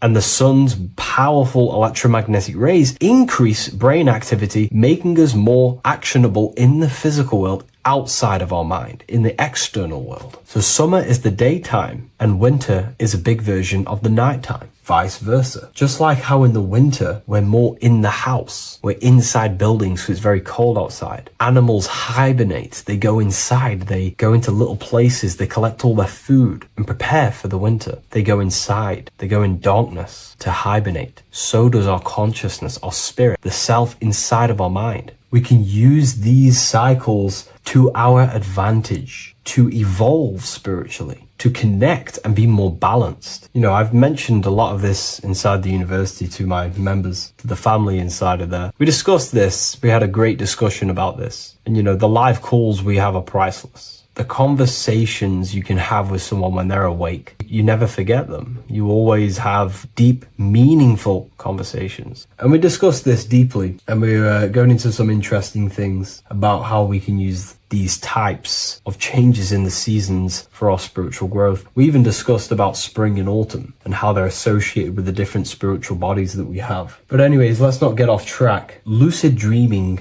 dreaming itself, and astral projections, I find are more easily accessible during the winter and the night times. Like I said, because the brain activity is decreased due to the sun being not powerful, we are more reconnected with the self inside the mind, the spiritual self, the immortal self. Wintertime is a great time to work on yourself, to start to gaining discipline, to meditating, to really working on the subconscious. Because spiritual work is harder than any physical labor. You really got to dig deep within yourself and be honest and true with yourselves. I think this is the reason why, you know, a lot of people convert to spirituality from religion. They come into spirituality and then they go back to religion because they realize spirituality is it's difficult. You have to be honest with yourself. You have to really face the traumas, the negative aspects of yourself, the dark side of yourself, and bring it to light and transform it. And that sort of work is a lot more difficult to do than any physical labor. So the winter time is the time that we go inside ourselves. We reflect a lot more. We need to work on ourselves, on our mind, on our negative habits, on our dark traits, on our things that we have been pushing away and not controlling. The winter time is that time we can really start to connect with the internal self, work on our imagination, work on our mental willpower, work on all of these things like lucid dreaming, astral projections, and purifying ourselves, removing any mental barriers, any negative belief systems that may be subconsciously holding us back. It's easier to access the subconscious in the nighttime and in the winter, especially the winter. That's why I made this video, because we're in autumn now. We're transitioning into the winter. So I thought I'd share this with you all. And it's important to understand that you are a microcosm of God. Like I said, the law of correspondence associates with everything in the universe, people. Everything. And that's the best thing with the law of correspondence. And I've been using this for the past 3 to 4 years, right? The law of correspondence has determined and filtered out so many lies that was given to me, that's given to you, that's given to everyone in the world. The law of correspondence is like a filter. If someone gives you a piece of information, for example, gravity, and it does not apply with the law of correspondence, then you know it's a lie, because it's a universal thing. What happens inside of me also happens outside of me. What happens in my astral world happens in my material world, more than likely. As above, so below corresponds with everything. The same structure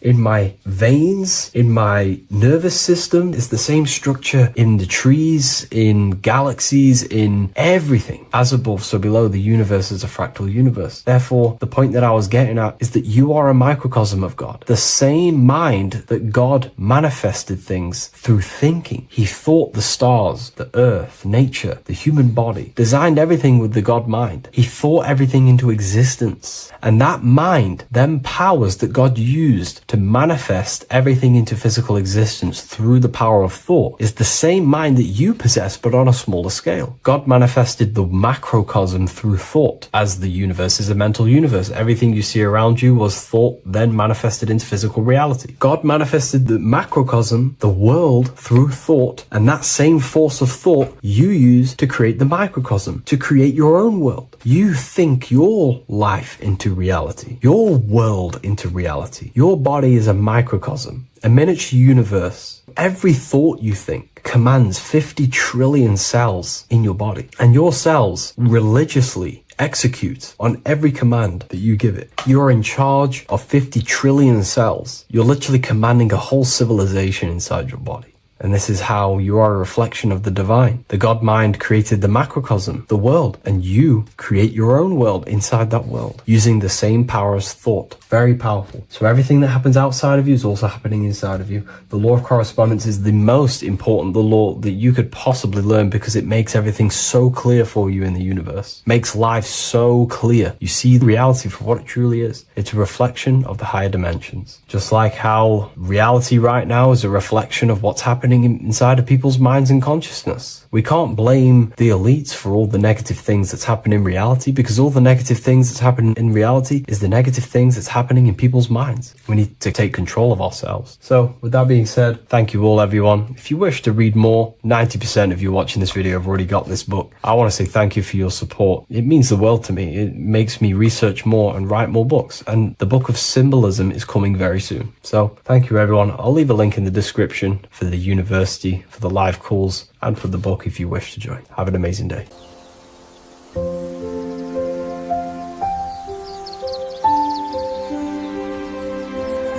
bookofwisdom.com. Visit today.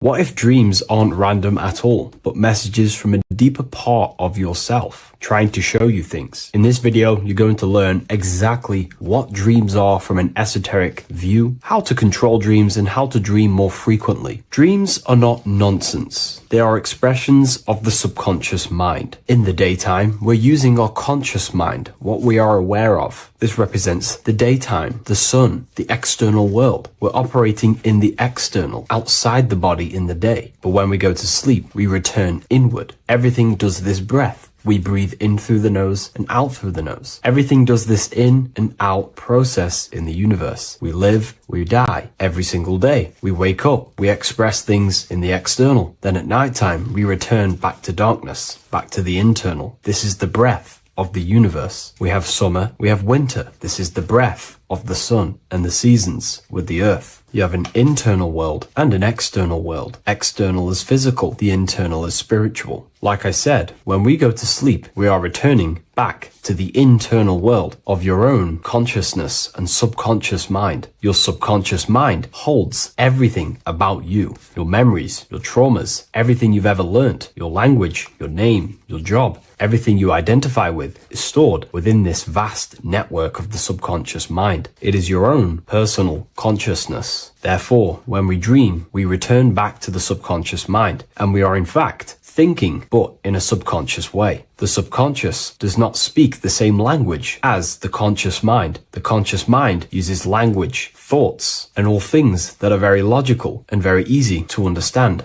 The subconscious is the complete opposite. It is very indirect, metaphorical, and symbolic. The subconscious communicates and works in symbols. Ultimately, symbolism is the language of consciousness. This is why in occultism and esotericism, it is filled with occult symbols, because symbols are used to communicate directly with the consciousness within the subconscious mind, and the subconscious mind is ultimately connected to the collective consciousness. We are all connected and tapping into the mental plane, where we receive thoughts, ideas, depending on what we attune our mind to. That's why we call it a mindset. But getting back on topic, the subconscious mind is your own personal network. It is like a net, an interconnected web of your thoughts, memories, traumas, emotional blockages, and all the things you identify with and have experienced in your life is stored within this network. It can be seen as a web. One example of the subconscious mind using symbolism is this next story I can tell you. Let's say I was in a very traumatic car crash as a young child. I experienced a lot of emotional trauma in that car, and that deeply impressed my subconscious mind with that trauma of emotion that I felt. Therefore, every time I see a car in my external world, that car is now a symbol that represents the state of consciousness I was feeling in that particular time of the traumatic car crash. The car is a symbol for a state of consciousness within my subconscious mind. Just like when you see a word, that word triggers what you believe that word to be in your subconscious mind. Symbols are the language of the subconsciousness. Therefore, when we dream, we are basically seeing symbols of our own personal subconscious mind. Our higher mind, which is basically our subconscious, the higher version of you that exists beyond your human thinking mind, communicates using symbolism. The higher mind does not speak human thoughts, human language. It speaks the language of symbolism. Therefore, when we dream, every event, every person, everything that happens, and everything you see is your own personal subconscious mind materializing within the plane of the astral plane. This is a dimension that sits just above the physical world that everything is pulled out of. For example, look around you. Everything you see around you was thought, then imagined. Imagination is the astral plane, and this astral plane sits above the physical world. As above, so below. These objects were thought, imagined within someone's mind, and then pulled into a physical reality. Therefore, the imagination is what you're experiencing within a dream. It is your subconscious mind thinking and materializing within the imaginative plane.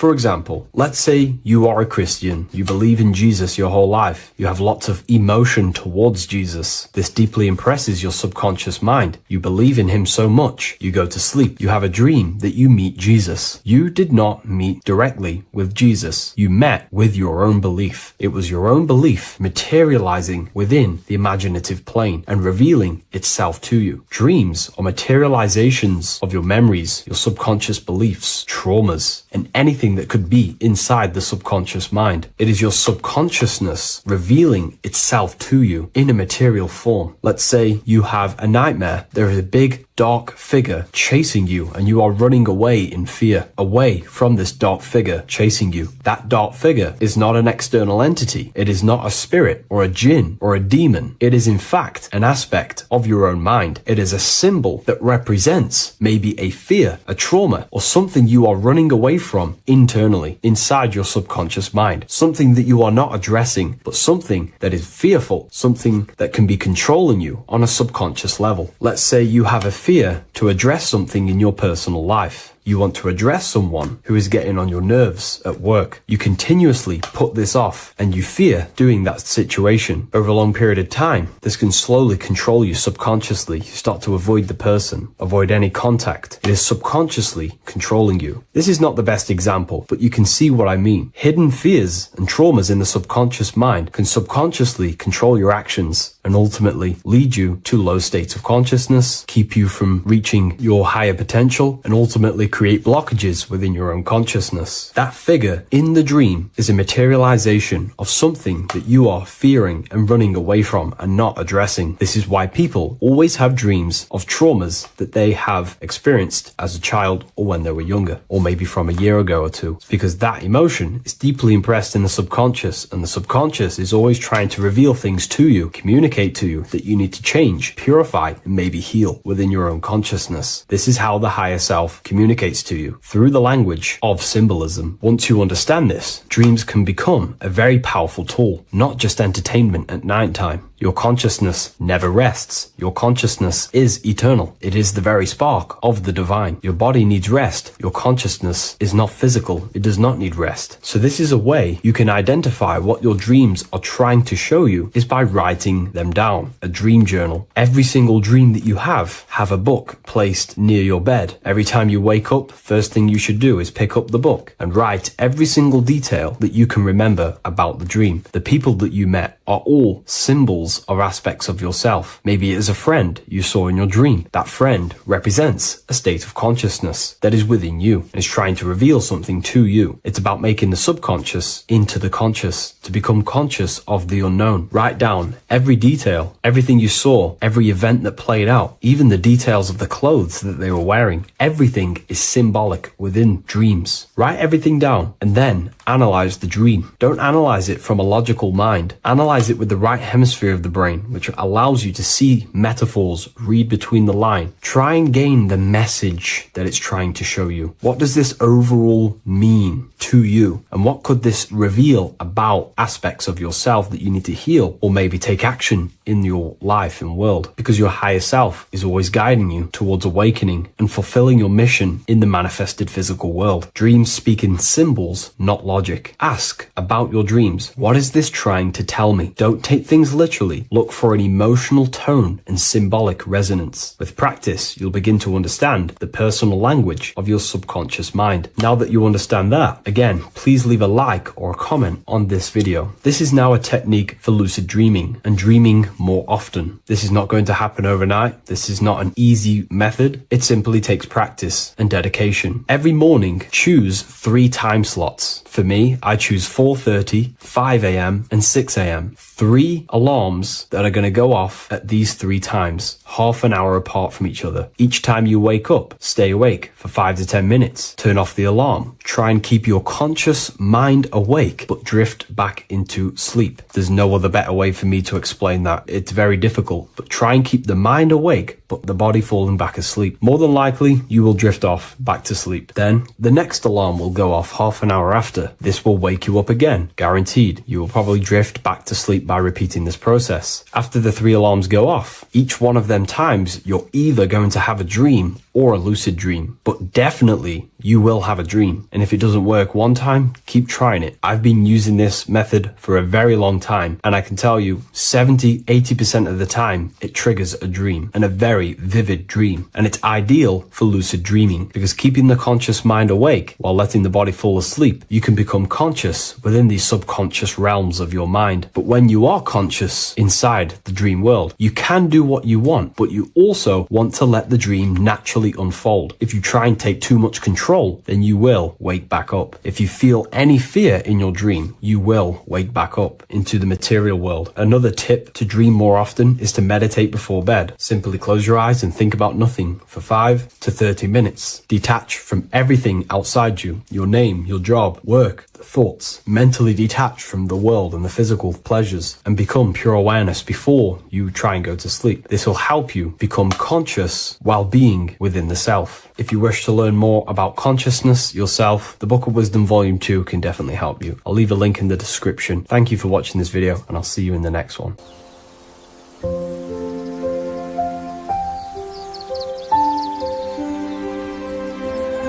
bookofwisdom.com.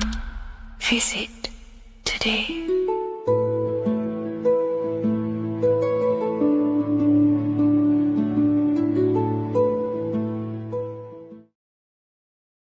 How are we all doing today, people? It's Revival of Wisdom, and today we're going to get real deep This video is going to get real deep. A lot of people are not going to be ready for this sort of knowledge. Okay, you really have to do is to really deprogram the mind, because everything we've been taught is a complete lie, is to keep us trapped.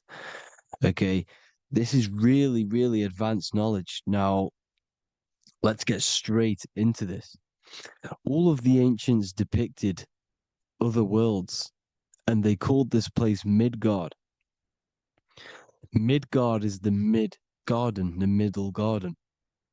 This is why the Masonic symbolism on the floor is always a black and white checkered board, symbolizing the polarity here, the good and bad, because we're in the middle garden, the heart. Earth rearranged spells heart, because we're in the heart of this system, of whatever it is, a super quantum computer, whatever you want to call it, simulation. Now, in the Quran, it talks about the 7 layers of heaven. All of these ancient artworks are depicting these different layers of reality. Okay, and look at the Egyptians here with the boat outside of the firmament. Boats travel on water, and this is exactly what the Masons are doing. So they're still using the same symbols. Why? Because it's the same knowledge, just hidden. The Egyptians have the same knowledge as the Freemasons. It's just hidden. Now, this cosmology that they're showing here, which is probably made maybe 100 years ago, this painting or artwork, is the exact same as the one we see here, with the arch, the boat. You know, it's similar, because the boat is symbolizing traveling these other worlds, because the ether is also symbolized as water, because if you look up at the stars through a telescope, it looks like it's water. It's shining through water, because this ether, whatever this substance is outside of this world, was symbolized as water. Okay, and look at all these ancient depictions showing these different layers of reality. Now, we are being trapped within this 3D dimensional world, which is the cube, the Saturn cube, because there are 6 sides to everything in this world: front, back, left, right, up and down. 6, which is the cube, because we're in the Saturn, Saturn's world. Okay, now, always been depicted as a tree of life, the tree of the universe has always been depicted as this tree. Because let's get a bit deeper. Now, the cosmology of this reality is the sun, the moon, and Polaris, always in the Masonic art. The sun, the moon, and Polaris, the all-seeing eye. If you go inside of the temples, of the Masonic temples, they always have this star in the middle, shining light beams. Okay, look here. The light beams coming from the big star in the middle, which is Polaris. This eye is God. It's God's light shining down from his abundance. Now, when you astral travel, you will see this big ball of light above you, and this big ball of light is God. But you cannot travel towards it until you are pure. It doesn't work like that. You have to become formless. You have to become pure before you can become one with the light. In all these Masonic artworks, it's all depicting the star in the center. This star is Polaris, because Polaris is the way out of this place. And this is why you see the stairway to heaven all the way up to the light beam, the light source. What does it say in the Bible? God is light, because everything is made out of one substance, and that substance is light. And it symbolizes the eye, because God is an eye. All things that are alive have an eye. And we all say, I am. We all see these realities through eyes. God is an eye. He's the all-seeing eye. He sees all things. at all times. And he is projecting this light. And this light comes down to create all the different levels of the worlds. And this is what the two pillars symbolize the number 11. 11, the number 1, is just a vertical line. It's the 1. It's a 1 point. 11 symbolizes the mirror nature of reality. Everything's mirrored. As above, so below. Now, the 11 also symbolizes openings, doorways. And as you can see here, an opening to the all-seeing eye. And you see here again, an opening to the stairway all the way up to the light. This light is the light of God in the astral worlds, beyond this world. Now, Polaris has also been symbolized as the UFO. They put the truth in plain sight. So, you know, in the films, how the UFOs suck people up. That's what Polaris is doing. If you ascend beyond this world, if you do not ascend beyond this world, you will be reincarnated in this world. The whole thing is to outgrow this consciousness to the plane above. And I'm not just making this up. I'm going to be bringing in scriptures after this. But you can see with the Christmas tree, we always put a high, big star at the center, at the top, which is the star of Polaris, which is exactly what the Masons are doing here. The star at the top. And it's on top of our Christmas trees. And all of these symbolize the other stars, because Polaris is the most high star. And all the other stars are wrapped around the firmament lower than Polaris. And that's exactly what the Christmas tree is. And it's a triangle. It's a triangle, just like light beams travel from one point in the triangle, just like the all-seeing eye. It's a triangle. The light is coming from one point and sending its rays downward. You see, it's kind of like you see here with the water. And the lower you go, the darker it gets, the more evil it becomes. And this is what the ancients would call hell. Now, this all-seeing eye is Polaris.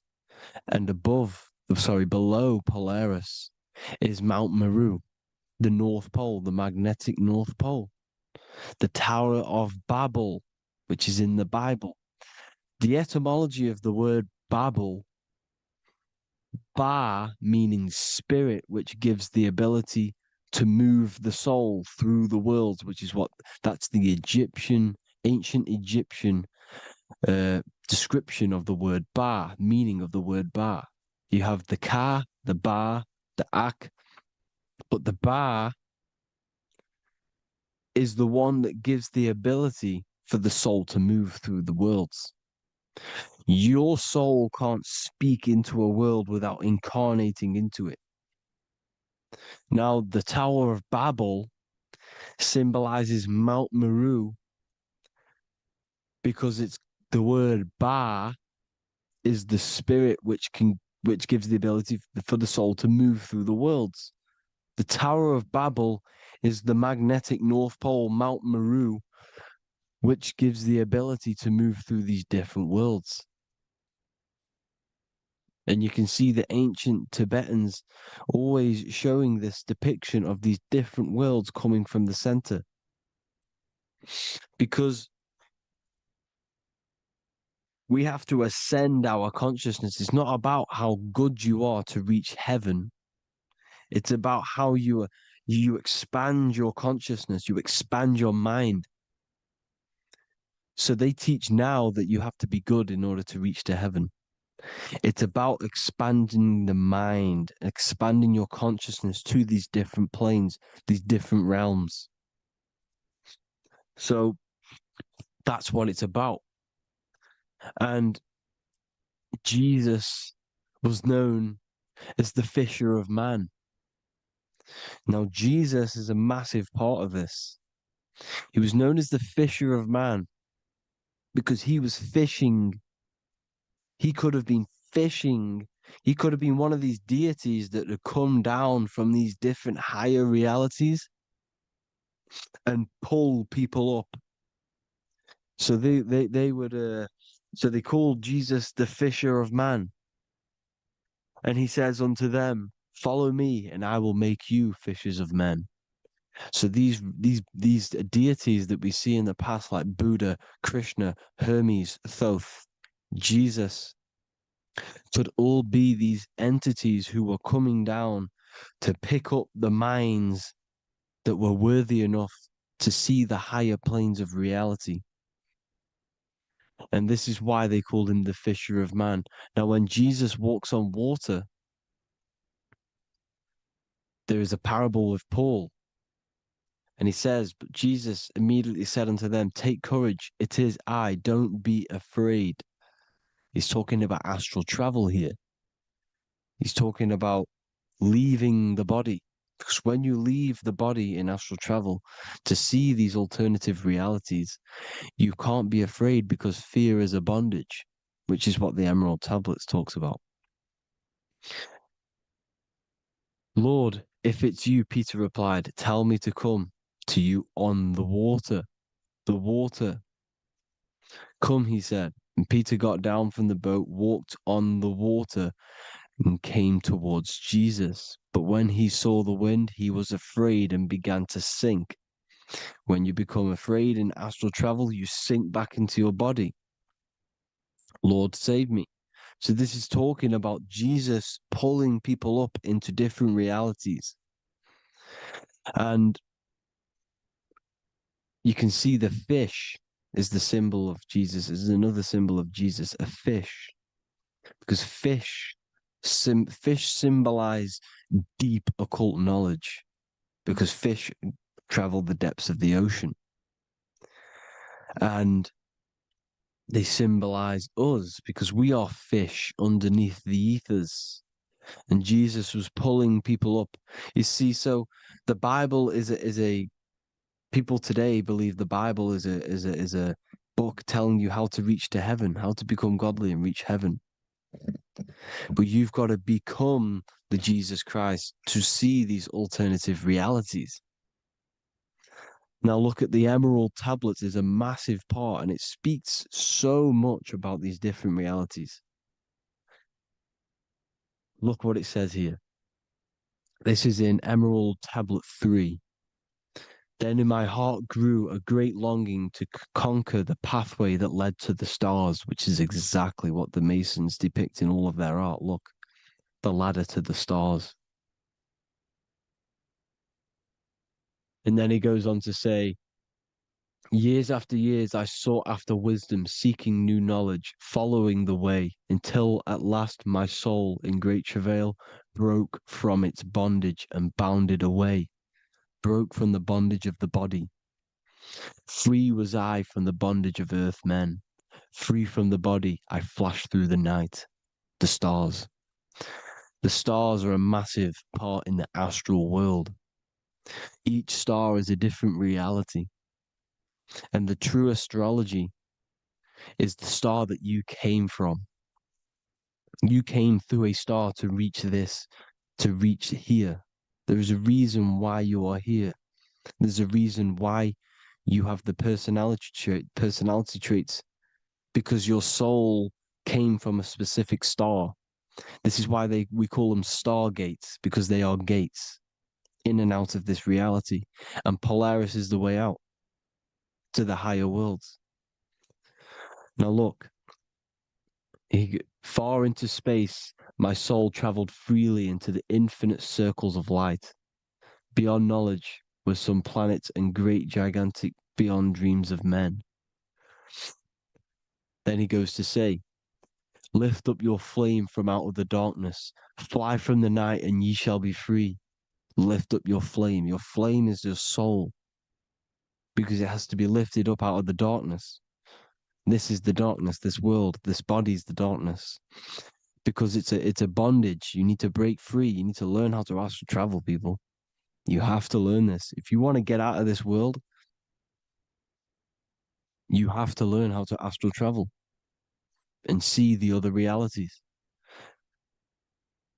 Traveled I through space-time, knowing my soul at last was set free, knowing that now I must pursue wisdom until at last I pass to a plane hidden from knowledge, known not to wisdom, extension beyond all that we know. So he's talking about he went to a place where we cannot even comprehend here, a place that was not even known to earth men. He's telling you he's ascended out of this world to the planes that are beyond. And it says here in the Emerald Tablets, man is in process of changing to forms that are not of this world. Grows he in time to the formless, a plane on the cycle above. Know ye, ye must become formless before ye are one with the light. The light, the same light that I was talking about, the Masonic light, with the triangle, God, the one source. Ye must become formless before ye are with the light. Formless, you have to leave the body. You have to leave the body. You have to gain the ability to leave this body and travel to these other worlds. Now, it says here, not as man am I, for free have I become of dimensions and planes. In each I take on a new body. In each I change my form. Know I now that the formless is all there is of form. You see, all things created come from the things that, all things that you see come from the things that you cannot see. All of us have the same spark of consciousness, the same I am. Every dog, every animal, every human has this same I, this same thing which sees through the eye. It's formless. It takes this formless entity is the same entity of us. We are all the same entity in different bodies. And this entity it was represented as the flame, the cosmic flame, which is inside of all of us. And this is why the Masons depicted your spine as a candle or the Holy Grail. You would either see this or a candle with a flame on the top, because the Holy Grail is your consciousness, which is on top of your spine, which is the candle. Now, Jesus, Thoth, Buddha were all these deities which were coming down to lift people up because they were fishermen of men. And he would lift you up to the higher worlds, out of this world, to the ones above. Now, Thoth, you can see him here, he's leading the way. He's holding someone and he's leading the way with knowledge and power. He was leading the way to other worlds, out of this world. There's no point trying to change this world. This world will stay the same. It will stay the same. You have to get out of this world. And that's what they're telling you. That's what they're keeping you from. They're keeping you stuck within this thin layer of reality. So what the Masons are doing, they have the ability to astral travel. They're living not stuck and bound to one reality, but living within the different layers of reality. And this is what Morpheus was doing in the Matrix. Morpheus was going into the Matrix to go and get Neo, which is exactly what Jesus was doing, pulling up people out of this world to the ones higher. And that's exactly what Morpheus is doing in the Matrix. If you haven't watched the Matrix, go and watch it. It will blow your mind. Everything I'm saying in this video, you will see it. Except that you don't need to use a machine to enter the Matrix. You just use your body. Well, you use your consciousness to leave this body. You see, Neo was also uploading himself into the simulation to pull people out of the simulation. And this is exactly what all of these gods were doing. the fisher of man. Look, he was pulling people up out of this reality with the knowledge. Now, Jesus was always depicted with the mushrooms. Look at all this mushroom art. Mushrooms were literally the origin of Christianity. You can see it everywhere. There's mushrooms in all of the ancient art. Every single one of these paintings you see here, there's mushrooms on them. Mushrooms have the ability to see alternative states of consciousness. Now, if you go and do them and you go to sleep, if you pop mushrooms, you go to sleep and you will wake up in another reality. You will wake up in another reality. Don't try it if you don't want to do it. But if you've got the heart to do it, do it. Eat them and go to sleep. You'll wake up in another reality. And Jesus was handing out mushrooms to the bright minds, to the minds that he wanted to fish out and pull up to the higher realities. He was giving them mushrooms to see themselves in an alternative state, in an alternative reality. This is why there was so much mushroom art, and it's not just ancient Christians. It's Sumerians, it's the Mayans, the Celtics, the Egyptians. All used mushrooms. All of them. Look at all this art. It's on stones. It's everywhere because mushrooms. See, everything in nature is a micro macro. Look at the form of a mushroom. It's literally your spine and brain. Because they alter your consciousness. Your body is just a radio receiver. Everything that you're experiencing is a program being ran by the central nervous system, and your consciousness is experiencing this program. These electrical impulses of the nervous system, because it's all feeding back to one point, which is the pineal gland. And this is the candle with the light on it. Type in Masonic candle and you'll see it. It's your spine with your spark of consciousness on top of the spine. And it's a mushroom because this sends you to alternative states of consciousness, alternative realities. Now, they were all doing this, the Egyptians, the Mayans. Now, there's more symbolism which goes into this. Look at the Christmas trees we use. The Christmas tree with the presents underneath them. Magic mushrooms grow under trees. And these are the presents under the trees that we symbolize today with Christmas.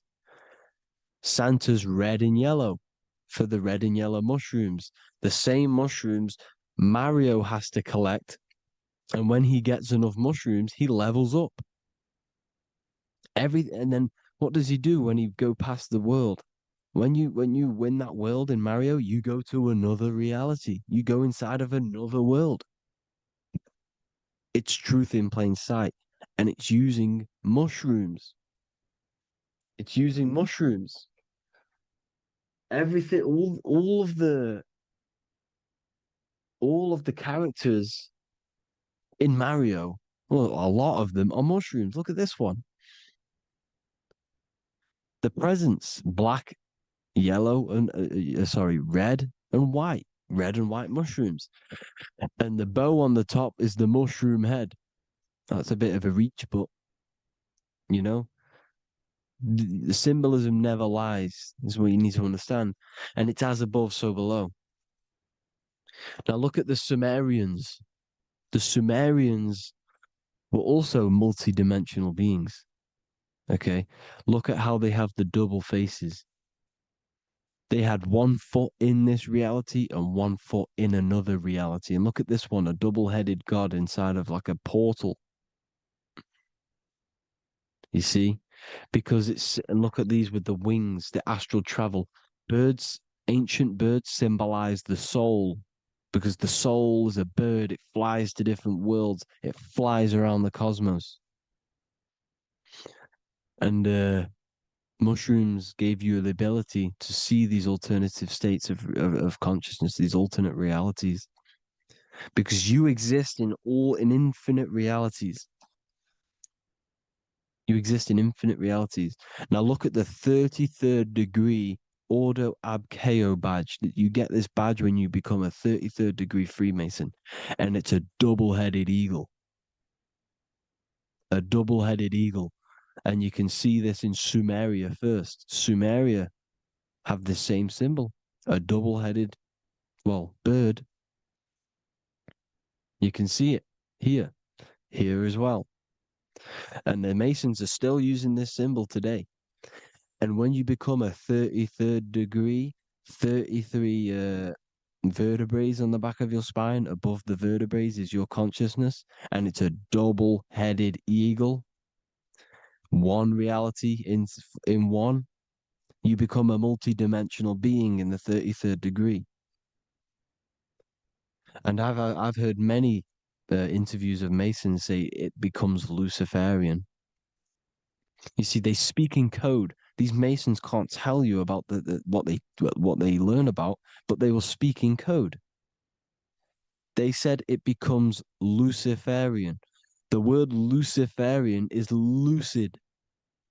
The root word of Luciferian is lucid, and lucid is lucid dreaming, alternative realities, dream worlds. You become a god. Luciferian means you're becoming your own god, pretty much, because you are becoming a multi-dimensional being living in between the different layers of reality at the 33rd degree of Freemasonry. And look at the double-headed eagle, because the birds symbolize the soul. And they reach high, they fly high, just like the soul wants to fly high to the light, to become one with the light, like the Emerald Tablet says. Now look at Janus. Janus was another god, and he's known as the god of doorways. Janus always depicted with a double head. Janus is why we say janitor or January. And January is entering a new year. Janus is known as the god of doorways with keys, always got a key, because keys open doors. That's why the janitor holds all the keys. And Janus always has double heads, because he had one foot in this reality, one foot in another.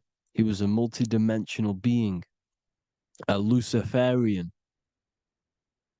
living between the different layers of reality, instead of being stuck in one like we are. Well, a lot of people. And that's the whole point. You see, all of this stuff is about like changing the world and stuff like that. This world will probably never ever change. It's probably been like this forever. Well, forever, for a long time. But it's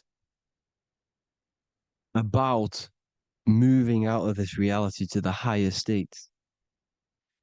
And the Masons always depict the ladder to the luminaries, the stars, with a key, the same key of Janus. The Vatican is a key, and it's in charge of all the religions. Why is it a key? Because they're holding back the key. They're keeping you stuck within this reality, keeping you stuck as identifying yourself with the body, identifying yourself with this world. You are not in the world is within you. This is a program being ran by your central nervous system, and your consciousness is experiencing this reality. Now, this is going to be a mind-blowing video for some people.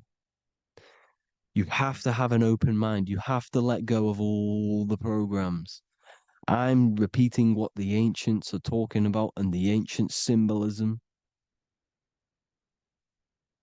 Look at Janus with the double-headed god. He was just another god coming down, giving keys to people who had the worthy mind to be pulled up out of this reality, to be pulled up to heaven, just like Jesus was teaching how to reach heaven. But really, it's an encoded scripture. But anyways, hope you all gained some insight on this video. Have an amazing day. Please like, share, comment. All the links are in the bio for the PDF, for the Manifestation Mastery course, and all the other amazing stuff. And if you want to support the channel, I'd greatly appreciate if you became a Patreon member. Hope you'll have an amazing day, people. God.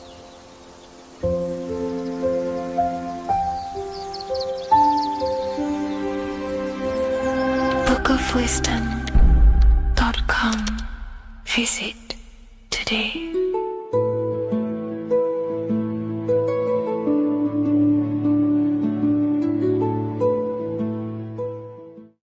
Welcome to Revival of Wisdom. Welcome people, we're back with another video. Please make sure to hit the like, the subscribe button, and turn on notifications to never miss a video. The Vatican is a giant key from a bird's eye view, and it also contains an 8-pointed star. The Anunnaki Sumerian gods also depicted this 8-pointed star. The sky god Anu from the Anunnaki also uses the 8-pointed star for his symbol. And even Freemasons depict an 8-pointed luminary with a ladder and a key. This is symbolizing the key to ascension up to the 8-pointed star, which is Polaris. Polaris is always depicted as an 8-pointed star. Polaris is the standstill star at the very center of our realm, which is perfectly aligned with the North Pole. The Earth is a giant torus field, and at the center is where the most electromagnetic energy is stored. This is why all compasses point to the north. Hence why a compass is an 8-pointed star, because it points you to Polaris, which is the North Pole, the center of this realm. The 8 points of the 8-pointed star symbolize the 8 points in space and time. So yes, Polaris is the portal which you ascend through if you outgrow this consciousness by aligning your chakras. Our earthly realm is a macrocosmic reflection of us, and we as humans are the micro reflection, with the earth containing its 7 chakras as well as us. The North Pole is the 7th chakra, which is the crown chakra. So the key to ascension is held by the Vatican, hence why it's a giant key, because they mislead the masses through their religions, which teaches the masses to look outside of themselves. As stated in the 20,000-year-old emerald tablets, written by the Egyptian god Thoth.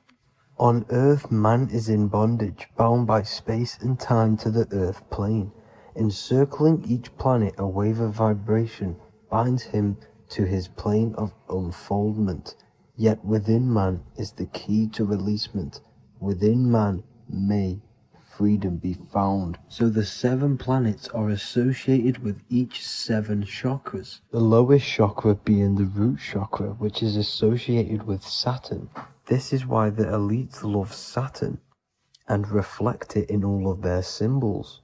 Because the chakras are an ascension of spiritual principles, starting from the material and ascending up to the spiritual, the crown chakra. However, evil love bondage, and they are trapping souls in the physical realm by stopping and provoking the ascension process. They do this by abusing the energy of Saturn, and Saturn is associated with the lowest chakra. The lower three chakras are associated with survival mode, which keeps the consciousness in a constant state of fear and only aware of its surroundings. Once you start to ascend up your chakras, you become more consciously aware of spiritual deeds. And this is the process of returning back to your true spiritual form. Going back to Polaris and its connection to ascension, Kanye West symbolizes this on his music video 24.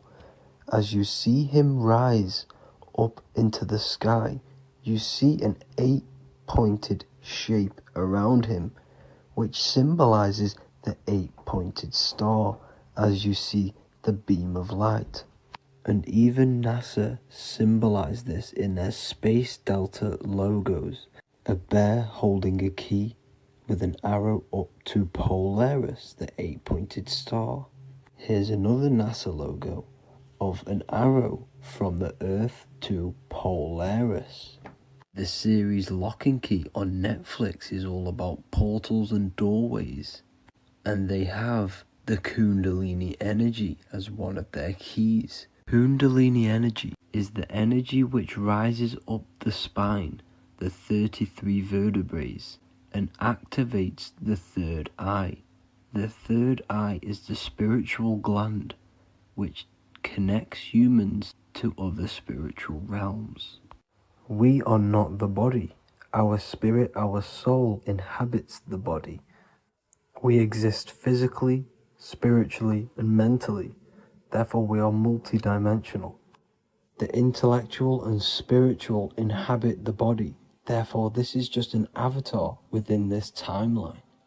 However, within each and every one of us, we all have the key to releasement, as says in the Emerald tablets.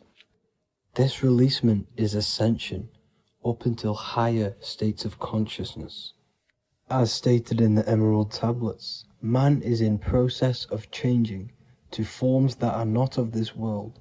Grows he in time to the formless, a plane on a cycle above, and another one saying, man is a flame bound to a mountain, but we in our cycle shall ever be free. Know ye, O man, that when ye have progressed into the cycle that lengthen above, life itself will pass to the darkness, and only the essence of the soul shall remain. That's it for this video. I hope you all enjoyed. Please feel free to leave a like, subscribe, and comment any subjects you want me to talk about. God bless you all.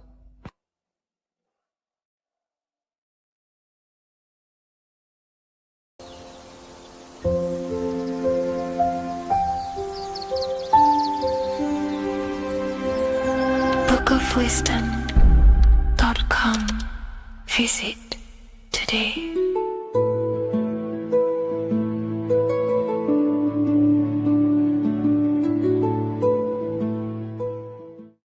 What is good, YouTube? Today we're going to be talking about the astral plane and how the cosmology fits into the astral plane. Okay, so first let's go over the astral plane and go over the different layers of reality so that you can understand reality more.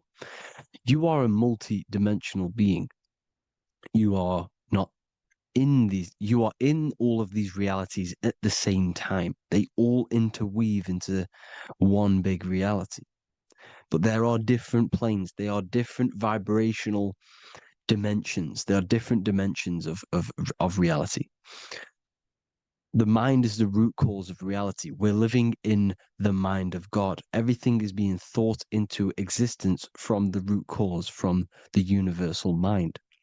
This is why the ancient Egyptians said, all is mind. We're living in the mind of God. And we are a microcosm of this mind. This is why we all have the same mind. This mind is the world of thoughts. Now, this world of thoughts is just the thought alone. For example, it is the thought of a chair. But then when you start to imagine this chair and you start to mentally see the chair, You're now manifesting the thought, the singular thought, into some sort of form. So now you're imagining the chair. You're imagining the form of this chair, which is then manifesting into the astral plane. The astral plane is the world of thought forms manifesting. So when you are imagining something, you are seeing into the astral plane. Okay? Your third eye, it is an eye because it sees the astral plane. It is seeing the other side through imagination, through dreaming. Well, we'll go over dreaming later. So the thought of a chair is a singular thought. The imagination of the chair is the manifestation of the chair. And in the astral plane, it's basically the world of all the chairs that could ever exist. So you're thinking of the chair as a singular thought, which is the mental plane. The astral plane is the imagination of that chair, is the thought, the manifestation of it. Depending on the vibrational state of the thought will depend what level of the astral plane it will go to. For example, if you're thinking about a chair to torture someone on it, it's going to go on the lower astral plane. Or if you're thinking and imagining happy things, it's going to go to the higher astral plane. So wherever your mindset is, that we call it a mindset because your mind is setting frequencies to certain things. Thoughts are frequencies. And a mindset is setting your frequency, setting your mind to a certain frequency. So when you set your mind to a certain frequency and you imagine something in that frequency, you're going to match everything in the astral plane that are on that similar frequency, just like you would in the physical world. Because we're all in these worlds right now as we speak, but we can't see them with the two physical eyes. We can feel it though. When you're around someone and you've just met a new person, for example, you can feel their vibration. And if you're not on a similar vibrational match, you will not get along with that person, or you just won't not get along, but you won't connect with that person because you're on two opposing frequencies, not matching. And this is something you can't see, you can only feel because it's the astral plane. It exists within the astral plane. Everything in the astral plane is made out of vibrations. So if you do astral project, and if you already know how to astral project, you will see beings and people and things that are on the same frequency as you. This is why before you astral project, you need to sort your vibration out before you astral project, because you are projecting your consciousness into this. It's the mind. The mind is the bridge. It can move between realities. You are a observer. You are a observing soul which observes different realities. And the mind is the bridge between all of these different realities. The mind can choose. If you want to project into the astral, you set your mind to it, you can. Okay? So let's not get off track. The lower astral plane is where demons are. The higher astral plane is where heavenly beings are. Heaven and hell are kind of a real thing. The etheric plane is a powerful substance, the ether, the fifth element that they don't tell us about. If you type in on Google the 5 elements, they will try to remove it with wood or metal because they don't want you knowing about the ether. Ether is the energy double behind all physical objects. So the ether is very important. It is the 5th element. It is part of the physical world, but it's also part of the astral world. It is on either side. You see how they're showing you the truth in the language? Ether and either are the same word. The ether has 1 foot in the astral and 1 foot in the physical world. It's a substance that connects the physical to the astral world. It is the either. It's on either side of reality. It's on the other side. Other, either, same word. Ether is connecting the physical to the astral plane. It's the world of frequency. Frequencies, EMFs, torus fields are in the etheric plane. It is the energy plane. It's where energy moves through the ether. Okay. So then you have the physical world, the world of effect. Everything you see in the physical world is the effect of the higher planes. Each plane is a product of the plane above. So, and it melts into each plane. The physical plane is the lowest plane, it's the most densest, and the highest is the most fluid. This is the most fluid, this is the most dense. This is where we get the saying, as above, so below from. As above, so below comes from the different planes of reality. And magicians understand this. This is why magicians always say as above, so below. Because they understand if you manipulate the higher planes of reality, you manipulate the lower planes. Because the astral plane is a direct copy of the physical world, but in the astral plane. It is mirrored. The physical world is mirrored in the astral plane. They are both the same world, but just different vibrational states of the world. Kind of. It's hard to put this in words, people. So just try and understand. The astral plane is the double. It is whatever happens in the astral plane happens in the physical plane. This is why magic works. This is why demons work. This is why spirit communication works. Because if you manipulate the higher planes, you manipulate the lower planes. As above in the astral, so below. Leonardo da Vinci showing you to look up, pointing up. You got to look up. He's telling you to change the mind, you change the physical world. You change your emotions, you're on the astral plane, you change the physical world. You change your reality by changing the higher planes. This is the Masonic 11, the two pillars. This is the 11 also symbolizing the two hemispheres of the brain here. But the 11 symbolizes the two mirrors. 11, 9, 11. 9, 11 adds to 11. 9 plus 1 plus 1 equals 11. The Twin Towers were in 11. Flight 11 was hijacked because it's a mass ritual within the astral plane. Now, we're going to go deep into that later, and I'll show you these rituals they do in order to manipulate the astral plane. So, this is what the 11 is. It's the mirroring of reality.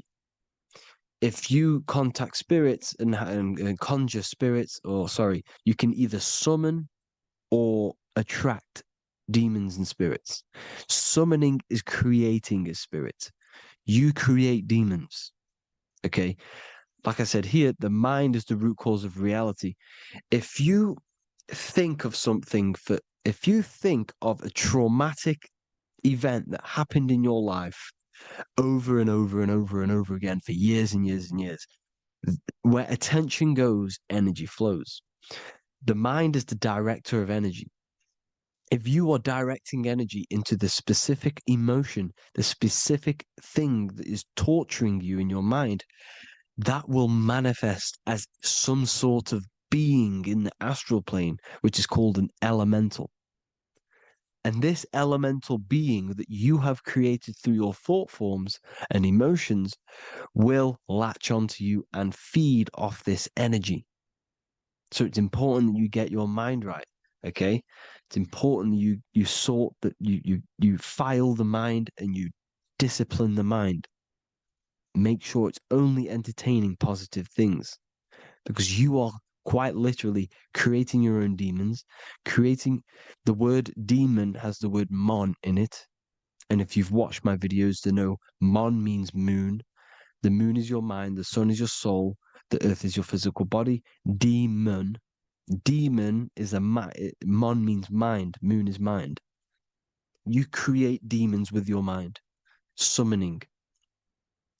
Now, this is where the rituals come in. 9/11 was a ritual because everyone was thinking about this big fearing, the death of 9/11. Everyone was thinking about it. And all of their minds thinking about this horrific thing will manifest and summon a negative energy spirit elemental within the astral plane. That's how all of this works. This is why it was a mass ritual. Okay. Chris Brown, new album name 11/11. Release date on the 11/11. This will be my 11th album and contain 11 songs. All of these people know the occult. This is Hermes Trismegistus with the star of Saturn, the six-pointed star, as above, so below. The mirroring of reality, physical and astral. The two Masonic pillars. So as above, so below. What's above us? The stars. The stars are connected to the astral plane. This is why we call them stargates. When we dream, we are experiencing these different realities. And what are stars? They tell in the Bible, it says Genesis 1:14. And God said, "Let there be lights in the firmament of the heaven to divide the day from the night, and let them be for signs." Signs translates to things to come. Why things to come? The stars tell the future. Why? And why do we say as above, so below? As above us is the astral plane and the etheric plane. As above, so below. Whatever happens in the stars happens on Earth. The stars are connected to the astral plane. Above us is the astral plane. We are a star in a physical body. This is why we say Mr., sister, stir equals star. The E and the A are interchangeable. We are stars, and the stars are the start of our incarnation. We start in the stars, same root word, and we descend through the seven energies, which are our seven chakras. Then we enter the heart of the soul system. The heart rearranged spells earth. And this is the true cosmology. Here's the Masonic cosmology. This is Masonic now. Here's the firmament. Let there be a firmament in the midst of the waters to divide the waters from above, from the waters that below. Genesis 1:6. The firmament, firmament comes from the word firma, Latin, I'm pretty sure, which means firm. When something is firm, meaning it's stable, it does not move, it is firm. The firmament is firm. So, is the firmament Genesis 1:6. What does he say? Genesis 1:3, sorry. Let there be light. This is before the sun and the moon was created. Let there be light. Before the sun and the moon was created, light was appeared. So what's that tell you? This is a holographic projection from some sort of light being, some sort of projector. And that projector is the all-seeing eye you see in the Masonic cosmology. This is the all-seeing eye projecting the light beams. Let there be light. Everything is made out of light. The universe is created out of light waves. The torus field is one unit of light. The light projecting this reality is Polaris. Okay, the famous all-seeing eye. Now, what else? Then we have after let there be light in Genesis 1:16, and God made the two great lights. This is the sun and the moon, electric, magnetic, male and female. Then we have the Masonic checkerboard, the black and white symbolizing dualities within the dualistic reality we're in, spirit and matter, light and matter, rest and motion, positive and negative, good and evil. Everything's dualistic here. Okay? And it's a dance. The universe is a dance between flickering of white and black light, which is the torus field. We're not going to go over that, but this is all connected to the astral plane. This is the true cosmology. The astral plane cannot work on a spinning monkey ball in the middle of space. Does not work. Cannot work. It's impossible. Okay? Impossible. So even in the Quran, it says, Allah has made the earth for you as a carpet, flat. Quran 15:19. And the earth we have spread out like a carpet, set there on mountains, firm and immovable. It is immovable. In the Quran, it also says 65:12, it is Allah who has created the seven heavens of the earth. The seven heavens meaning the seven layers of heaven, the seven planets. And Psalms 104:5, he set the earth on its foundations and it can never be moved. Never. So here you see in Isaiah 40:22, he sits enthroned above the circle of the earth, and its people are like grasshoppers. He stretches out the heavens like a canopy and spreads them out like a tent to live in. We live in a tent. This is the tent. The projection of light. Here you see an ancient picture here. Here you see the ethereal barrier, meaning the firmament, the etheric barrier, and here you see his head popping out. Why is his head popping out? Because your head is heaven, your heel is hell. Your head has access to the astral plane. This is why your head is heaven. The pineal gland, when stimulated, has access to project itself, project consciousness into the astral plane. Here you see another ancient picture here with the Masonic Royal Arch, with the zodiac here, the zodiac on the top, arching, because there's a firmament above us. Here's God in the brain. Consciousness is God. Here you see the Masonic Royal Arch, symbolizing the firmament. George Washington above the Masonic Royal Arch. These are the stars. This is Polaris projecting reality. Here's ancient churches with the dome, Polaris projecting reality with Jesus. Disney World is under the dome. The seven layers of heaven, ancient paintings, all depict if you go and look at the ancient paintings, they'll all depict the firmament, the arch above us. This is where we get interesting. The Masonic Royal Arch has the 6-9, which is Cancer. The constellation Cancer, which is 6-9 is associated with portals because CERN is the 6-9. Okay, CERN is opening portals. They're trying to create a portal to the other side.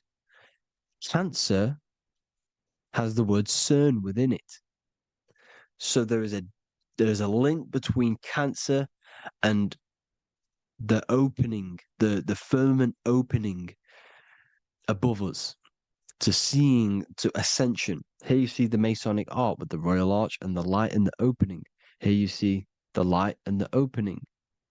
This is the opening of the firmament. Here's the Hebrew cosmology with Sheol, the underworld, and the opening. So Cancer is definitely some sort of portal in and out of this reality. I'm just connecting dots here. Now, we're going to go change a bit now.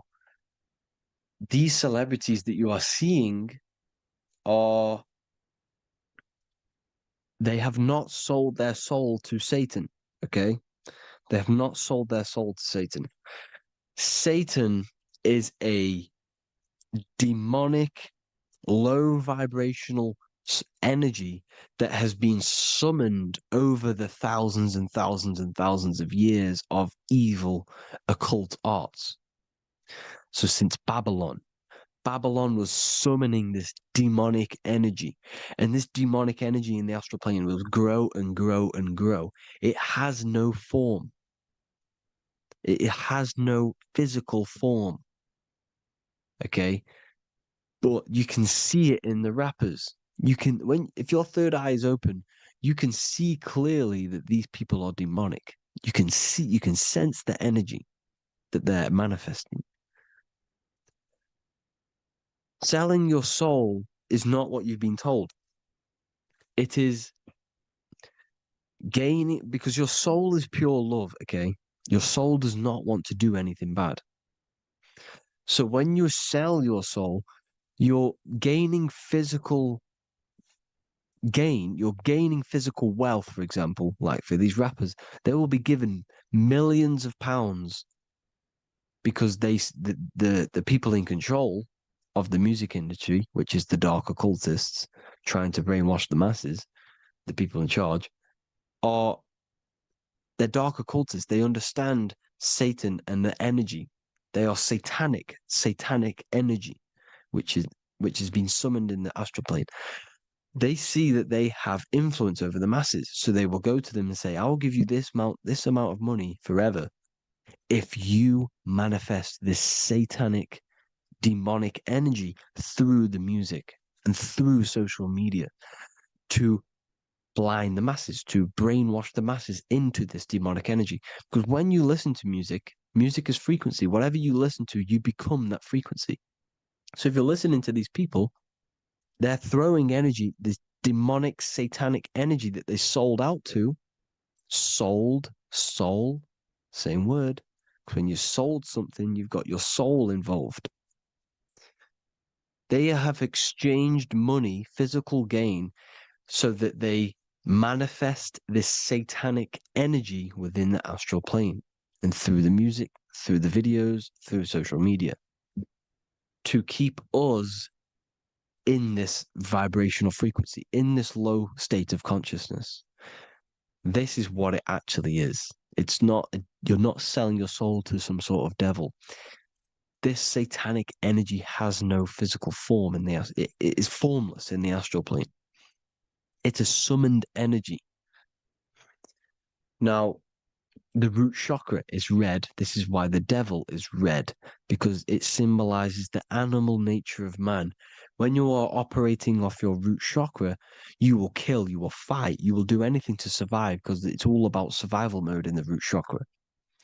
They want you keeping in that fighting mode, that surviving mode, so that you are manifesting this low vibrational frequency, this satanic energy, this demonic red energy. This is why the devil is red. And the devil has a tail with the red arrow pointing down because it symbolizes your light body. This is your Merkaba. Your Merkaba is your light body. Mer equals light, Ka equals spirit, Ba equals body. Merkaba, this is the devil's tail pointing down, the descension, your heel, up to your heel, hell. Ascension to heaven, head. You see, this is the all-seeing eye with the illumination coming off it, your head, when you're illuminated. The Merkaba is your celestial sphere to portray different planes of reality. It is the vehicle of ascension. It's your light body. It's in the word Kabbalah, Kabbalah, Ka, spirit, Ba, body, La, light. Same thing, Kabbalah, Merkaba. Same thing. It's all about the light body. This light body sees different realities. So when you see the goat in the music industry, it's this satanic summoned energy that's been summoning for thousands of years within the astral plane. When it becomes to the physical plane, it will manifest through different things. A goat, an owl, Satan, Moloch, Baal, same deity, same demonic energy that's been summoning in the astral plane. And this is why the Baphomet has a goat head. Drake's new album is the goat. The Polo G, the Masonic G, with the goat. And here's Rylo Rodriguez in the mirror with the goat in the mirror and him in his physical body. It symbolizes, the mirror symbolizes the astral plane because he's manifesting the goat, the demonic energy. He's sold out to the demonic energy. And in the physical plane, he's his physical body. The mirroring, the Masonic 11, the mirroring of reality, the astral and the physical. And what do you call them when they're an amazing rapper, the best rapper?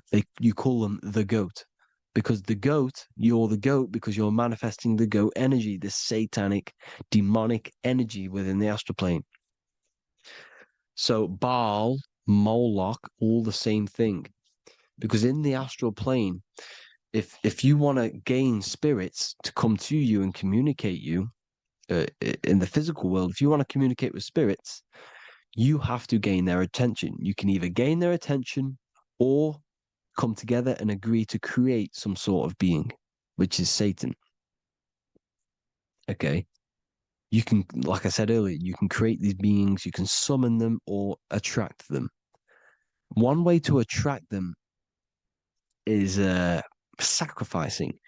In order for you to become God, man, to turn to God, you have to sacrifice your life. You have to sacrifice, not drinking, not doing things, not doing anything demonic, not doing anything bad, not eating meat. You have to sacrifice yourself to become the light. However, if you want quick, instant gains in the physical world, you can sacrifice something else to communicate with these spirits, because these demonic energies feed off demonic energy, your demonic energy. So these dark occultists will give away babies, they'll sacrifice, torture babies so that they gain, so that they can communicate with these spirits for physical exchange. Yes, you can do this. These powerful spirits, these powerful demons can give you powers. They can give you certain things. And this is what they are doing. They're summoning and attracting these demonic energy.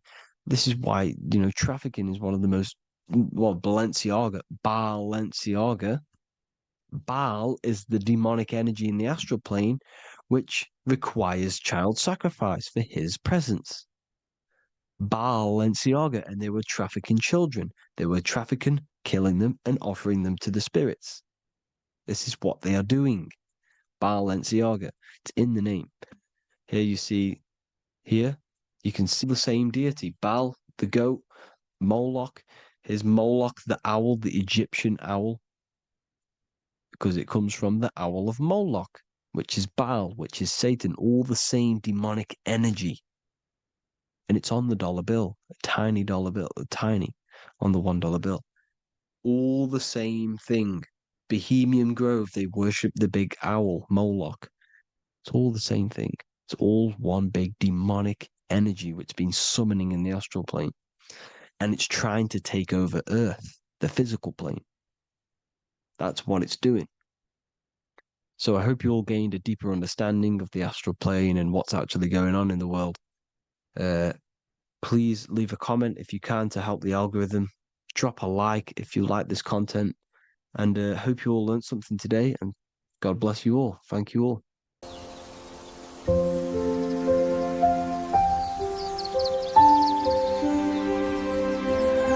bookofwisdom.com. Visit today.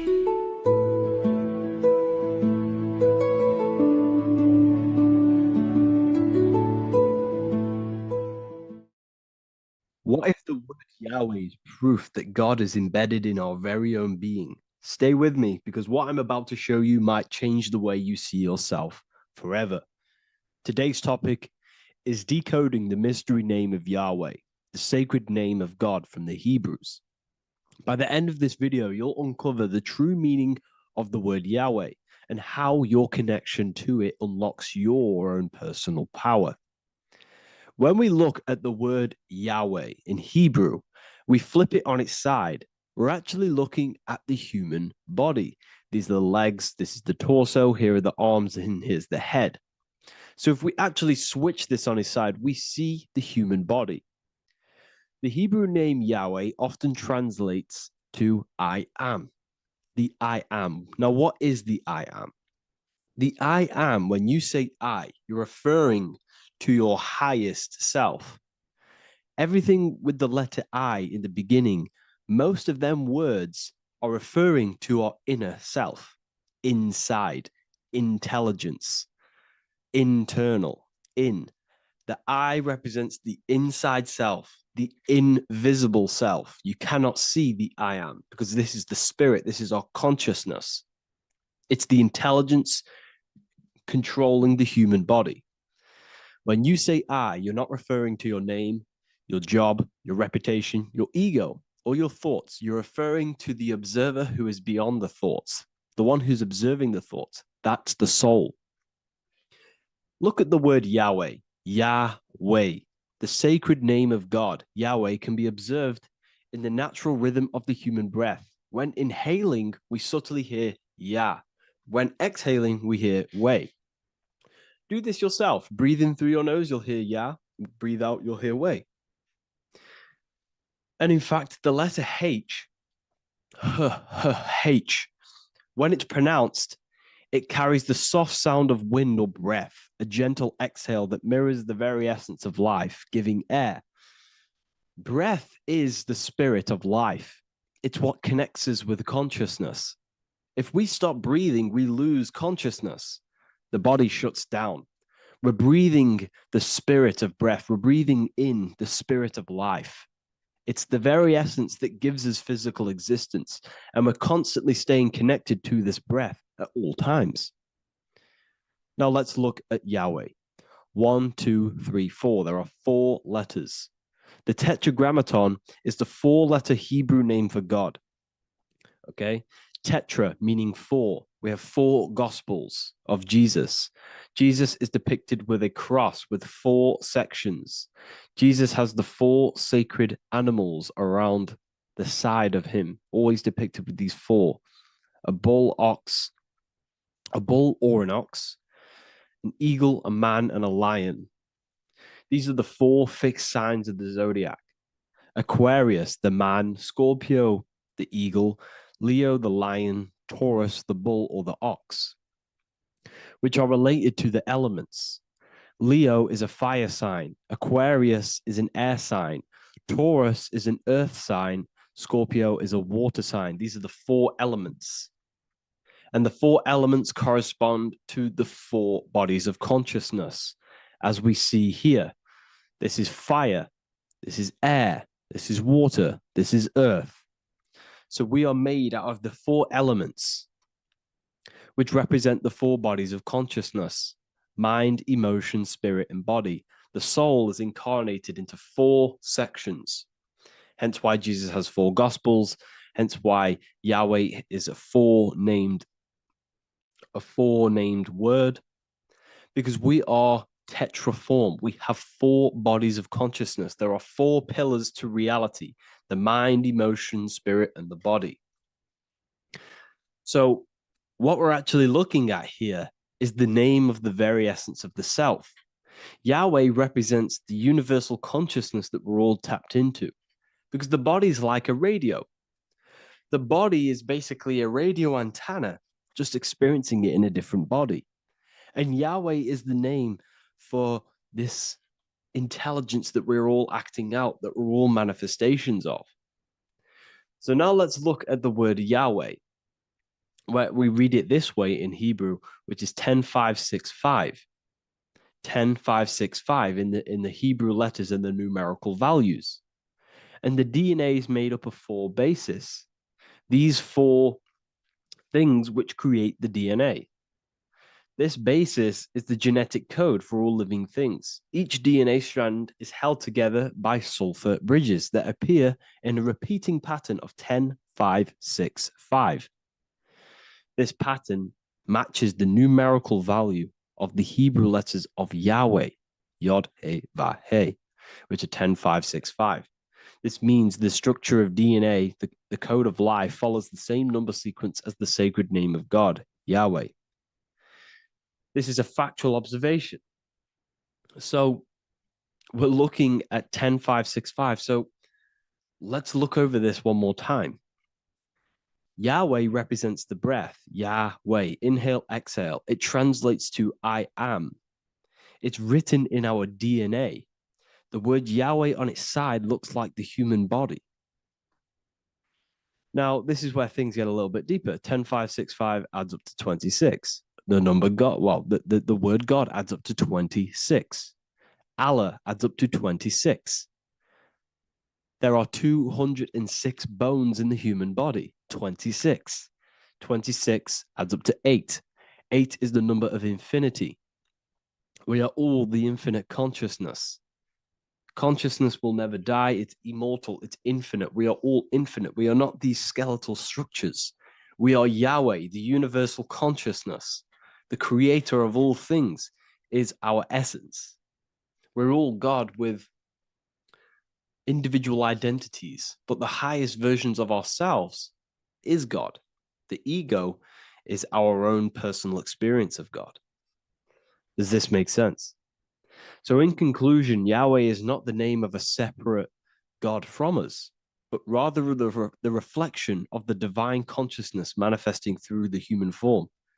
The human body is like a receiver acting as an antenna that tunes into the infinite intelligence and life force we call consciousness or God. This means that rather than being external, the divine presence is within us, expressed through our very existence.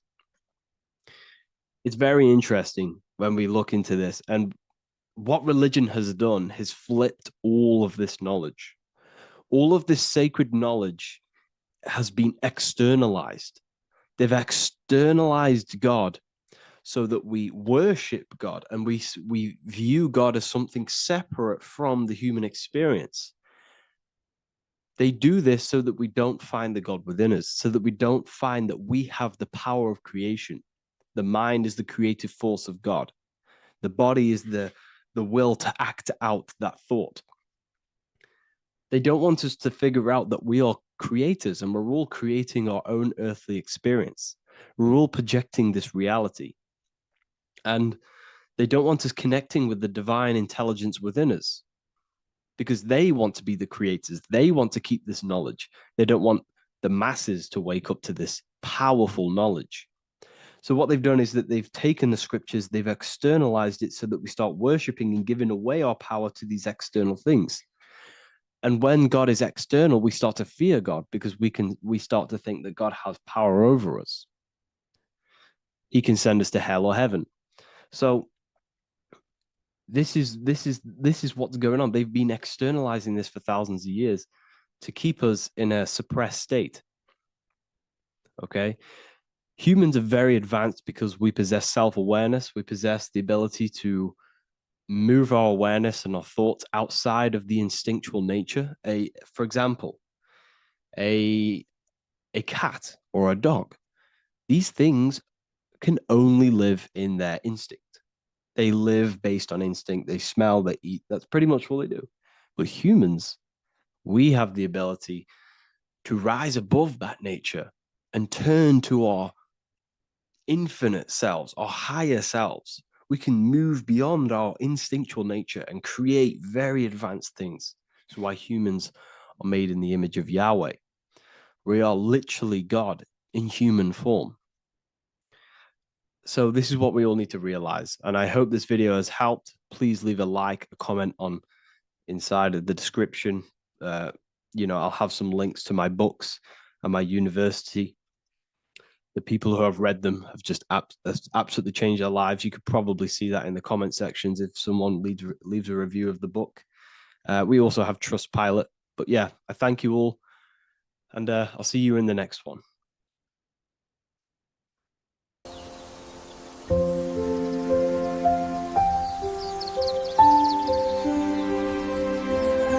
bookofwisdom.com. Visit today.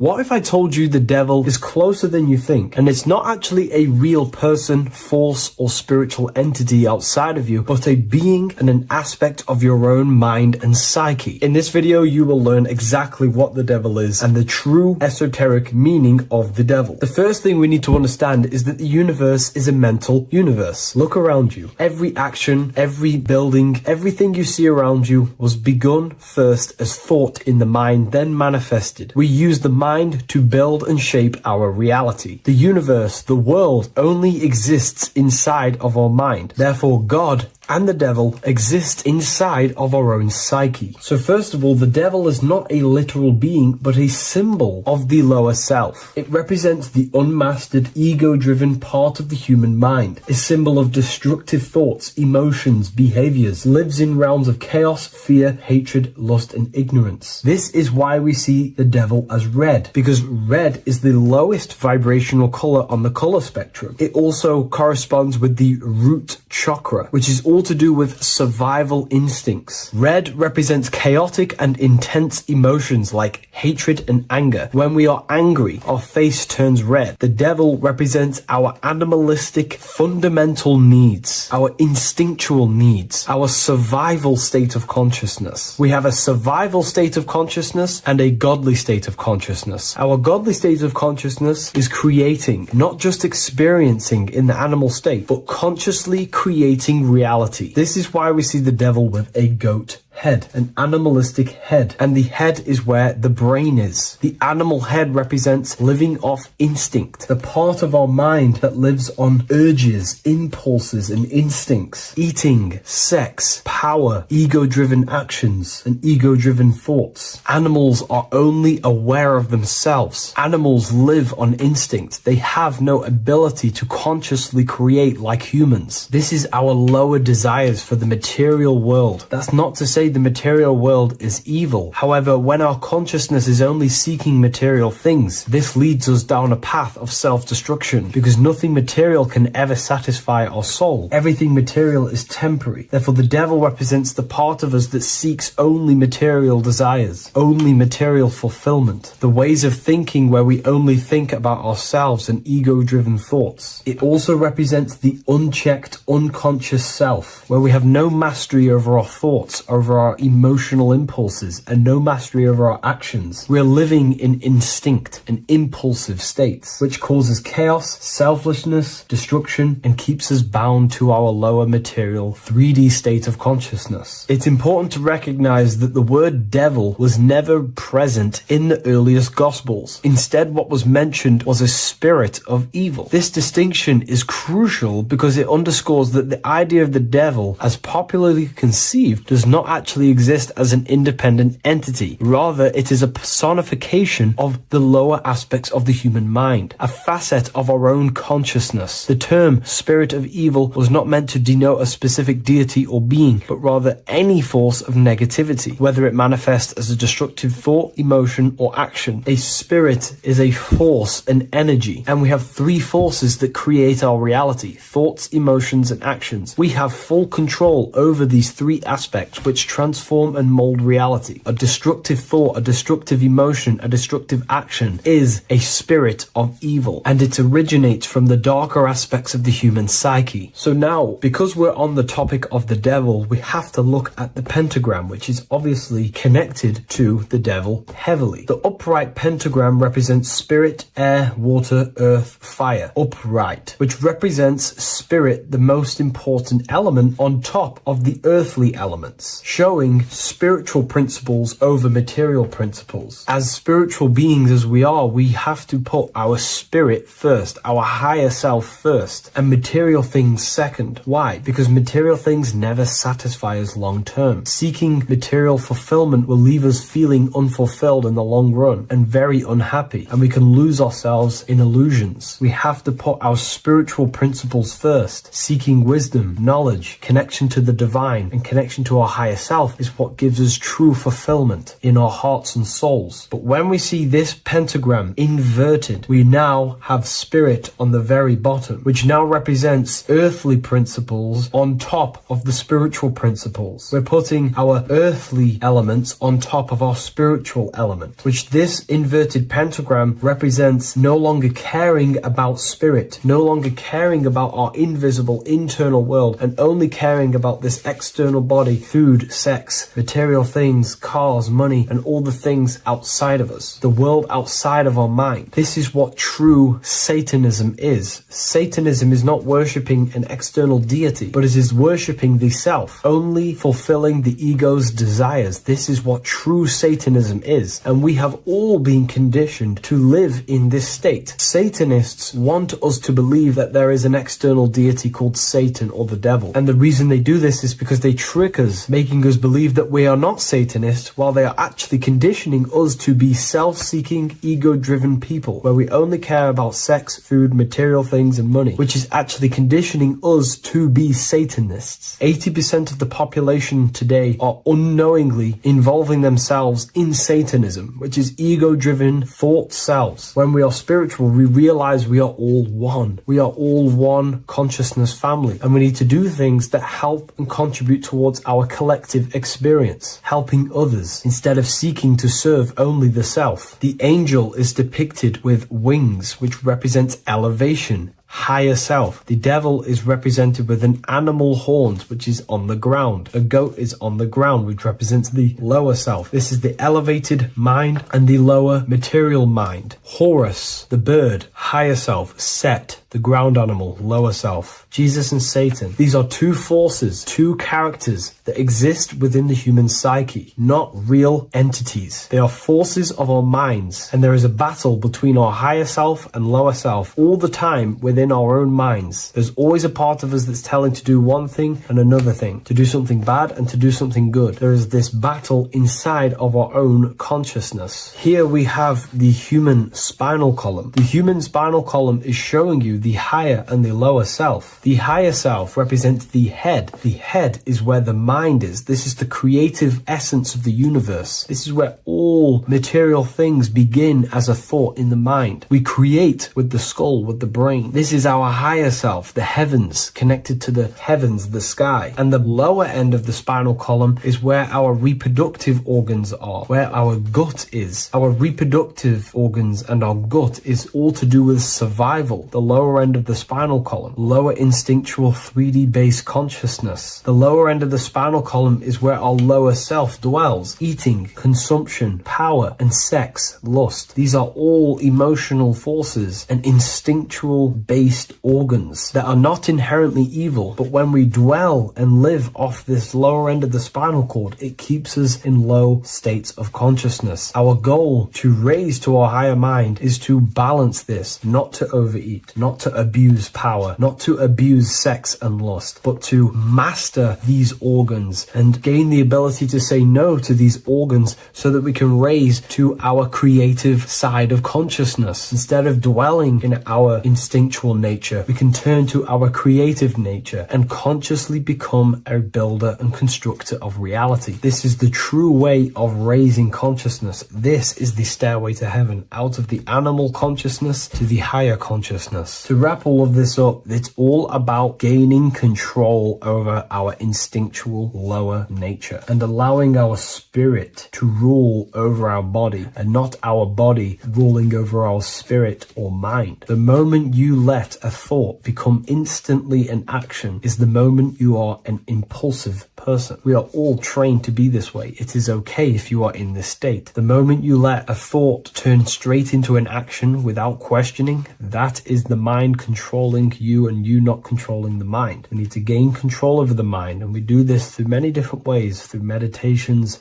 affirmations, and discipline. We slowly gain control over our minds, and once we gain control over our minds, we gain control over our thoughts, and we gain control over the attention that we give certain thoughts. We can then start to uplift our mind, our thoughts, out of our instinctual state to the higher mind. If you wish to learn more about consciousness, I'll leave a link in the description for the Book of Wisdom Volume 2.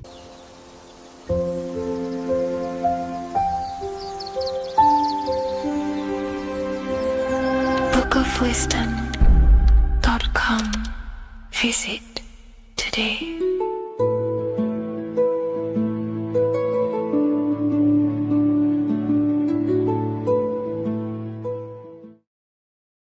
What are we all doing, people?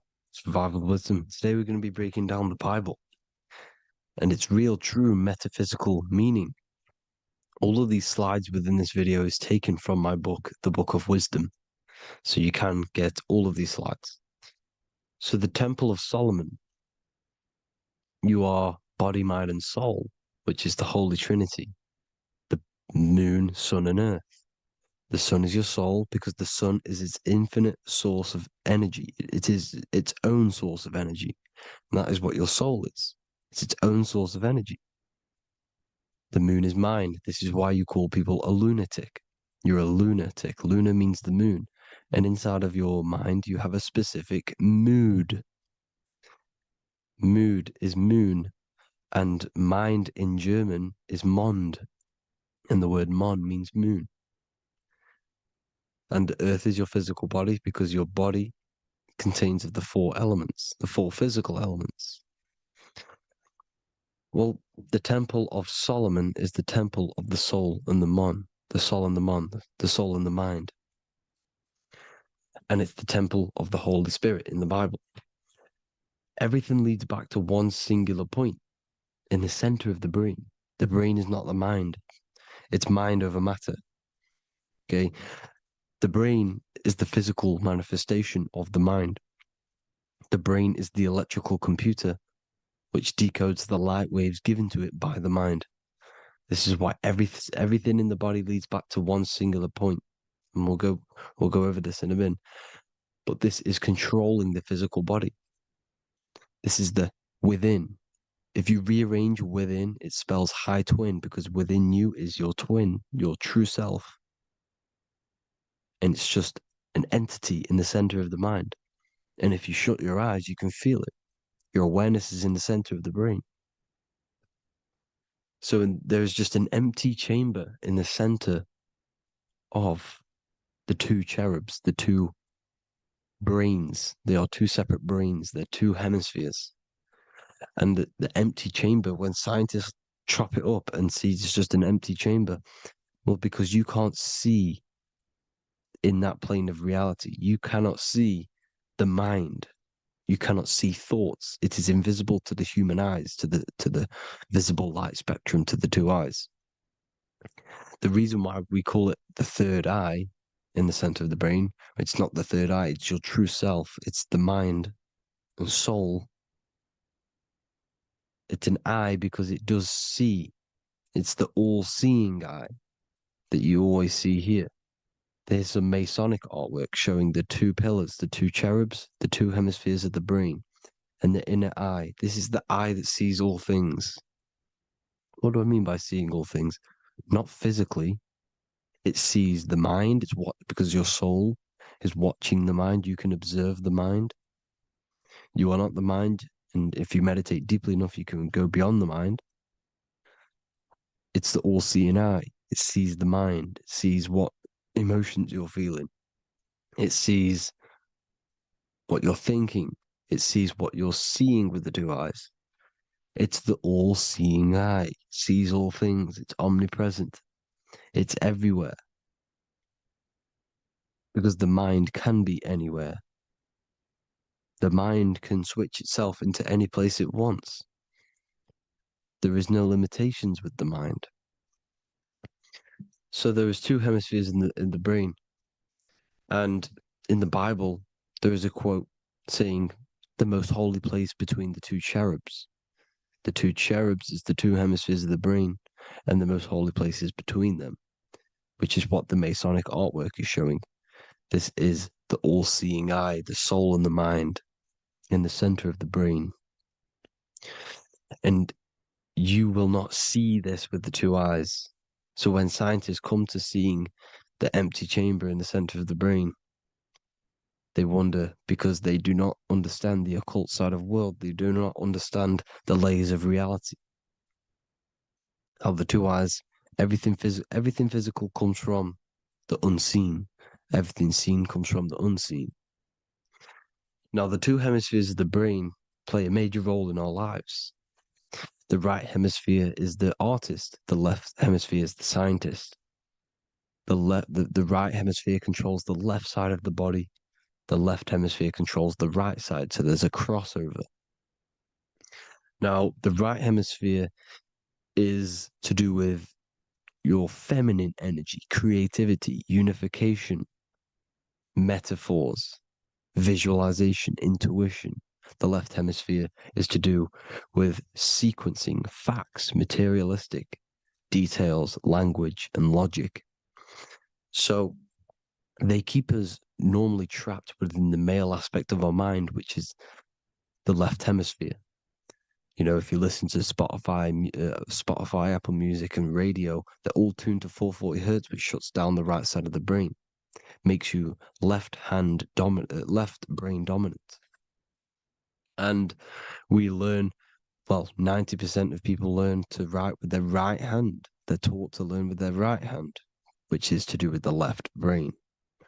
You see, so we are being trapped within this left side of the brain, which is all to do with logic, thinking logical, not creative.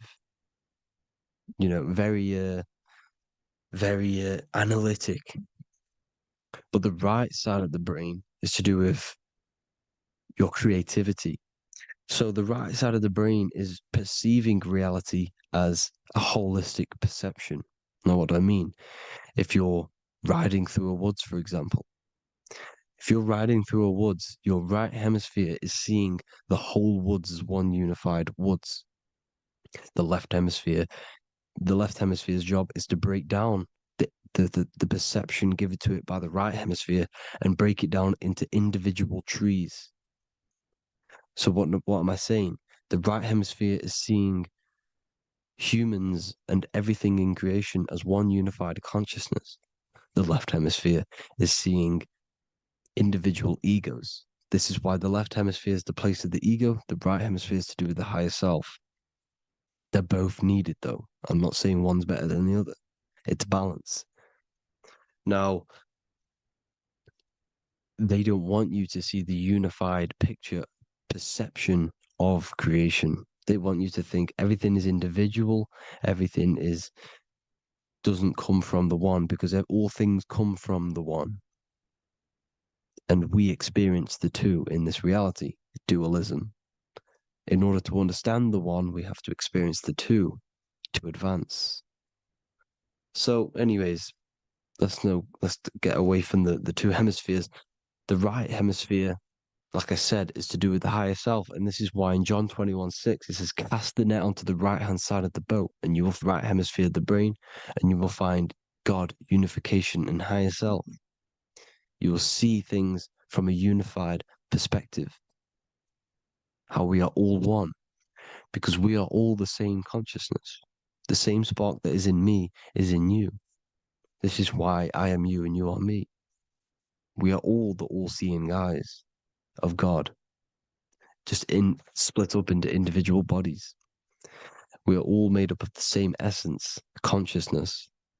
And that consciousness, that mind and soul, is in the center of the brain. You are just in different avatars. And until we see this, we'll forever be divided and conquered. Until we figure this out as a collective consciousness, we will forever be divided and conquered and ruled over. This is why the Bible says, ye are gods. You are the sons of the Most High, because we are. We are the Word made flesh. We are God made flesh. Mark 16:19. So then after the Lord had spoken unto them, he was received up into heaven. Head is heaven, H-E-A, and sat on the right hand of God. God is the consciousness in the center of the brain.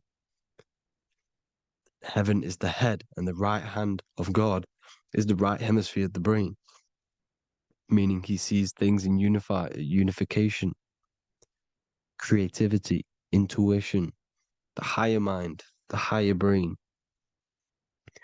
When Moses crosses the Red Sea is the corpus callosum, moving from the left to the right hemisphere of the brain to see unified perception of reality. Head, H-E-A, heaven, same root word. This is why the ancients always depict God in the center of the brain. Here you see ancient Christian artwork showing God in the center of the brain, the light. Here you see it here. Here you see Ganesh, an Indian god, which is the brain. Here you see the Father, the Son, and the Holy Spirit in the dome, the brain.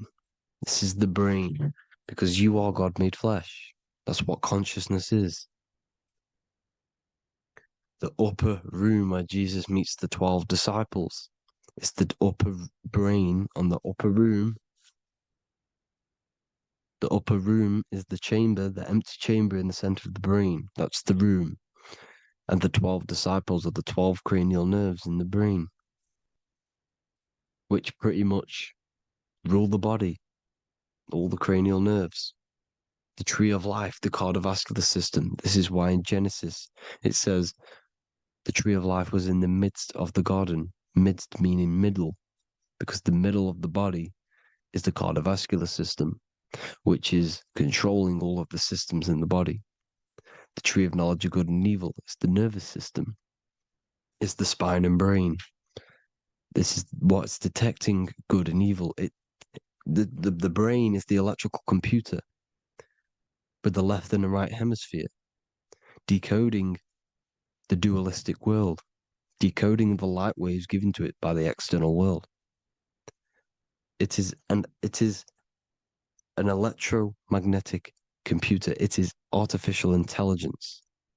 It is very intelligent, the brain and the nervous system, the human body as a whole. But the tree of knowledge of good and evil is the nervous system, because it is the tree that detects good and evil, makes you learn good and evil in this dualistic reality. Here you see Adam and Eve around the tree of knowledge of good and evil. Adam and Eve, male and female energies, with the serpent in the tree, and the tree of knowledge of good and evil. Well, this is the spine, the brain, and the serpent is the kundalini up the spine. The serpent is the S. That's why S, serpent, S, the letter S is the serpent. Sex and serpents make an S noise. You know, the Bible cursed the serpent. So we don't figure out the true religion. The true religion is raising the kundalini and becoming God-man and reaching our higher states, our true God self. Because once the kundalini is saved and hits the pineal gland, it activates 100% of the brain, when we're only using around 20 to 10% as of right now without the kundalini awakening. So when you use it, you're activating 100% of the brain. You're activating all the dormant brain cells. You're regenerating the body. And this is the serpent in the tree of knowledge of good and evil. This is the spine, brain. This is Adam, Eve, the male and female energies. The light of the body is the eye. Therefore, if thine eye be single, thy whole body should be full of light. Matthew 6:22. This is the single eye in the center of the brain. It is not the pineal gland. It is what's inside the pineal gland. You have to go beyond the physical world, and there are no words to describe things that are not physical, metaphysics. And the whole body should be full of light. Well, this last seeing eye on top. This is why the ancients built the pyramids with the stairs in the middle symbolizing the spine, because once you open all the chakras and balance them and raise the kundalini, you activate all of the brain, which gives enlightenment. The word enlight in ment. Ment means mind, light in the mind. Enlighten the mind. And this is enlightenment. We are the temple. And Jacob called the name of the place Peniel, for I have seen God face to face. Within spells high twin. Within you is the God self, which you need to manifest into the external world. And he's seen God in Peniel, the consciousness. He's seen his true self, consciousness, in the pineal gland. Genesis 28:10, Jacob's ladder. Jacob, he took a rock there and laid his head on it to sleep. Jacob had a dream. He dreamed there was a ladder that was on the ground and reached up into heaven. Head is heaven. The rock he fell asleep on is the sacrum bone. because he's symbolizing the oil that comes down the spine, hits the sacrum bone and rests there, falls asleep, and it looks up and it sees the ladder to heaven. Because when you raise this oil, you become God-man. You become God in heaven. You can leave the body at will. Do you not know that your body is the temple, that your body is the temple of the Holy Spirit? Corinthians 16:19-20. Or do you not know that your body is the temple of the Holy Spirit within you? Your body is the temple of the Holy Spirit, the soul and the mind within, the center of the brain, the temple of Solomon, temple of the soul and the mind. Romans 8:10. Christ is in you. It's not external. When you give where attention goes, energy flows. When you give your energy to external things, your attention, your worship to external things, you're giving energy, meaning it's draining you, and you're feeding something within the astral plane, a mental thought within the astral plane. So with you realizing that the Christ is in you, that you don't have to worship anything outside of you, this means that you're internalizing your energy. You're not giving your energy, because where attention goes, energy flows, which means you become more present. You become healthier because you're not giving off all of your special electromagnetic energy that's charging you. This is why the religions run by the Vatican is all external. They're exoteric. Exoteric means external teachings. The esoteric is the internal, the hidden teachings. In Psalms 82, I have said, ye are gods, and all of you are children of the Most High, because we are the Most High, split up into individual bodies. That's what consciousness is. Consciousness is the Most High, and we have to raise ourselves to the Most High. Brahma, Vishnu, Shiva, the Father, the Son, and the Holy Spirit. Why is it always a trio? It's a trio because it symbolizes us, the soul, mind, and body. The mind is the bridge for the soul to be in the body. What is the soul? It's the life force. It's the watcher. It's the all-seeing eye. The soul sees into different realities, and it gives life to the body of every reality it goes in. This is why you always see light around the all-seeing eye, because it is the energy, the life force, the light, life, L-I. Life is light, and it's the eye because it sees into the different realities. It sees into the dream world. When you're going to sleep at night and you dream, it's not a dream. It's another reality. You're a multi-dimensional creature. We live in a multiverse. There's infinite amount of yous. And there is a version of you which is the highest self in a reality somewhere. And this I has the ability to switch realities, which is exactly what astral travel is. Astral travel is the ability to switch reality beyond the 3D construct of this world. The Father, the Son, and the Holy Spirit, Brahma, Vishnu, Shiva. Brahma, the soul, inhabits different bodies. This is why they have different heads. Vishnu, the mind, symbolizing gnosis, meaning knowledge. This is the serpent. The serpent symbolized knowledge. Shiva, the body. Father, the Son, and the Holy Spirit. The bird, the soul, because the bird symbolizes the soul. This is why you have here the Egyptians showing you the soul leaving the body. Here you see here with the twin head, the same head. Egyptians knew this. They knew all of this. Of course they did. Now the whole story of Jesus is all metaphorical for the process which goes on within your body. Your neck and head is the holy grail which the sun and the moon creates. sorry, the sun and the moon creates the fluid within the Holy Grail, the brain, the skull. And the moon creates the milk. Sorry, the moon makes the milk. The sun makes the honey, the land flowing with milk and honey in the Bible. The land flowing with milk and honey is the center of the brain in the Holy Grail. Here you see the Masonic artwork showing you the sun and the moon creating the fluid in the spine. Here's the serpent. Serpent symbolizing the two Kundalini channels, the Ida Pingala up the spine. Here's the furnace raising the Kundalini, raising the oil, heating it up, and rising it to the crown. You see? So here you see more Masonic art, seeing the sun and the moon creating the holy fluid in the brain, in the cup, filling the cup. This is why it's a cup, because it's the Holy Grail. This is the holy oil in the center of the brain that gets released down the spine, which is Jesus coming down from heaven. It comes down the spine, down the River Jordan in the Bible.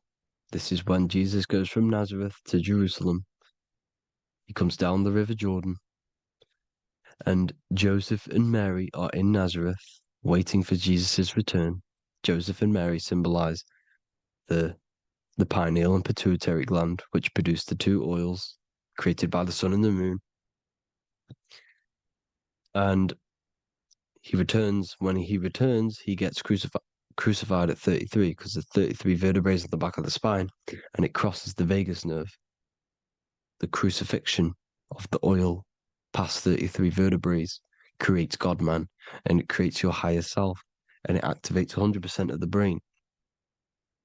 And you turn into spirit, you turn to your spirit self. This is why Jesus dies. He didn't physically die, it metaphorically dies, and becomes his higher self. The ego self is left behind. It's the same with the whole story of Jesus. Jesus comes down from heaven, which is the oil. He dies in a cave for 3 days, which is the oil hitting the cave. Here's the cave. And resurrects after 3 days. If you resurrect the oil, comes up and gets crucified at 33 in Golgotha. Golgotha translates to a place in the skull. The three wise men from the east. Well, if you look at the Masonic artwork, they'll always show you a ladder up to the east. Okay? Here you see north, south, west. This would be east. Here you see east here. East here. The ladder up to the east. The east is the top, up. Three wise men from the east. The thalamus, pituitary, and pineal gland in the center of the brain. The most important glands in the body. Here you see the Egyptians with the spine, the sun, and the two hemispheres of the brain. What did I say at the beginning? The sun is the soul. The sun is its own source of energy. It's the life force, which gives life to anything it inhabits. The soul is the same thing. That's why sun and soul mean the same thing. So, what I'm saying is consciousness is God. And this is why when it refers to as God in the Bible, means your higher self, pretty much. And returning back to this higher self, because God is something that you need to manifest. Consciousness is God, and your body is a reflection of the creation by God. This is why everything in the body corresponds with the stars. The stars rule the body. We are an image of the stars. This body is an image of the whole of creation.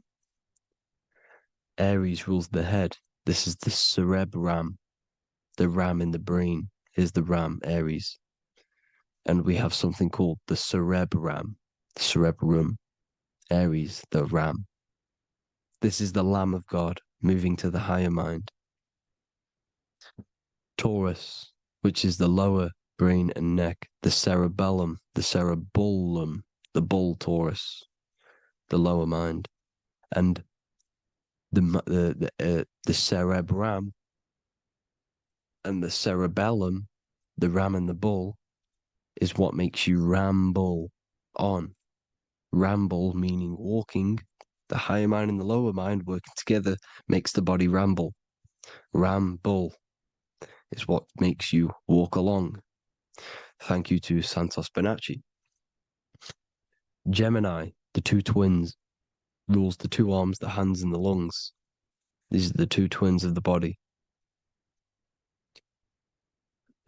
Sagittarius, the horse, which rules the hips. Hips means hippo.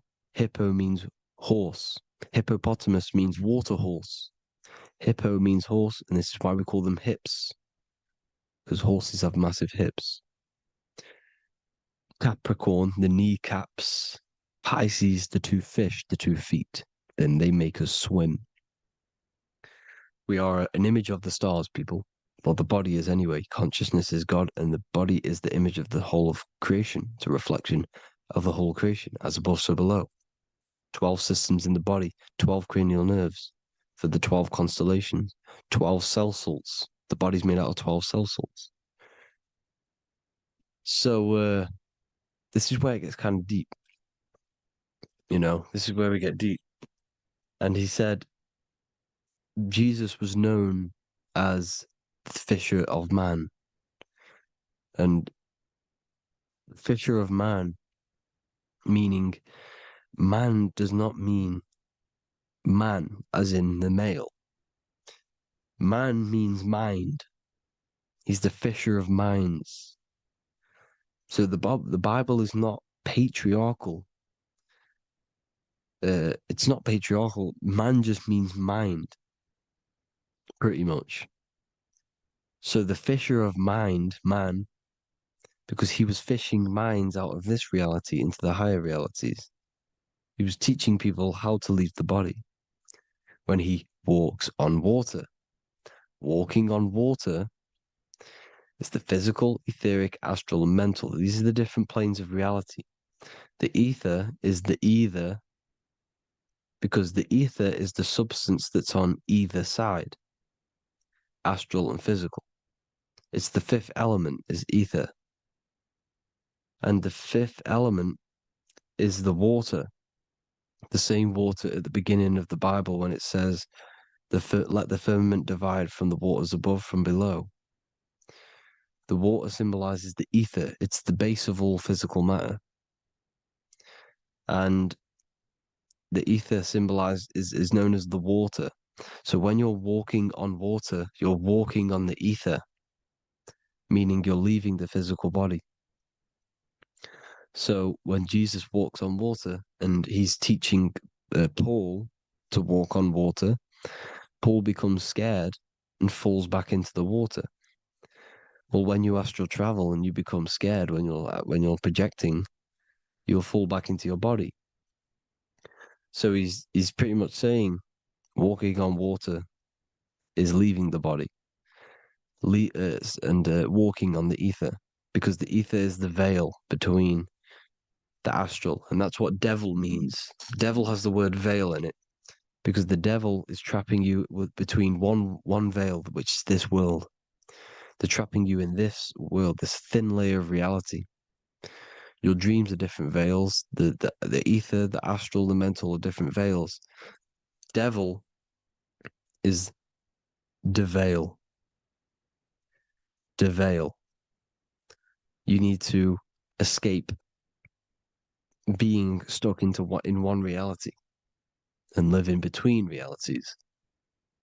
And this is when you truly become a multi-dimensional being, because your soul is just the eye. That's what you are. You're just an eye, and you see into different worlds.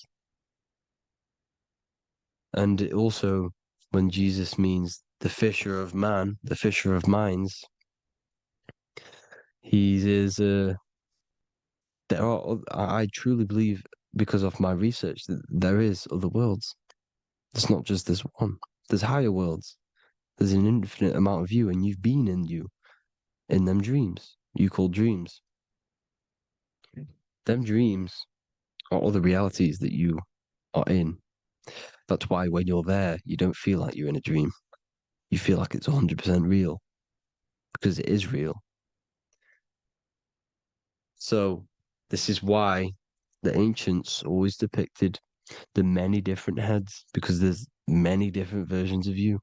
And this I, the soul, the watcher, is switching itself into different bodies at all times. Well, when you sleep, when you astral project. And this is what the ancients were doing.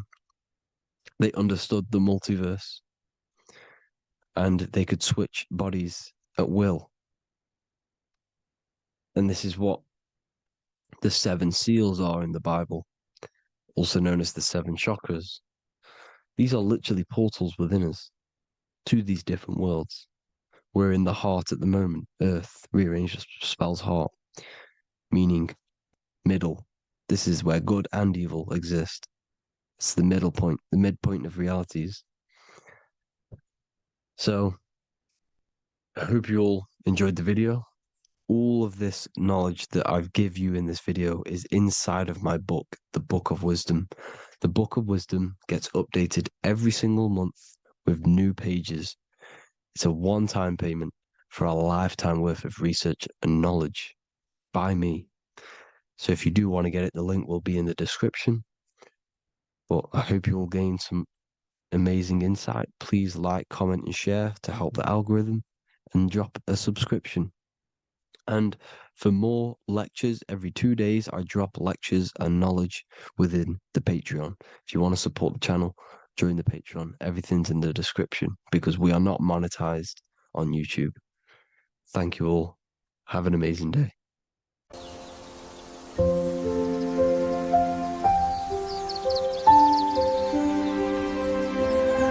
bookofwisdom.com. Visit today.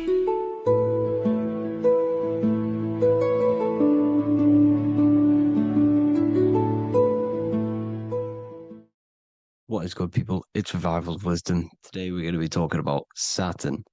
I've done this video in the past. However, this video is going to contain a lot more in-depth explanation of Saturn. So the 33rd degree Mason, Manly P. Hall, said, Saturn is the key to crystallization, physical matter. Light is matter, matter is light. They are interchangeable. Low vibrating light turns into matter, high vibrating matter turns into light. And Saturn is the god of this world, this physical world. He crystallizes light into matter. This is symbolized as the Masonic checkerboard, matter and spirit, matter and light, light and matter. He's also the god of time, destruction, justice. He creates and destroys because all things in time die. He creates and destroys you. So, because we live in this physical world, which is the electric world, this is why we say electricity, because it comes from the root word of El, Saturn. They used to call Saturn El, E-L. This is why we used to say Elohim is God. The real God of this world is Saturn, but it's being hid. This is being hid. Jesus is Saturn. All of this is Saturn. It's all Saturn worship. It's the real God of this world, So, physical matter is a result of 2 opposing forces equalized on the plane of inertia, because everything is created out of electromagnetic toroidal fields. And these 2 poles equalize on the plane of inertia, which gives you planet Earth, plane of inertia. The plane of inertia is what Saturn is. It's the ring around the center of the plane of inertia. Thank you to Walter Russell saying, physical matter is a result of 2 opposing forces on the plane of inertia. This is what Walter Russell says, so please check out his work. He's got many books, many books on light and electromagnetism and stuff like that. So I advise you to check him out. So the torus field gives you the binary code 0 and 1, the female vagina and the male phallus. This is the code for this world. Saturn crystallizes physical matter. Now Saturn is the most outermost layer of the 7 layers of heaven, where it says in the Quran, it says, Allah, it is He who created the 7 layers of heaven. Saturn is the outermost layer. He's the top. He's the most high. So when we say the most high, we're referring to Saturn. He's the most high before the firmament, before the stars. So Saturn is the god of this world. He's the Lord of the Rings. He wears the crown. The crown is the rings. Crown, Kronos. So the planets are luminaries. They are lights. They are beings. They are energy, conscious energy. And we're in the heart of the solar system. Saturn is the outermost layer. He is the one of this world. He's the god of this world. Now, on the North Pole of Saturn, you have the hexagon. Add up all the sides, it creates the six-pointed star. Or it can be created as a cube. The cube is very important. The six-pointed star is very important. 6 points, 6 triangles, 6 side, 6, 6, 6. Black cube adds up to 6 in gematria. Now, what did I say in the beginning? Saturn crystallizes the physical world. He creates physical things out of light. You are a light being. This is why we say human. Hue means the light spectrum. Hue, man, we are light manifested into physical forms. Human. And we are incarnated through Saturn. Satan, same thing. The number of the beast is 666, and the 666 comes from the 6.6 triangle, 6 sides of Saturn, 666. We are all known as carbon-based life forms. Carbon, the atomic structure of carbon, is 666, 6 protons, 6 electrons, 6 neutrons. We are materialized into our physical bodies through Saturn, through the number of the beast. These bodies are the beast, it's the animal. The divine, the Christ, is the consciousness within, because you are a physical, spiritual being combined into one, hexed into one. Hexagram. This is a hexagram. You're hexed into physical matter, spirit and matter, light and dark, combined into one. Now you contain of the mark of the beast, the mark of your body. Your body's the beast. It says in the Bible, Satan, who is the god of this world. This world. There are many different worlds, but this world is run by Saturn, and it says that in the Bible. Saturn is Satan. It's the same thing. And look at the crown of thorns wrapped around the heart. The soul is in the heart. The mind is in the brain. The soul is wrapped around the rings of Saturn. You're wrapped in physical matter. This is what it's showing you. This is symbolizing the rings of Saturn wrapping you. And the cross on top is the cross of the cube. The cube, the black cube of Saturn, unfolds into a cross. So Satan, who is the god of this world, Corinthians 4:4 in the Bible, Satan, who is the god of this world, has blinded the minds of those who don't believe. Saturn blinds your mind because the god of this world materializes you, and he blinds your mind when you incarnate into physical matter. When you enter this soul system, not the solar system, you hit Saturn first. He materializes you. And look at the symbol for Saturn. This is the symbol for Saturn. All of the planet symbols are created out of the Holy Trinity. The earth, moon, and sun. Body, mind, and soul. The sun is your soul, the moon is your mind, the earth is your body. Your body's made out of the 5 elements. The sun is your soul because the sun is life force, gives life to everything. Your sun is a soul. Your soul is the sun of your body. The moon is the mind. The moon is the moon of your body, the mind of your body. Intelligence. So all of the symbol of the planets are created out of these. The Saturn symbol is created out of the Earth cross, matter, and the moon crescent, moon, mind, matter over mind. This is why Satan, who is the god of this world, has blinded the minds of those who don't believe. He blinds your mind. Look at the symbol. It's showing you The Saturn symbol is matter over mind when it should be mind over matter. So we descend into a soul system, into our 666 Saturn carbon suit bodies, and we are matter over mind. Then we have to move up the spine to go back up to spirit, to mind over matter, where you manipulate your own reality. Now look at this. It creates the number 5. 5 is the number of change. You're moving from this side of the number sequence over to the right side. You're moving from the spiritual into the physical world. You're incarnating into the 5 elements, the 5 senses. So the cube, the black cube of Saturn, is another major symbol. Very important symbol.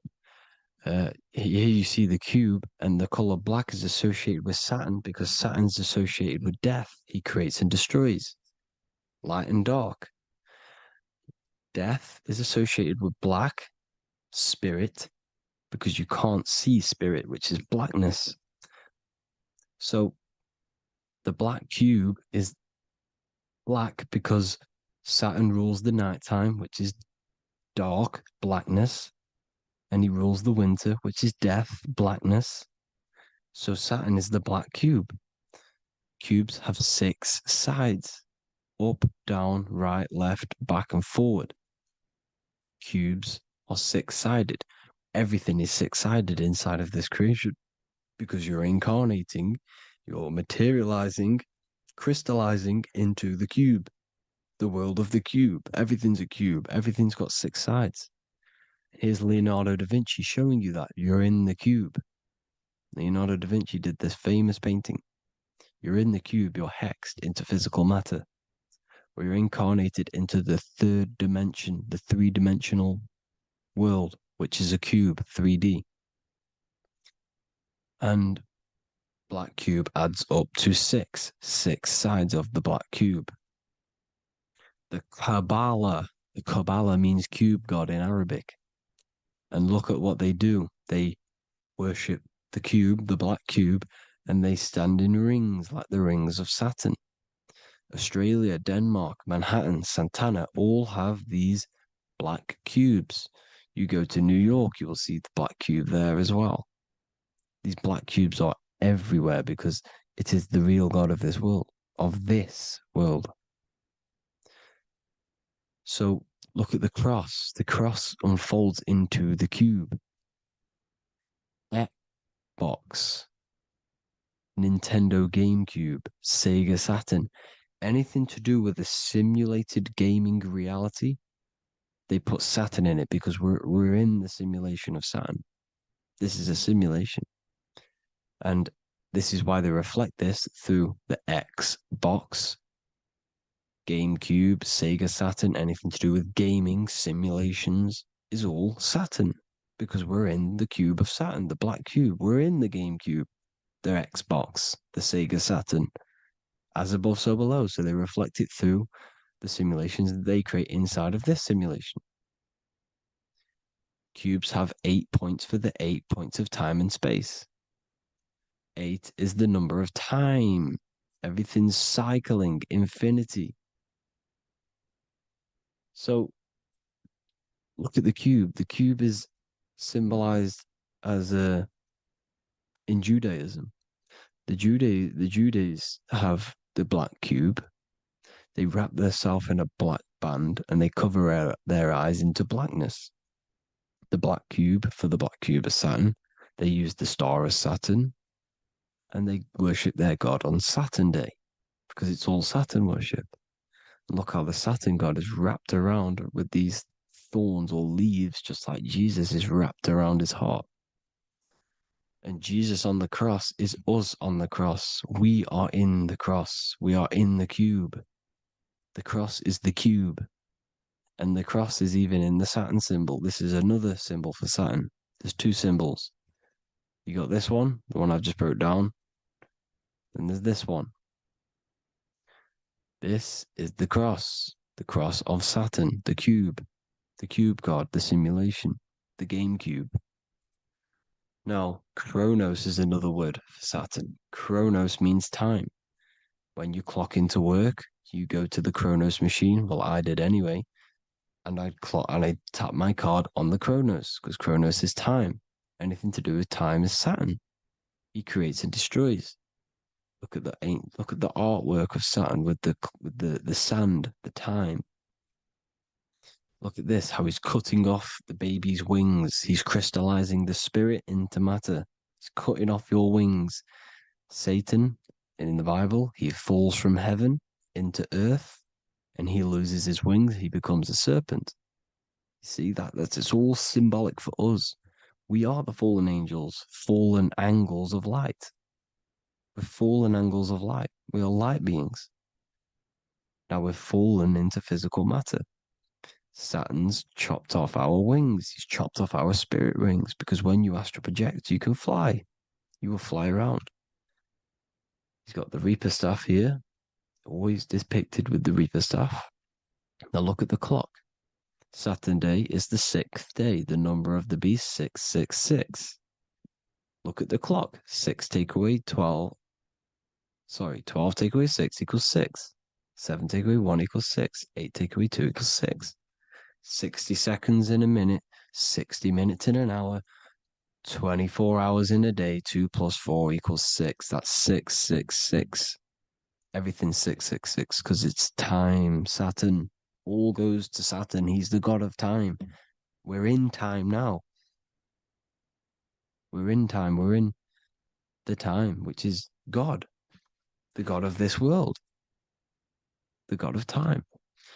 Now look at this. The Reaper is also depicted as the Reaper with the staff, the black cloak, black symbolizing death, spirit.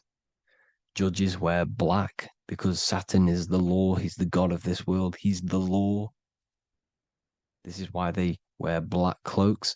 When you graduate from university, you wear a black cloak and a black cube on your head. You've been hexed. Funerals, you wear black because it's all to do with Saturn, Father Time, Father Crystallization. Now, Saturn, here's another one of him cutting off the wings of a child because he cuts off the wings. He creates and destroys your body. We're in the electrical world. Everything that is electrical vibrates. All vibrations have to come back to a standstill point, which is death. This is why your body dies. Your atoms stop vibrating. Corona. Look at the crown. The crown is the corona. Corona means crown. And look at this is an alcohol brand for beer. You can see the staff of Saturn in the symbol with the moon crescent. Corona, which is the crown, Saturn, the crown on Saturn, the rings. And then you've got the staff. It's all Saturn worship.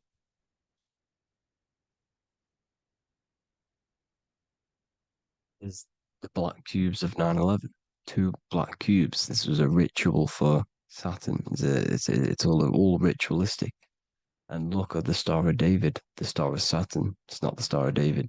Creates IXXI, the sigil of Saturn. IXXI means 9/11 in Roman numerals. 9/11. It's all a ritual for Saturn, and they have the 2 black cubes of Saturn. Now look, XX. There's more symbolism of Saturn now. We're going deeper. XX is more symbolism for Saturn. The sigil of Saturn is XX. As above, so below.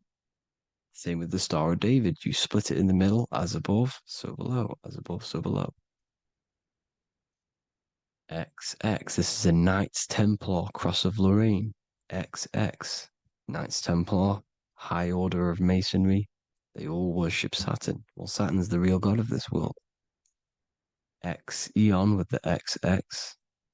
XXL magazines, which is all to do with famous rappers and stuff like that.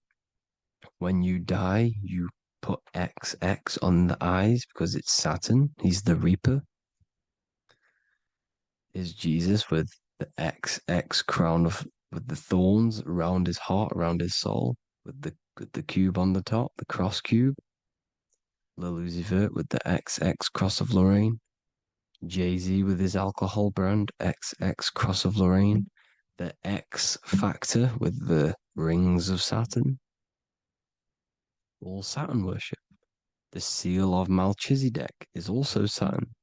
This is the cube. This symbolizes the cube with the 8 points for the 8 points of space and time. And this is the cube. It's another ancient symbol for Saturn. Here you see the star of Saturn with the Melchizedek symbol around it, which is all to do with Saturn. Here you see an altar, the Holy Grail, the Melchizedek symbol on it, and they're worshipping it. This is why we wear rings, wedding rings for the rings of Saturn. It all goes back to Saturn. Earrings. The 8-pointed star of the ancient Sumerians is all Saturn. It's all Saturn. So the ancients, the symbols of Saturn goes on forever. It's in all of the major corporations. You can see it everywhere, the rings of Saturn. Toyota is an obvious one. Internet, Nike, Target, Sega, Saturn. It's all Saturn worship. All Saturn worship. Because he is the real god of this world. Here's Kanye West's album with a Saturn here.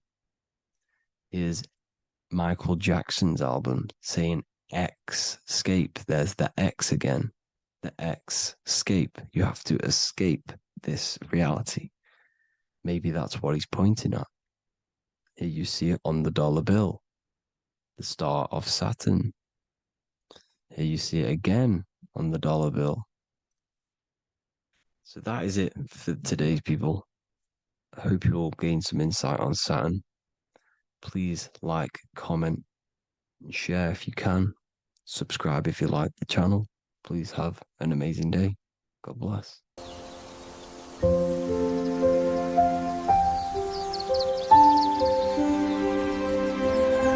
bookofwisdom.com. Visit today.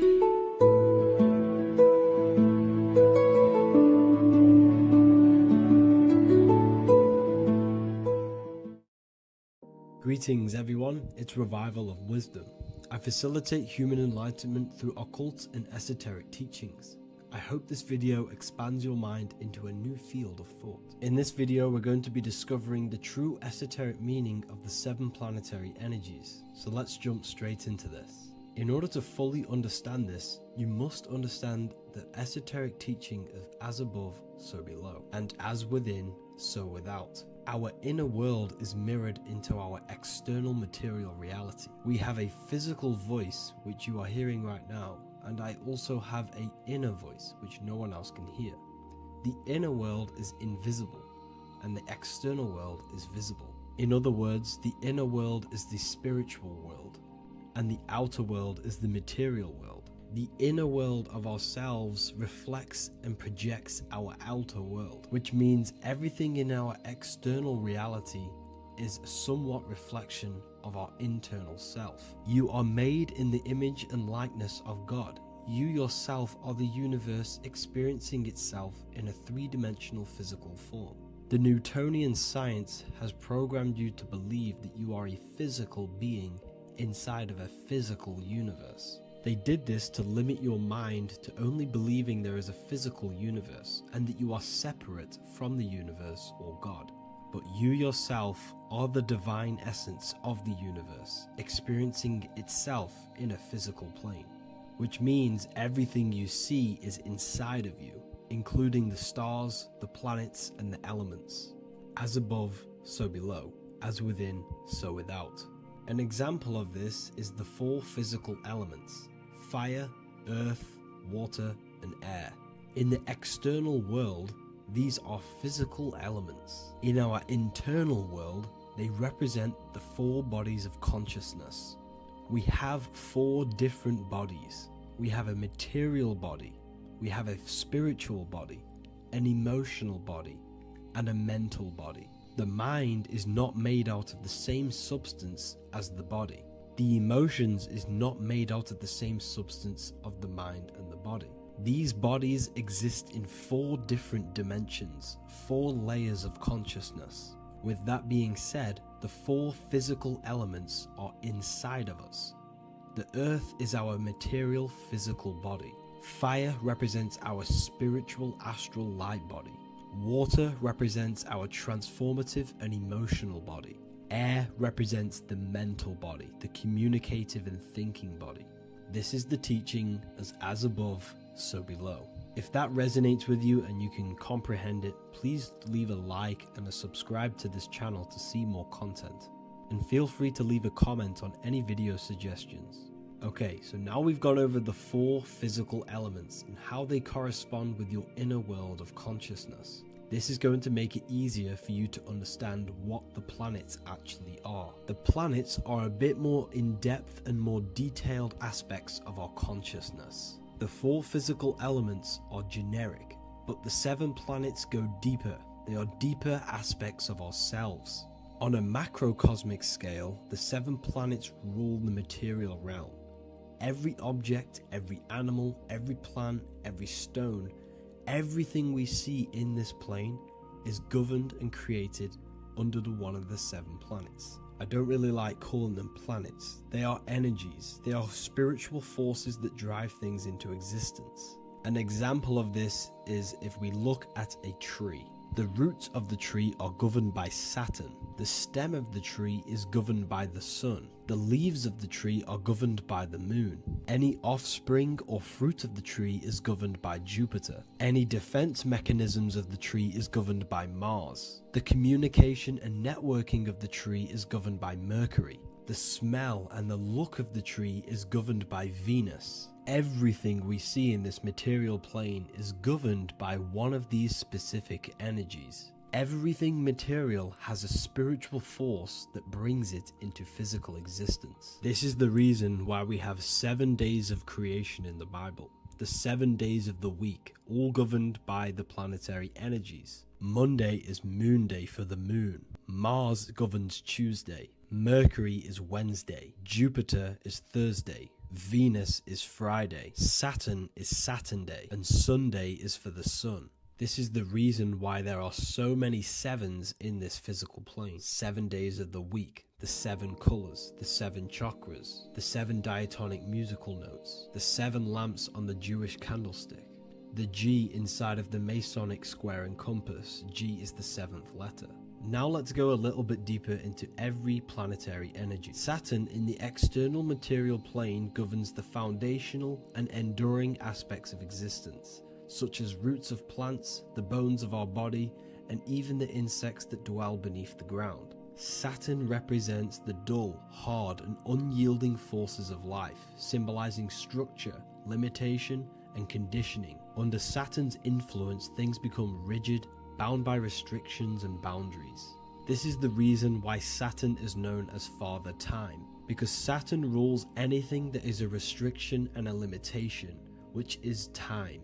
The whole of this material plane is governed by time. You will be born and you will die. This explains why there is so much Saturn symbology in this material plane. Saturn is one of the most important planetary energies. You are a spiritual being in a physical body. Your light, your consciousness is bound to the physical body until you learn how to escape the physical body. The body is a limitation for our infinite minds and spiritual bodies. Our infinite mind is stuck in this material body, governed by Saturn's limitation of time, matter, and space. Now let's dive into what Saturn means to our consciousness within our internal world. We've gone over what Saturn means in the external world. What does it mean to our consciousness? Internally, Saturn embodies the conditioning within our consciousness. When the Saturnian aspect of our consciousness dominates, we become overly rigid, fixated, and restricted in our thinking and actions. For example, Saturn's influence is strongly felt in today's world, where many people's minds are confined to societal norms and conditioned responses. Saturn is the aspect of our consciousness, our minds, such as limiting belief systems and limiting thoughts and emotions. This is the negative thought that you can't get rid of, that's holding you back. This is a Saturn aspect of our consciousness. However, this is not a negative thing. The Saturnian aspect of our consciousness is a great teacher, guiding us through difficult life lessons that ultimately lead us to growth and expansion. Saturn's energy allows us to experience and overcome fears and limitations so our minds can expand into new fields of thought, into new life. Although Saturn's energy is harsh and often challenging, it helps us develop resilience, discipline, and wisdom. However, in the modern day, this Saturnian energy has overpowered the minds of the masses, fostering excessive rigidity and limitation. This is why we see so much Saturn symbolism. It's literally everywhere because our minds are being dominated by the Saturnian limiting aspect of our consciousness. Now, let's move on to the moon. The moon, or lunar energy, in the external material macrocosm plane governs the elements of water, influencing the natural cycles such as the ocean tides, which rise and fall in harmony with the moon's phases. Beyond water, the moon also guides instinctual behaviors such as animal migrations. Birds, insects, and other creatures rely on the moon's subtle energies to navigate their journeys. For example, dung beetles use polarization patterns in the moonlight to orient themselves and travel safely home. The moon creates the months. M-O-N is moon. There are 28-day cycles, and this 28-day cycle of the moon is reflected in the woman's body, known as the menstrual cycle. The moon is a feminine energy, governing the feminine elements such as water and the feminine cycles of the body. The moon is the womb. This is why eggs have the same color as the moon, because eggs are ruled by the moon's energy. Now that's the external world. The internal world, the moon symbolizes the emotion aspect of our consciousness. It represents the subconscious mind, the seat of intuition and psychic abilities. Just like in the external world, things are born out of the moon, such as eggs and the womb. The subconscious mind acts as a womb for our conscious mind. Our deep subconscious emotions and programs are born into light into the conscious mind and controls the conscious mind. The moon represents our hidden psyche, our shadow self. Now let's go on to the sun. The sun represents the life force. In the material external world, the sun is ruling over pretty much all life. The sun gives life to all things. Without the sun, animals could not exist, the human body could not work, and plants would not grow. The sun is the life force. It's the soul of the world. Now, in our internal world of consciousness, the sun represents our passion, our drive, our conscious mind. The aspect of our internal world that wants to drive things and give life to physical manifestation. Now we go on to Mars energy. Mars is well known for being the god of war. Mars energy manifests into the material plane through anything that seeks to protect or defend itself. For example, the holly tree. The holly tree leaves are very sharp and they defend itself. Anything that is protective in the material world has Mars energy and is governed by this specific aspect of consciousness. For example, any predators or animals such as hedgehogs with spines on their backs for protection. Mars represents all things that is driven by conflict, aggression, and defense. Now, internally, inside of our inner world, Mars symbolizes the aspect of our consciousness that is focused on self-preservation and protection. Mars governs our ego, the instinctual urges of anger or maintaining reputation. Mars is not evil, it's necessary. Sometimes it's necessary for us to protect ourselves. Mars is the aspect of our consciousness that is anger, rage, the desire to fight or conquer. When this energy is activated within our consciousness, we become defensive, assertive, and even combative, ready to dominate others and destroy obstacles in our way. Now let's move on to Venus energy. Venus in the external material world manifests its energy through the aesthetics of creation. This planet governs the beauty and harmony found in nature. including the nurturing environment of a mother's womb where life begins. Venus embodies the essential love, not only in romantic relationships, but also in the bonds between family members and all living beings. Venus represents relationships. We have relationships between plants, animals, they all depend on each other to give life. Plants provide food and medicine, while living creatures contribute to their own growth and pollination. Internally, Venus represents the aspect of our consciousness that yearns for relationships and connections with others. This is an aspect of our consciousness that encourages to care for our physical appearance and embracing beauty. Aesthetics play a role in our interactions and self-expression. This is why there is a beauty brand called Venus. Now let's move to Jupiter energy. Jupiter in the material plane manifests its energy as forces of fortune, abundance, and wealth. This energy manifests itself as plants, as fruits that we can consume and eat in abundance. Anything that is nourishing and cultivated by the earth for humanity and animals. Jupiter embodies the giving energy that provides for and sustains life, fostering growth and ensuring that resources are available to all. Its influence is seen in the natural cycles of abundance, where fruits must grow and ripen before they are enjoyed, symbolizing the importance of effort and patience. Internally, in our spiritual world, Jupiter represents the aspect of our consciousness that yearns for abundance and seeks growth in various aspects of our lives, including wealth, knowledge, and personal development of the mind, spirit, and the soul. This is the aspect of our consciousness that wants to gain wealth, that wants to gain expansion and abundance in our lives. However, when Jupiter's energy dominates our consciousness excessively, it can lead to feelings of stinginess and greed. It represents material possession.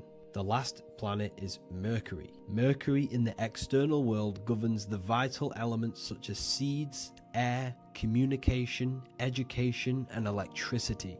Known as the messenger of the gods, Mercury rules over intellect, communication, and the transmission of knowledge. Mercury's states of consciousness manifests itself in the material plane as the network between trees and plants, how they all communicate together. It represents the intelligence behind all physical things. It's the intelligence behind the seed that allows it to grow into a plant. Mercury's creative energy is manifested in the nervous system of the human body and all living animals. The intricate messenger that transmits signals from the body to the brain and then to the mind. This intelligence within us allows us to facilitate thought and movement. Internally, in our spiritual aspects of consciousness, Mercury is the state of consciousness that seeks knowledge, understanding, and intellectual growth and expansion. This part of us is curious, eager to learn, and driven to communicate ideas and information. It represents our mental body. The Roman god Mercury is often depicting flying because this symbolizes the air. Air represents our mental body. When the Mercury aspect of our consciousness dominates, we become highly intellectual, constantly seeking information, analyzing situation, and communicating our ideas. While this can enhance our understanding and ability to interact with the world, an excess of Mercury's influence can lead to overthinking, excessive analysis, and focus on intellect over emotions or intuition.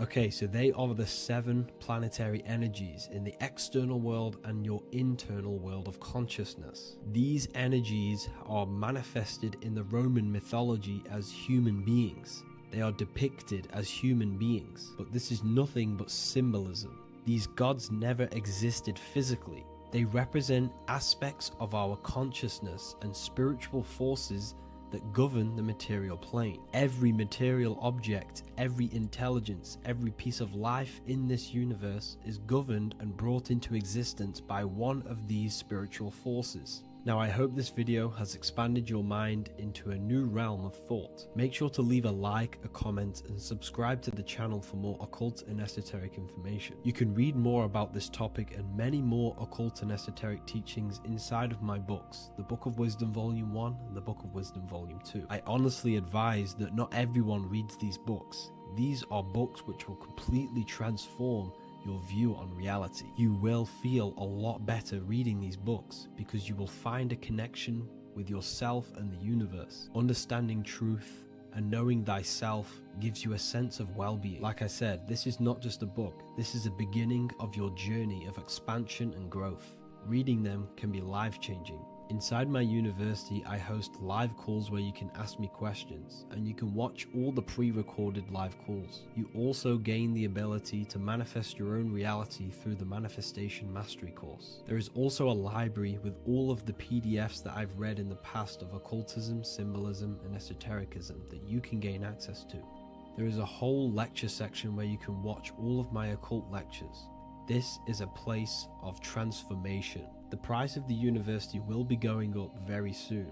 If you join now, you will gain a free sexual alchemy course which will teach you how to transmute sexual energy into creativity. I'll leave all the links in the description for the university and also my website where you can get my books. I hope you enjoyed this video. Take care.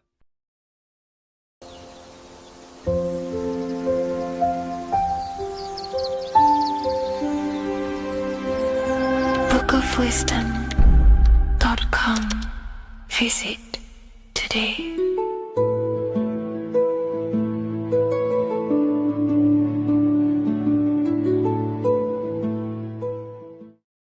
Creation demands destruction. Every time you release your sexual fluids, you're destroying a part of yourself to create an extension of yourself. For example, if you want to create a business, you have to destroy your time, attention, and energy in order to create the effect of the business. All creation demands some sort of sacrifice or destruction. This falls under the law of polarity in the universe. It's the same with your sexual fluids. Your sexual fluids, especially as a man, contains minerals, all the minerals in your body. It contains your vitality. It contains your DNA. It contains the blueprint of you, and it can create a whole new human being. You are literally playing with the power of creation if you are releasing your sexual fluids too much. Sexual fluids also extend beyond the physical plane. They contain astral forces because all physical creation is a mental creation. We live in a mental universe. Everything begins as a thought in the mind, then the thought takes the form and the body of imagination, which is an astral force. Imagination turns into etheric emotional energy. Then the etheric emotional energy turns into the physical action and the physical manifestation. We live in a mental universe. Therefore, these dimensions do not exist separately. They are permeating and mixing in with all. Your physical body has an astral body. Everything physical has astral forces behind it. Semen is known as the astral fluid of the soul. It feeds nerves, the channels of life force and consciousness within the body. And every time you release it, you're destroying a part of your vitality, your brain, your nerves, your energy levels, your creativity, and your DNA to create an extension of you. Therefore, it is a sacred fluid within your body and not something to be played with and to be released too much. Think about it. This is a very creative energy, your sexual fluids. It can create a whole new human being. This is how powerful it actually is. It is the power of creation, and the misuse of this power can destroy your own vitality and your life of your body, because that life you are giving in order to create an extension or a child is the same life you could keep inside of you and not waste to recycle and regenerate the body. Sexual energy has been for thousands of years associated with regenerating the body, longevity of life, and maintaining youth. Not only that, every time you release your sexual energy, it floods the brain with dopamine. Dopamine is the brain's reward system, created within the middle of the brain. It releases every time you've achieved something. However, sex or an orgasm is the most powerful feeling you can feel. It's the most amazing, intense feeling and release of dopamine you can possibly feel as a human. Therefore, if you flood your brain with this high amount of dopamine every single day, you are getting the epitome of human feelings every single day. Therefore, you will become numb to everything else in reality. You won't be able to enjoy the small things in life. And I know this firsthand because I experienced this myself. As soon as I stopped, this is when I started to enjoy the little things in life. seeing family, and I actually gain more energy, more ideas. We'll get into this a bit later. It is a creative energy. It creates a whole new human being. Therefore, if we maintain this energy, we can maintain our creative power within us, because that's what we are. We are all creative beings, moving energy from higher dimensions of consciousness, the mind, into lower dimensions of consciousness, the physical world. You hold the power to create. You are not in a world. The world is working through you. You do not possess a life. Life is working through you. You are not in a universe. You are the universe. It's moving through you. There is no past, present, and future. The present moment is you. When we release every single day or frequently throughout the week, like I said, we're triggering the brain's reward system, dopamine, which makes you feel as if you have already achieved something. And if your brain is telling you you have already achieved something by overusing your sexual fluids, then you will not have the motivation to achieve other things in your life. I know this firsthand. I became very lazy. I didn't want to work. I didn't want to do anything because subconsciously my brain felt as if I've already achieved. If we look at the symbol of the Baphomet, we notice the Baphomet has horns and a goat head. Now we look at the word horny. When you become sexually aroused, it's known as horny, which is the horns, representing the lower mind. The lower mind is the mind we use for our animal instincts. We have two parts of our mind. A higher mind, which is contained of higher thought, which chases spiritual things such as love, wisdom, knowledge, and God. Then we have a lower mind, which chases the things of the material world closely associated with the ego, chases validation, material gain, status, and physical sensation, physical pleasures. It is these physical pleasures that can keep you in an endless loop, making you feeling empty inside, because nothing material can ever satisfy our internal world. Nothing. You can achieve millions of dollars. You can achieve your dream house, your dream car, your dream watch. And if that is the only thing you are chasing, you will feel empty inside when you achieve it, because nothing of this material plane can satisfy you. Nothing of the lower mind can ever satisfy you. This is why we must sacrifice the lower mind and overcome the lower mind and the lower instincts. One thing I found amazing when I mastered my sexual urges and my lust is that my mind became a lot more clear. The thoughts and the time and the attention that I used in my mind to go towards lust, sex, and chasing these things was taking up a lot of mental space, time, and energy. But as soon as I removed it and mastered it, my mind became an open vessel for higher thoughts to be received from the higher mind. The mind is like a radio antenna. Whatever we attune it with, that's what we receive. If we're constantly thinking about lust and low-level pleasures, we're gonna just receive low-level thoughts. But once we remove all of the lower mind and we conquer our physical body and physical urges, our mind becomes an open channel for divine thoughts and spiritual thoughts. This is what most people call today as downloads. You receive wisdom from your higher self. Not only do you receive more wisdom, you just receive more power to create. The male and the female come together to create a child. That's how you were created. Now, the law of correspondence teaches as above, so below. It refers to everything in the universe. Therefore, in order for you to create a reality, to give birth to something, you have to bring together the masculine and the feminine. Your masculine forces are willpower and actions. Your feminine forces are emotions and imagination. When you combine the willpower, action, emotions, and imagination and combine them together, you can give birth to reality. But it's important to only give birth to things that are spiritual, that are good, that are for the benefit of yourself and humanity, and not for the ego and the lower mind. Killing our lower mind is essential for spiritual ascension when we die. The thoughts that we give the most attention and energy to when we die are pretty much the same thoughts that we're going to think when we die. When you die, your physical body and external world is stripped and you're left with your internal world of consciousness, more than likely be resonating within the lower astral plane before you move on to any higher dimensions of the astral. It's important that we kill any addictions such as sex, food, attachments, emotional attachments to people, any desire for material things before we physically die. The Hindus taught this. Buddhism taught this. The ancient Egyptians taught this. We have to remove the desires in our heart for material and things before we physically die. Because when we die, we cannot fulfill physical pleasure. Therefore, we will create our own suffering within the astral dimension. So sex is the biggest part of this.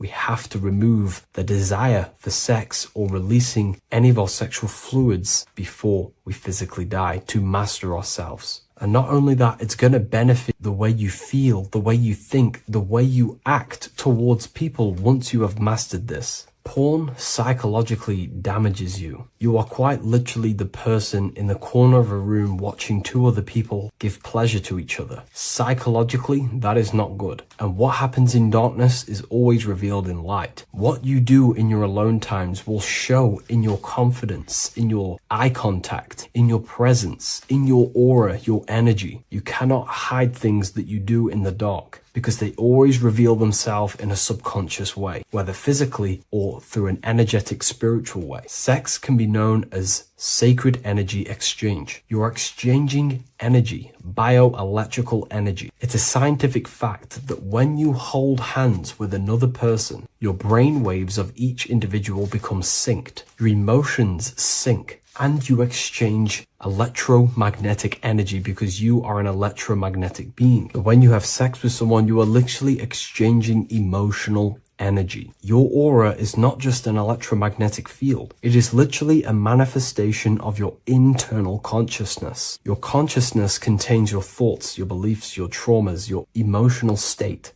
And this manifests externally through the vortex of your heart into an energy presence around your body. This is why you can feel sad when someone else is sad next to you, because their energy is merging with yours. When you have sex with someone, you are quite literally exchanging consciousness, beliefs, traumas, emotions, feelings, vibrations, and your consciousness merges with their consciousness. So be careful with just having casual sex. Now, I'm not here trying to say never release, never have sex with your partner. I'm not saying that. I'm saying take caution with these things. Take my teachings with a pinch of salt. If it benefits you, that's great. I'm not here to tell you how to live. I'm simply giving you my research and the things that have helped me in my life on my esoteric research, awakening, or spiritual path. I don't like calling it a spiritual path, because it's not spiritual. It's simply just life, the knowledge of consciousness and the self. So I hope this video helps. If you'd love to read this book, I'll leave a link in the description. This book I wrote myself called The Book of Wisdom, Volume 2.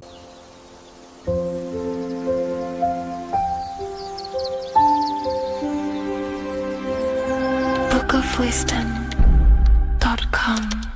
Visit today.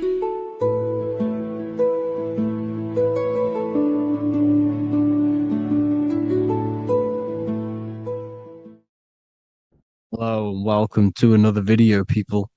Before we start, please like, comment, and subscribe if you wish to see more content. Today we're going to be talking about the mental universe and how everything is mental. This is the #1 law on the Kabbalion. If you've never read that book, it's called The Kabbalion. A very good book. It's the first law because this is the most important thing you need to understand. Is how everything exists within the mind. Behind every single one of these eyes is the same consciousness expressed in different bodies. The mind is what gives perception to what you're experiencing. Behind every single one of these eyes is the exact same consciousness, but the brain that they inhabit is giving them a different perception, a different being, a different body. Now, this is the difference between humans and animals. Humans possess a advanced consciousness, an advanced mind that gives us the ability to be aware of ourselves mentally, physically, and spiritually. We can reflect on ourselves. When a dog looks in the mirror or an animal looks in the mirror, it doesn't know what it's looking at. It doesn't realize it has a consciousness. It can't reflect on itself. It can't say, I want to improve in this area.